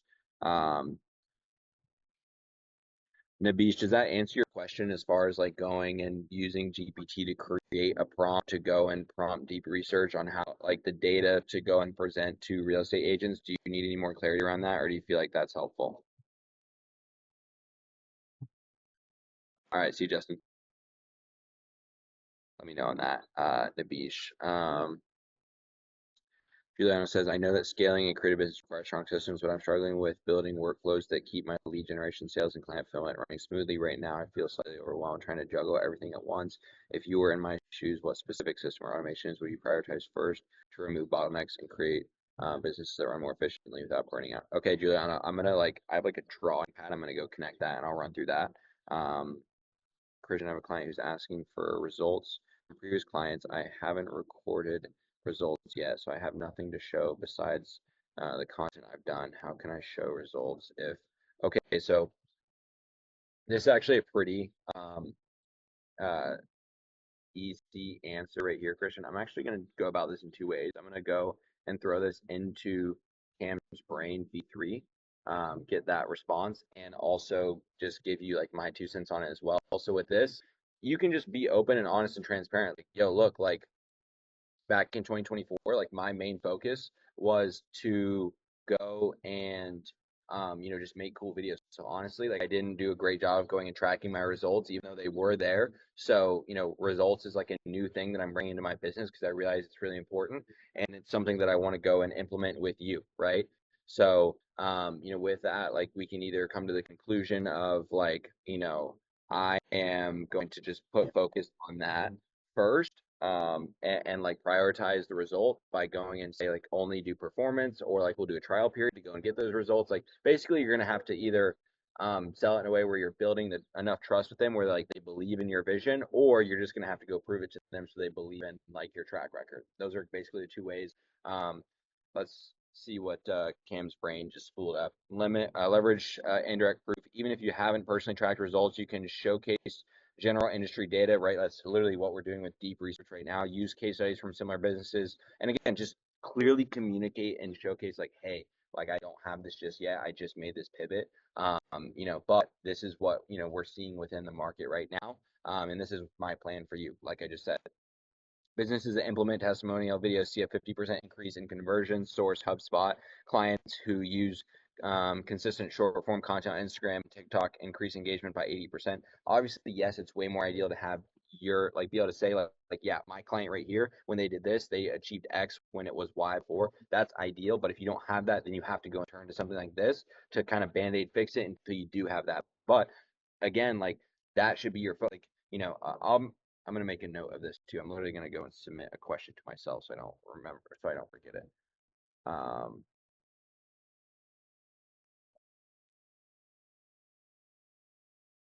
Can you create a breakdown of the scale up process for a new agency and how to build trust and use your track record to go and sell to new clients? I just don't want to forget this because I'm going to do it on my drawing board. There you go. That's it. That's all you got to do to submit questions. Little did you guys know, I was like actually showing you guys how to use it. Showcase past work with strategic framing. Instead of just showing the quality of your videos, frame them in terms of business outcomes. Testimonial video was designed to build trust and increase conversions. This ad was structured to drive leads to a booking page. This reel capitalizes on trending format, boosting organic reach for local businesses. By positioning your work as strategic business tools, you shift focus to deliverable potential results.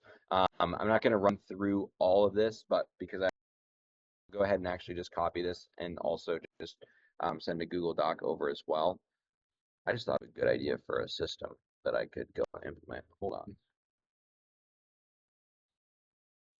Voice note.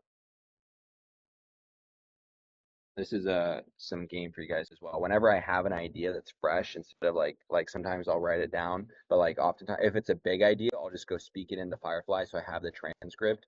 If it's like a smaller idea, then I will just go use voice memo. So like for example, like I have an idea right here where I want to go and create a system so that when like ChatGPT goes and gives like a big response on something, I want to be able to really quickly have like a make automation that fires that I go like do a fill out form or just even send a message in Slack of that, and it just goes and puts it in a Google Doc and just returns the link so I can copy that and share that link with anyone. And then I'll just go name that really quick. Google Doc idea. Like that'll take me like 10 minutes to build and it'll save me a lot of time in the future, but I just don't want to forget about that idea. So I just like go and do that. So I don't know why this is all like linked. So let's go ahead. Oh yeah, that was the, so this will be like answer to here question.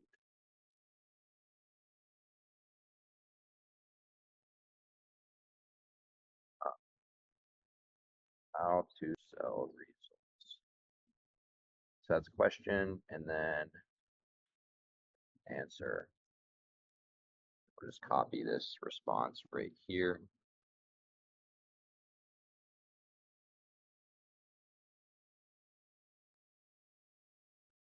That file, share with others.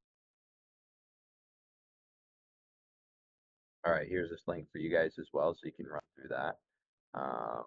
Yeah, Notes app is great for that as well. It just depends on how big your idea is. Sometimes it takes me 5 minutes to voice out my idea so I don't forget it, and I'll just like open up Fireflies and then just it'll give me a summary of the idea too, so that like, when I want to go and explain the idea to other people and I don't want to spend 5 minutes, I don't want to spend 30 seconds, then I can just go and just share it to them like that. Okay, so we got that. So I'm gonna go and just I'll highlight these as like when I go and knock them off the list. So answer that. Juliana, I'm doing that on my pad, my ThinkPad or whatever.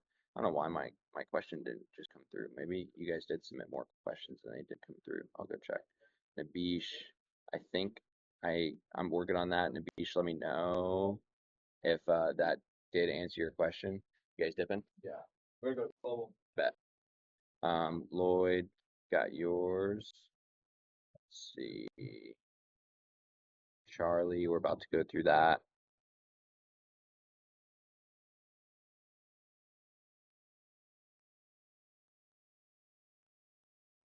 Okay. Then let me check. Also, next week I'm gonna go through a training. I just found some fire funnel software that I think you guys will absolutely love. So I would say let's stay tuned on that. I'm still testing it out and using it for myself, but it's like basically if you've ever heard of like ClickFunnels or Typeform or like Leadform, it is paid.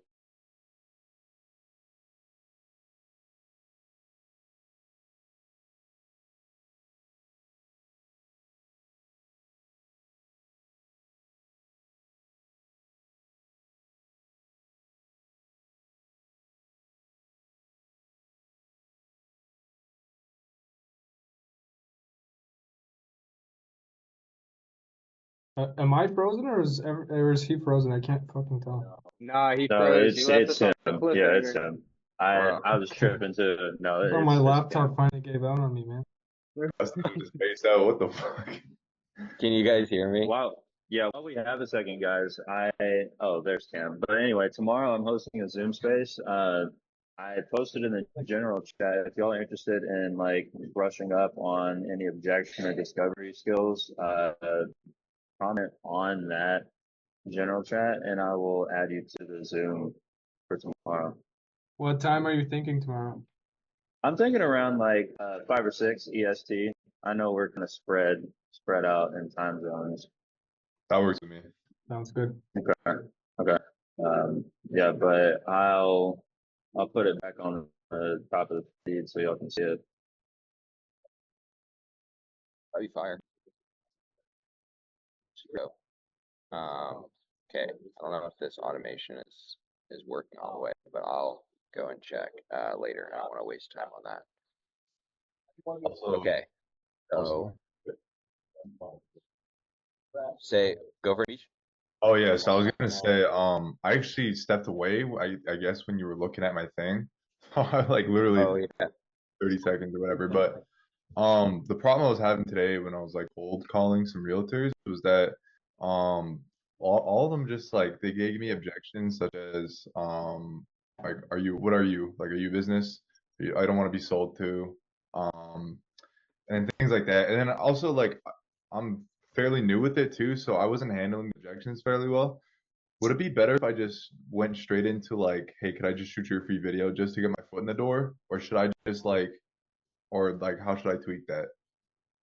So, okay, so basically, with I went over when I was answering your question, basically what I would do is just like I created a prompt to prompt deep research for GPT, and then I think I actually like just did I just generate that? Um, okay, yeah, so wait, this was yeah, so like basically I'm generating a report that you guys can go and use right now. I think I did this for real. Yeah, so this is for real estate agents, right? So if you usually like business will be closed off, like even if like me, like I'll be closed off, but then say you go start like literally just running through numbers and showing me data where it's like, oh yeah, you're actually missing out on this because of X, you're actually missing out on this because of Y, and this because of Z, right? So I think this actually just finished, but now, oh yeah, this is fire. So conclusion, um, yeah, so like this is like the conclusion of all that research. Thank you. The evidence is overwhelming. Content marketing is directly tied to real estate success, and its importance is only growing. As agents who actively create video content, engage on social media, maintain informative websites, blogs, and run smart email campaigns are seeing more leads, more client trust, more closed deals than those who don't. The past few years, data can be your competitive advantage by doubling down on content-driven strategy now. You position yourself today to capture internet savvy consumers and set yourself up for even greater success in 2025 and 26 in a world where buyers and sellers are often meet you online before meeting you in person. Make sure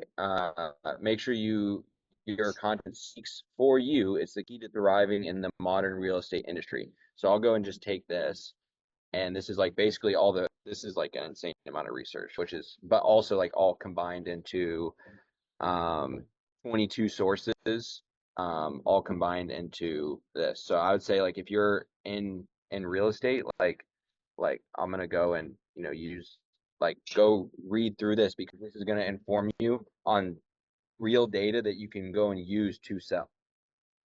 Hey, real quick, while we're on the topic of realtors, Cam, I work with a couple realtors that are in the luxury market in South Florida, and I met up with one that hires me for one-off projects yesterday and started reiterating putting me on retainer, everything like that. If his average ticket that he gets commission-wise is about 50 grand, what is a good revenue percentage I'd want to look into claiming? Because he is cool with doing revenue shares, but I don't know what would be an optimal percentage to take. I hinted at him 3 to 5%. Right. If you're just like, yeah, like if you're like, hey, look, like I want to go and be incentivized.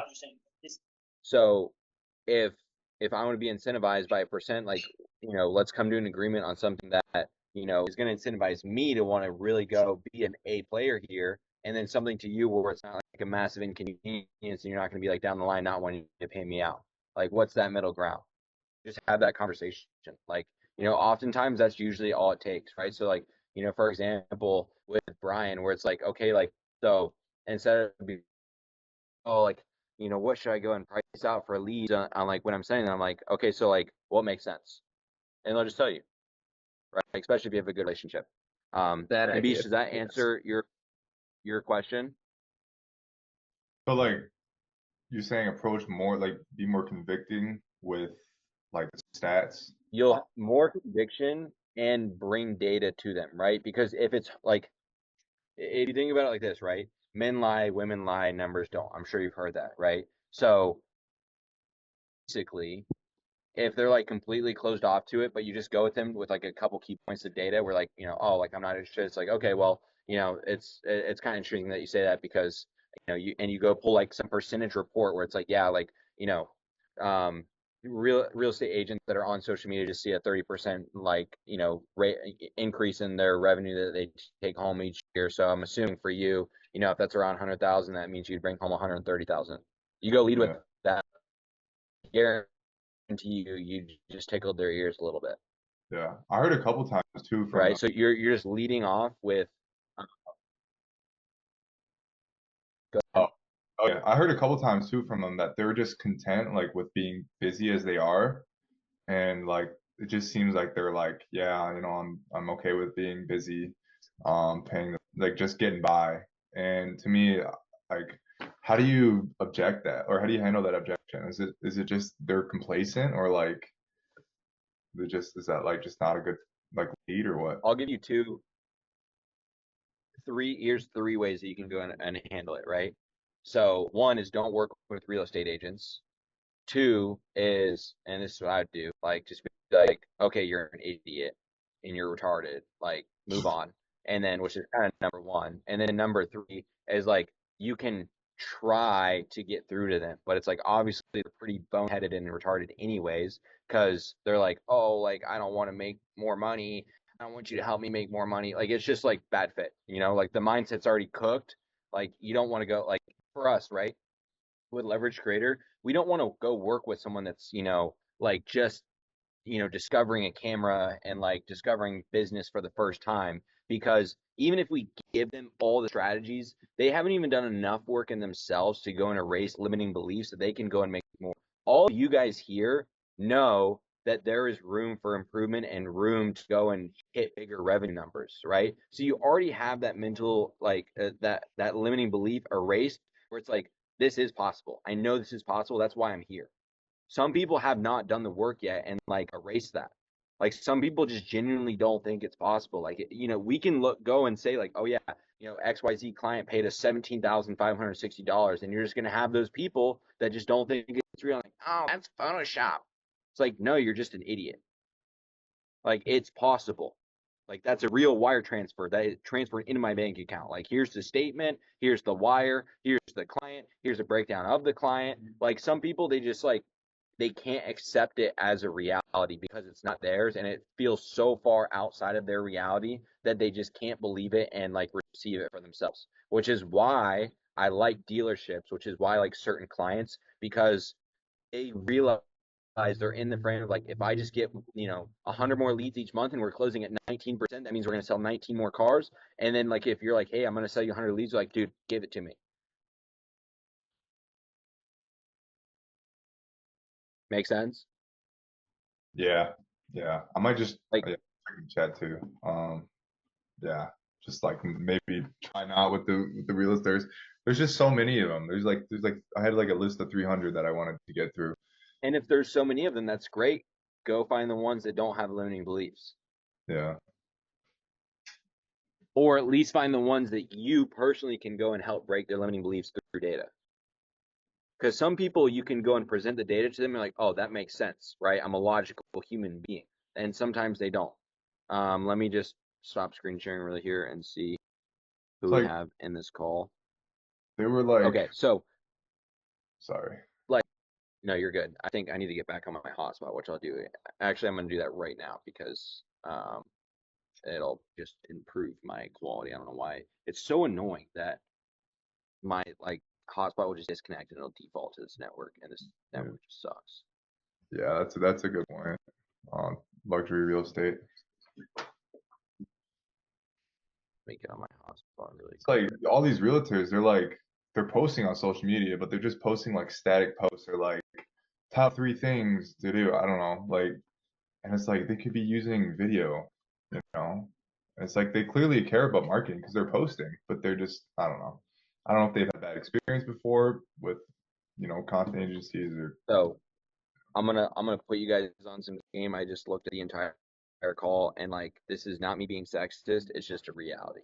Like, if you go and work with female real estate agents, you're going to deal with like that limiting belief, that complacency, more emotions than like logical outcomes, right? If you go work with guys that are real estate agents, you go and present the data to them, they're gonna be like, oh, that makes sense. And like, I'm just telling you that from my own experience. I'm not just saying that to say that. Like, I just want you guys to have an easier time getting clients. So it's like, Nabish, when you go through that list, just like go run the numbers for yourself, right? Go watch what happens if you go and, you know, you go try to land something with females versus males. Like, just look at the numbers yourself.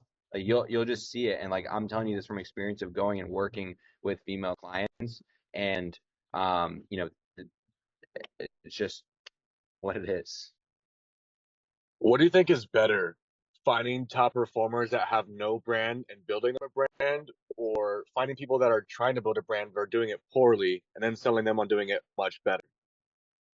Trying to build a brand, because they already have erased the limiting belief of I need to do this.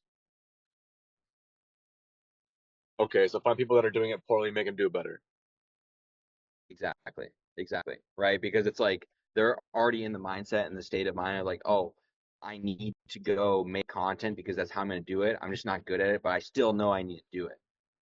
But if you are trying to take someone from zero to hero, then it's like, you know, you have to like then go educate them on why they need to be posting, why they need to be posting consistently, how it benefits them. They're not going to believe it until they see the result. Sometimes they're not going to believe it until they see the result over and over and over and over again. Like, it's just, you know, I feel like it just again, takes like, a ton of energy, ton of your time and energy, and it could be honestly a little bit depleting after doing it over and over again. You almost just want to get to a 100%. point where you're just working with the right type of people.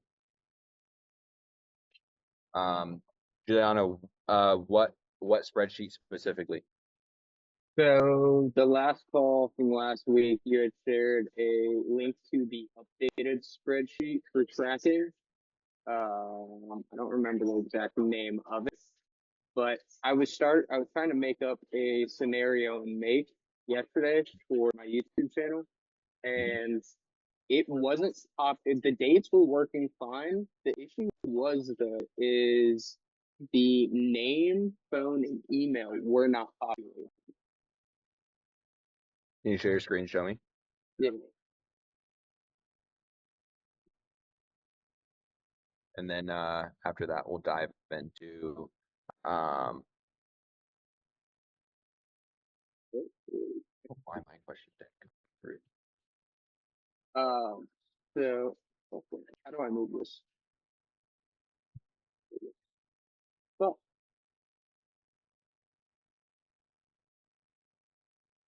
all right. So if I were to go, I'm on the lead side now, and I go into the form, autofill.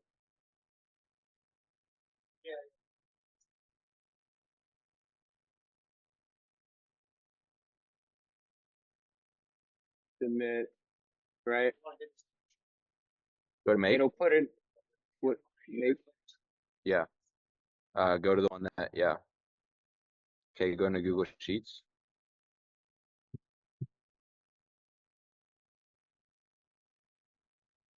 So you need to update the name, email, and phone field. So go to the name field. So see how they're like they're see-through, that they need to be like filled in. So put in full name. Do I delete the answer part? Or? Do this first. So cancel out of that. This is good for everyone. So watch this. So cancel that. And then right click on fill out forms. And then say run this module only. Now go submit the form again.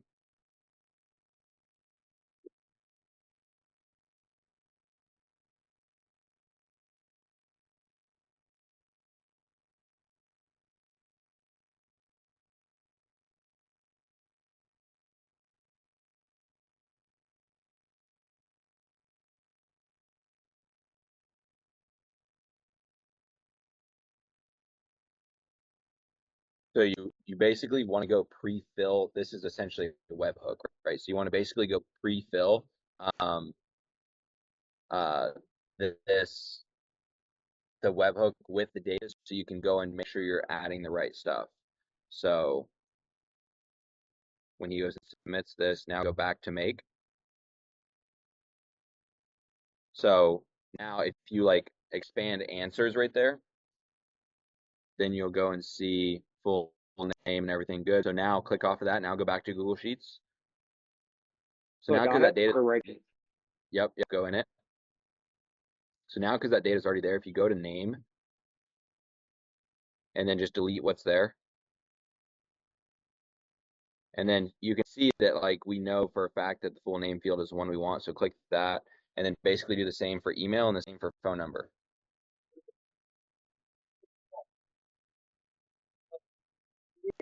And then Save okay. it. Yep, save it. Yes, the back of it goes is like a forge. And also go click save down in the lower bar.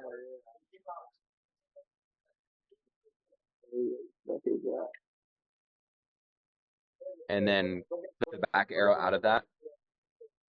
Top left of make, not like the actual back arrow, yeah, that. And then, okay, so now it's on. Now just go and load the form again, and you should see that it'll work just fine.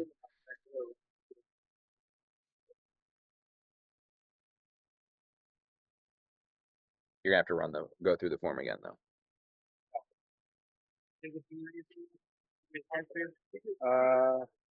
You can.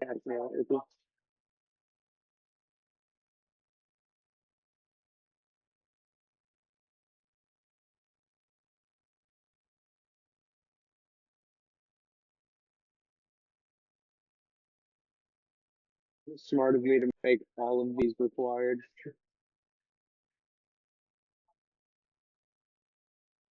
Now go check sheets. Perfect. Hell yeah. Bro, I spent like 5 hours, I think, last night trying to figure that out. Well, find me fix. I was going insane. Well, there you go. All right. I'm kind of curious if with my fill out forms, if I don't know if everything came over into Google Sheets or not. Let's see. Let me just check this really quick. Funnel.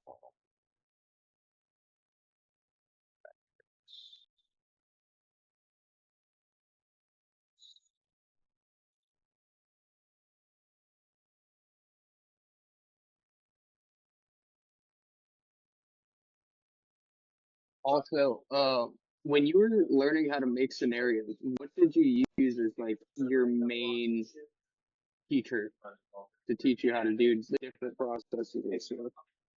YouTube. YouTube. I was crying. YouTube. And now it's even easier because ChatGPT, you can ask it how to like go and get those scenarios. Yeah, I was messing around with ChatGPT. I guess it'll automatically do it. Like you can have it automatically set up those scenarios for you, but the login stuff for it was acting weird, so it wasn't actually populating on my end. Yeah, so yeah, sometimes it's not like perfect. But yeah, like I would grind out YouTube, and I know that they have like their own like Make University, which you can do as well. But yeah. Okay, so okay, so Juliana's question, I know that scaling a creative business requires strong systems, but I'm struggling with building workflows that keep my lead generation, sales, client fulfillment running. Okay, so yeah, no, I was gonna go break this down. So let me I'll break this down for you guys. So I got this, and then I'm going to do one more example, and then I'll open it up for Q&A.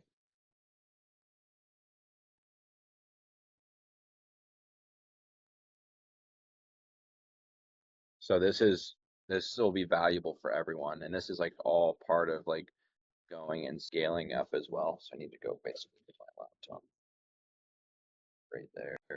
One sec.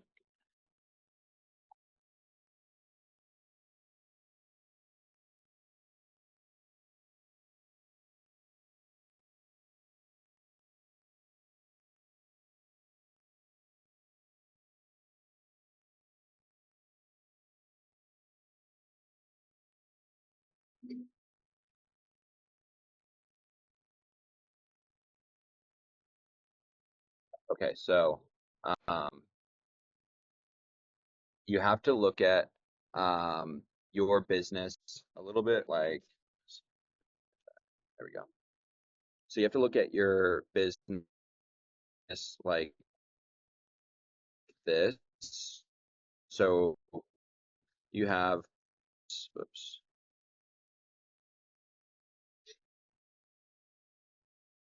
working in, right? So everyone in their business right now, they have certain activities where they're working on versus in. So you need to go and figure out the percentage split between these two things. And so I'm going to go and give you a couple examples of a couple things that are like working on versus working in. So working in your business is like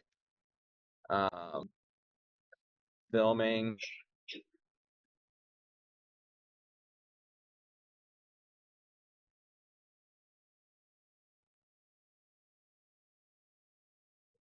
editing. You're freezing up again. Just gonna do it. Is sales. What? You're breaking up. I don't know if it's still gonna do it.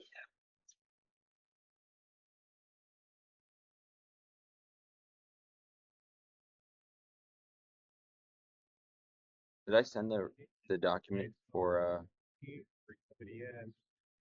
real estate? Let me see that really quick.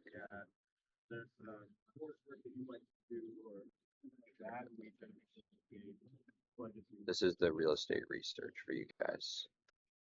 I forgot if I sent that or not. You guys are hearing me okay? Wi-Fi is good. Take that as a yes. Okay, so sales, systems.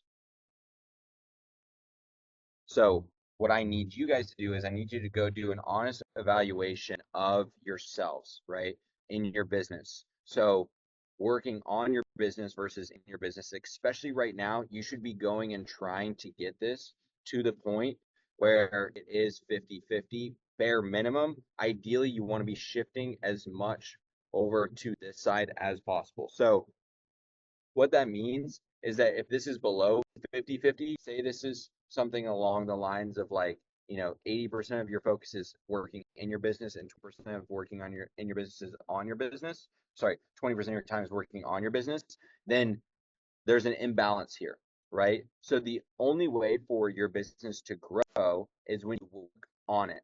When you work in it, this is only going to sustain your business. So this sustains your business and this grows your business. So the only way that you can grow is if you're putting ample time over here, right? So the way that we kind of go and do this with our agency is Presley is focused on working in the business and I'm focused on working on the business. So I'm driving clients. Now, obviously, Presley goes and builds systems as well. So like he does go put folks over here, but I'd say like, the majority of my time is over here. And then he's like kind of 50-50 here because now our senior editor, 95% of his time is spent working in the business, right? So for you guys, you need to identify what it is that's soaking up all of your time and then go and systemize that, right? Because if you're not selling new clients or building systems to sustain the fulfillment and the clients that you have currently, then you're working in your business. Filming has to be done every month. That means that it can go and be systemized at least to a degree. Editing, that has to be done every month. That means it can go and be systemized to a degree. Managing, that has to be done every month. That means it can go and be systemized to a degree, right? So take this, for example, one of my consulting students, Alex, right now, I had this conversation with him earlier today. I was like, okay, so you're kind of hitting this point where you need to scale up, but like you don't have that much time, you're bottlenecked. What does your split look like? He's like, well, probably like 80% in my business, 20% on. I was like, what's consuming all your time? And he was like, well, filming is consuming all my time. He's like, but isn't like filming like networking and sales? I was like, well, it depends. Are the things that you're filming, are they new client shoots and new areas and events where you're meeting new people? Or is this just the same recurring client shoots every month? He's like, well, like 80% are reoccurring every month. Okay, then we need to go make hiring ads for videographers or content on your feed to go bring in videographers in the Boston area to go and focus on getting a dedicated videographer on your team so that you can go and free this up and that you can go from 80-20 to 50-50 so that you have time to go sell more people and build more systems, because ultimately that's the only thing that's going to help you scale, right? Because yeah, you can go and stick where you're at and operate where you're at and like just sustain, and then when you lose a client, like pull yourself out of working on, and then go to working on so you can bring in a couple more sales. But ideally, you want at least equal focus, if not trying to push as much of your time over here to working on, so that your business is constantly growing. Everyone tracking here? So I want you to literally go and like do this exercise for yourself, whether it's on paper, whether it's, you know, in a Miro board like this, but literally just break up your time and say, okay, how much of my time is focused on the sales and the systems, the outreach, like going and like getting new business, like that is still working on my business because it's growing it. How much of my time is spent working on versus how much of my time is spent working in? And then when you go and see how much of your time, like what you'll realize is probably the majority of you guys, 80% or more of your time is spent working in. Go and identify what the big time sucks are. Usually it's filming, editing, and managing, which is why I wrote these things down. Now, how can I go and systemize this individual thing? Editing. Okay, can I hire overseas and get some editors, spend some time, right? It'll take extra effort to build those systems initially. So you'll be like, oh, wow, this is taking 80 hours a week. Now that I'm training someone, it's actually taking 100 hours a week, maybe even 120 hours a week, right? Okay, yes, but that's the only way that you can actually go get it from 80 hours a week down to 40 eventually, right? If you can get it down to 40, then you just bought back half your time, which gives you more opportunity here. You're achieving the same result with less time, right? The whole point of going and building systems and going from a freelance videographer or a filmmaker to an agency owner is to build and bring in systems to buy back your time, right? This is why when you go make your first money, you shouldn't go buy dumb shit. Instead, you should go buy back your time, right? How can I go buy a system? How can I go buy, you know, somebody else for them to be an employee in my business so that I can go and you know, next month I can go and pull in the same amount of revenue. Maybe I don't make just as much profit, but I can go and spend 20% of the you know, the income to win back 80% of my time. Right? If you can think like that, that's how you're going to go and scale. Because if you go to 30K a month and you're the one working, like if you go to 30K a month and 20% of your time is working on, 80% is working in, or even worse, 90-10, that means that you are essentially working as many jobs as you have clients. You have no life, you have no systems, and you have no way to scale past 30K a month. I'm saying that because I was literally there. You know, for me and Presley, that was 70K a month because we had both of us working in business full time from 9 a.m. in the morning all the way until 4 a.m. in the morning. And we had no life for 2 months until we realized, hey, we actually have to have a system. And like, it can't be an all over the place system and like a retard system. It actually has to like make sense, and it has to be in order and organized.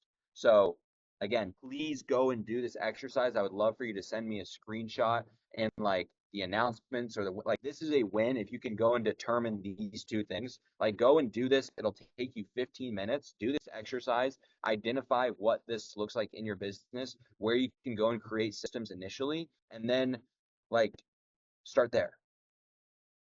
So that's one thing that I wanted to run through really quickly.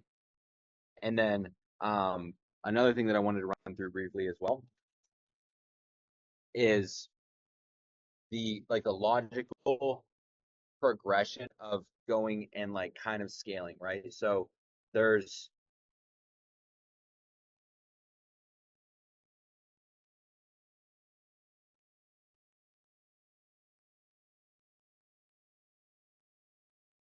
this is what scaling will have to look like, right? So in step 1 right here, basically what has to happen is people have no idea that you exist. They have no idea your track record. They have no idea what you're capable of. So that's why we have to do free work,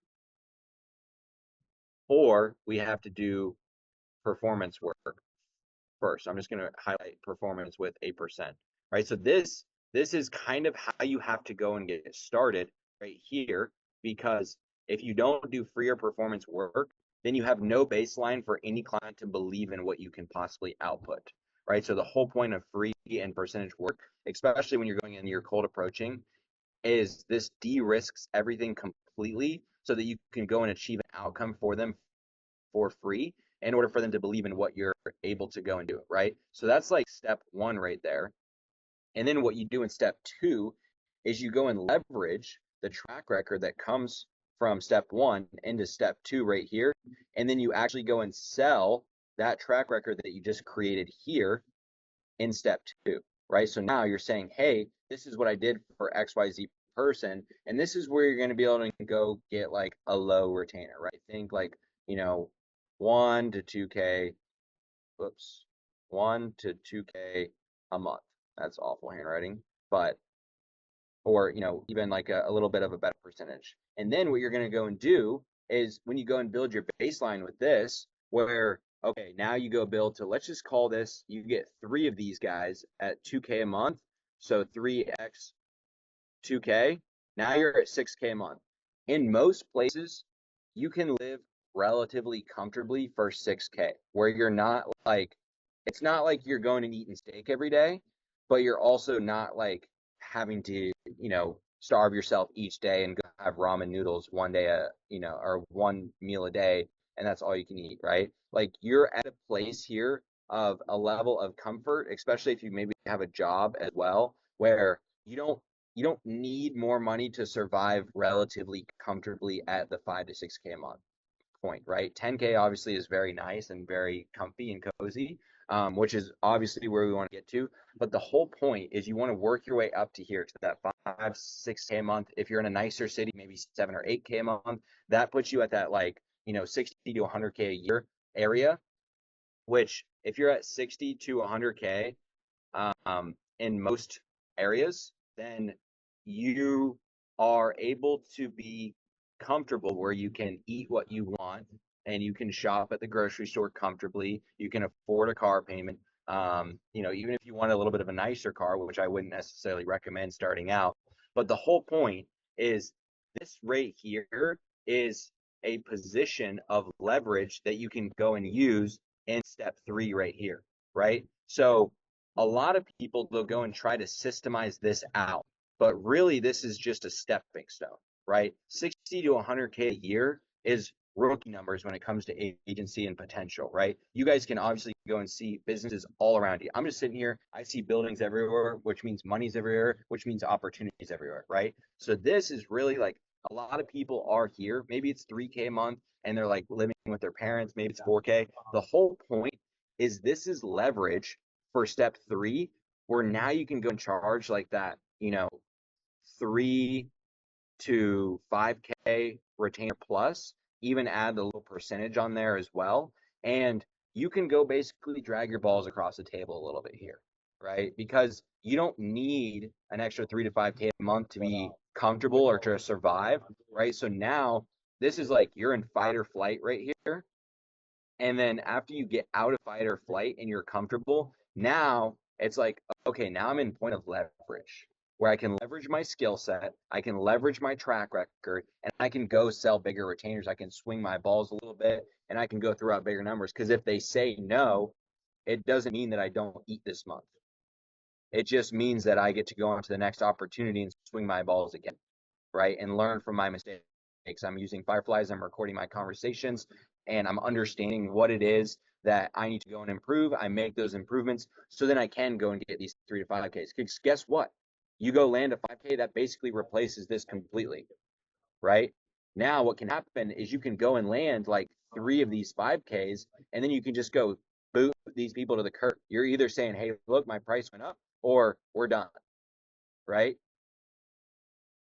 Because the whole point of these guys over here is a stepping stone. You don't want to be surviving and operating right here, because usually these are the clients that are bossing you around. They're a little bit picky. No, they have the revisions requests and they're just like annoying to work with because they're not investing enough into what they're paying you to really respect it, right? If they're going and paying you 3 to 5K a month plus a percentage, usually they're respecting what you do a little bit more and they're a little bit happier to just like give you creative control because you're also doing more, right?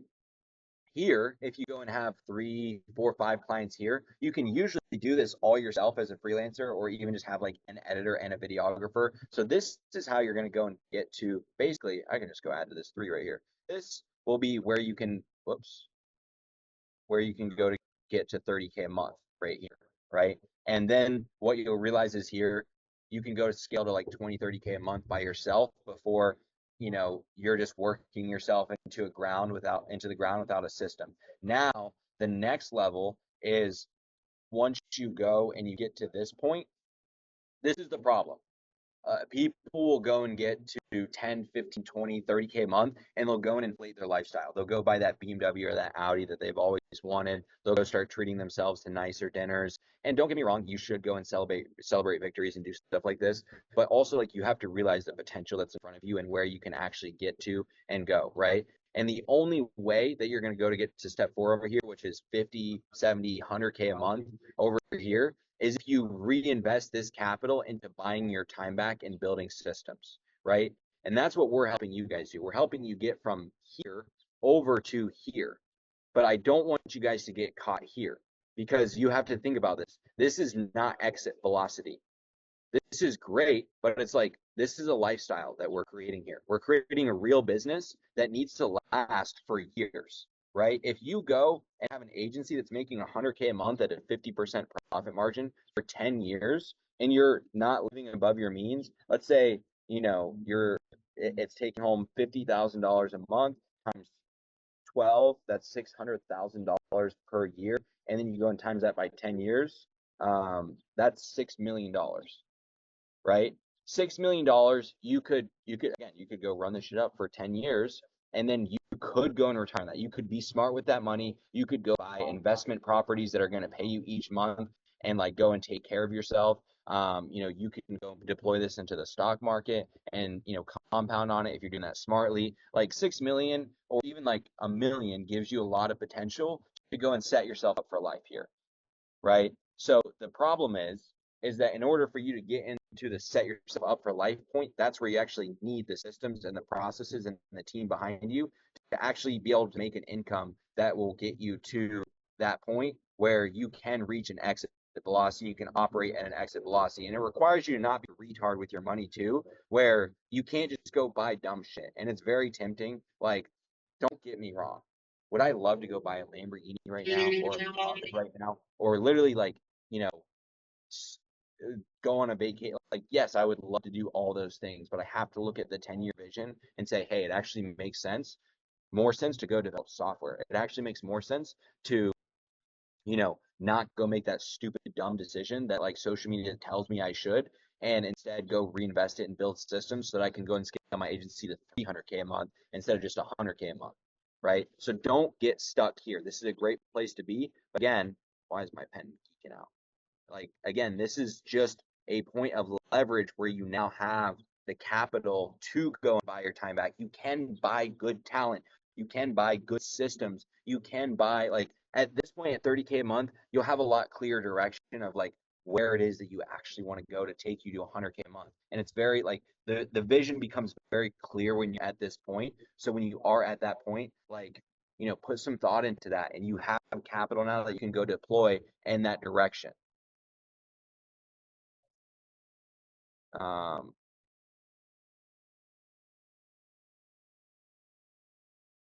Absolutely, fellas. I don't know if Eddie's still here, but I gotta.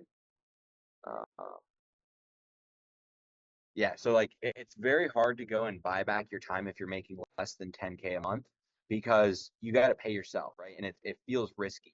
But if you can go get to 15, 20, 30K a month, now you can actually buy good talent to buy back your time. And the focus here is not how can I save a penny on the talent that I'm getting? How can I get the job done and get it done really well so that I can actually go and scale to 50K a month? Because I would rather take 50% of 100K than 80% of 20K.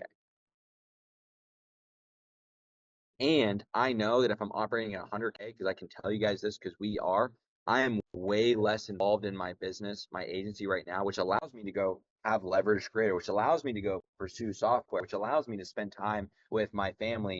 You know, I could definitely do better at that, but allows me to like go, you know, meet with clients at restaurants and network with people. I can do that because we took the time to reinvest back into our business so that we could get to the scale where we hire good enough talent, or great enough talent really, to go and actually run the business for us so that we're not fully in the business because we realize we want to keep growing.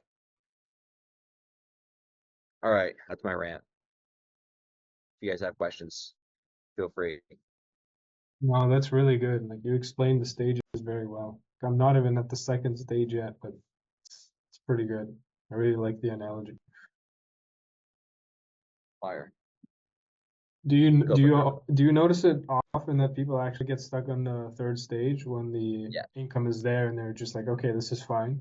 I can deal with this. Because you have to realize that like the financial literacy that is taught is so shit where like if people come into like a $30,000 month and they see that hit their bank account, they're like, dude, like that's like this is an insane amount of money to me. Like I can go do whatever I want that I've never been able to do before, right? They get comfortable. They like $30,000 a month, especially if you're taking home $30,000 a month profit, you can basically do whatever you want. If you want to go finance a Lamborghini for 3-4K a month, you can. If you want to go live in whatever apartment complex you want in whatever city you want, you can. If you want to go splurge and have $1,000 dinners a couple times a month, you can. You can go buy steak and eat it for every single meal. Absolutely. You can go fly first class. You can do all those things at $30,000 a month.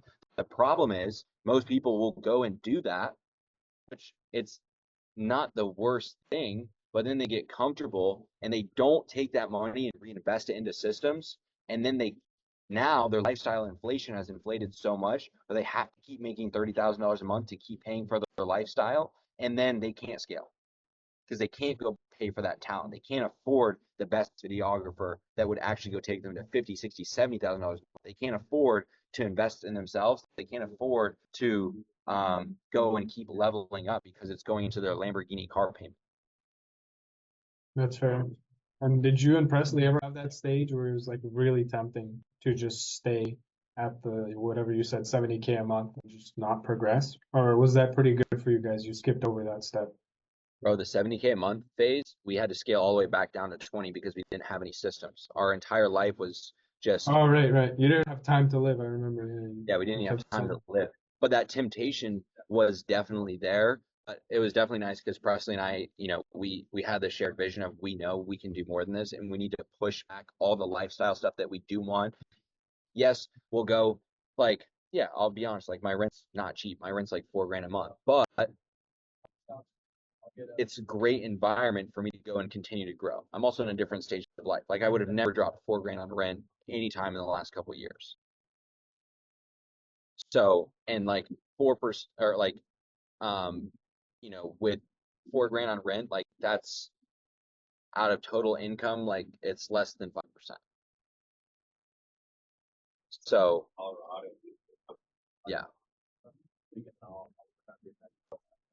So I'm starting up my YouTube channel. That was what that fill out form was for. What would you say based off of your channel's numbers? I know you pushed leverage creator on your YouTube, but what would you say based off of your numbers? I checked your analytics and stuff out. What do you think your average lead number is coming through just YouTube? It's dependent on the month. It's dependent on the videos. And it really comes down to how good quality the lead is, right? Because like I don't care about 1,000 leads, right? Like I want leads that are interested in what I have to offer.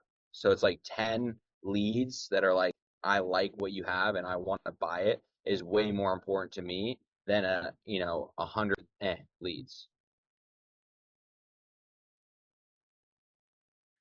Charlie, I know you wanted to run through some scripting stuff.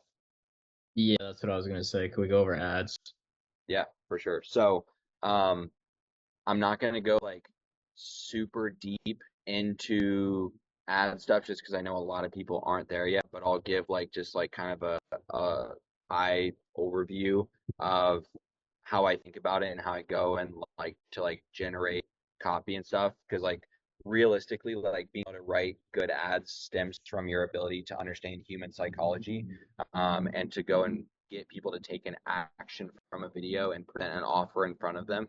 So again, I'll go and run through my process a little bit with that. I do heavily use AI. So I guess let's just take an example, like with a client that you have, Charlie, and I'll go and like assist in the process of that. That's perfect. So just let me know what the client is. Oh, Alex Sedlak. Okay, I know Alex. Okay, so Yeah. he's doing TikTok shop. Right, I'm assuming that's what you'd want to go and create ads around. Yeah. Okay, so if we have time too, could we also go over the process for doing B2B as well? If it's any different. yeah, it is a little different. I'm just thinking. Okay, so basically, let's see. Let me actually plug my laptop in really quick. Okay. Okay. Reason I asked just because we have the B2C side of Media Labs, obviously where we recruit people, but we want to run ads to sign brands as well, and then also for the blue light glasses brand, I might have to do some stuff there. Gotcha. So let's do this, Charlie. Let's trying to think. Hold on. Let me plug this in and let me think about how to say this because I want to say it well. One sec. Plug my laptop in so no, guys.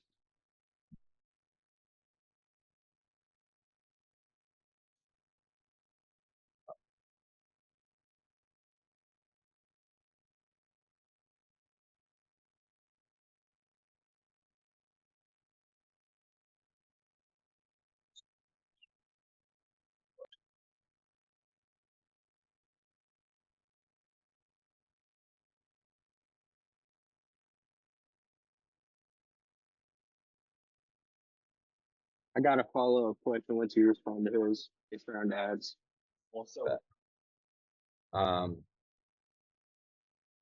gonna run to the bathroom really quick too. If you guys have some other questions, Nathaniel, I didn't even go through your sales thing. I do have that. It was generating when I had it, but I have, or Nathan, sorry, I do have that as well. So I'm gonna just send that to you. I'm gonna run to the bathroom really quick. I gotta take a piss.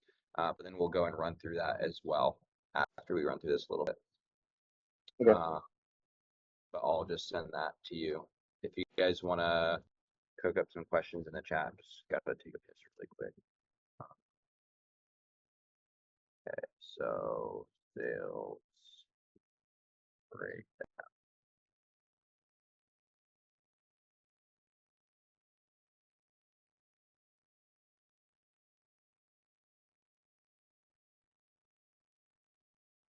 That link right here. All right, I'll be back in literally 2 minutes, fellas. Give me a sec.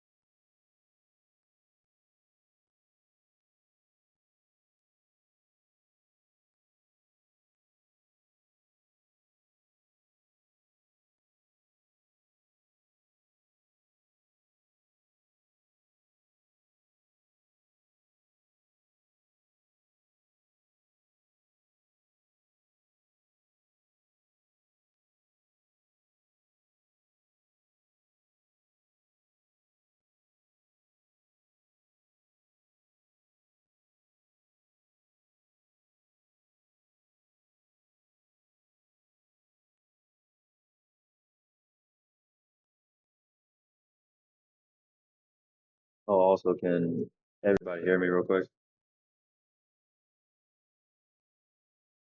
Yup. I'm gonna drop the link for the Zoom call that I'm putting on tomorrow. If y'all are interested, just reply to the thread and I'll send y'all the link.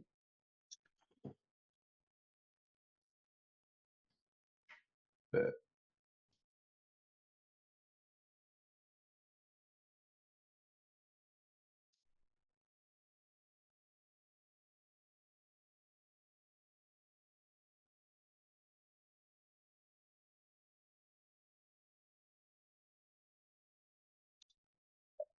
Back. Um, okay, so let's do.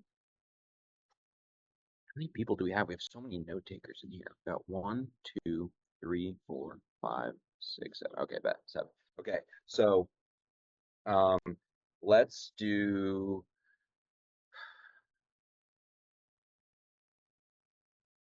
For Alex, let's see.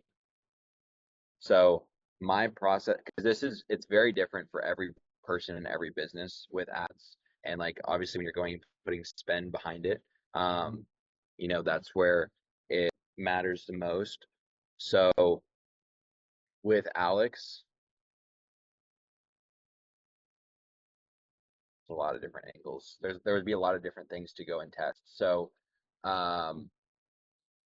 basically how I would go and run ads for Alex Charlie is I would go and take some of his most viral reels and TikToks that actually go and like position him and like almost like sell his product well or like push towards his product well, but like don't take reels that are just randomly viral, right? Those are not useful. They're very relatively useless when it comes to an ad that's going to convert well. And just also ask him like, hey, like what videos have converted well before? And then go and take those videos, right? Because having that conversion data as far as like the ads is going to be important. He has a high ticket program, right? Yeah. So what I like to do is I'll just run you through like a little bit of my process really quick here.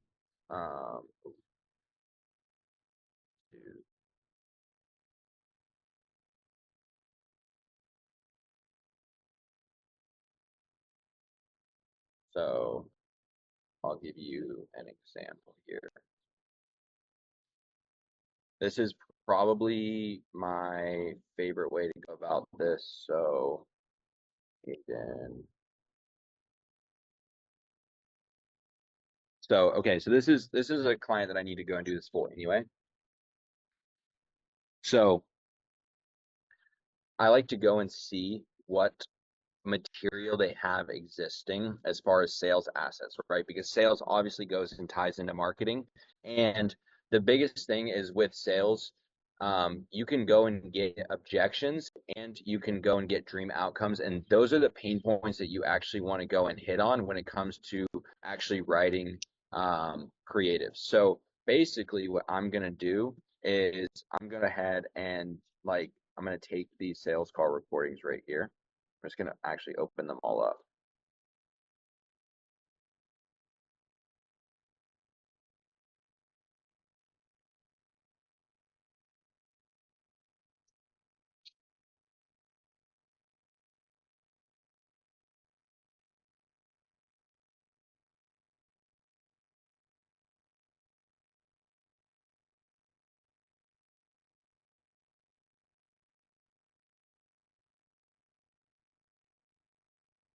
Yeah, and I'll get back to that question after I rip this. So basically, please wait, AI note is generating. I don't need a note, I just need a transcript. Okay, so basically, I'm going to go take this and I need to go and create a new doc here. So I'm just going to do like sales call transcript.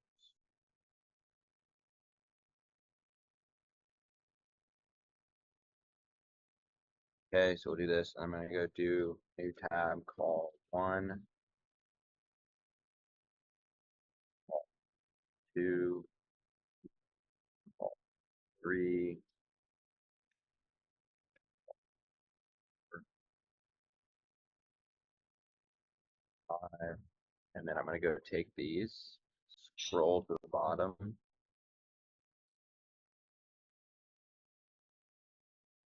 This.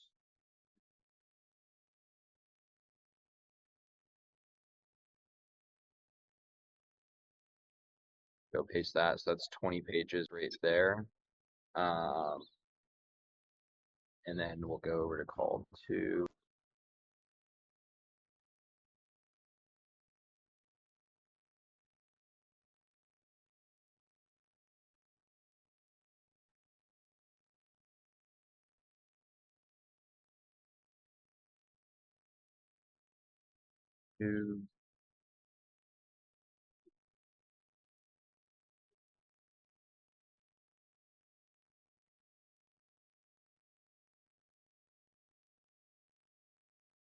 So obviously you would go and need this data. You would take whatever sales data you do have from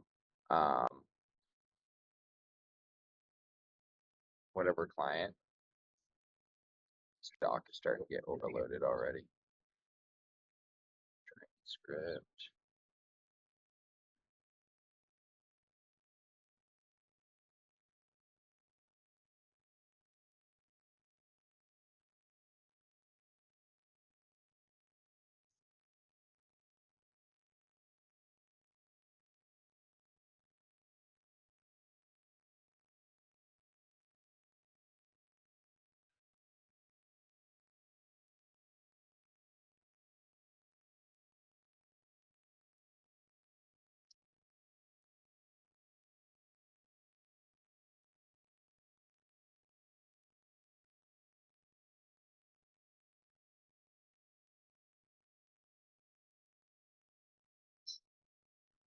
Okay, so there's all that.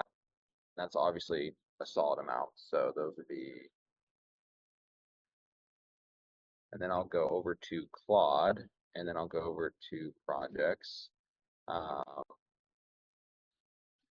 Create a new project. This will just be events, sales, calls, using sales transcripts to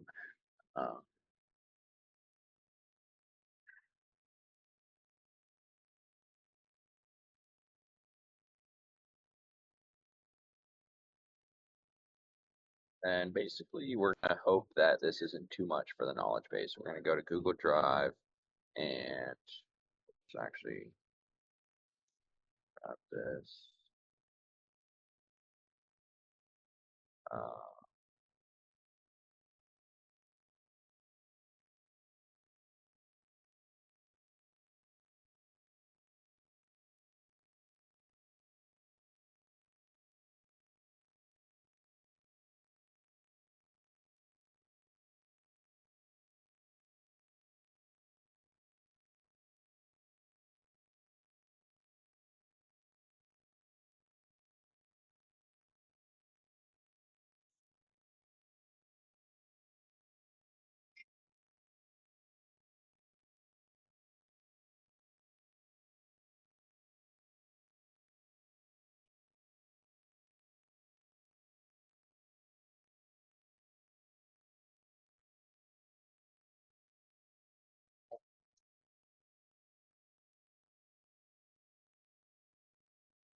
Hopefully it's not too big for the knowledge base.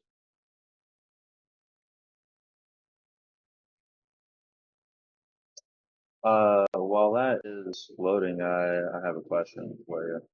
Hit me. So the main reason why I wanted you to kind of review that transcript is we had the call earlier today, and I think it went pretty solid, like halfway decent. And we set up a follow-up call here in about an hour to finalize things. And I think he had cold feet. It kind of seemed like he had cold feet and wasn't sure, even though he seemed like he knew that he needed content and saw the value in it. How can I frame our call to like close that better without like any objections? I can't really handle it. You said that's in about an hour? Yeah. Okay. I'll be done with this in probably 5 minutes because I'm not going to go super deep into this. I'm just going to like scratch the surface a bit and then I'll dive into yours and I'll run through yours before your call. Okay. All right. Bet. Okay, so basically what I just did there is I took all of his sales assets, which is like here we have 20 pages here. We have 49 pages here. There are 28 pages here. 39 pages here and 35 pages here, right? This actually literally just almost maxed out the Claude database, which is fantastic. I was hoping it didn't go over. So we're pretty much maximizing the Claude database to go and use this. Now I could go and set project instructions. I'm not going to do that necessarily right here. I'm just going to go and, very quickly just show how I would go and use this. So I'm just going to basically do a voice prompt. So what I have here is a knowledge base with 5 different sales calls for an offer for one of my clients, Ben. And what I want to do is I want you to go through, scrub these sales calls and really dig deep into the objections that the potential customers are having and the dream outcomes they're looking for. And first and foremost, I want you to go through and rank these high to low based on how frequently they show up in these calls. So if it's very frequent, have it at the top. If it's not as frequent, put it at the bottom. I basically just want to have an understanding of what exactly people are objecting to the most and then what they're objecting to the least. So this will be like prompt 1.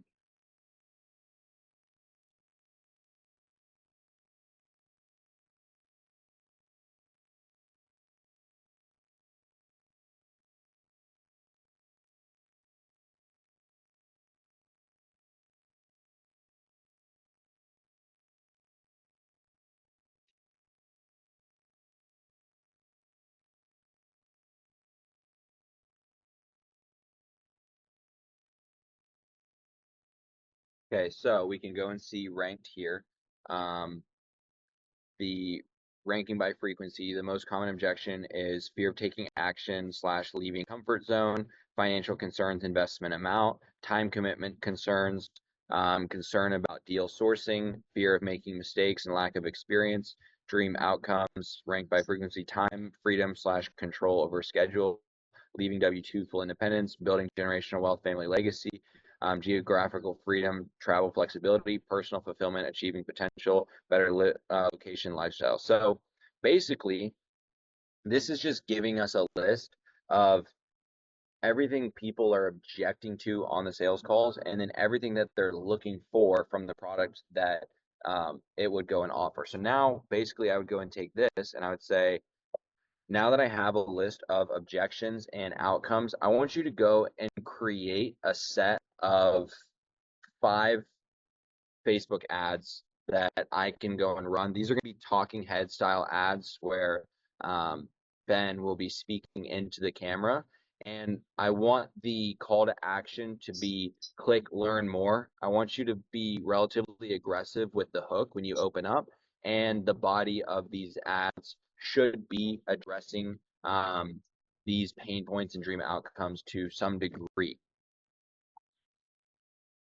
So basically then I'll go and start here and I will go and refine even further.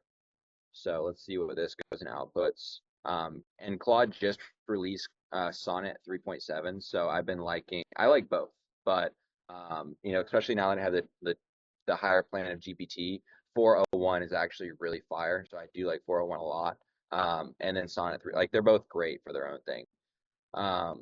So you would maybe never think to come out with a hook like this, but this would work for Ben's offer. So Ben's offer, if you're not clear, he's one of our clients, and he has a coaching program around business acquisition. So how to go and acquire your first business. Amazing program, really good, really high level of fulfillment. And he's crushing it, right? So this is an ad that would go and potentially speak to his potential clients. Obviously, we're just taking a sample size of 5 sales calls. You're missing your kid's softball game right now because you're chained to your W-2 job. I was exactly where you were 5 years ago.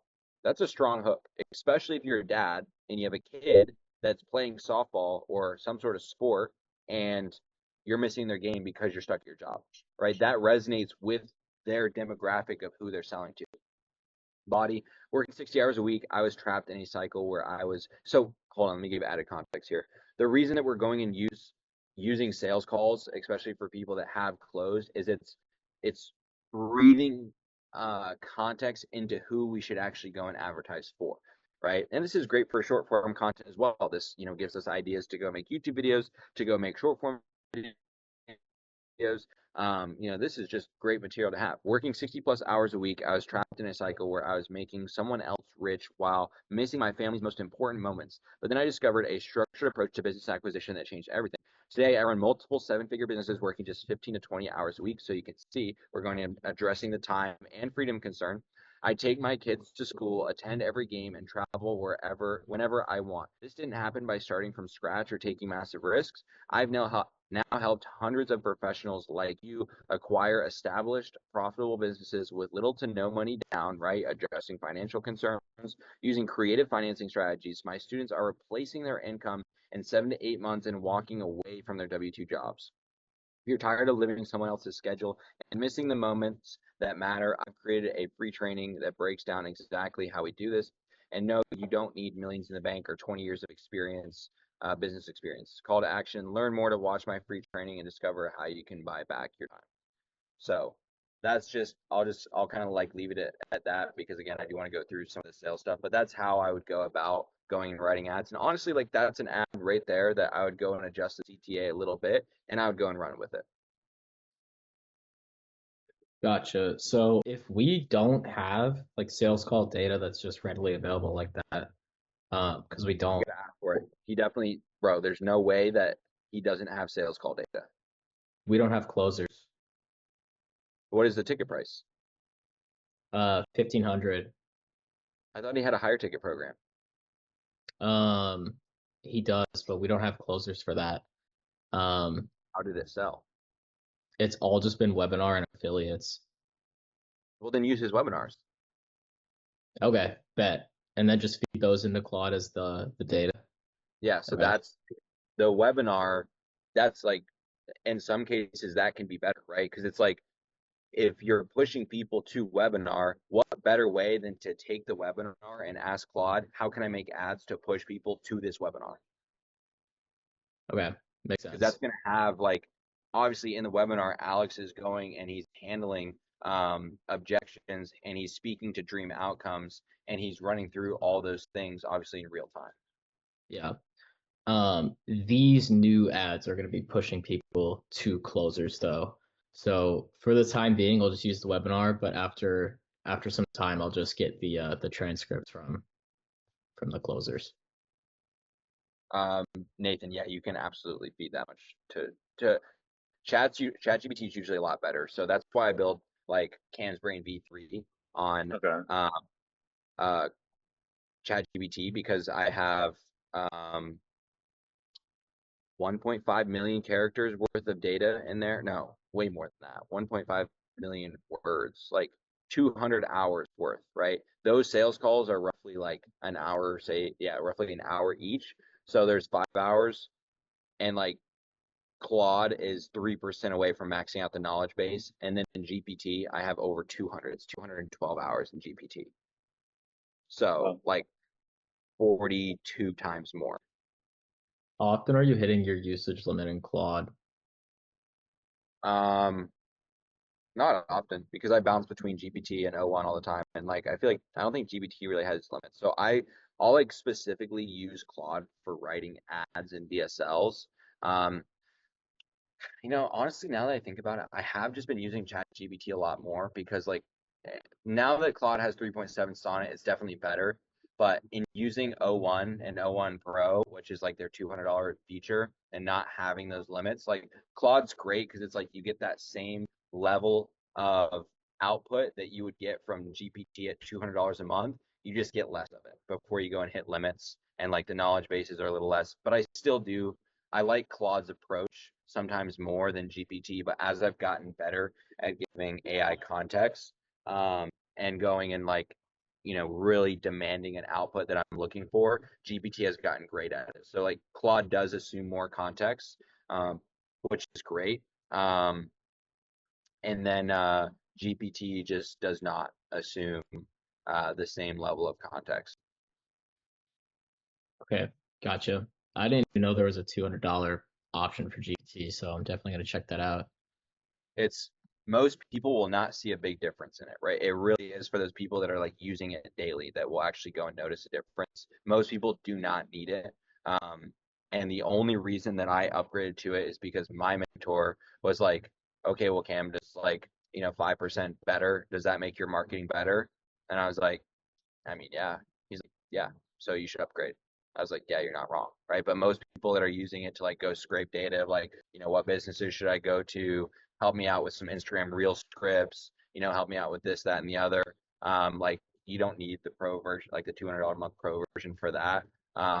You know, that's, that's kind of it. So it just depends on like your individual use case. Charlie, you would I don't even think you need it yet. Just use Claude and GPT both combined. And then like because I think even the pro plan does offer, or like the mid-tier plan of GPT does offer some of the features. So if you're unhappy with the result, you can go and try it in that, and you have a couple credits for that each month, I think. And then you can see if the output really makes sense. I was using O1 for a couple things, and I was like, wow, this is actually a really solid output for what I need and what I'm looking for. So I'm going to upgrade so that I can use it all the time. And I do use O1 a lot. Okay, solid. And then the last thing for ads, I understand the filming and not the filming, your ideation and scripting. But I was curious about like the filming and editing. So that's any different than very like much like reels or something. Video. Yeah, very much so like a reel. Okay. Yeah. Perfect. That's all I need to know. Thank you, Cam. So real quick, I am gonna do like a subtle push here. So let me get Clayton's number here. I'm gonna drop. Actually, I'll just do my number. I'm just so bad at responding. No, I'm gonna do Clayton's number because I'm just so bad at responding. I have so many messages. It's just not even. Let me bear with me here for just a second. I'll run through the sales stuff. Are you able to get to my question real quick while we're on ads? Let me run through this sales stuff first for Nathan because he's time sensitive and his call's in 40 minutes. Yeah, and then after that, then I'll dive into it. good. Let me pass this over to you guys. So I'm gonna send you this. This is Clayton's number. So Clayton basically runs our sales team and all the data systems and our business right now. And we just launched, that's his number. We just launched basically like Leverage Creator Consulting, which is for people over $10,000 a month. So we're really making an effort to not focus too much on ads in Leverage Creator because most people just are not there yet. And so with Leverage Consulting, it's for those people that are above like 10, 15K a month, 8 lowest, I would say. And the focus is like, okay, you get one-on-one call with myself, Presley, and Clayton each month. And it's like fully focused on like ads, systems, where you are, and going and plugging into that. Again, like if you're below 10K, you're just not going to benefit from that. You're going to benefit from what's in Leverage Creator. Even like 15K is like kind of pushing it, but that's where we'll go and run through ad stuff and like go and tailor it to you because obviously people that are going and pushing this 15K a month mark, they have a little bit more money, but their time is starting to max out. So we want to go deliver something a lot more tailored. So if that's something that you guys, any of you in here would benefit from, just shoot Clayton a text and just say Cam sent you over, and then we can talk about it further. But Nathan, let's go ahead and dive into the script because I want to make sure I break this down for you. Okay.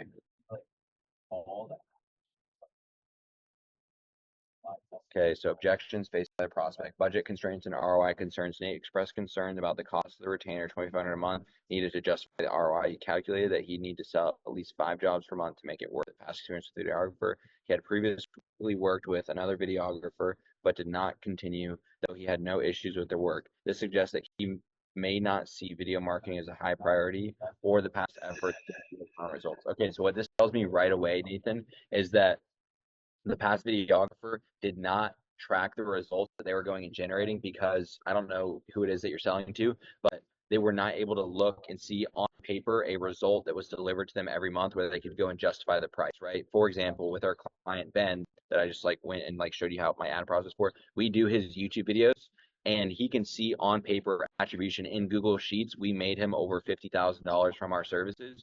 So when it comes time to go pay the $17,560 wire, it makes sense because he's like, okay, it made me 50,000. I can go and pay 17. That's fine, and it's going to keep scaling. It's, you know, it's going to benefit here, here, here, here as well. So with this guy, he's going to need that tracking, right? So that Google Sheet that I've made available to you guys, you know, you need to go and use that and say, look, this isn't going to be just videos. This is going to be a result, and I'm going to go and track that result for you. And then he suggests he may not see video marketing as a high priority of the past efforts didn't yield strong results. Is this with the dealership, Nathan, or who is this This is with? a epoxy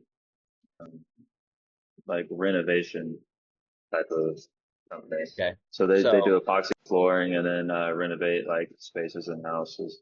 So just like I made a prompt to go and do car dealerships and I did real estate, I want you to go and do that same thing for that basically niche and industry. And then from there, you can just go and like you can bring that data to him and how you're going to help track that data for him as well.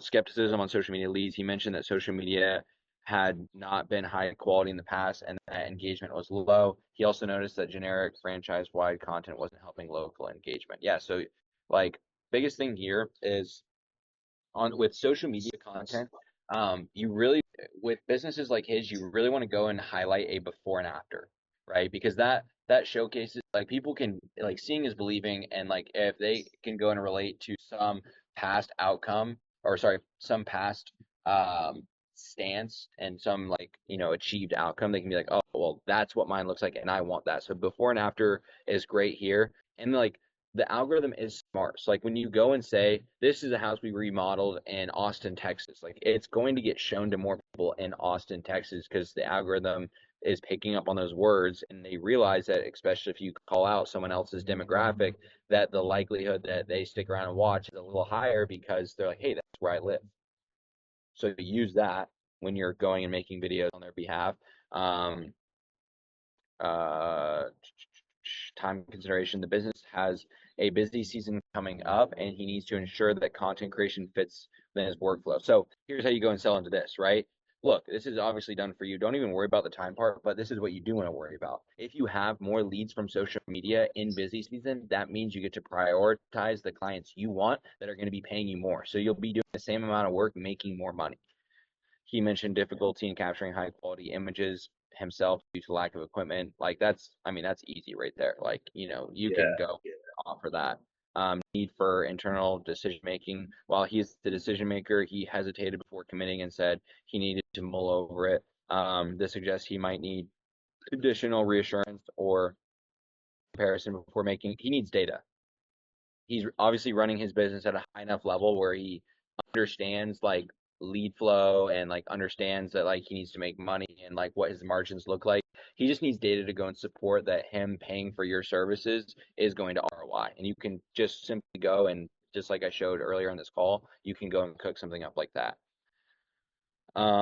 Discovery and understanding the prospect's pain point, 4 out of 5. So good work with that. What went well? Nathan asked solid discovery questions about lead generation, content needs, and past marketing efforts. He uncovered that Nate has issues with capturing content due to lack of time, equipment, and lighting challenges. He learned that Nate's business relies heavily on Google Ads, referrals, and SEO, meaning video content is not yet a core part of his marketing. Bro, another great way. Do you know, like, something that I like to do too is like I'll literally just have people go bring up their screen time. It's like, oh, how much time did you spend on TikTok, Facebook, Instagram? Oh, you spent 3 hours. So you're gonna tell me that like making video content on these platforms isn't effective when you literally effectively spent, a lot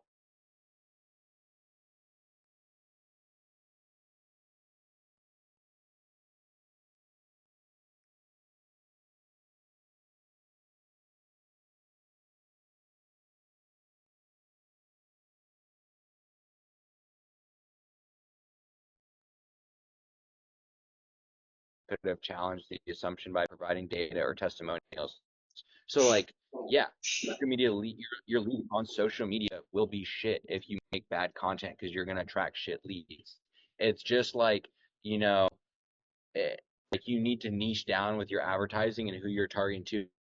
Like with something like this, Nathan, it's not about how many views can I get a video to have. It's how well can I go and speak to a person that would be a good fit, so that a person that would be a good fit feels understood and they make a decision and they take an action. Does that make sense? Yes, yes. Fix for next time. Instead of accepting social media leads aren't great, counterweight, totally get that. A lot of businesses say that until they change their approach. I literally just said this.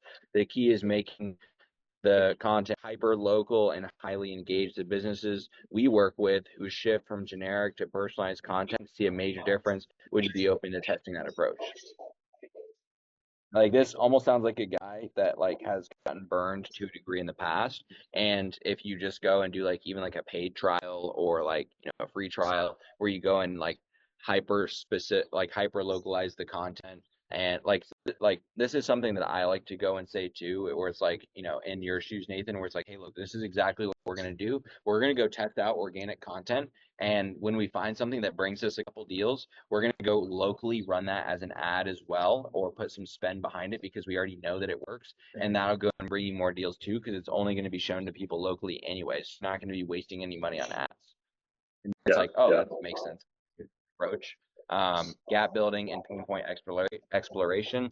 What went well, Nathan established that better content could drive more local engagement and potentially more leads. He pointed out that franchise-wide posts weren't performing well. Then more localized content would benefit. What could be improved? The pain point wasn't amplified enough. Obviously important to, you know, expand the gap and how deep the gap is. Nathan could have asked, what happens if you keep relying on the same low engagement content? How much business do you think you might be losing? You mentioned past slow seasons. Do you think more active social media presence could help? So like, this is where like, if he realizes he's about to get into a busy season, you could say, look, this is where it's really important that you take the momentum of the busy season and you go and translate that over to social media so that when it comes time to low season, it's not slow season. It's just the same because you put in the work early. Same as like I was saying at the beginning of this call, where it's like, you know, you got to keep the momentum going. The goal is to make the prospect emotionally feel the pain of inaction and urgency of change. Fix for next time. Instead of just presenting solutions, make the problem feel more urgent before offering a solution. I like that. Pitching the free video, what went well. I'm just going to go over what could be improvement. The offer felt a bit transactional. It could have been positioned as an opportunity, not just an expense. Instead of presenting the price early, he could have anchored a higher price and then introduced his discounted price. Nathan, when did you bring in price into the conversation? Maybe about 25 minutes in. How long was the conversation? 40 minutes. Yeah. Okay, it's not too bad. The biggest thing that, you know, because price usually ends up being that one big objection most times, right? So the best way to go and handle that objection is to bring in absolute clarity around what it is, and you do this by like double, triple, quadruple confirming with them that they're clear on everything and how it goes and impacts them. And like you almost want to like, if you can do this without asking it, great. If you have to do it, where it's like, hey, like we've made it this far, I just want to like gather an understanding of where you are in all this and like everything I've said. So like on a scale of 1 to 10, how valuable do you think plugging this service into your business actually is? And then like if they're like, oh, like, you know, I'd say a 7. Okay, well, why do you say a 7 and not a 10? Like, did I poorly communicate something? Like, did I, you know, what kind of happened, right? And so you can then go and find out, okay, like what can we say to go and get that to a 10? And then after the objections are handled or pre-handled rather, then you say, okay, you know, yeah, this is my price. For next time, try framing the price like typically businesses invest $4,000 to $5,000 per month for this level of content strategy, but because I want to get results first. I'm structuring this at 2,500 for a full scale rollout. So you can go and price anchor around. Like I like doing this as well, where this is how in my 30-day series I was able to actually go and do 10,329 days, is because that last deal that pushed me over the edge, to go and get that was I basically sold. I cooked up enough value to be worth $15,000, and I price anchored around the $15,000 and basically said, yeah, if we can, go ahead and move forward with this today, I'll basically give you the trial price of like 7,500 or $7,000. I forget exactly. It was either 7,000 or 7,500. I think it was it was $7,000. And he was like, I laid out everything. It was a really good deal, and he was like, okay, I'm down. Obviously, you don't always want to do that. You don't always need to do that, right? I was like, I need to do this because I need to hit this challenge benchmark. And, if you're like, oh, I need to do this because I need to put food on my table, then like you can go and like, add some urgency there by doing that. But like, if he's skeptical, you can go and say, look, normally I would go and charge 5K a month for this. But for the first month, obviously I realize you've had a bad experience. I really want to prove to you that, this is good. So let's do the first month at half price. And, from there, then we can go ahead and, after you see the result and that it's not just me speaking, but it's what I'm outputting, what that's speaking to you, then we can go and revisit and renegotiate this. How does that sound? Because then it's like you're sympathizing with bad experiences that they've had. Right? It's always, you want to go and try to meet the person in the middle the best you can, especially if you see a vision long term with that client, right? I'll go and meet a client in the middle if I think they're going to be able to refer me people, if I really want the deal, if I think they're going to be a good client long term and they're not going to be a pain in the ass and they genuinely just have been burned in the past and they just need like, a little bit more of a push, then I will go and do something like that. Objection handling and closing 3 weeks out of 5. Nathan provided flexible contract options month to month, 3 months, 6 month. He asked for a timeline on decision and schedule a follow-up call, so good job there. When Nate said he needed to mull it over, Nathan didn't create urgency or address what was holding him back. If he needs to mull it over, that just means that he didn't get enough information from you. Plain and simple, right? Okay, so if you need to go think about it, then clearly I didn't give you enough information. So I'm going to be that point of reference because I'm the one providing the service. What can I provide additional clarity around? Instead of just accepting that answer, he could have said, totally get that. What's the big thing that's weighing right now? If we could guarantee you at least X amount of leads, what would make this brainer, right? And simply just asking, okay, you have to mull it over. I'm not trying to be pushy here. I just want to understand, because normally when people say that, there's something that they're just not communicating within the service that I'm providing. And, they're just not like speaking clearly around that. So can we just get clarity there? Use a soft close instead of an open-ended. Think about it. If we started this next 2 weeks, we could have new content rolling out before your peak season. If you're 80% sure this is the right move, let's lock in a 3-month trial. I just say 1 month trial to see the results. Areas of strong performance: great rapport building, tailored proposal strategy, flexible pricing, follow-up. Good job on those things. Prospect follow-up, game plan, immediate steps on the follow-up call. So obviously that's happening in 25 minutes here. Reframe the conversation to highlight the cost of inaction. If you don't do this, obviously realize that high season is coming, right? So it's like, hey, look, like we need to keep this momentum going back into low season again, because that's going to go dramatically adjust the outcome of your business. What's the alternative? More generic posts and inconsistent leads. Ask what's holding you back from saying yes today. If you're going to do that, obviously, you want to read the conversation and see like, okay, does it actually make sense to say what's holding you back from saying yes today? I think you can go and word that a little bit better, where it's like, obviously you've had some bad experiences. I'm curious, like, what is your actual like concern? Like, what do you feel like there's too much downside risk where this doesn't make sense? Is it like in tracking leads? Is it this, that, whatever? Or just, simply leave it open-ended for him to say, and then you can go and handle that objection. If more hesitation, offer low risk entry. Would you be open to a smaller test package first? Again, that's like that trial that I was talking about. Remind him that social media takes time. 6-month contract ensures consistency. Don't push for a 6-month contract. He's been burned before. So go and offer, a trial deal if you need to, and just do something month to month. Look, bro, like, I really have no desire to lock you in here. Like, I want the result of my work to go and be the reason that we go and make this happen next month too. So I care about your business and I care about it going and scaling and, plugging in. So like even the first month, I'm willing to go do a trial period where you can actually go see the results. We can renegotiate next month and we can take it from there. Okay. But overall, like you did good. So 7 out of 10 is pretty solid. 7 out of 10 qualified, but cautious. He sees the value, but is hesitant due to ROI concerns. He wants better social media engagement, but is unsure if video is the best way. Obviously, video is the best way, and you need to educate him on that and use data behind that, which you can go and do with deep research. For sales score, good, but need stronger closes, strong rapport building, and clear pitch. Need better urgency and creation and stronger closing technique. So again, like that's just like, this is where a level of conviction in your service will allow you to, keep pushing, and you can still keep pushing in a tasteful way, right? So again, it's usually just involves a little more questioning, and diving deeper into his situation and like why he wants to mull it over. What is he unclear on, right?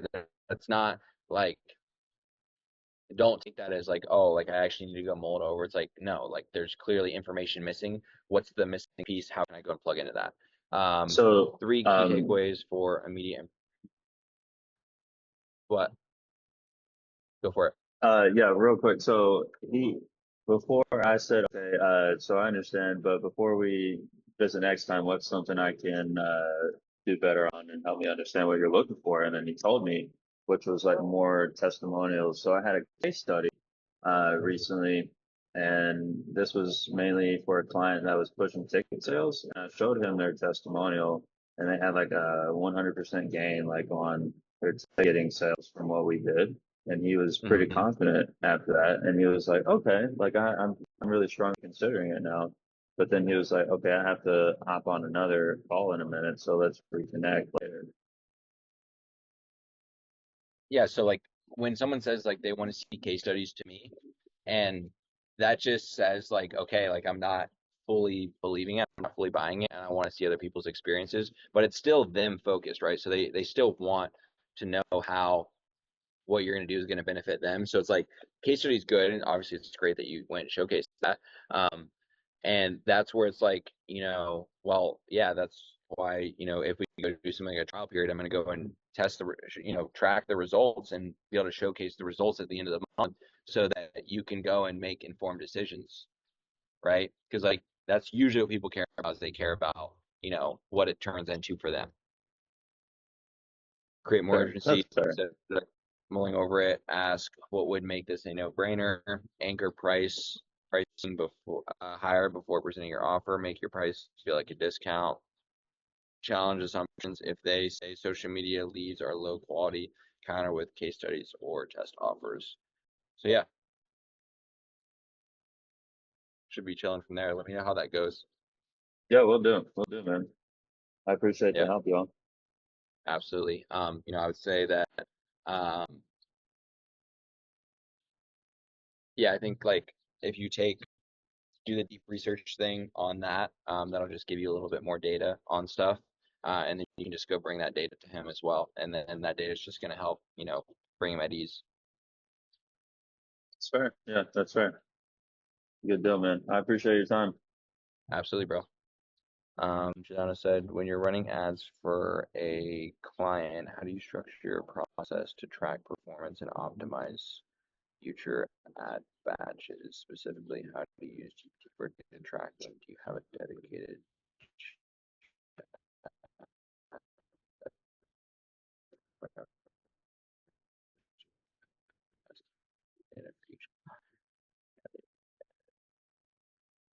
also,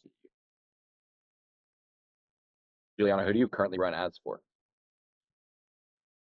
So I had a client, it was one of the clients I had dropped. He gave me a call yesterday and wanted me back. So, and I dropped him.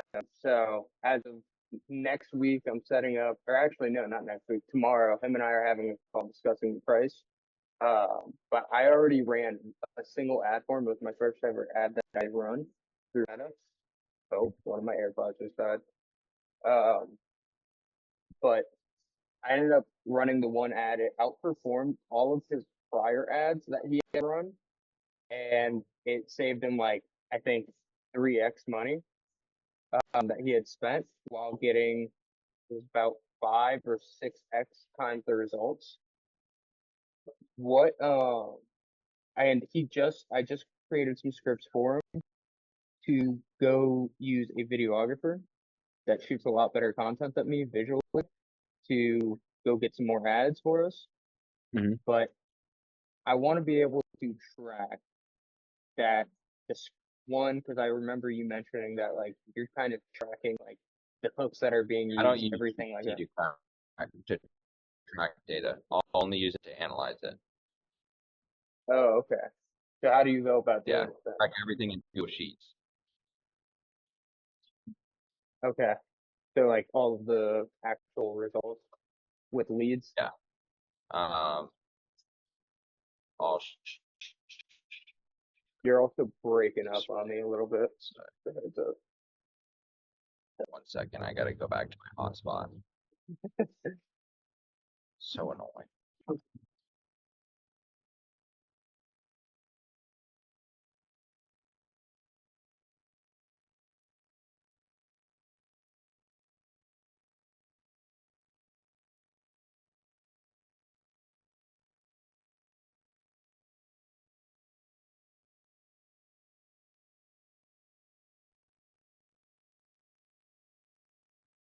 So, like for example, I'll share my screen here in just a second. Let's see what they'll have.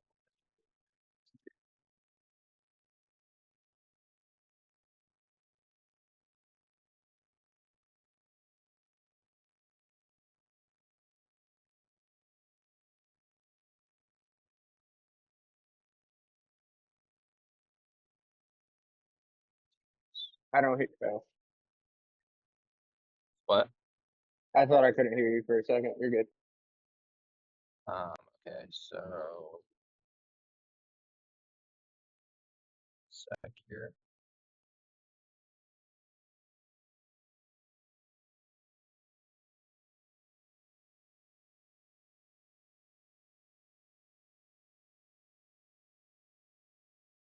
Yeah, because I think my current game plan right now with my stuff is I know how to create good like shorts, everything like that, but for bringing in a higher income, I do think running the ads is going to be the most effective at that for me, just because the revenue shares, and I got a lot of people that they're they're warm leads for me right now that have a lot of high tickets. So like the realtor, he's one I'm trying to get under, and it's been a long process, but I am getting there to where next week we're going to start discussing everything.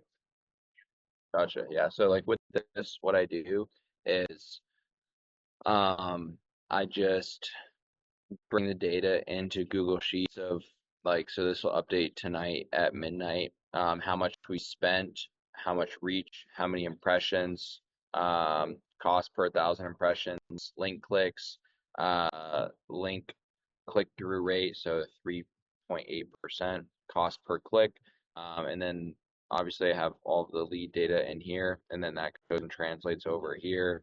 So we have 138 leads. I actually have not plugged in the equations just yet for this, as far as going in and reading that data, but it would basically go and say, so like if the ad spend for let's just say ad spend for 226 is $70 this real quick.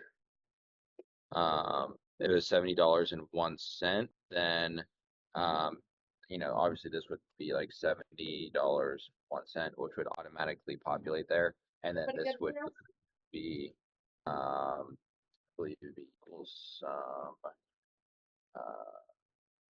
And the CPL is cost per lead, right?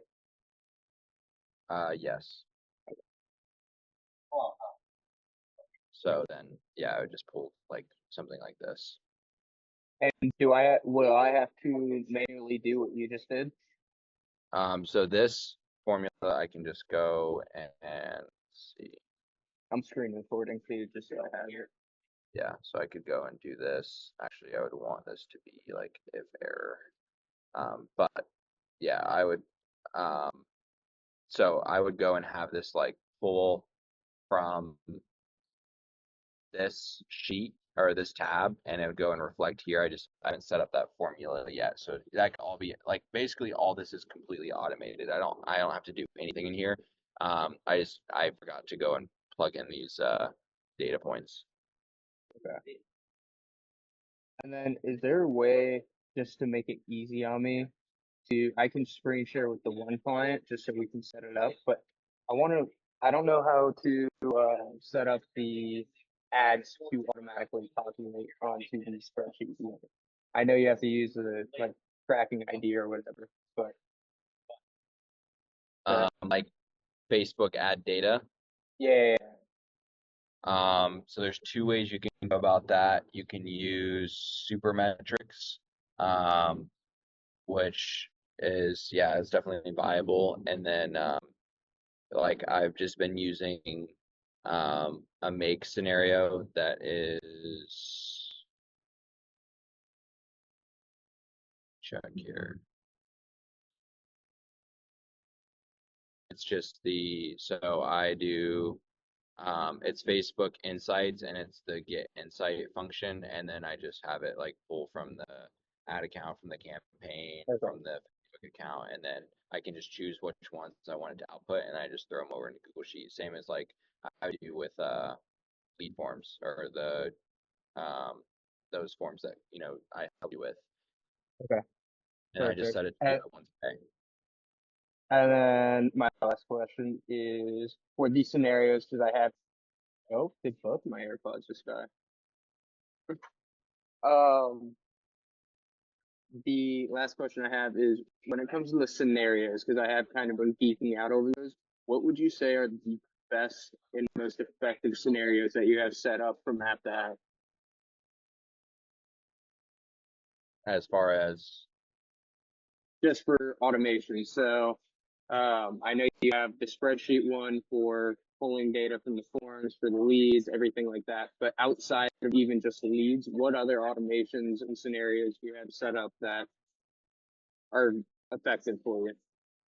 It really just depends on the client, because like some I'll bring like call booking through and appointments. Some don't have that. So like, for Mike's B2B business, like I'm just bringing in leads, and that's like the only automations I need. So it just depends on business. Okay. All right. Yeah. What is it? I have the one beard oil dude figured out with his stuff, but I really want to sign my dad because he is a high ticket guy. His average ticket is like, I want to say no less than 20K that he pulls it in. I want to be able to effectively create like not only ads but YouTube videos for him. Not really short form content. I'm not too concerned about that. It might be more effective for what he does though, but he's in the insurance world in a sense, PA. But his goal is to find homeowners that have an open claim basically to be able to help them with their claim. And you have up to 5 years in the state of Florida at least. What do you think would be most effective strategy wise for pulling stuff for him? Well, like you basically just like want to go and run an ad that speaks to those people with open claims, and then like you're just going and getting their lead information, and then you like essentially go and follow up with them. Okay. All right, cool.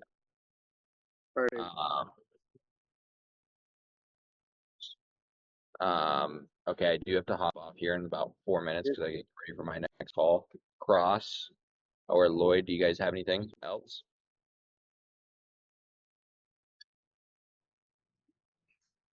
Nah, bro. Everything that you pretty much went over was very informational, very useful, and stuff like that. Yeah, I was just taking notes and writing a whole bunch of making my list for a bunch of businesses to contact and stuff. So, fire. Good yes, stuff. sir. But I appreciate everything, man. Thank you. Let me ask, How many times after so last week I had 3 booked calls, and all of them like kind of got like I got a verbal agreement from all of them, but then like after that I didn't really hear much from them, and I would try to like work it a little bit. But what is your guys' approach when it comes to like, you know, do you guys like book on the book, sign the contract on the call, or kind of like what do you guys normally do? So you got verbal agreements off the call. No, And I got then verbal agreements on the on the call, call, on the call. and then I would Yeah, yeah. send them the agreement like literally like a couple minutes after the call because I'd have to like, you know, write their name and all that stuff. And then as soon as that happens, then like I get ghosted. Okay, and that happened 3 different times. Yes. Okay, so without reviewing the sales call, I wouldn't be able to confidently say what the issue is. So a Yeah. lot of people run into that, not because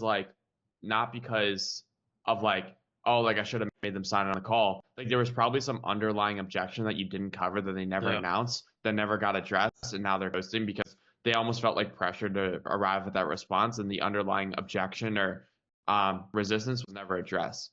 Do you have Okay. sales calls recordings of any of these? Yeah, I do. I've reviewed them, and like it does talk about that's the number one thing in my head. It's like I need to be better at objection handling, and that's fine. And so like I've been like kind of tweaking that and like putting the sales calls that I've recorded on those things, and that's kind of what it's telling me. So like every time I get on a call, I just improve my script a little bit more and like have like things like objection handling is more present in my mind and building that is. So I was just wondering like kind of if there was anything else outside of that, but cool. Yeah, I mean, I always do like to try to get that contract on the call, but like it's a lot of people like overestimate or like overstate the importance of like you need to get them to pay on call. Like if you can get micro commitments, like adding them to a group chat or something like that, which assumes the close, like that's a really good thing. So like Cam and I, if they're not like 100% sold yet, but like they maybe just have to go talk to their business partner, figure something out, and talk to a decision maker that's not here. We'll just future pace like, cool, let's add you to a group chat, get things moving, and we'll kind of assume the close. Like you'll get these like little micro commitments. If they want to sign the contract on the call, fine. But I've also had situations with people that I know are bought in where it's just like, yeah, I just literally just send me over the proposal and like let's get this started. That are like I know are bought in, I know aren't gonna ghost. Mhm. Like I don't think that's as much of a like you need to sign them, they need to pay on the call problem, and more so like there was something in the sales process that like wasn't addressed or like it was glazed over, and now Mhm. you're paying the price on the back end because you didn't fully address or confidently address an objection they had earlier, so that there's like a lack of confidence somewhere. You know what I mean? Hmm. Yeah, So Gabe, the honestly, final. a good exercise. I got some time here. Do you want to go over the sales call live on this call? I did that with Joe actually. I did that with one of them on Wednesday, and then I have one on Friday. I guess we can maybe go over that Let's one. do that. Let's do that. Okay, let me see. So I'm gonna wait. Let me see if I can find it here. Let me open up Zoom. Open up. There we go.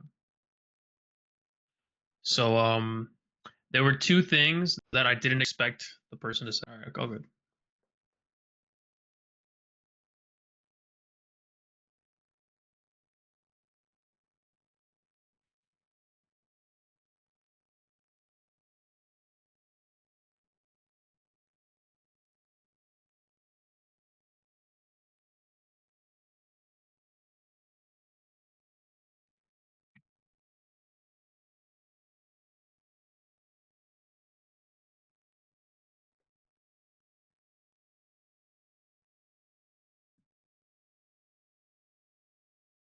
I guess it's that. Okay. I put it in the link there. Awesome. Let's run through this. I love doing this shit. I had a great time breaking down my call on one of the meetings in the last weeks. It's good for the meeting. I don't. It says it there. It's on the link. It says Okay. like up Bet. arrow. Yep. Whatever. So, yeah. I see that now. Cool. Cool. Yeah, this will be a good breakdown, dude, because like I feel like a lot of people try to give general rules in sales of like, oh, like you have to like always get them to sign the contract. I've had so many situations where that's the opposite, and with the kinds of prospects I'm dealing with, if I like force them to wire on the call, like it might have not closed or might have like backfired on me. You know what I mean? Mhm. Like we've had kind of people that bust their balls about that. It's like, all right, calm down. Like I'll get to the agreement after the call. You know, and they actually end up doing that. So it's very situation to situation. I think in your situation, it'll be interesting to see, you know, through this call, like where that came up, or you know what was like not addressed that, you know, caused them to make the decision. So I mean, I don't really want to spoil it, but it's later in the call. But Basically, they hit me with an objection at the beginning, and objection at the end that I wasn't anticipating, because like nobody that I've talked to had said that before, so I just didn't. It wasn't top of mind, and so when they said Okay. it, I was a little bit stumped. And also, it seems like somebody was there, and like they didn't tell me somebody was there. Okay. Kind of like a Interesting. shadow person. A shadow person. I'm gonna go and share my audio as well so you guys can hear this. Just give me a thumbs up when I start playing this recording so we can run through this together and you guys can actually hear what's being said.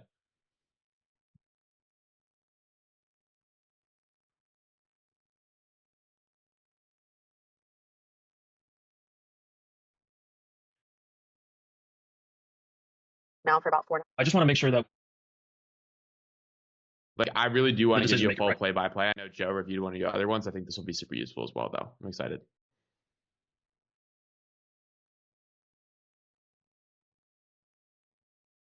Those from like our followers. It's good. Just driving around, but I can still talk. Okay. Yeah. Perfect. So we were talking about something about how you can elevate the social media to bring drive sales from like our followers. Correct. So before we start, I want to make sure that you are the decision maker, right? Is there anybody else that needs to be on this call, or I should run this by? No, that's just me. Okay, perfect. So yeah, the reason I reached out is pretty simple. I'm looking to partner with a yacht company like yourself to get you more bookings through video content instead of just pretty footage. We want to make videos that actually drive people to book. So before we get into everything, I want to make sure that you are looking to increase that you're not already at full capacity. No, I am looking to increase that for sure. Okay, perfect. Well, look, Kayla, I just want to make sure that we can make Good. Not something I would traditionally notice on a sales call. It's not part of my process, but I actually do like the micro commitments here just to make sure like you're aligned. Not bad by any means. decision on this call. So I want to know everything about your business, how it works, what you guys are struggling with, and how you think social that you're not already at full capacity. No, I am looking to increase that for sure. Okay, perfect. Well, look, Kayla, I just want to make sure that we can make a decision on this call. Okay. I personally would not use that line of we were looking to make a decision on that call. If it's B2B, especially a cold prospect that's never like you're engaging with for the first time, that you found through outbound, I don't love that line. The reason I don't love that line is if it's somebody that's already cold that has not watched your content before, that has not seen your case studies, that's going to be a really hard one call close. It's not that it's impossible, but like setting the expectation early on before you've even like done any probing, I don't really love that necessarily because like I've had a lot of 2 call closes or times where people will close on text like a day or 2 after I've set up a group chat with the prospect. So I don't necessarily love that line as far as like this is a decision making call. Because like sometimes you will have a discovery and then like a reconvene call. Like we're currently working on a deal right now. I'm about to hop on call number 5 with this company. If I had said that in the first call, I would have been like completely laughed off. Like, so I really don't love that line because it's almost trying to like manufacture frame when in reality, you just have to like be a little bit more easygoing and do some discovery first before you say something like that. You know what I mean? Okay. Like Sounds I really, with B2C, like Joe's process, for example, like that can work. And that like usually is pretty standard because like we do have a lot of inbound calls that come in that are already warm and we can't afford to say that. But in this situation where it's like cold outbound and B2B, it's not necessarily a line I love and something I think you should employ. So that's like the first note I would make as far as this call. Yeah, understandable. I want to know everything about your business, how it works, what you guys are struggling with, and how you think social media can help, like, bridge the gap. Does that sound fair enough? Yeah. Also, does that sound fair enough? Like, not really necessary. Just like too much of like a salesperson frame here instead of just like, all right, cool, let's get to know your business. Not necessary there. I'm not going to make any decisions based off one phone call. Depending on where it takes us, then I'll make a decision. Yeah. So this was the first one. So, the first objection that was like, oh, damn. She reclaimed frame in the first 455 just because you tried to take like the salesperson approach and she's already like kind of turned off by the tone in her voice here. So right off the bat, she's like reclaiming frame or holding frame at 455 into the call. So like right off the bat, now you're like trying to claw back frame from 455. Let's keep it playing though. Okay. Okay. So how long have you been in this industry? About 5 years. Okay. How long have you been in this industry? In my opinion, like not a super relevant question, in my opinion. Like if you want us to build some rapport, like it's not a question I would ever ask. And a better question, like this call, you have to remember like what the focus of the call is. The focus of this call is like figure out what they're currently doing for lead acquisition, what they're doing for organic, and like how you can play a role in that and like assisting with the content creation. So industry, that's just like a question about our life, and that doesn't really move the conversation forward. Or like, maybe there's like another question, like maybe how long have you been in business for, or how long are you guys maybe like a better question is like, I just kind of want to get a pulse on what you guys are doing for marketing right now, what your most popular traffic sources are and what you're doing to bring in customers. A question about marketing, specifically about marketing, would make a lot more sense than a general question about the company and the company's history. Because this isn't like, that just seems like a call or a question where it's like you're just trying to like be friendly and be nice instead of like actually get to the bottom of like their problems. Like the point of questions are not to ask questions to be nice. It's like you want to have the point of questions is to farm information which you can leverage later on in the pitch. You see what I'm saying? So right there, like that's just kind of like a filler question that I don't think needs to be there whatsoever. 5 years. Okay. How did you guys get started? Well, I used to work on boats for a couple years, and then made a lot of connections within the industry, and then my ex-husband bought me. Also, a lot of this, I don't know if this is publicly available information, but like you should do your homework prior to the call. Like you already know this stuff. If you can go find a biography, go look at our LinkedIn, go look at the company about us, like coming up to the call, like, so I saw that you're doing this, like, tell me more about XYZ. When you can go in and you've done a bit of homework and you're not coming in like, so like, tell me about yourself. Like that speaks so much volumes to the prospects because it shows them that they're not just another number. Do you follow? Yeah. Like, that's really, really important. And that's a really opportunity to just build some trust right off the bat and show that you're actually a human being. Yeah.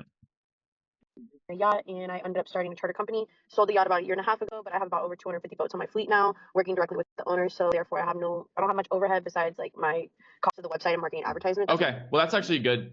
You kind of found that accidentally, where she's like, there's not really much overhead besides the cost of the website and XYZ. That's actually a good piece of information. I know that was kind of like an accident to discover that question, but actually useful piece of information that we can go and leverage later if we need to. Only thing I actually have to pay for because everything is that's it. So besides when I used to have the boat, I used to have to pay a lot of money for all the expenses and whatnot, and the crew, maintenance, etc. But yeah, that's kind of how I got into the business, and had this company now for about 4.5 years. So.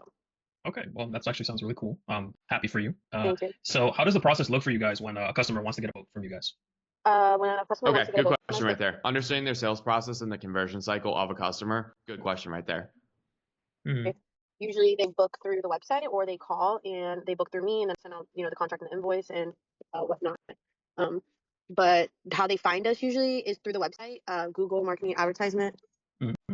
So they would have to type in your company's name in order to find you, or do they just type in yacht rentals? That kind of works. To be honest, I'm actually not entirely. You could have that question could have been more open ended, where it's like, oh, so guys, so like you said, they're finding you through a website. Like, how are you guys currently like pushing your website? Is it through Google SEO? Is it like Instagram? Like, tell me like what the traffic sources that are actually bringing people to the website. It could have been a little bit more open ended there. And then another thing, looking back that you could have asked, like, so like, I'm kind of curious, like, why this is even interesting to begin with, like, why you even understand, like, because a lot of the prospects that come inbound, I ask that question of like, why is YouTube important to you? Like, just kind of curious, like the motivation for hopping on this call. Like, that's kind of another thing I would have understood. Somebody's not muted right now.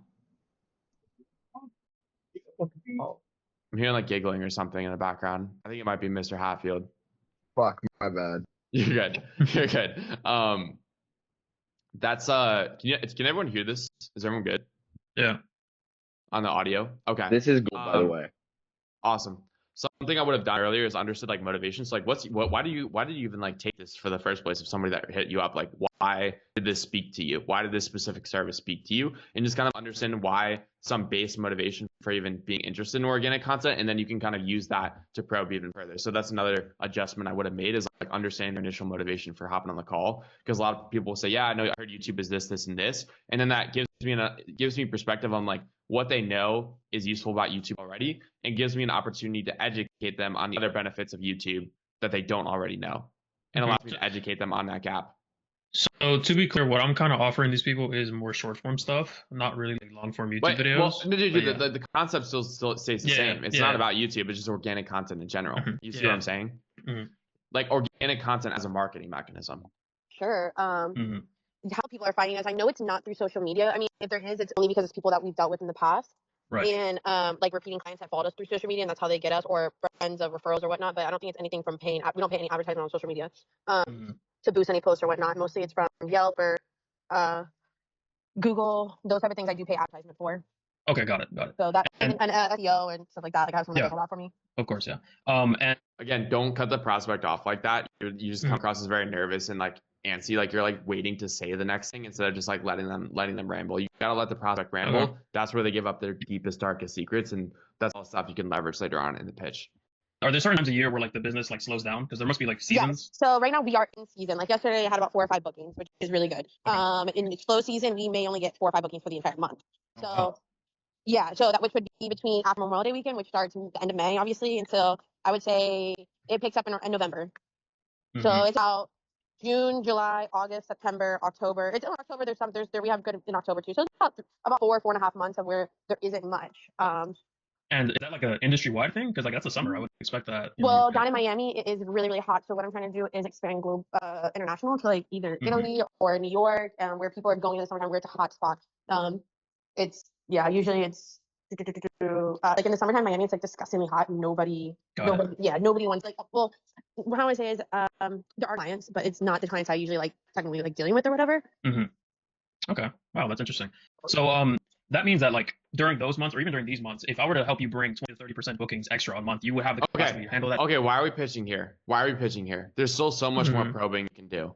Yeah. 8 minutes into the call. Like it's just like it doesn't really make sense to pitch when like you're like 10% of the way through discovery. That makes 0 sense to include that there. I think it was more like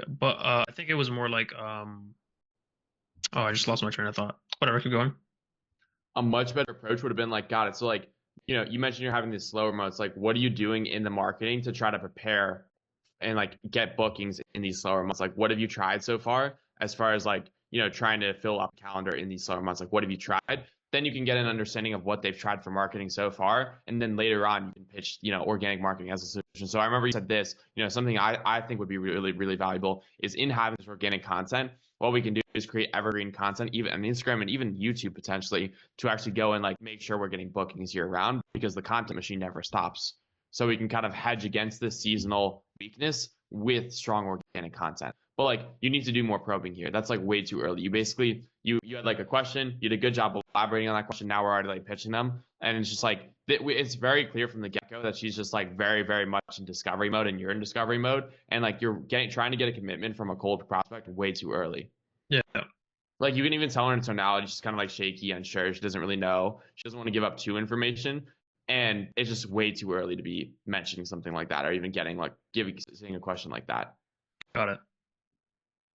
Because you're not involved in any like crew stuff. Like you just kind of like make the call, and then the book should be like ready, I don't right? have to. I don't make the crew. It's already all set up. All I do is I just manage. I manage all these bookings. So just their bookings for them. We share calendars, and I fill up their calendars for them. That's what my job is to do. Yeah. Okay, got So it. I can handle as many bookings as I need. I have plenty of boats to do it, and yeah. Okay. Yeah, perfect. So tell me a little bit about like your average month in revenue. What you bring into your business. Like profit. That's not a bad question. It's just like you jumped from like she was actually explaining a pain point and you completely jumped to another question when you could have dug way deeper. You could have been like, so what are you trying to do to like hedge these seasonal months? Like how is that impacting your overall business? And like, you know, and then she also touched on the other marketing methods. She's like, okay, so you mentioned that you're using like paid ads and Google SEO and all these other things to like drive traffic in your business. Like how well are those converting? And like, do you feel like you're leaving anything on the table right now? Like there's so much more you could have done with the information you already had, but you're just kind of going from question to question to question to question instead of just like diving deeper on like a specific thing she said. Like it just feels like it's like a set of questions that you had prepared ahead of time instead of just like letting the conversation flow dynamically and diving in deeper on the actual pain point that she revealed. You know, like you're missing out on gold here by like skipping and glazing over those things. Got it.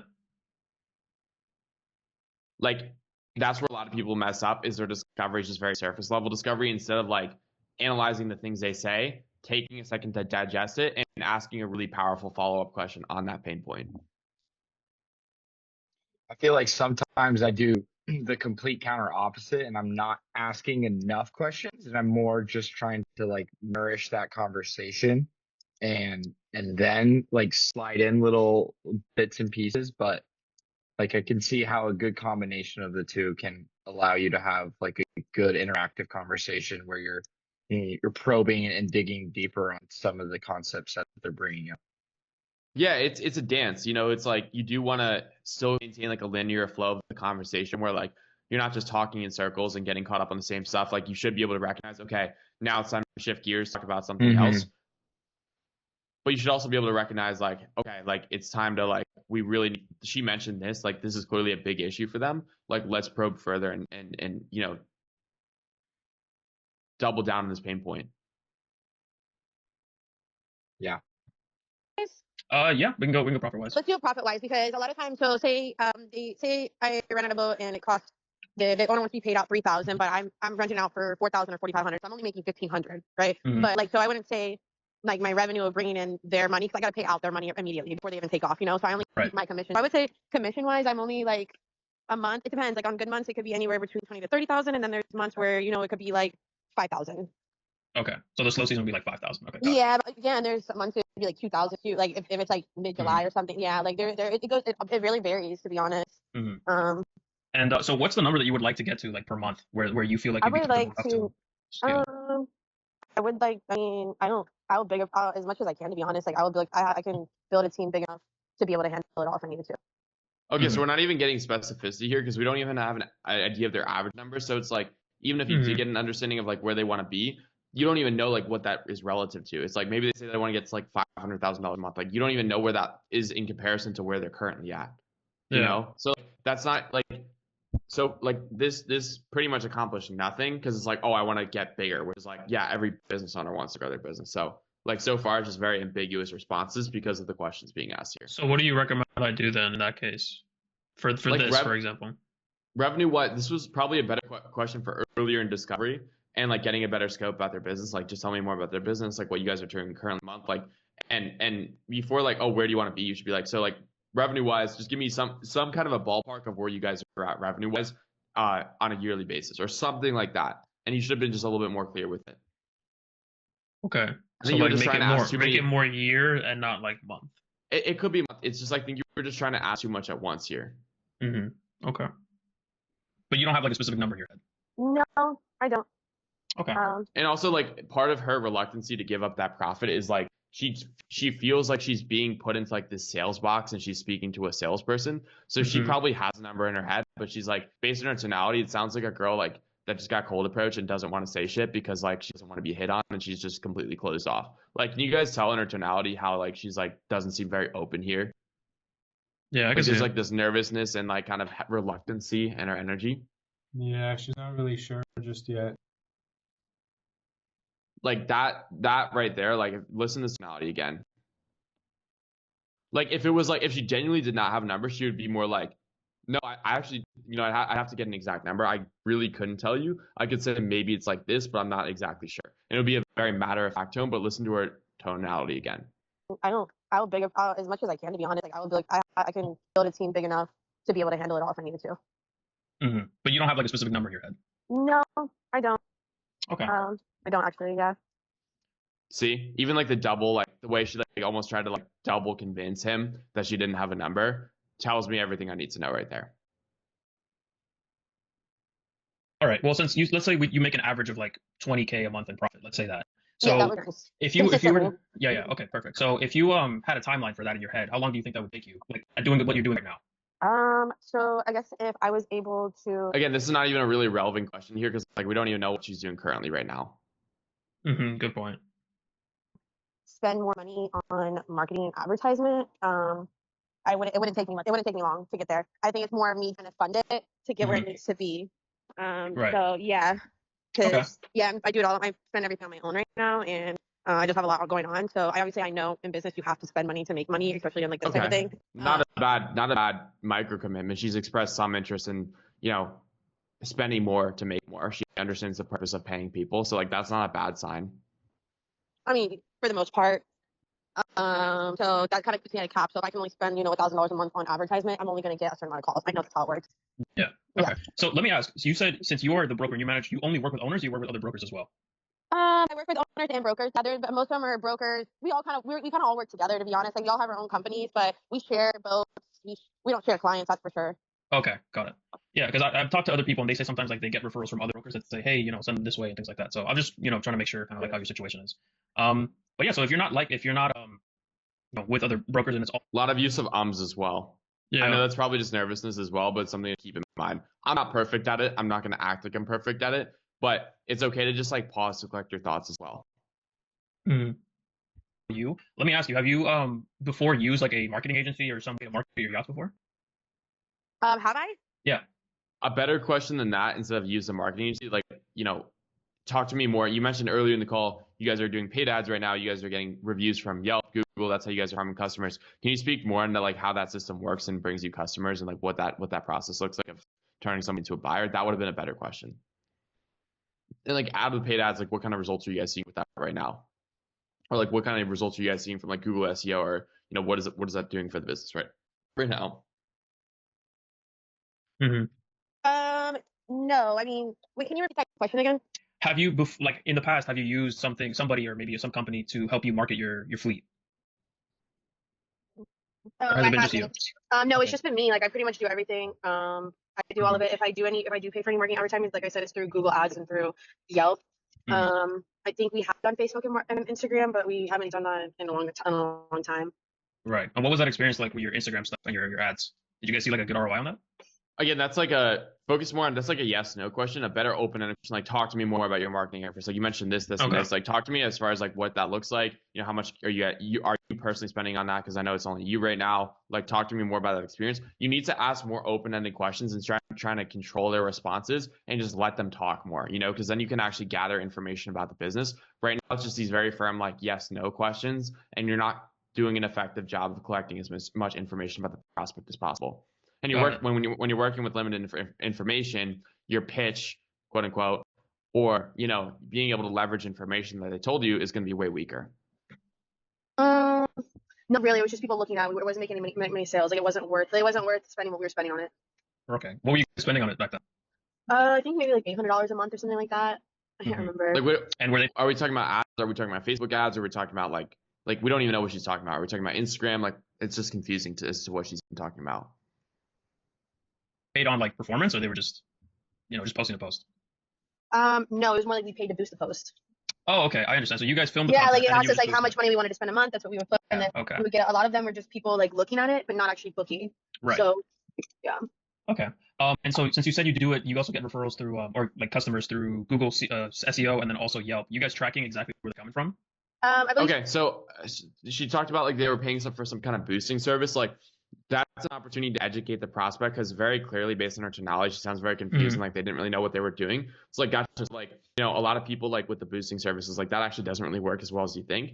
And that's a big misconception is people think they can fix bad content with boosting, but actually here's the truth. And then that's an opportunity for you to show a little bit of expertise without talking too much. You see what I'm saying? So it's like a mini objection or like a mini concern that she's expressing through a story. You see what I'm saying here? Mm-hmm. Like that is her current perception of marketing services, because that's all she knows. So how are we going to go and shift that perception? Well, it's starting to educate the prospect. You know what I mean? Without going on an entire tangent about how your business works, like briefly explain why that doesn't work. Or like you don't even have to explain, you can just kind of like elaborate on that point. So the guy that does my website and he does SEO, he can track to see when people call and if they book or not, so they can kind of see a thing, because they used to, before I was paying him, like we weren't sure, like I didn't want to like waste money, so he was taking commission. So anytime someone would book and he could see it came from the website that he built or whatever, from his SEO that he was doing, then we did like commission based, but it's not like that anymore. Okay, got it. Yeah. Do you guys have a system in place then? Because you said you have a guy working on your website that like is able to retarget people who have maybe seen the stuff but hasn't booked. Yeah. Okay, so you guys have a way I used to do like a text blast and stuff like that, like weekly basis with like deals and through all our like clients, stuff like that, or people that booked through us before, and then a lot of our clients that book with us then. Okay, this is kind of focusing on a micro detail. Like retention marketing is not a problem for them. Like she already expressed early in the call, they have a way to go and like retarget existing customers. This is not a worthwhile conversation, because the focus of the conversation is using organic to bring in new customers and new eyeballs and new people into the business in those slower seasons. At that point, then they refer people, you know what I mean? So that's a lot of business that I get too. And you would say like the messaging them, like the text, those have been working for you. I actually stopped doing them probably. Again, we're not even offering SMS as a service here. Why are we bringing this up? Doesn't make sense. Again, Gabe, I really don't mean to be a dick. I'm just like having fun with it here. And like, I'm trying to use this as an example. Like, no, I just want to make that clear. That's just kind of how I communicate. It's all good. Like 6 months ago, just because it got really overwhelming. And I mean, like out of like, you send like 3,000 texts there. Yeah, it was only like, you'd only get like a couple out of it, So, okay. But I was thinking about doing it again, but I just haven't in a while. And so it wasn't like a operationally hard thing. Were you guys doing it individually, or was it? No, I'm assuming you just like No, were no, no. messaging to Again, why are we wasting our time on this? This is a complete this is just complete filler at this point. Like we're not moving the conversation forward whatsoever. We're just getting completely down a rabbit hole that doesn't even tie back to the theme of the conversation. It was a huge text blast. Okay. Like I made one thing, selected the whole client list, and then just sent it out. Mm-hmm. Okay, got it. So let me see. When it comes to you looking at the other yacht charter companies that are in Miami, would you agree that like the ones that are doing the best are the ones that are like investing in things like social media or like how their brand is seen? They might not even know the answer to that question. So it's just like I don't. So like, you're like trying to tee them up to like say. So I see what you're trying to do here. Like you're trying to tee them up to get like certain responses, but like you're trying to like sell her too hard instead of like just doing a natural discovery. Like you're trying to do all these micro commitments and little things and like early on, but like she might not even know. You might just have to educate her. You know what I mean? And like you're already like putting her in a sales box 15 minutes in the call instead of just having a genuine discovery and asking her questions and getting a better understanding of where their business is at. That's like a doctor saying, so would you say that like, everyone else that's getting treated with the flu is like taking this medication or doing this? Like it just doesn't really make sense. Like the person's just gonna probably feel confused. Mm-hmm. Probably, yeah. More. I don't know if it's more social media, to be honest. Mm-hmm. I would say most of these people are like brokers and stuff. Right, but you would I think that from at least what I'm seeing is that the broker. So like now she's just like kind of confused and like she feels like she's being sold to again, and she might not even know the answer to that question. Mm-hmm. And you're trying to get like a yes that's not like a true conviction yes. It's like a fake yes because I'm just going along with the conversation. You see what I mean? There's no conviction in her micro commitments. So you might go off that sales call thinking, yeah, I fucking crushed it. Like she was saying yes to everything. She's totally down with organic content, but she was only saying those things to keep appearances and maintain appearances and not out of like actual conviction of like, yes, I need this service. That's where like a lot of sales reps get it wrong. A lot of people like just don't really understand sales. They think like by getting all these micro commitments and getting the person that like there needs to be true conviction in the product or service there and what you have to offer instead of just like getting them into like a sales frame and like having them say yes to a bunch of questions. You know what I'm saying? Mm-hmm. Because have a social presence, like their own personal brand and things like that, people are more willing to buy from them because they trust them and it's a name. Yeah. So you think that would be something important for your brand then, for your company? Uh-huh. Mm-hmm. So if I were to help you get those high-end bookings consistently, how much do you think? Okay, we haven't even done the discovery on like exactly what they've tried so far, like the ads, like some more data on that. Like questions were kind of weak there. We just got a little bit of information on SMS and that they were using a boosting service. So you had the opportunity to differentiate yourself early on with like the boosting. So like, gotcha. I'm not going to get too much into this, but like just an explainer of how our service works and what a lot of other people do is they're just focused on the boosting the content. But we're actually coming in and actually making content ourselves. And like, you don't want to talk too much about yourself and you want to do more discovery, but you had an opportunity to differentiate yourself from what they'd already tried because that's like something she's clearly concerned about is they've tried one thing and it didn't work. And so you need to eliminate the skepticism or break that perception that like, this is what the service is. Mm-hmm. You'd be willing to invest in that. Hold on 1 minute. Sorry.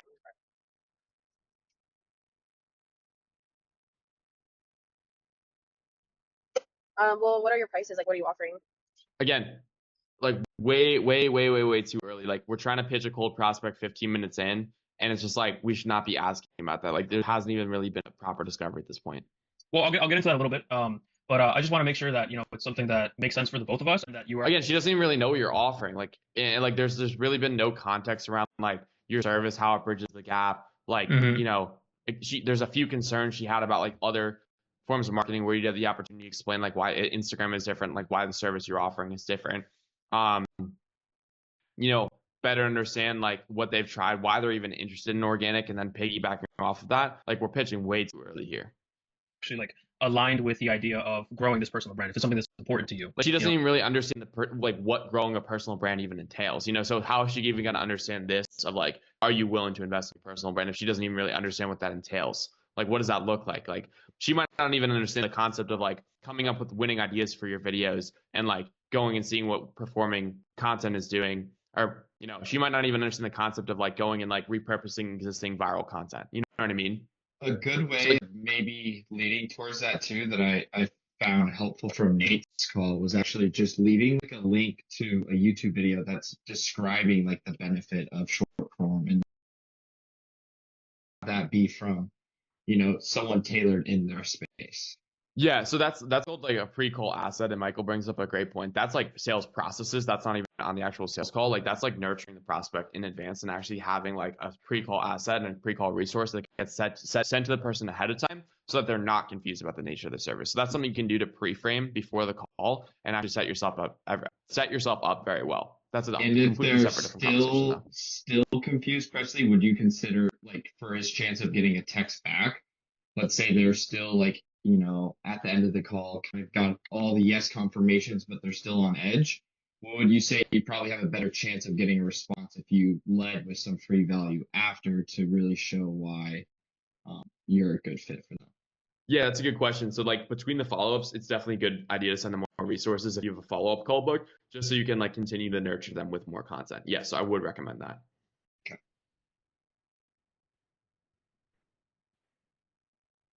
Yeah, it's really important to me.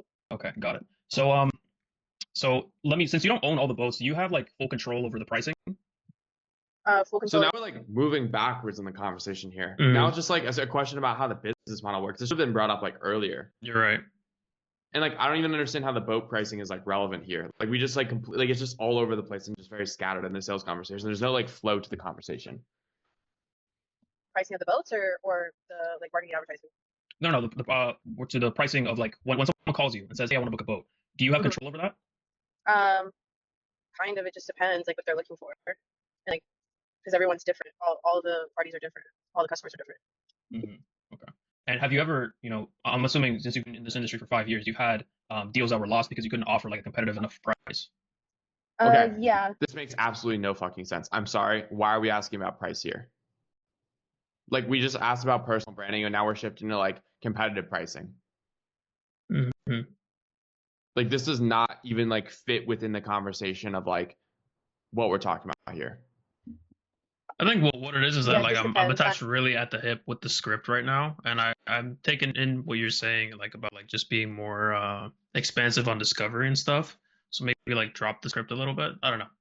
It's That's okay kinda- to have a script to work off with a framework. And like Gabe, like I really don't say this to be mean. I'm just kind of like thinking out loud here. I'm very unfiltered with like the way I think about things and the way I speak about things.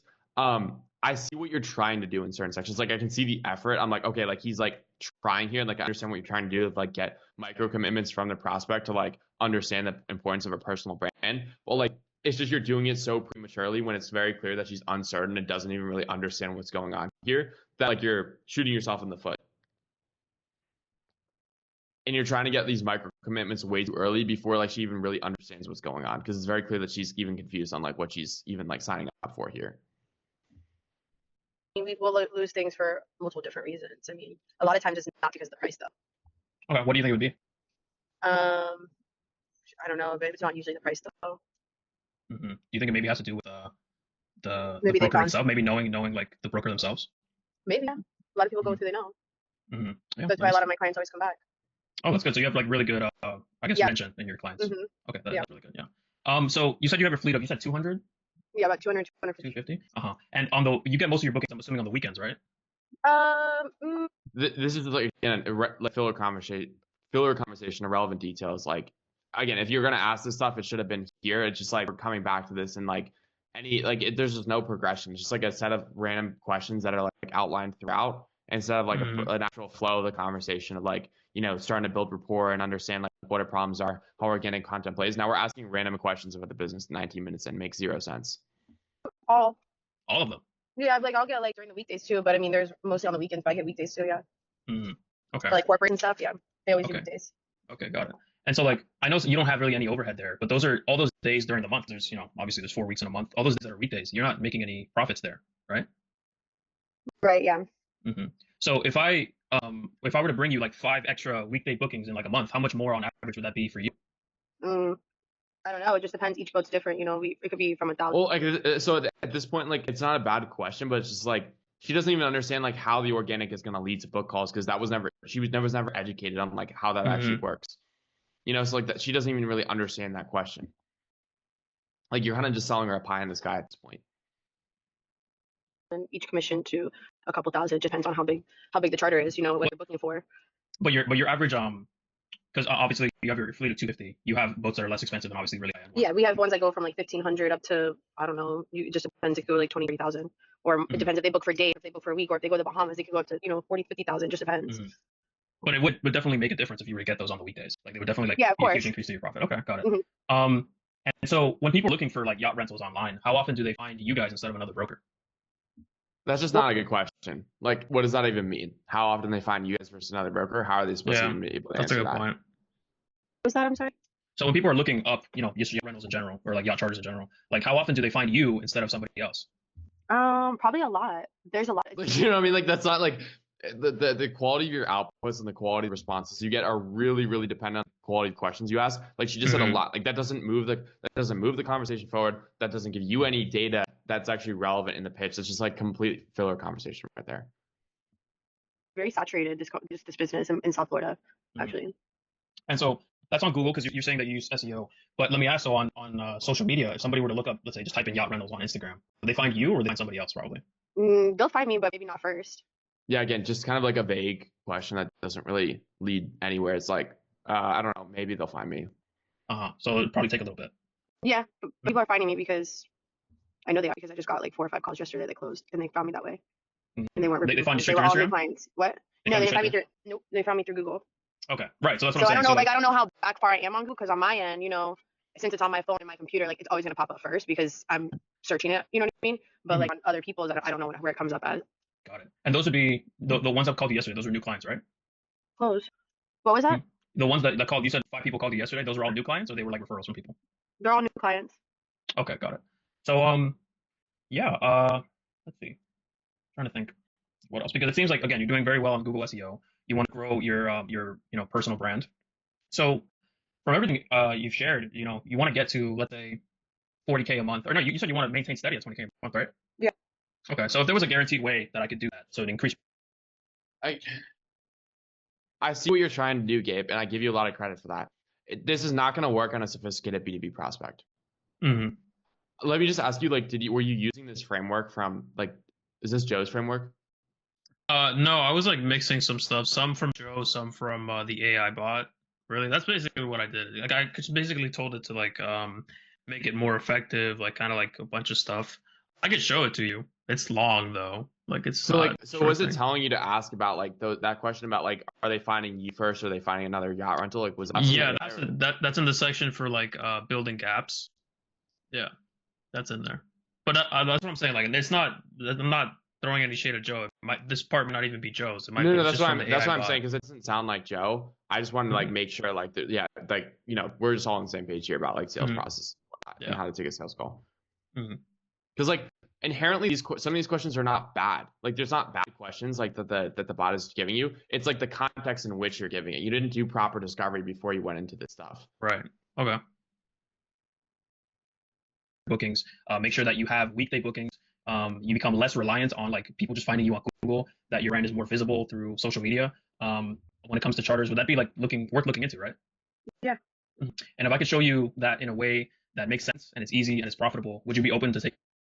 So like, again, we don't need to like gatekeep the mechanism of like using personal brand. Like we're like kind of like, I don't know, I just feel the entire conversation feels like you're trying to convince her rather than just doing like a I can see that. discovery. Watching this one back, yeah.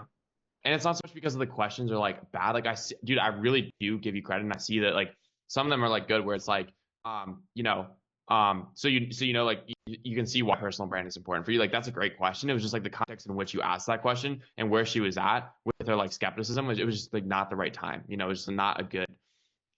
That next up. Yeah. Okay. So let me go ahead. Not much though. That's because I have a lot of people that reach out about these type of inquiries. Like I just had like somebody last week as well. So again, so she's talking about people reaching out about inquiries and how much. So what she's communicating with that question is like, she doesn't understand, like there's no to her, there's no differentiation. She's like these types of services. Yeah. So at this point, you have not done a good job of differentiating your services compared to competitors. But you're just another one of these marketing guys. You haven't given her or showed her any part of your process or explained how you think or the way you think about growing their brand specifically, to where now she's like, oh, he's just like a random marketing guy. Like I'm just going to pick out which one is cheapest. Like that's her frame going into this. So you have such weak frame and such low authority going into this thing because she doesn't even understand how your service is like different than other people. Like so far, you've just basically asked her a bunch of unrelated questions about our business and sort of kind of given her the impression that Instagram is important, but there's no conviction whatsoever. I'm trying to see like what your price is. How Yeah, much? let me show you. Let me show you something real quick. Show you the screen. It's right here. So this is kind of the strategy that I have set for Okay. you know, Okay, larger this is companies like good. yourself. This is good. This kind of explains it. Launching this all right now, instead of like kind of hinting at this earlier in the process, would have been useful. Or sending this as a pre-call asset would have been very useful. You know what I mean? Because like then Okay. you don't have any leverage in the conversation if they don't understand that you actually have a process.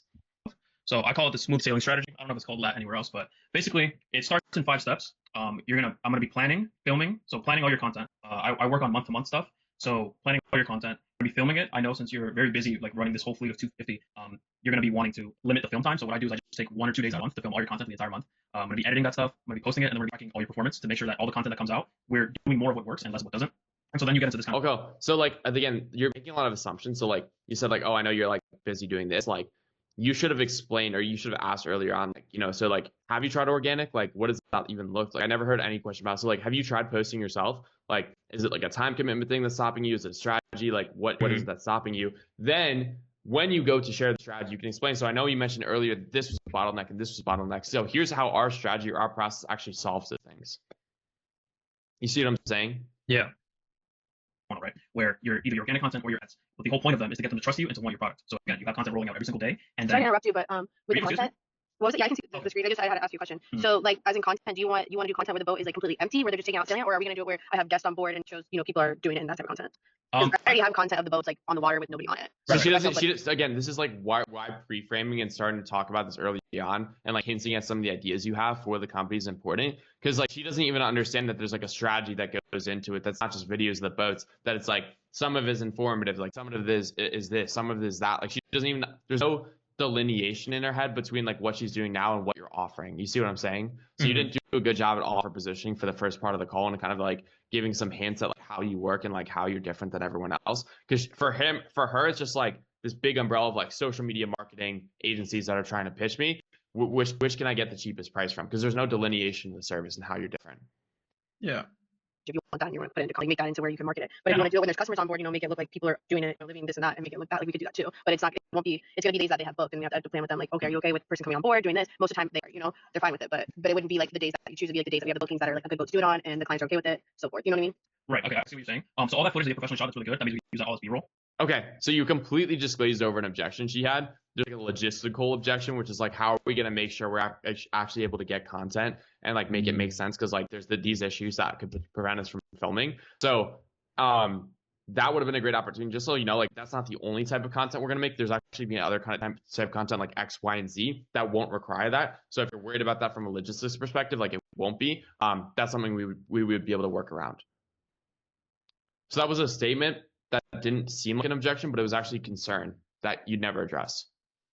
And Presley, would you stray away from getting into exactly what type of content you were going into on calls for examples, or?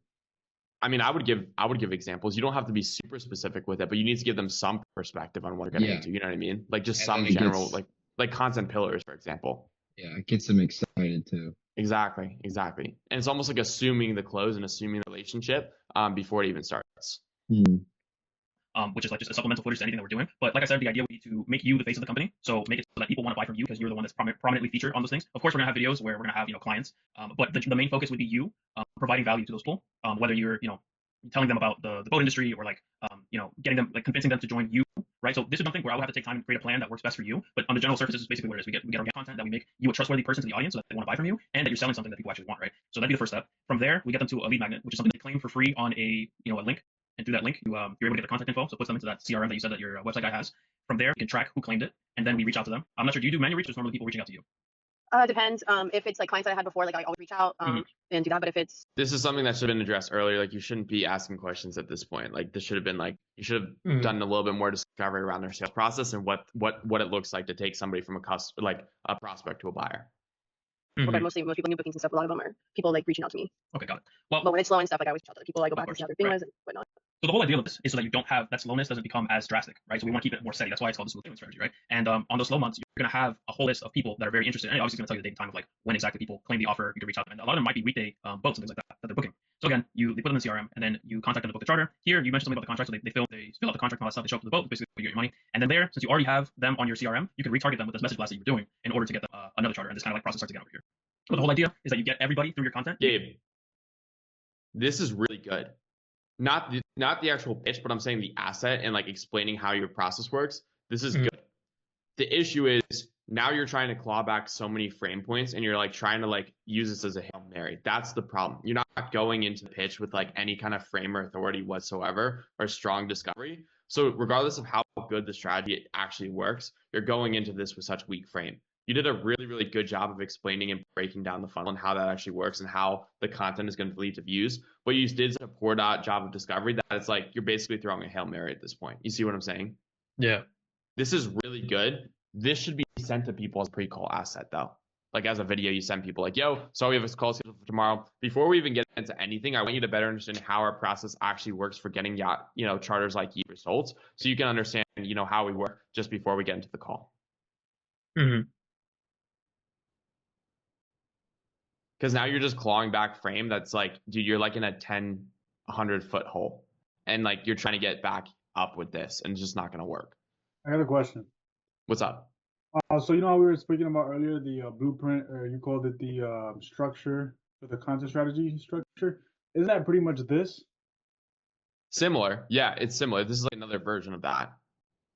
Gotcha. So the one you were sent after, which is I'm calling it the blueprint, that's more specific. And then this is what you were sent before, and then the other one after, the specific one after. So it's the order, like it really depends on where you're at the relationship. Because if you like lead with free work, like this is something you can send them after the fact, after the free work. The free work is like how you get your foot in the door. But if you're on a sales call with a prospect that wants to buy or is in like a buying mood that you're not doing free work for and you're just going straight to direct book a call, this is something you could send before. Like the order in which you send this could be sent like between calls. Maybe you have a first call and then a second call. This could be sent between. This could be sent before. The goal of this though is just give the prospect as much context as possible about who you are and how you work before they hop on a call. So rather than having to justify and explain yourself and play defense on the sales call, they already have an understanding of how you work. Got it. Yeah. Okay. Constant people like interested in your stuff that are here in Miami, and even people that are like maybe just visiting, they're going to be able to see your stuff because when they look up Yacht Rentals Miami, your stuff is going to be up there because you're going to be posting consistent content every single day, right? And so that's kind of what I want to do for you.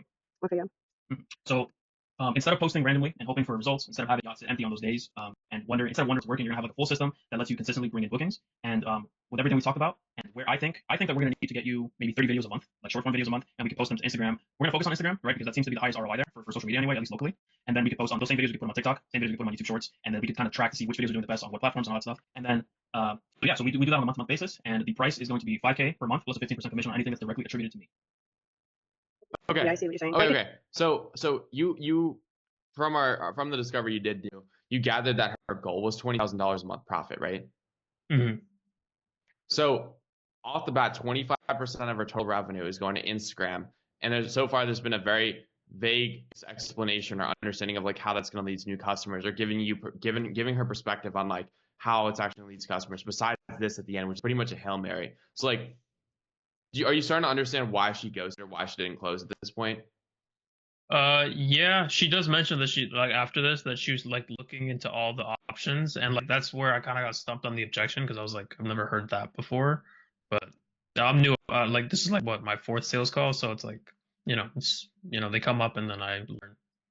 100%, and that's like what you got to do. Like with each sales call, it's like, okay, that came up. Like let me think about how I can pre-handle that so it doesn't come up later and deal with it after.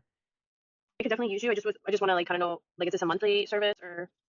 Yeah, so the way I want to work with you would be month to month, because obviously you're a business owner, you want to make sure that your things have good ROI. So if after a month you feel like it's not worth your time, you can decide to not cancel it. Obviously, social media stuff, it does take a little bit. It takes normally 3 to 6 months for you to start seeing like 100% consistent stuff, because by then we have a lot of data to go. We can see exactly what videos are working and all that stuff. But I don't want to lock you into anything like that. I prefer month to month works best. And I also have this guarantee where if you don't make your money back, your fee, which is the 5K, if you don't make your money back within 1 month of the content being posted, then I will keep it with you for free until you get that money. Okay, yeah, and how much a month is it? It's gonna be 5K plus 15% anything directly attributed to me. So wait, hold on 1 second. So it's 5K a month with, and then whatever bookings I get, you get 15% of? So any things that come directly from Instagram, we're focused on Instagram, right? So each Instagram, TikTok, and YouTube Shorts are gonna have the direct links. If people go through those links and they book with you, and that one of those names matches with me, then I get 15%. This should have been explained like before you even like stopped talking. Like this, the attribution thing should have been explained a little bit more clear. She didn't even understand like what you were pitching. Okay, yeah, that makes sense. So all the Google SEO, any referrals that you get from those people, that's all you. That's all like hand over fist money that you get. But basically, yeah. So the 5K is gonna allow me to run the whole operation, and the 15% incentivizes me to make sure that these things are performing because you're over explaining price here. You're over explaining price here. She didn't even ask about the 5K. Like now you're just over explaining and over justifying price. They perform, the higher earning that we both have. Okay, I see. I really like what you're offering, but 5K is not my budget right now. I have to go down. What do you say on your budget? It's just not my budget. Yeah, now you just got totally frame checked there. It's like not in the budget. It's like, again, it is a bit steep for her, but it's like, you know, she's doing like 20K a month profit with this like business right now. With that in mind, like 5K is like 25% of her business to begin with. So it's like, that is honestly an honest, logical objection, but like you've done such a bad job pre-framing it and explaining like how that's going to lead to more business and what she can expect with that. And like just explaining your overall strategy, what's different from you. You didn't correct, like she like right now her perception of like marketing services is paid ads that kind of work, boosting services that didn't really work. And now you're saying, I'm going to take 25% of your business to run a similar service for you. It's like, there's very, very little conviction there. And like in her mind, it's just like she's price shopping because she sees no difference between you and every other bozo that's pitching them social media services. Right.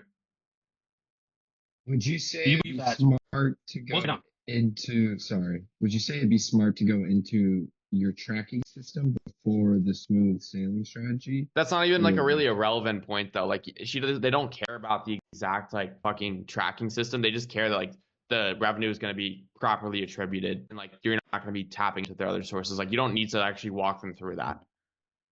Okay. You can like briefly explain like this is how it's going to work as far as like setting up a unique link for them, but like you don't have to go into the actual technical setup of that. Okay, would be how many boats rented out per month? What was that question? 5K would be how many boats rented out per month? Okay, again, you're like taking this like alpha sales frame that just doesn't need to happen here. Like you're like you're like clearly like in the losing frame here, and you're trying to like reclaim it by like trying to like artificially boost your status, and you just come across as extremely corny. If it's the low end, 5. Okay, so you don't believe that through you having content posted 30, every day, you don't think you'd be able to get 5 extra rentals a month? I mean, I don't know. Yeah, I don't know because you didn't clearly explain your process or like give any kind of context of like how the content's going to work, like what they can like. There's just no context on that, on how your process works, or like just kind of understanding how like the organic, like you didn't do that in the first 20 minutes of the call, and now she's just really confused. I mean, I had my ex doing social media. That's not a bad line or like an objection handle. If you've very, very clearly explained like how there's gonna be different types of content, that content is gonna be like there's awareness content, conversion content, like you can use that. It's not a bad question or bad objection handle. It's just like you teed yourself up really poorly to use that because she's just really confused right now. It doesn't even understand stuff. She was really good at it. We had a lot going on, but I don't think that we got that many rentals from the social media. Again, so now she's going back to social media before because she's stuck in that old perception. You didn't do a good job explaining, and you didn't take that opportunity to explain like what makes your service different. You see what I'm saying? So like those questions are not bad. It's not a bad objection handle. The only issue is like there was very little context provided on how your service is different than what they've tried. Like that's the reason you ask those things, to make sure there's no like past limiting beliefs or perceptions that are going to affect your decision, and you kind of just glazed over those.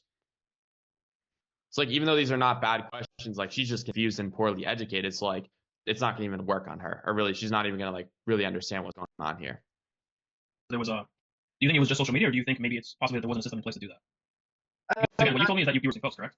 I wasn't doing it. No, my partner. Yeah, honestly, shout out Gabriel, because a lot of people would not have the balls to go and share the call like this. So like, round of applause for Gabe, like for honestly sharing this to begin with.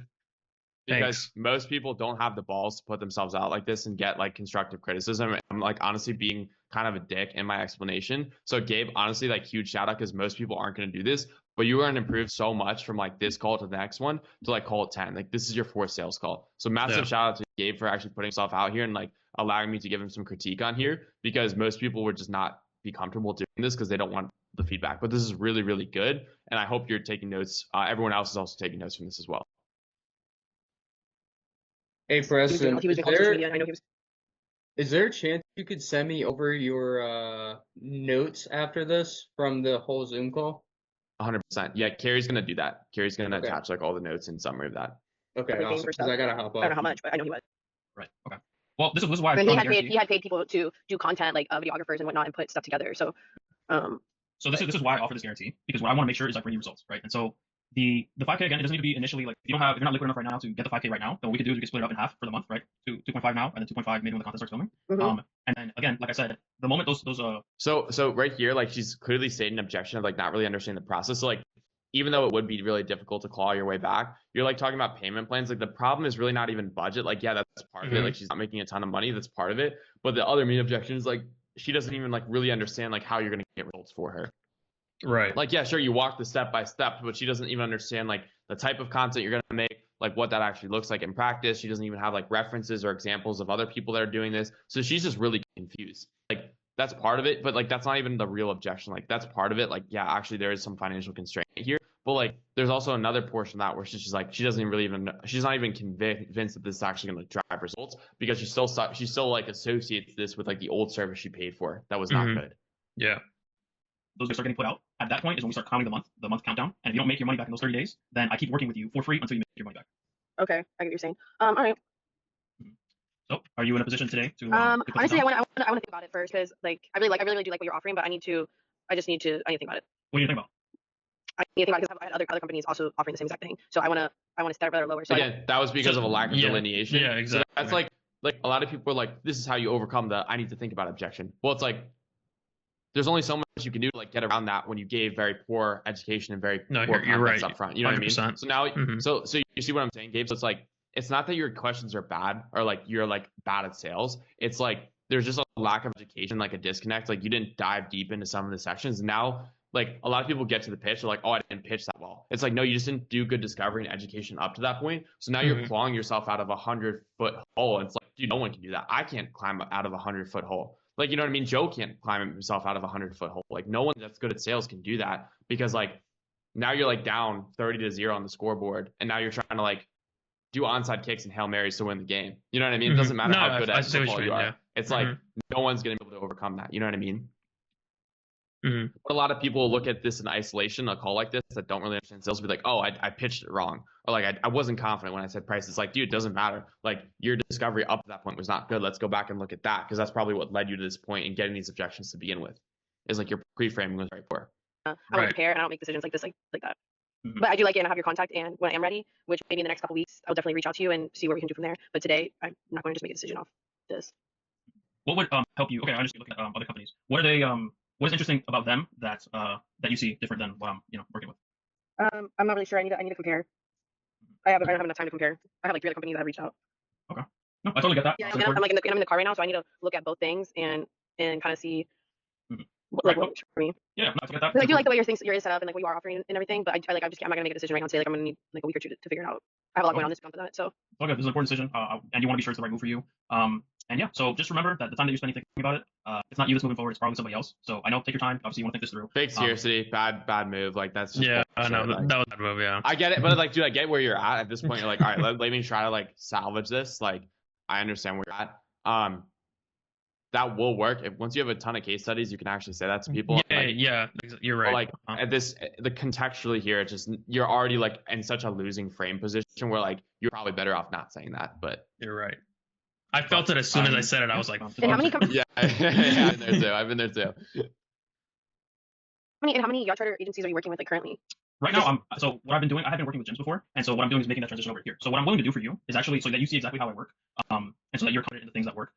Let me shoot you a free video with the style that yeah. So now you're like you're just killing yourself here. Like, now you're actually just like you just took a fucking shotgun and you just shot yourself in the foot. You shot yourself in one foot with that one, and now you're like fucking paraplegic.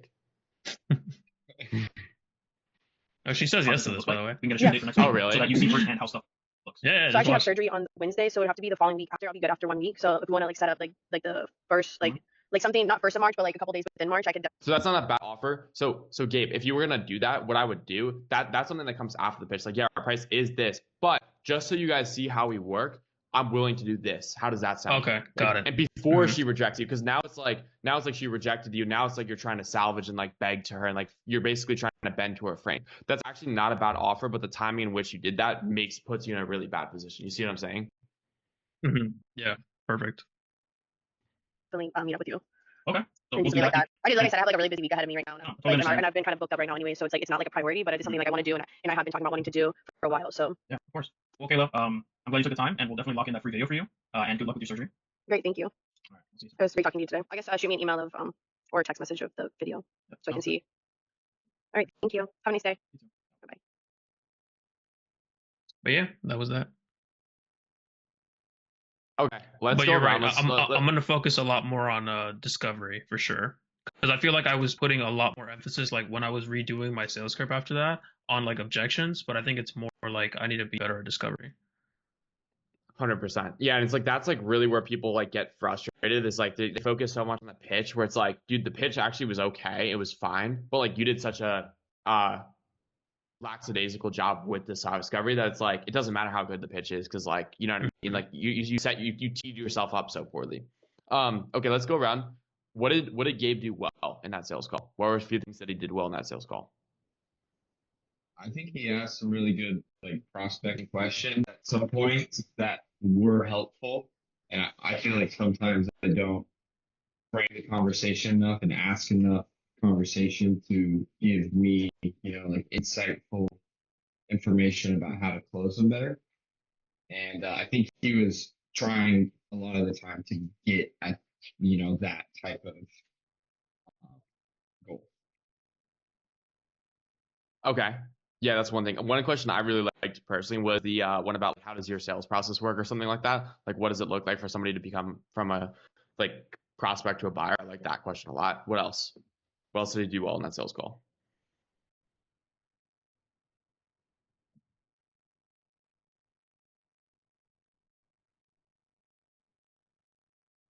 I think he did a really good job at not interrupting when she was speaking. That was a big thing I noticed. He was pretty good at that. And he was very clear when he spoke. He didn't stutter at all, I noticed.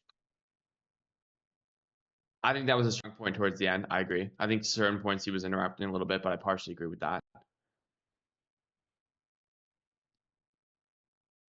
think it's good how he still had enough questions and was still trying to get information out of them. I feel like there could have been times where you could just go blank when you're trying to get something, but you don't get what you want, and you might have like a moment of silence. I think it wasn't really like an awkward moment of silence or anything like that. I feel like there was enough to keep the conversation going.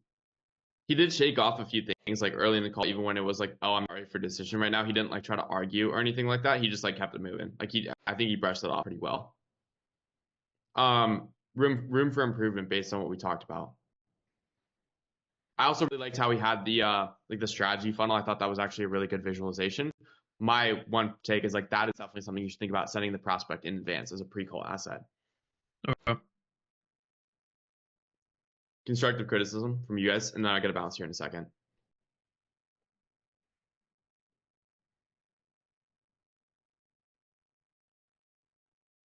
I also think that it being a girl instead of a guy who you're talking to, it's a little harder to be direct. I feel like. I think that's what I feel like I got from this as well. I wouldn't say it's not being direct. I would just say like sometimes they just don't love the pushy energy. Mm-hmm.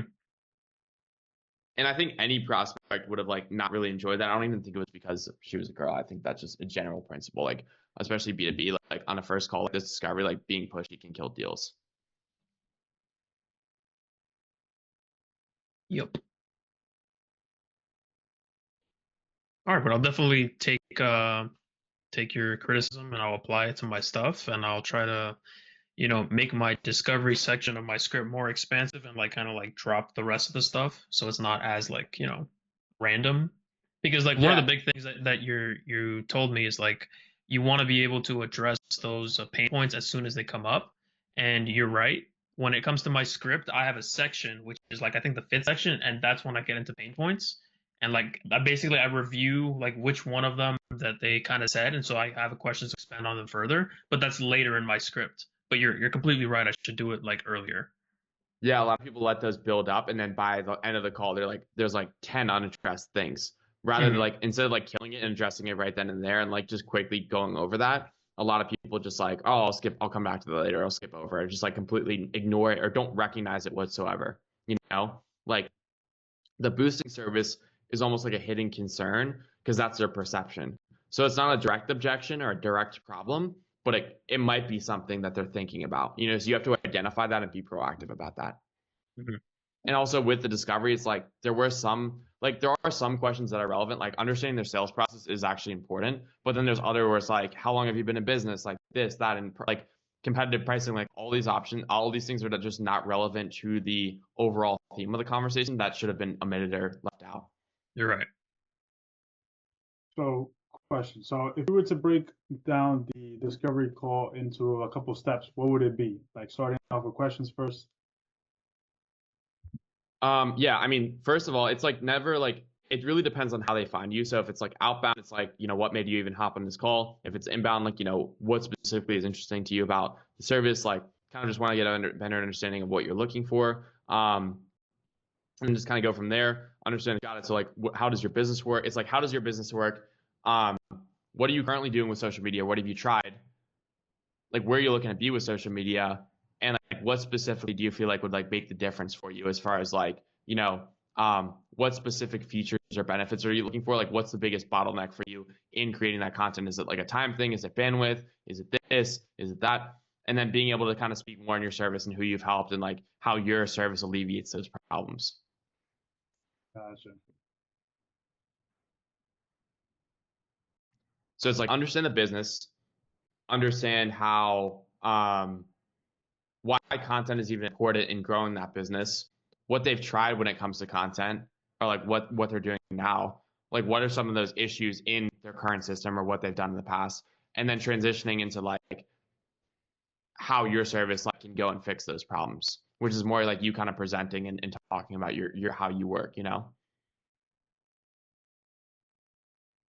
Mm-hmm. Guys, I gotta bounce here. Has this been helpful so far? Was this a good call? Did everyone feel like they got value out of this? 100%. I did for sure, yeah. So now that you've seen what a product is about, is this even for you? Is this a fit? This is for you if you want to be in the top 1% of video businesses that know how to sell outcomes rather than just videos. You want to stop getting ghosted after sending over proposals. You're looking to bring on consistent, high-paying retainer clients instead of just being stuck doing one-off stuff. You want to master sales and charge clients the prices you want rather than getting thrown around, tossed around by your prospects. You want to improve your scripting and content writing abilities so you can get your clients better results and as a result, charge more. And you're looking to build out systems and hire out a team to actually go and scale your business. This is a perfect fit for you. Now I'm going to walk through some client testimonials. Again, you can see these on my YouTube. They're all going to be linked if you want to go and watch the full interview. First, we got Eddie. $100,000 in new revenue with his content agency in 7 months, started from virtually $0. TJ Spears, within 6 months, hit his first $10.2 thousand a month with his content agency. We got Marcus Carrion, $10K a month to $26K a month in 3 weeks of joining Leverage Creator. Justin Ferreira generated $45,000 with his content agency in 3 months. Danny joined Leverage Creator, used to work at Best Buy for $20 an hour, now makes 8 times more with his content agency and was actually able to quit his job. K Fitz, may know him as the viral videographer from the NFL, now running a very successful agency, actually one of our first students inside of Leverage Creator. You can go watch that full interview as well. Khalil and Chris, less than 3 weeks of joining, already at $7K a month with their content agency. There's so many more wins I could go over. These are just the main testimonials that I have documented on video right now, many more in the pipeline. And if that wasn't enough, I'm going to give you a live look inside our wins channel in Leverage Creator so you can see for yourself the activity that's going on right now as we speak. I want to take a second to go through our wins channel just to show you what's happening inside the community right now. We got Sean collecting 6K, 2 clients for 3K a pop. We got Trent, performance deal for 20%, just closed. Mattis, absolutely crushing for a YouTube client right now on the first video he posted. We got Devin, big opportunity to shoot with a big creator / influencer. We got Michael closing in on a $2,000 monthly retainer with a real estate agent with rev share on top of that. We got a first yes for Elias. We got $1,000 for one video for Max. We got $1,000, 1,000 euros for Jorrit. 2 new clients for Trent. 5K and 20% rev share deal for Matisse. 0 to 6K a month in 30 days for Arnold. We got Braden. You guys already saw that. We got Aiden, new 36K client. Caleb closing a deal with AI using the pricing consultant. 2K for a one-off. A 33K client for an 11-month contract with Sean. We got Justin Ferreira, new dealership client for 42K a year. Here's a deal we closed to show that we're not grifters. First wiki in here, Caleb closed a deal for $1,900 using Joe's closer framework. Shout out Joe. He's one of the coaches in our community. First retainer client for Caleb Thompson at 2.8K a month. First client ever for Yasmeni for $9,600, $1,600 over the next 6 months. And I can just go on in here. 3K invoice for a music video for Isaiah. Second paid video gig for Caleb. First retainer client for Dylan.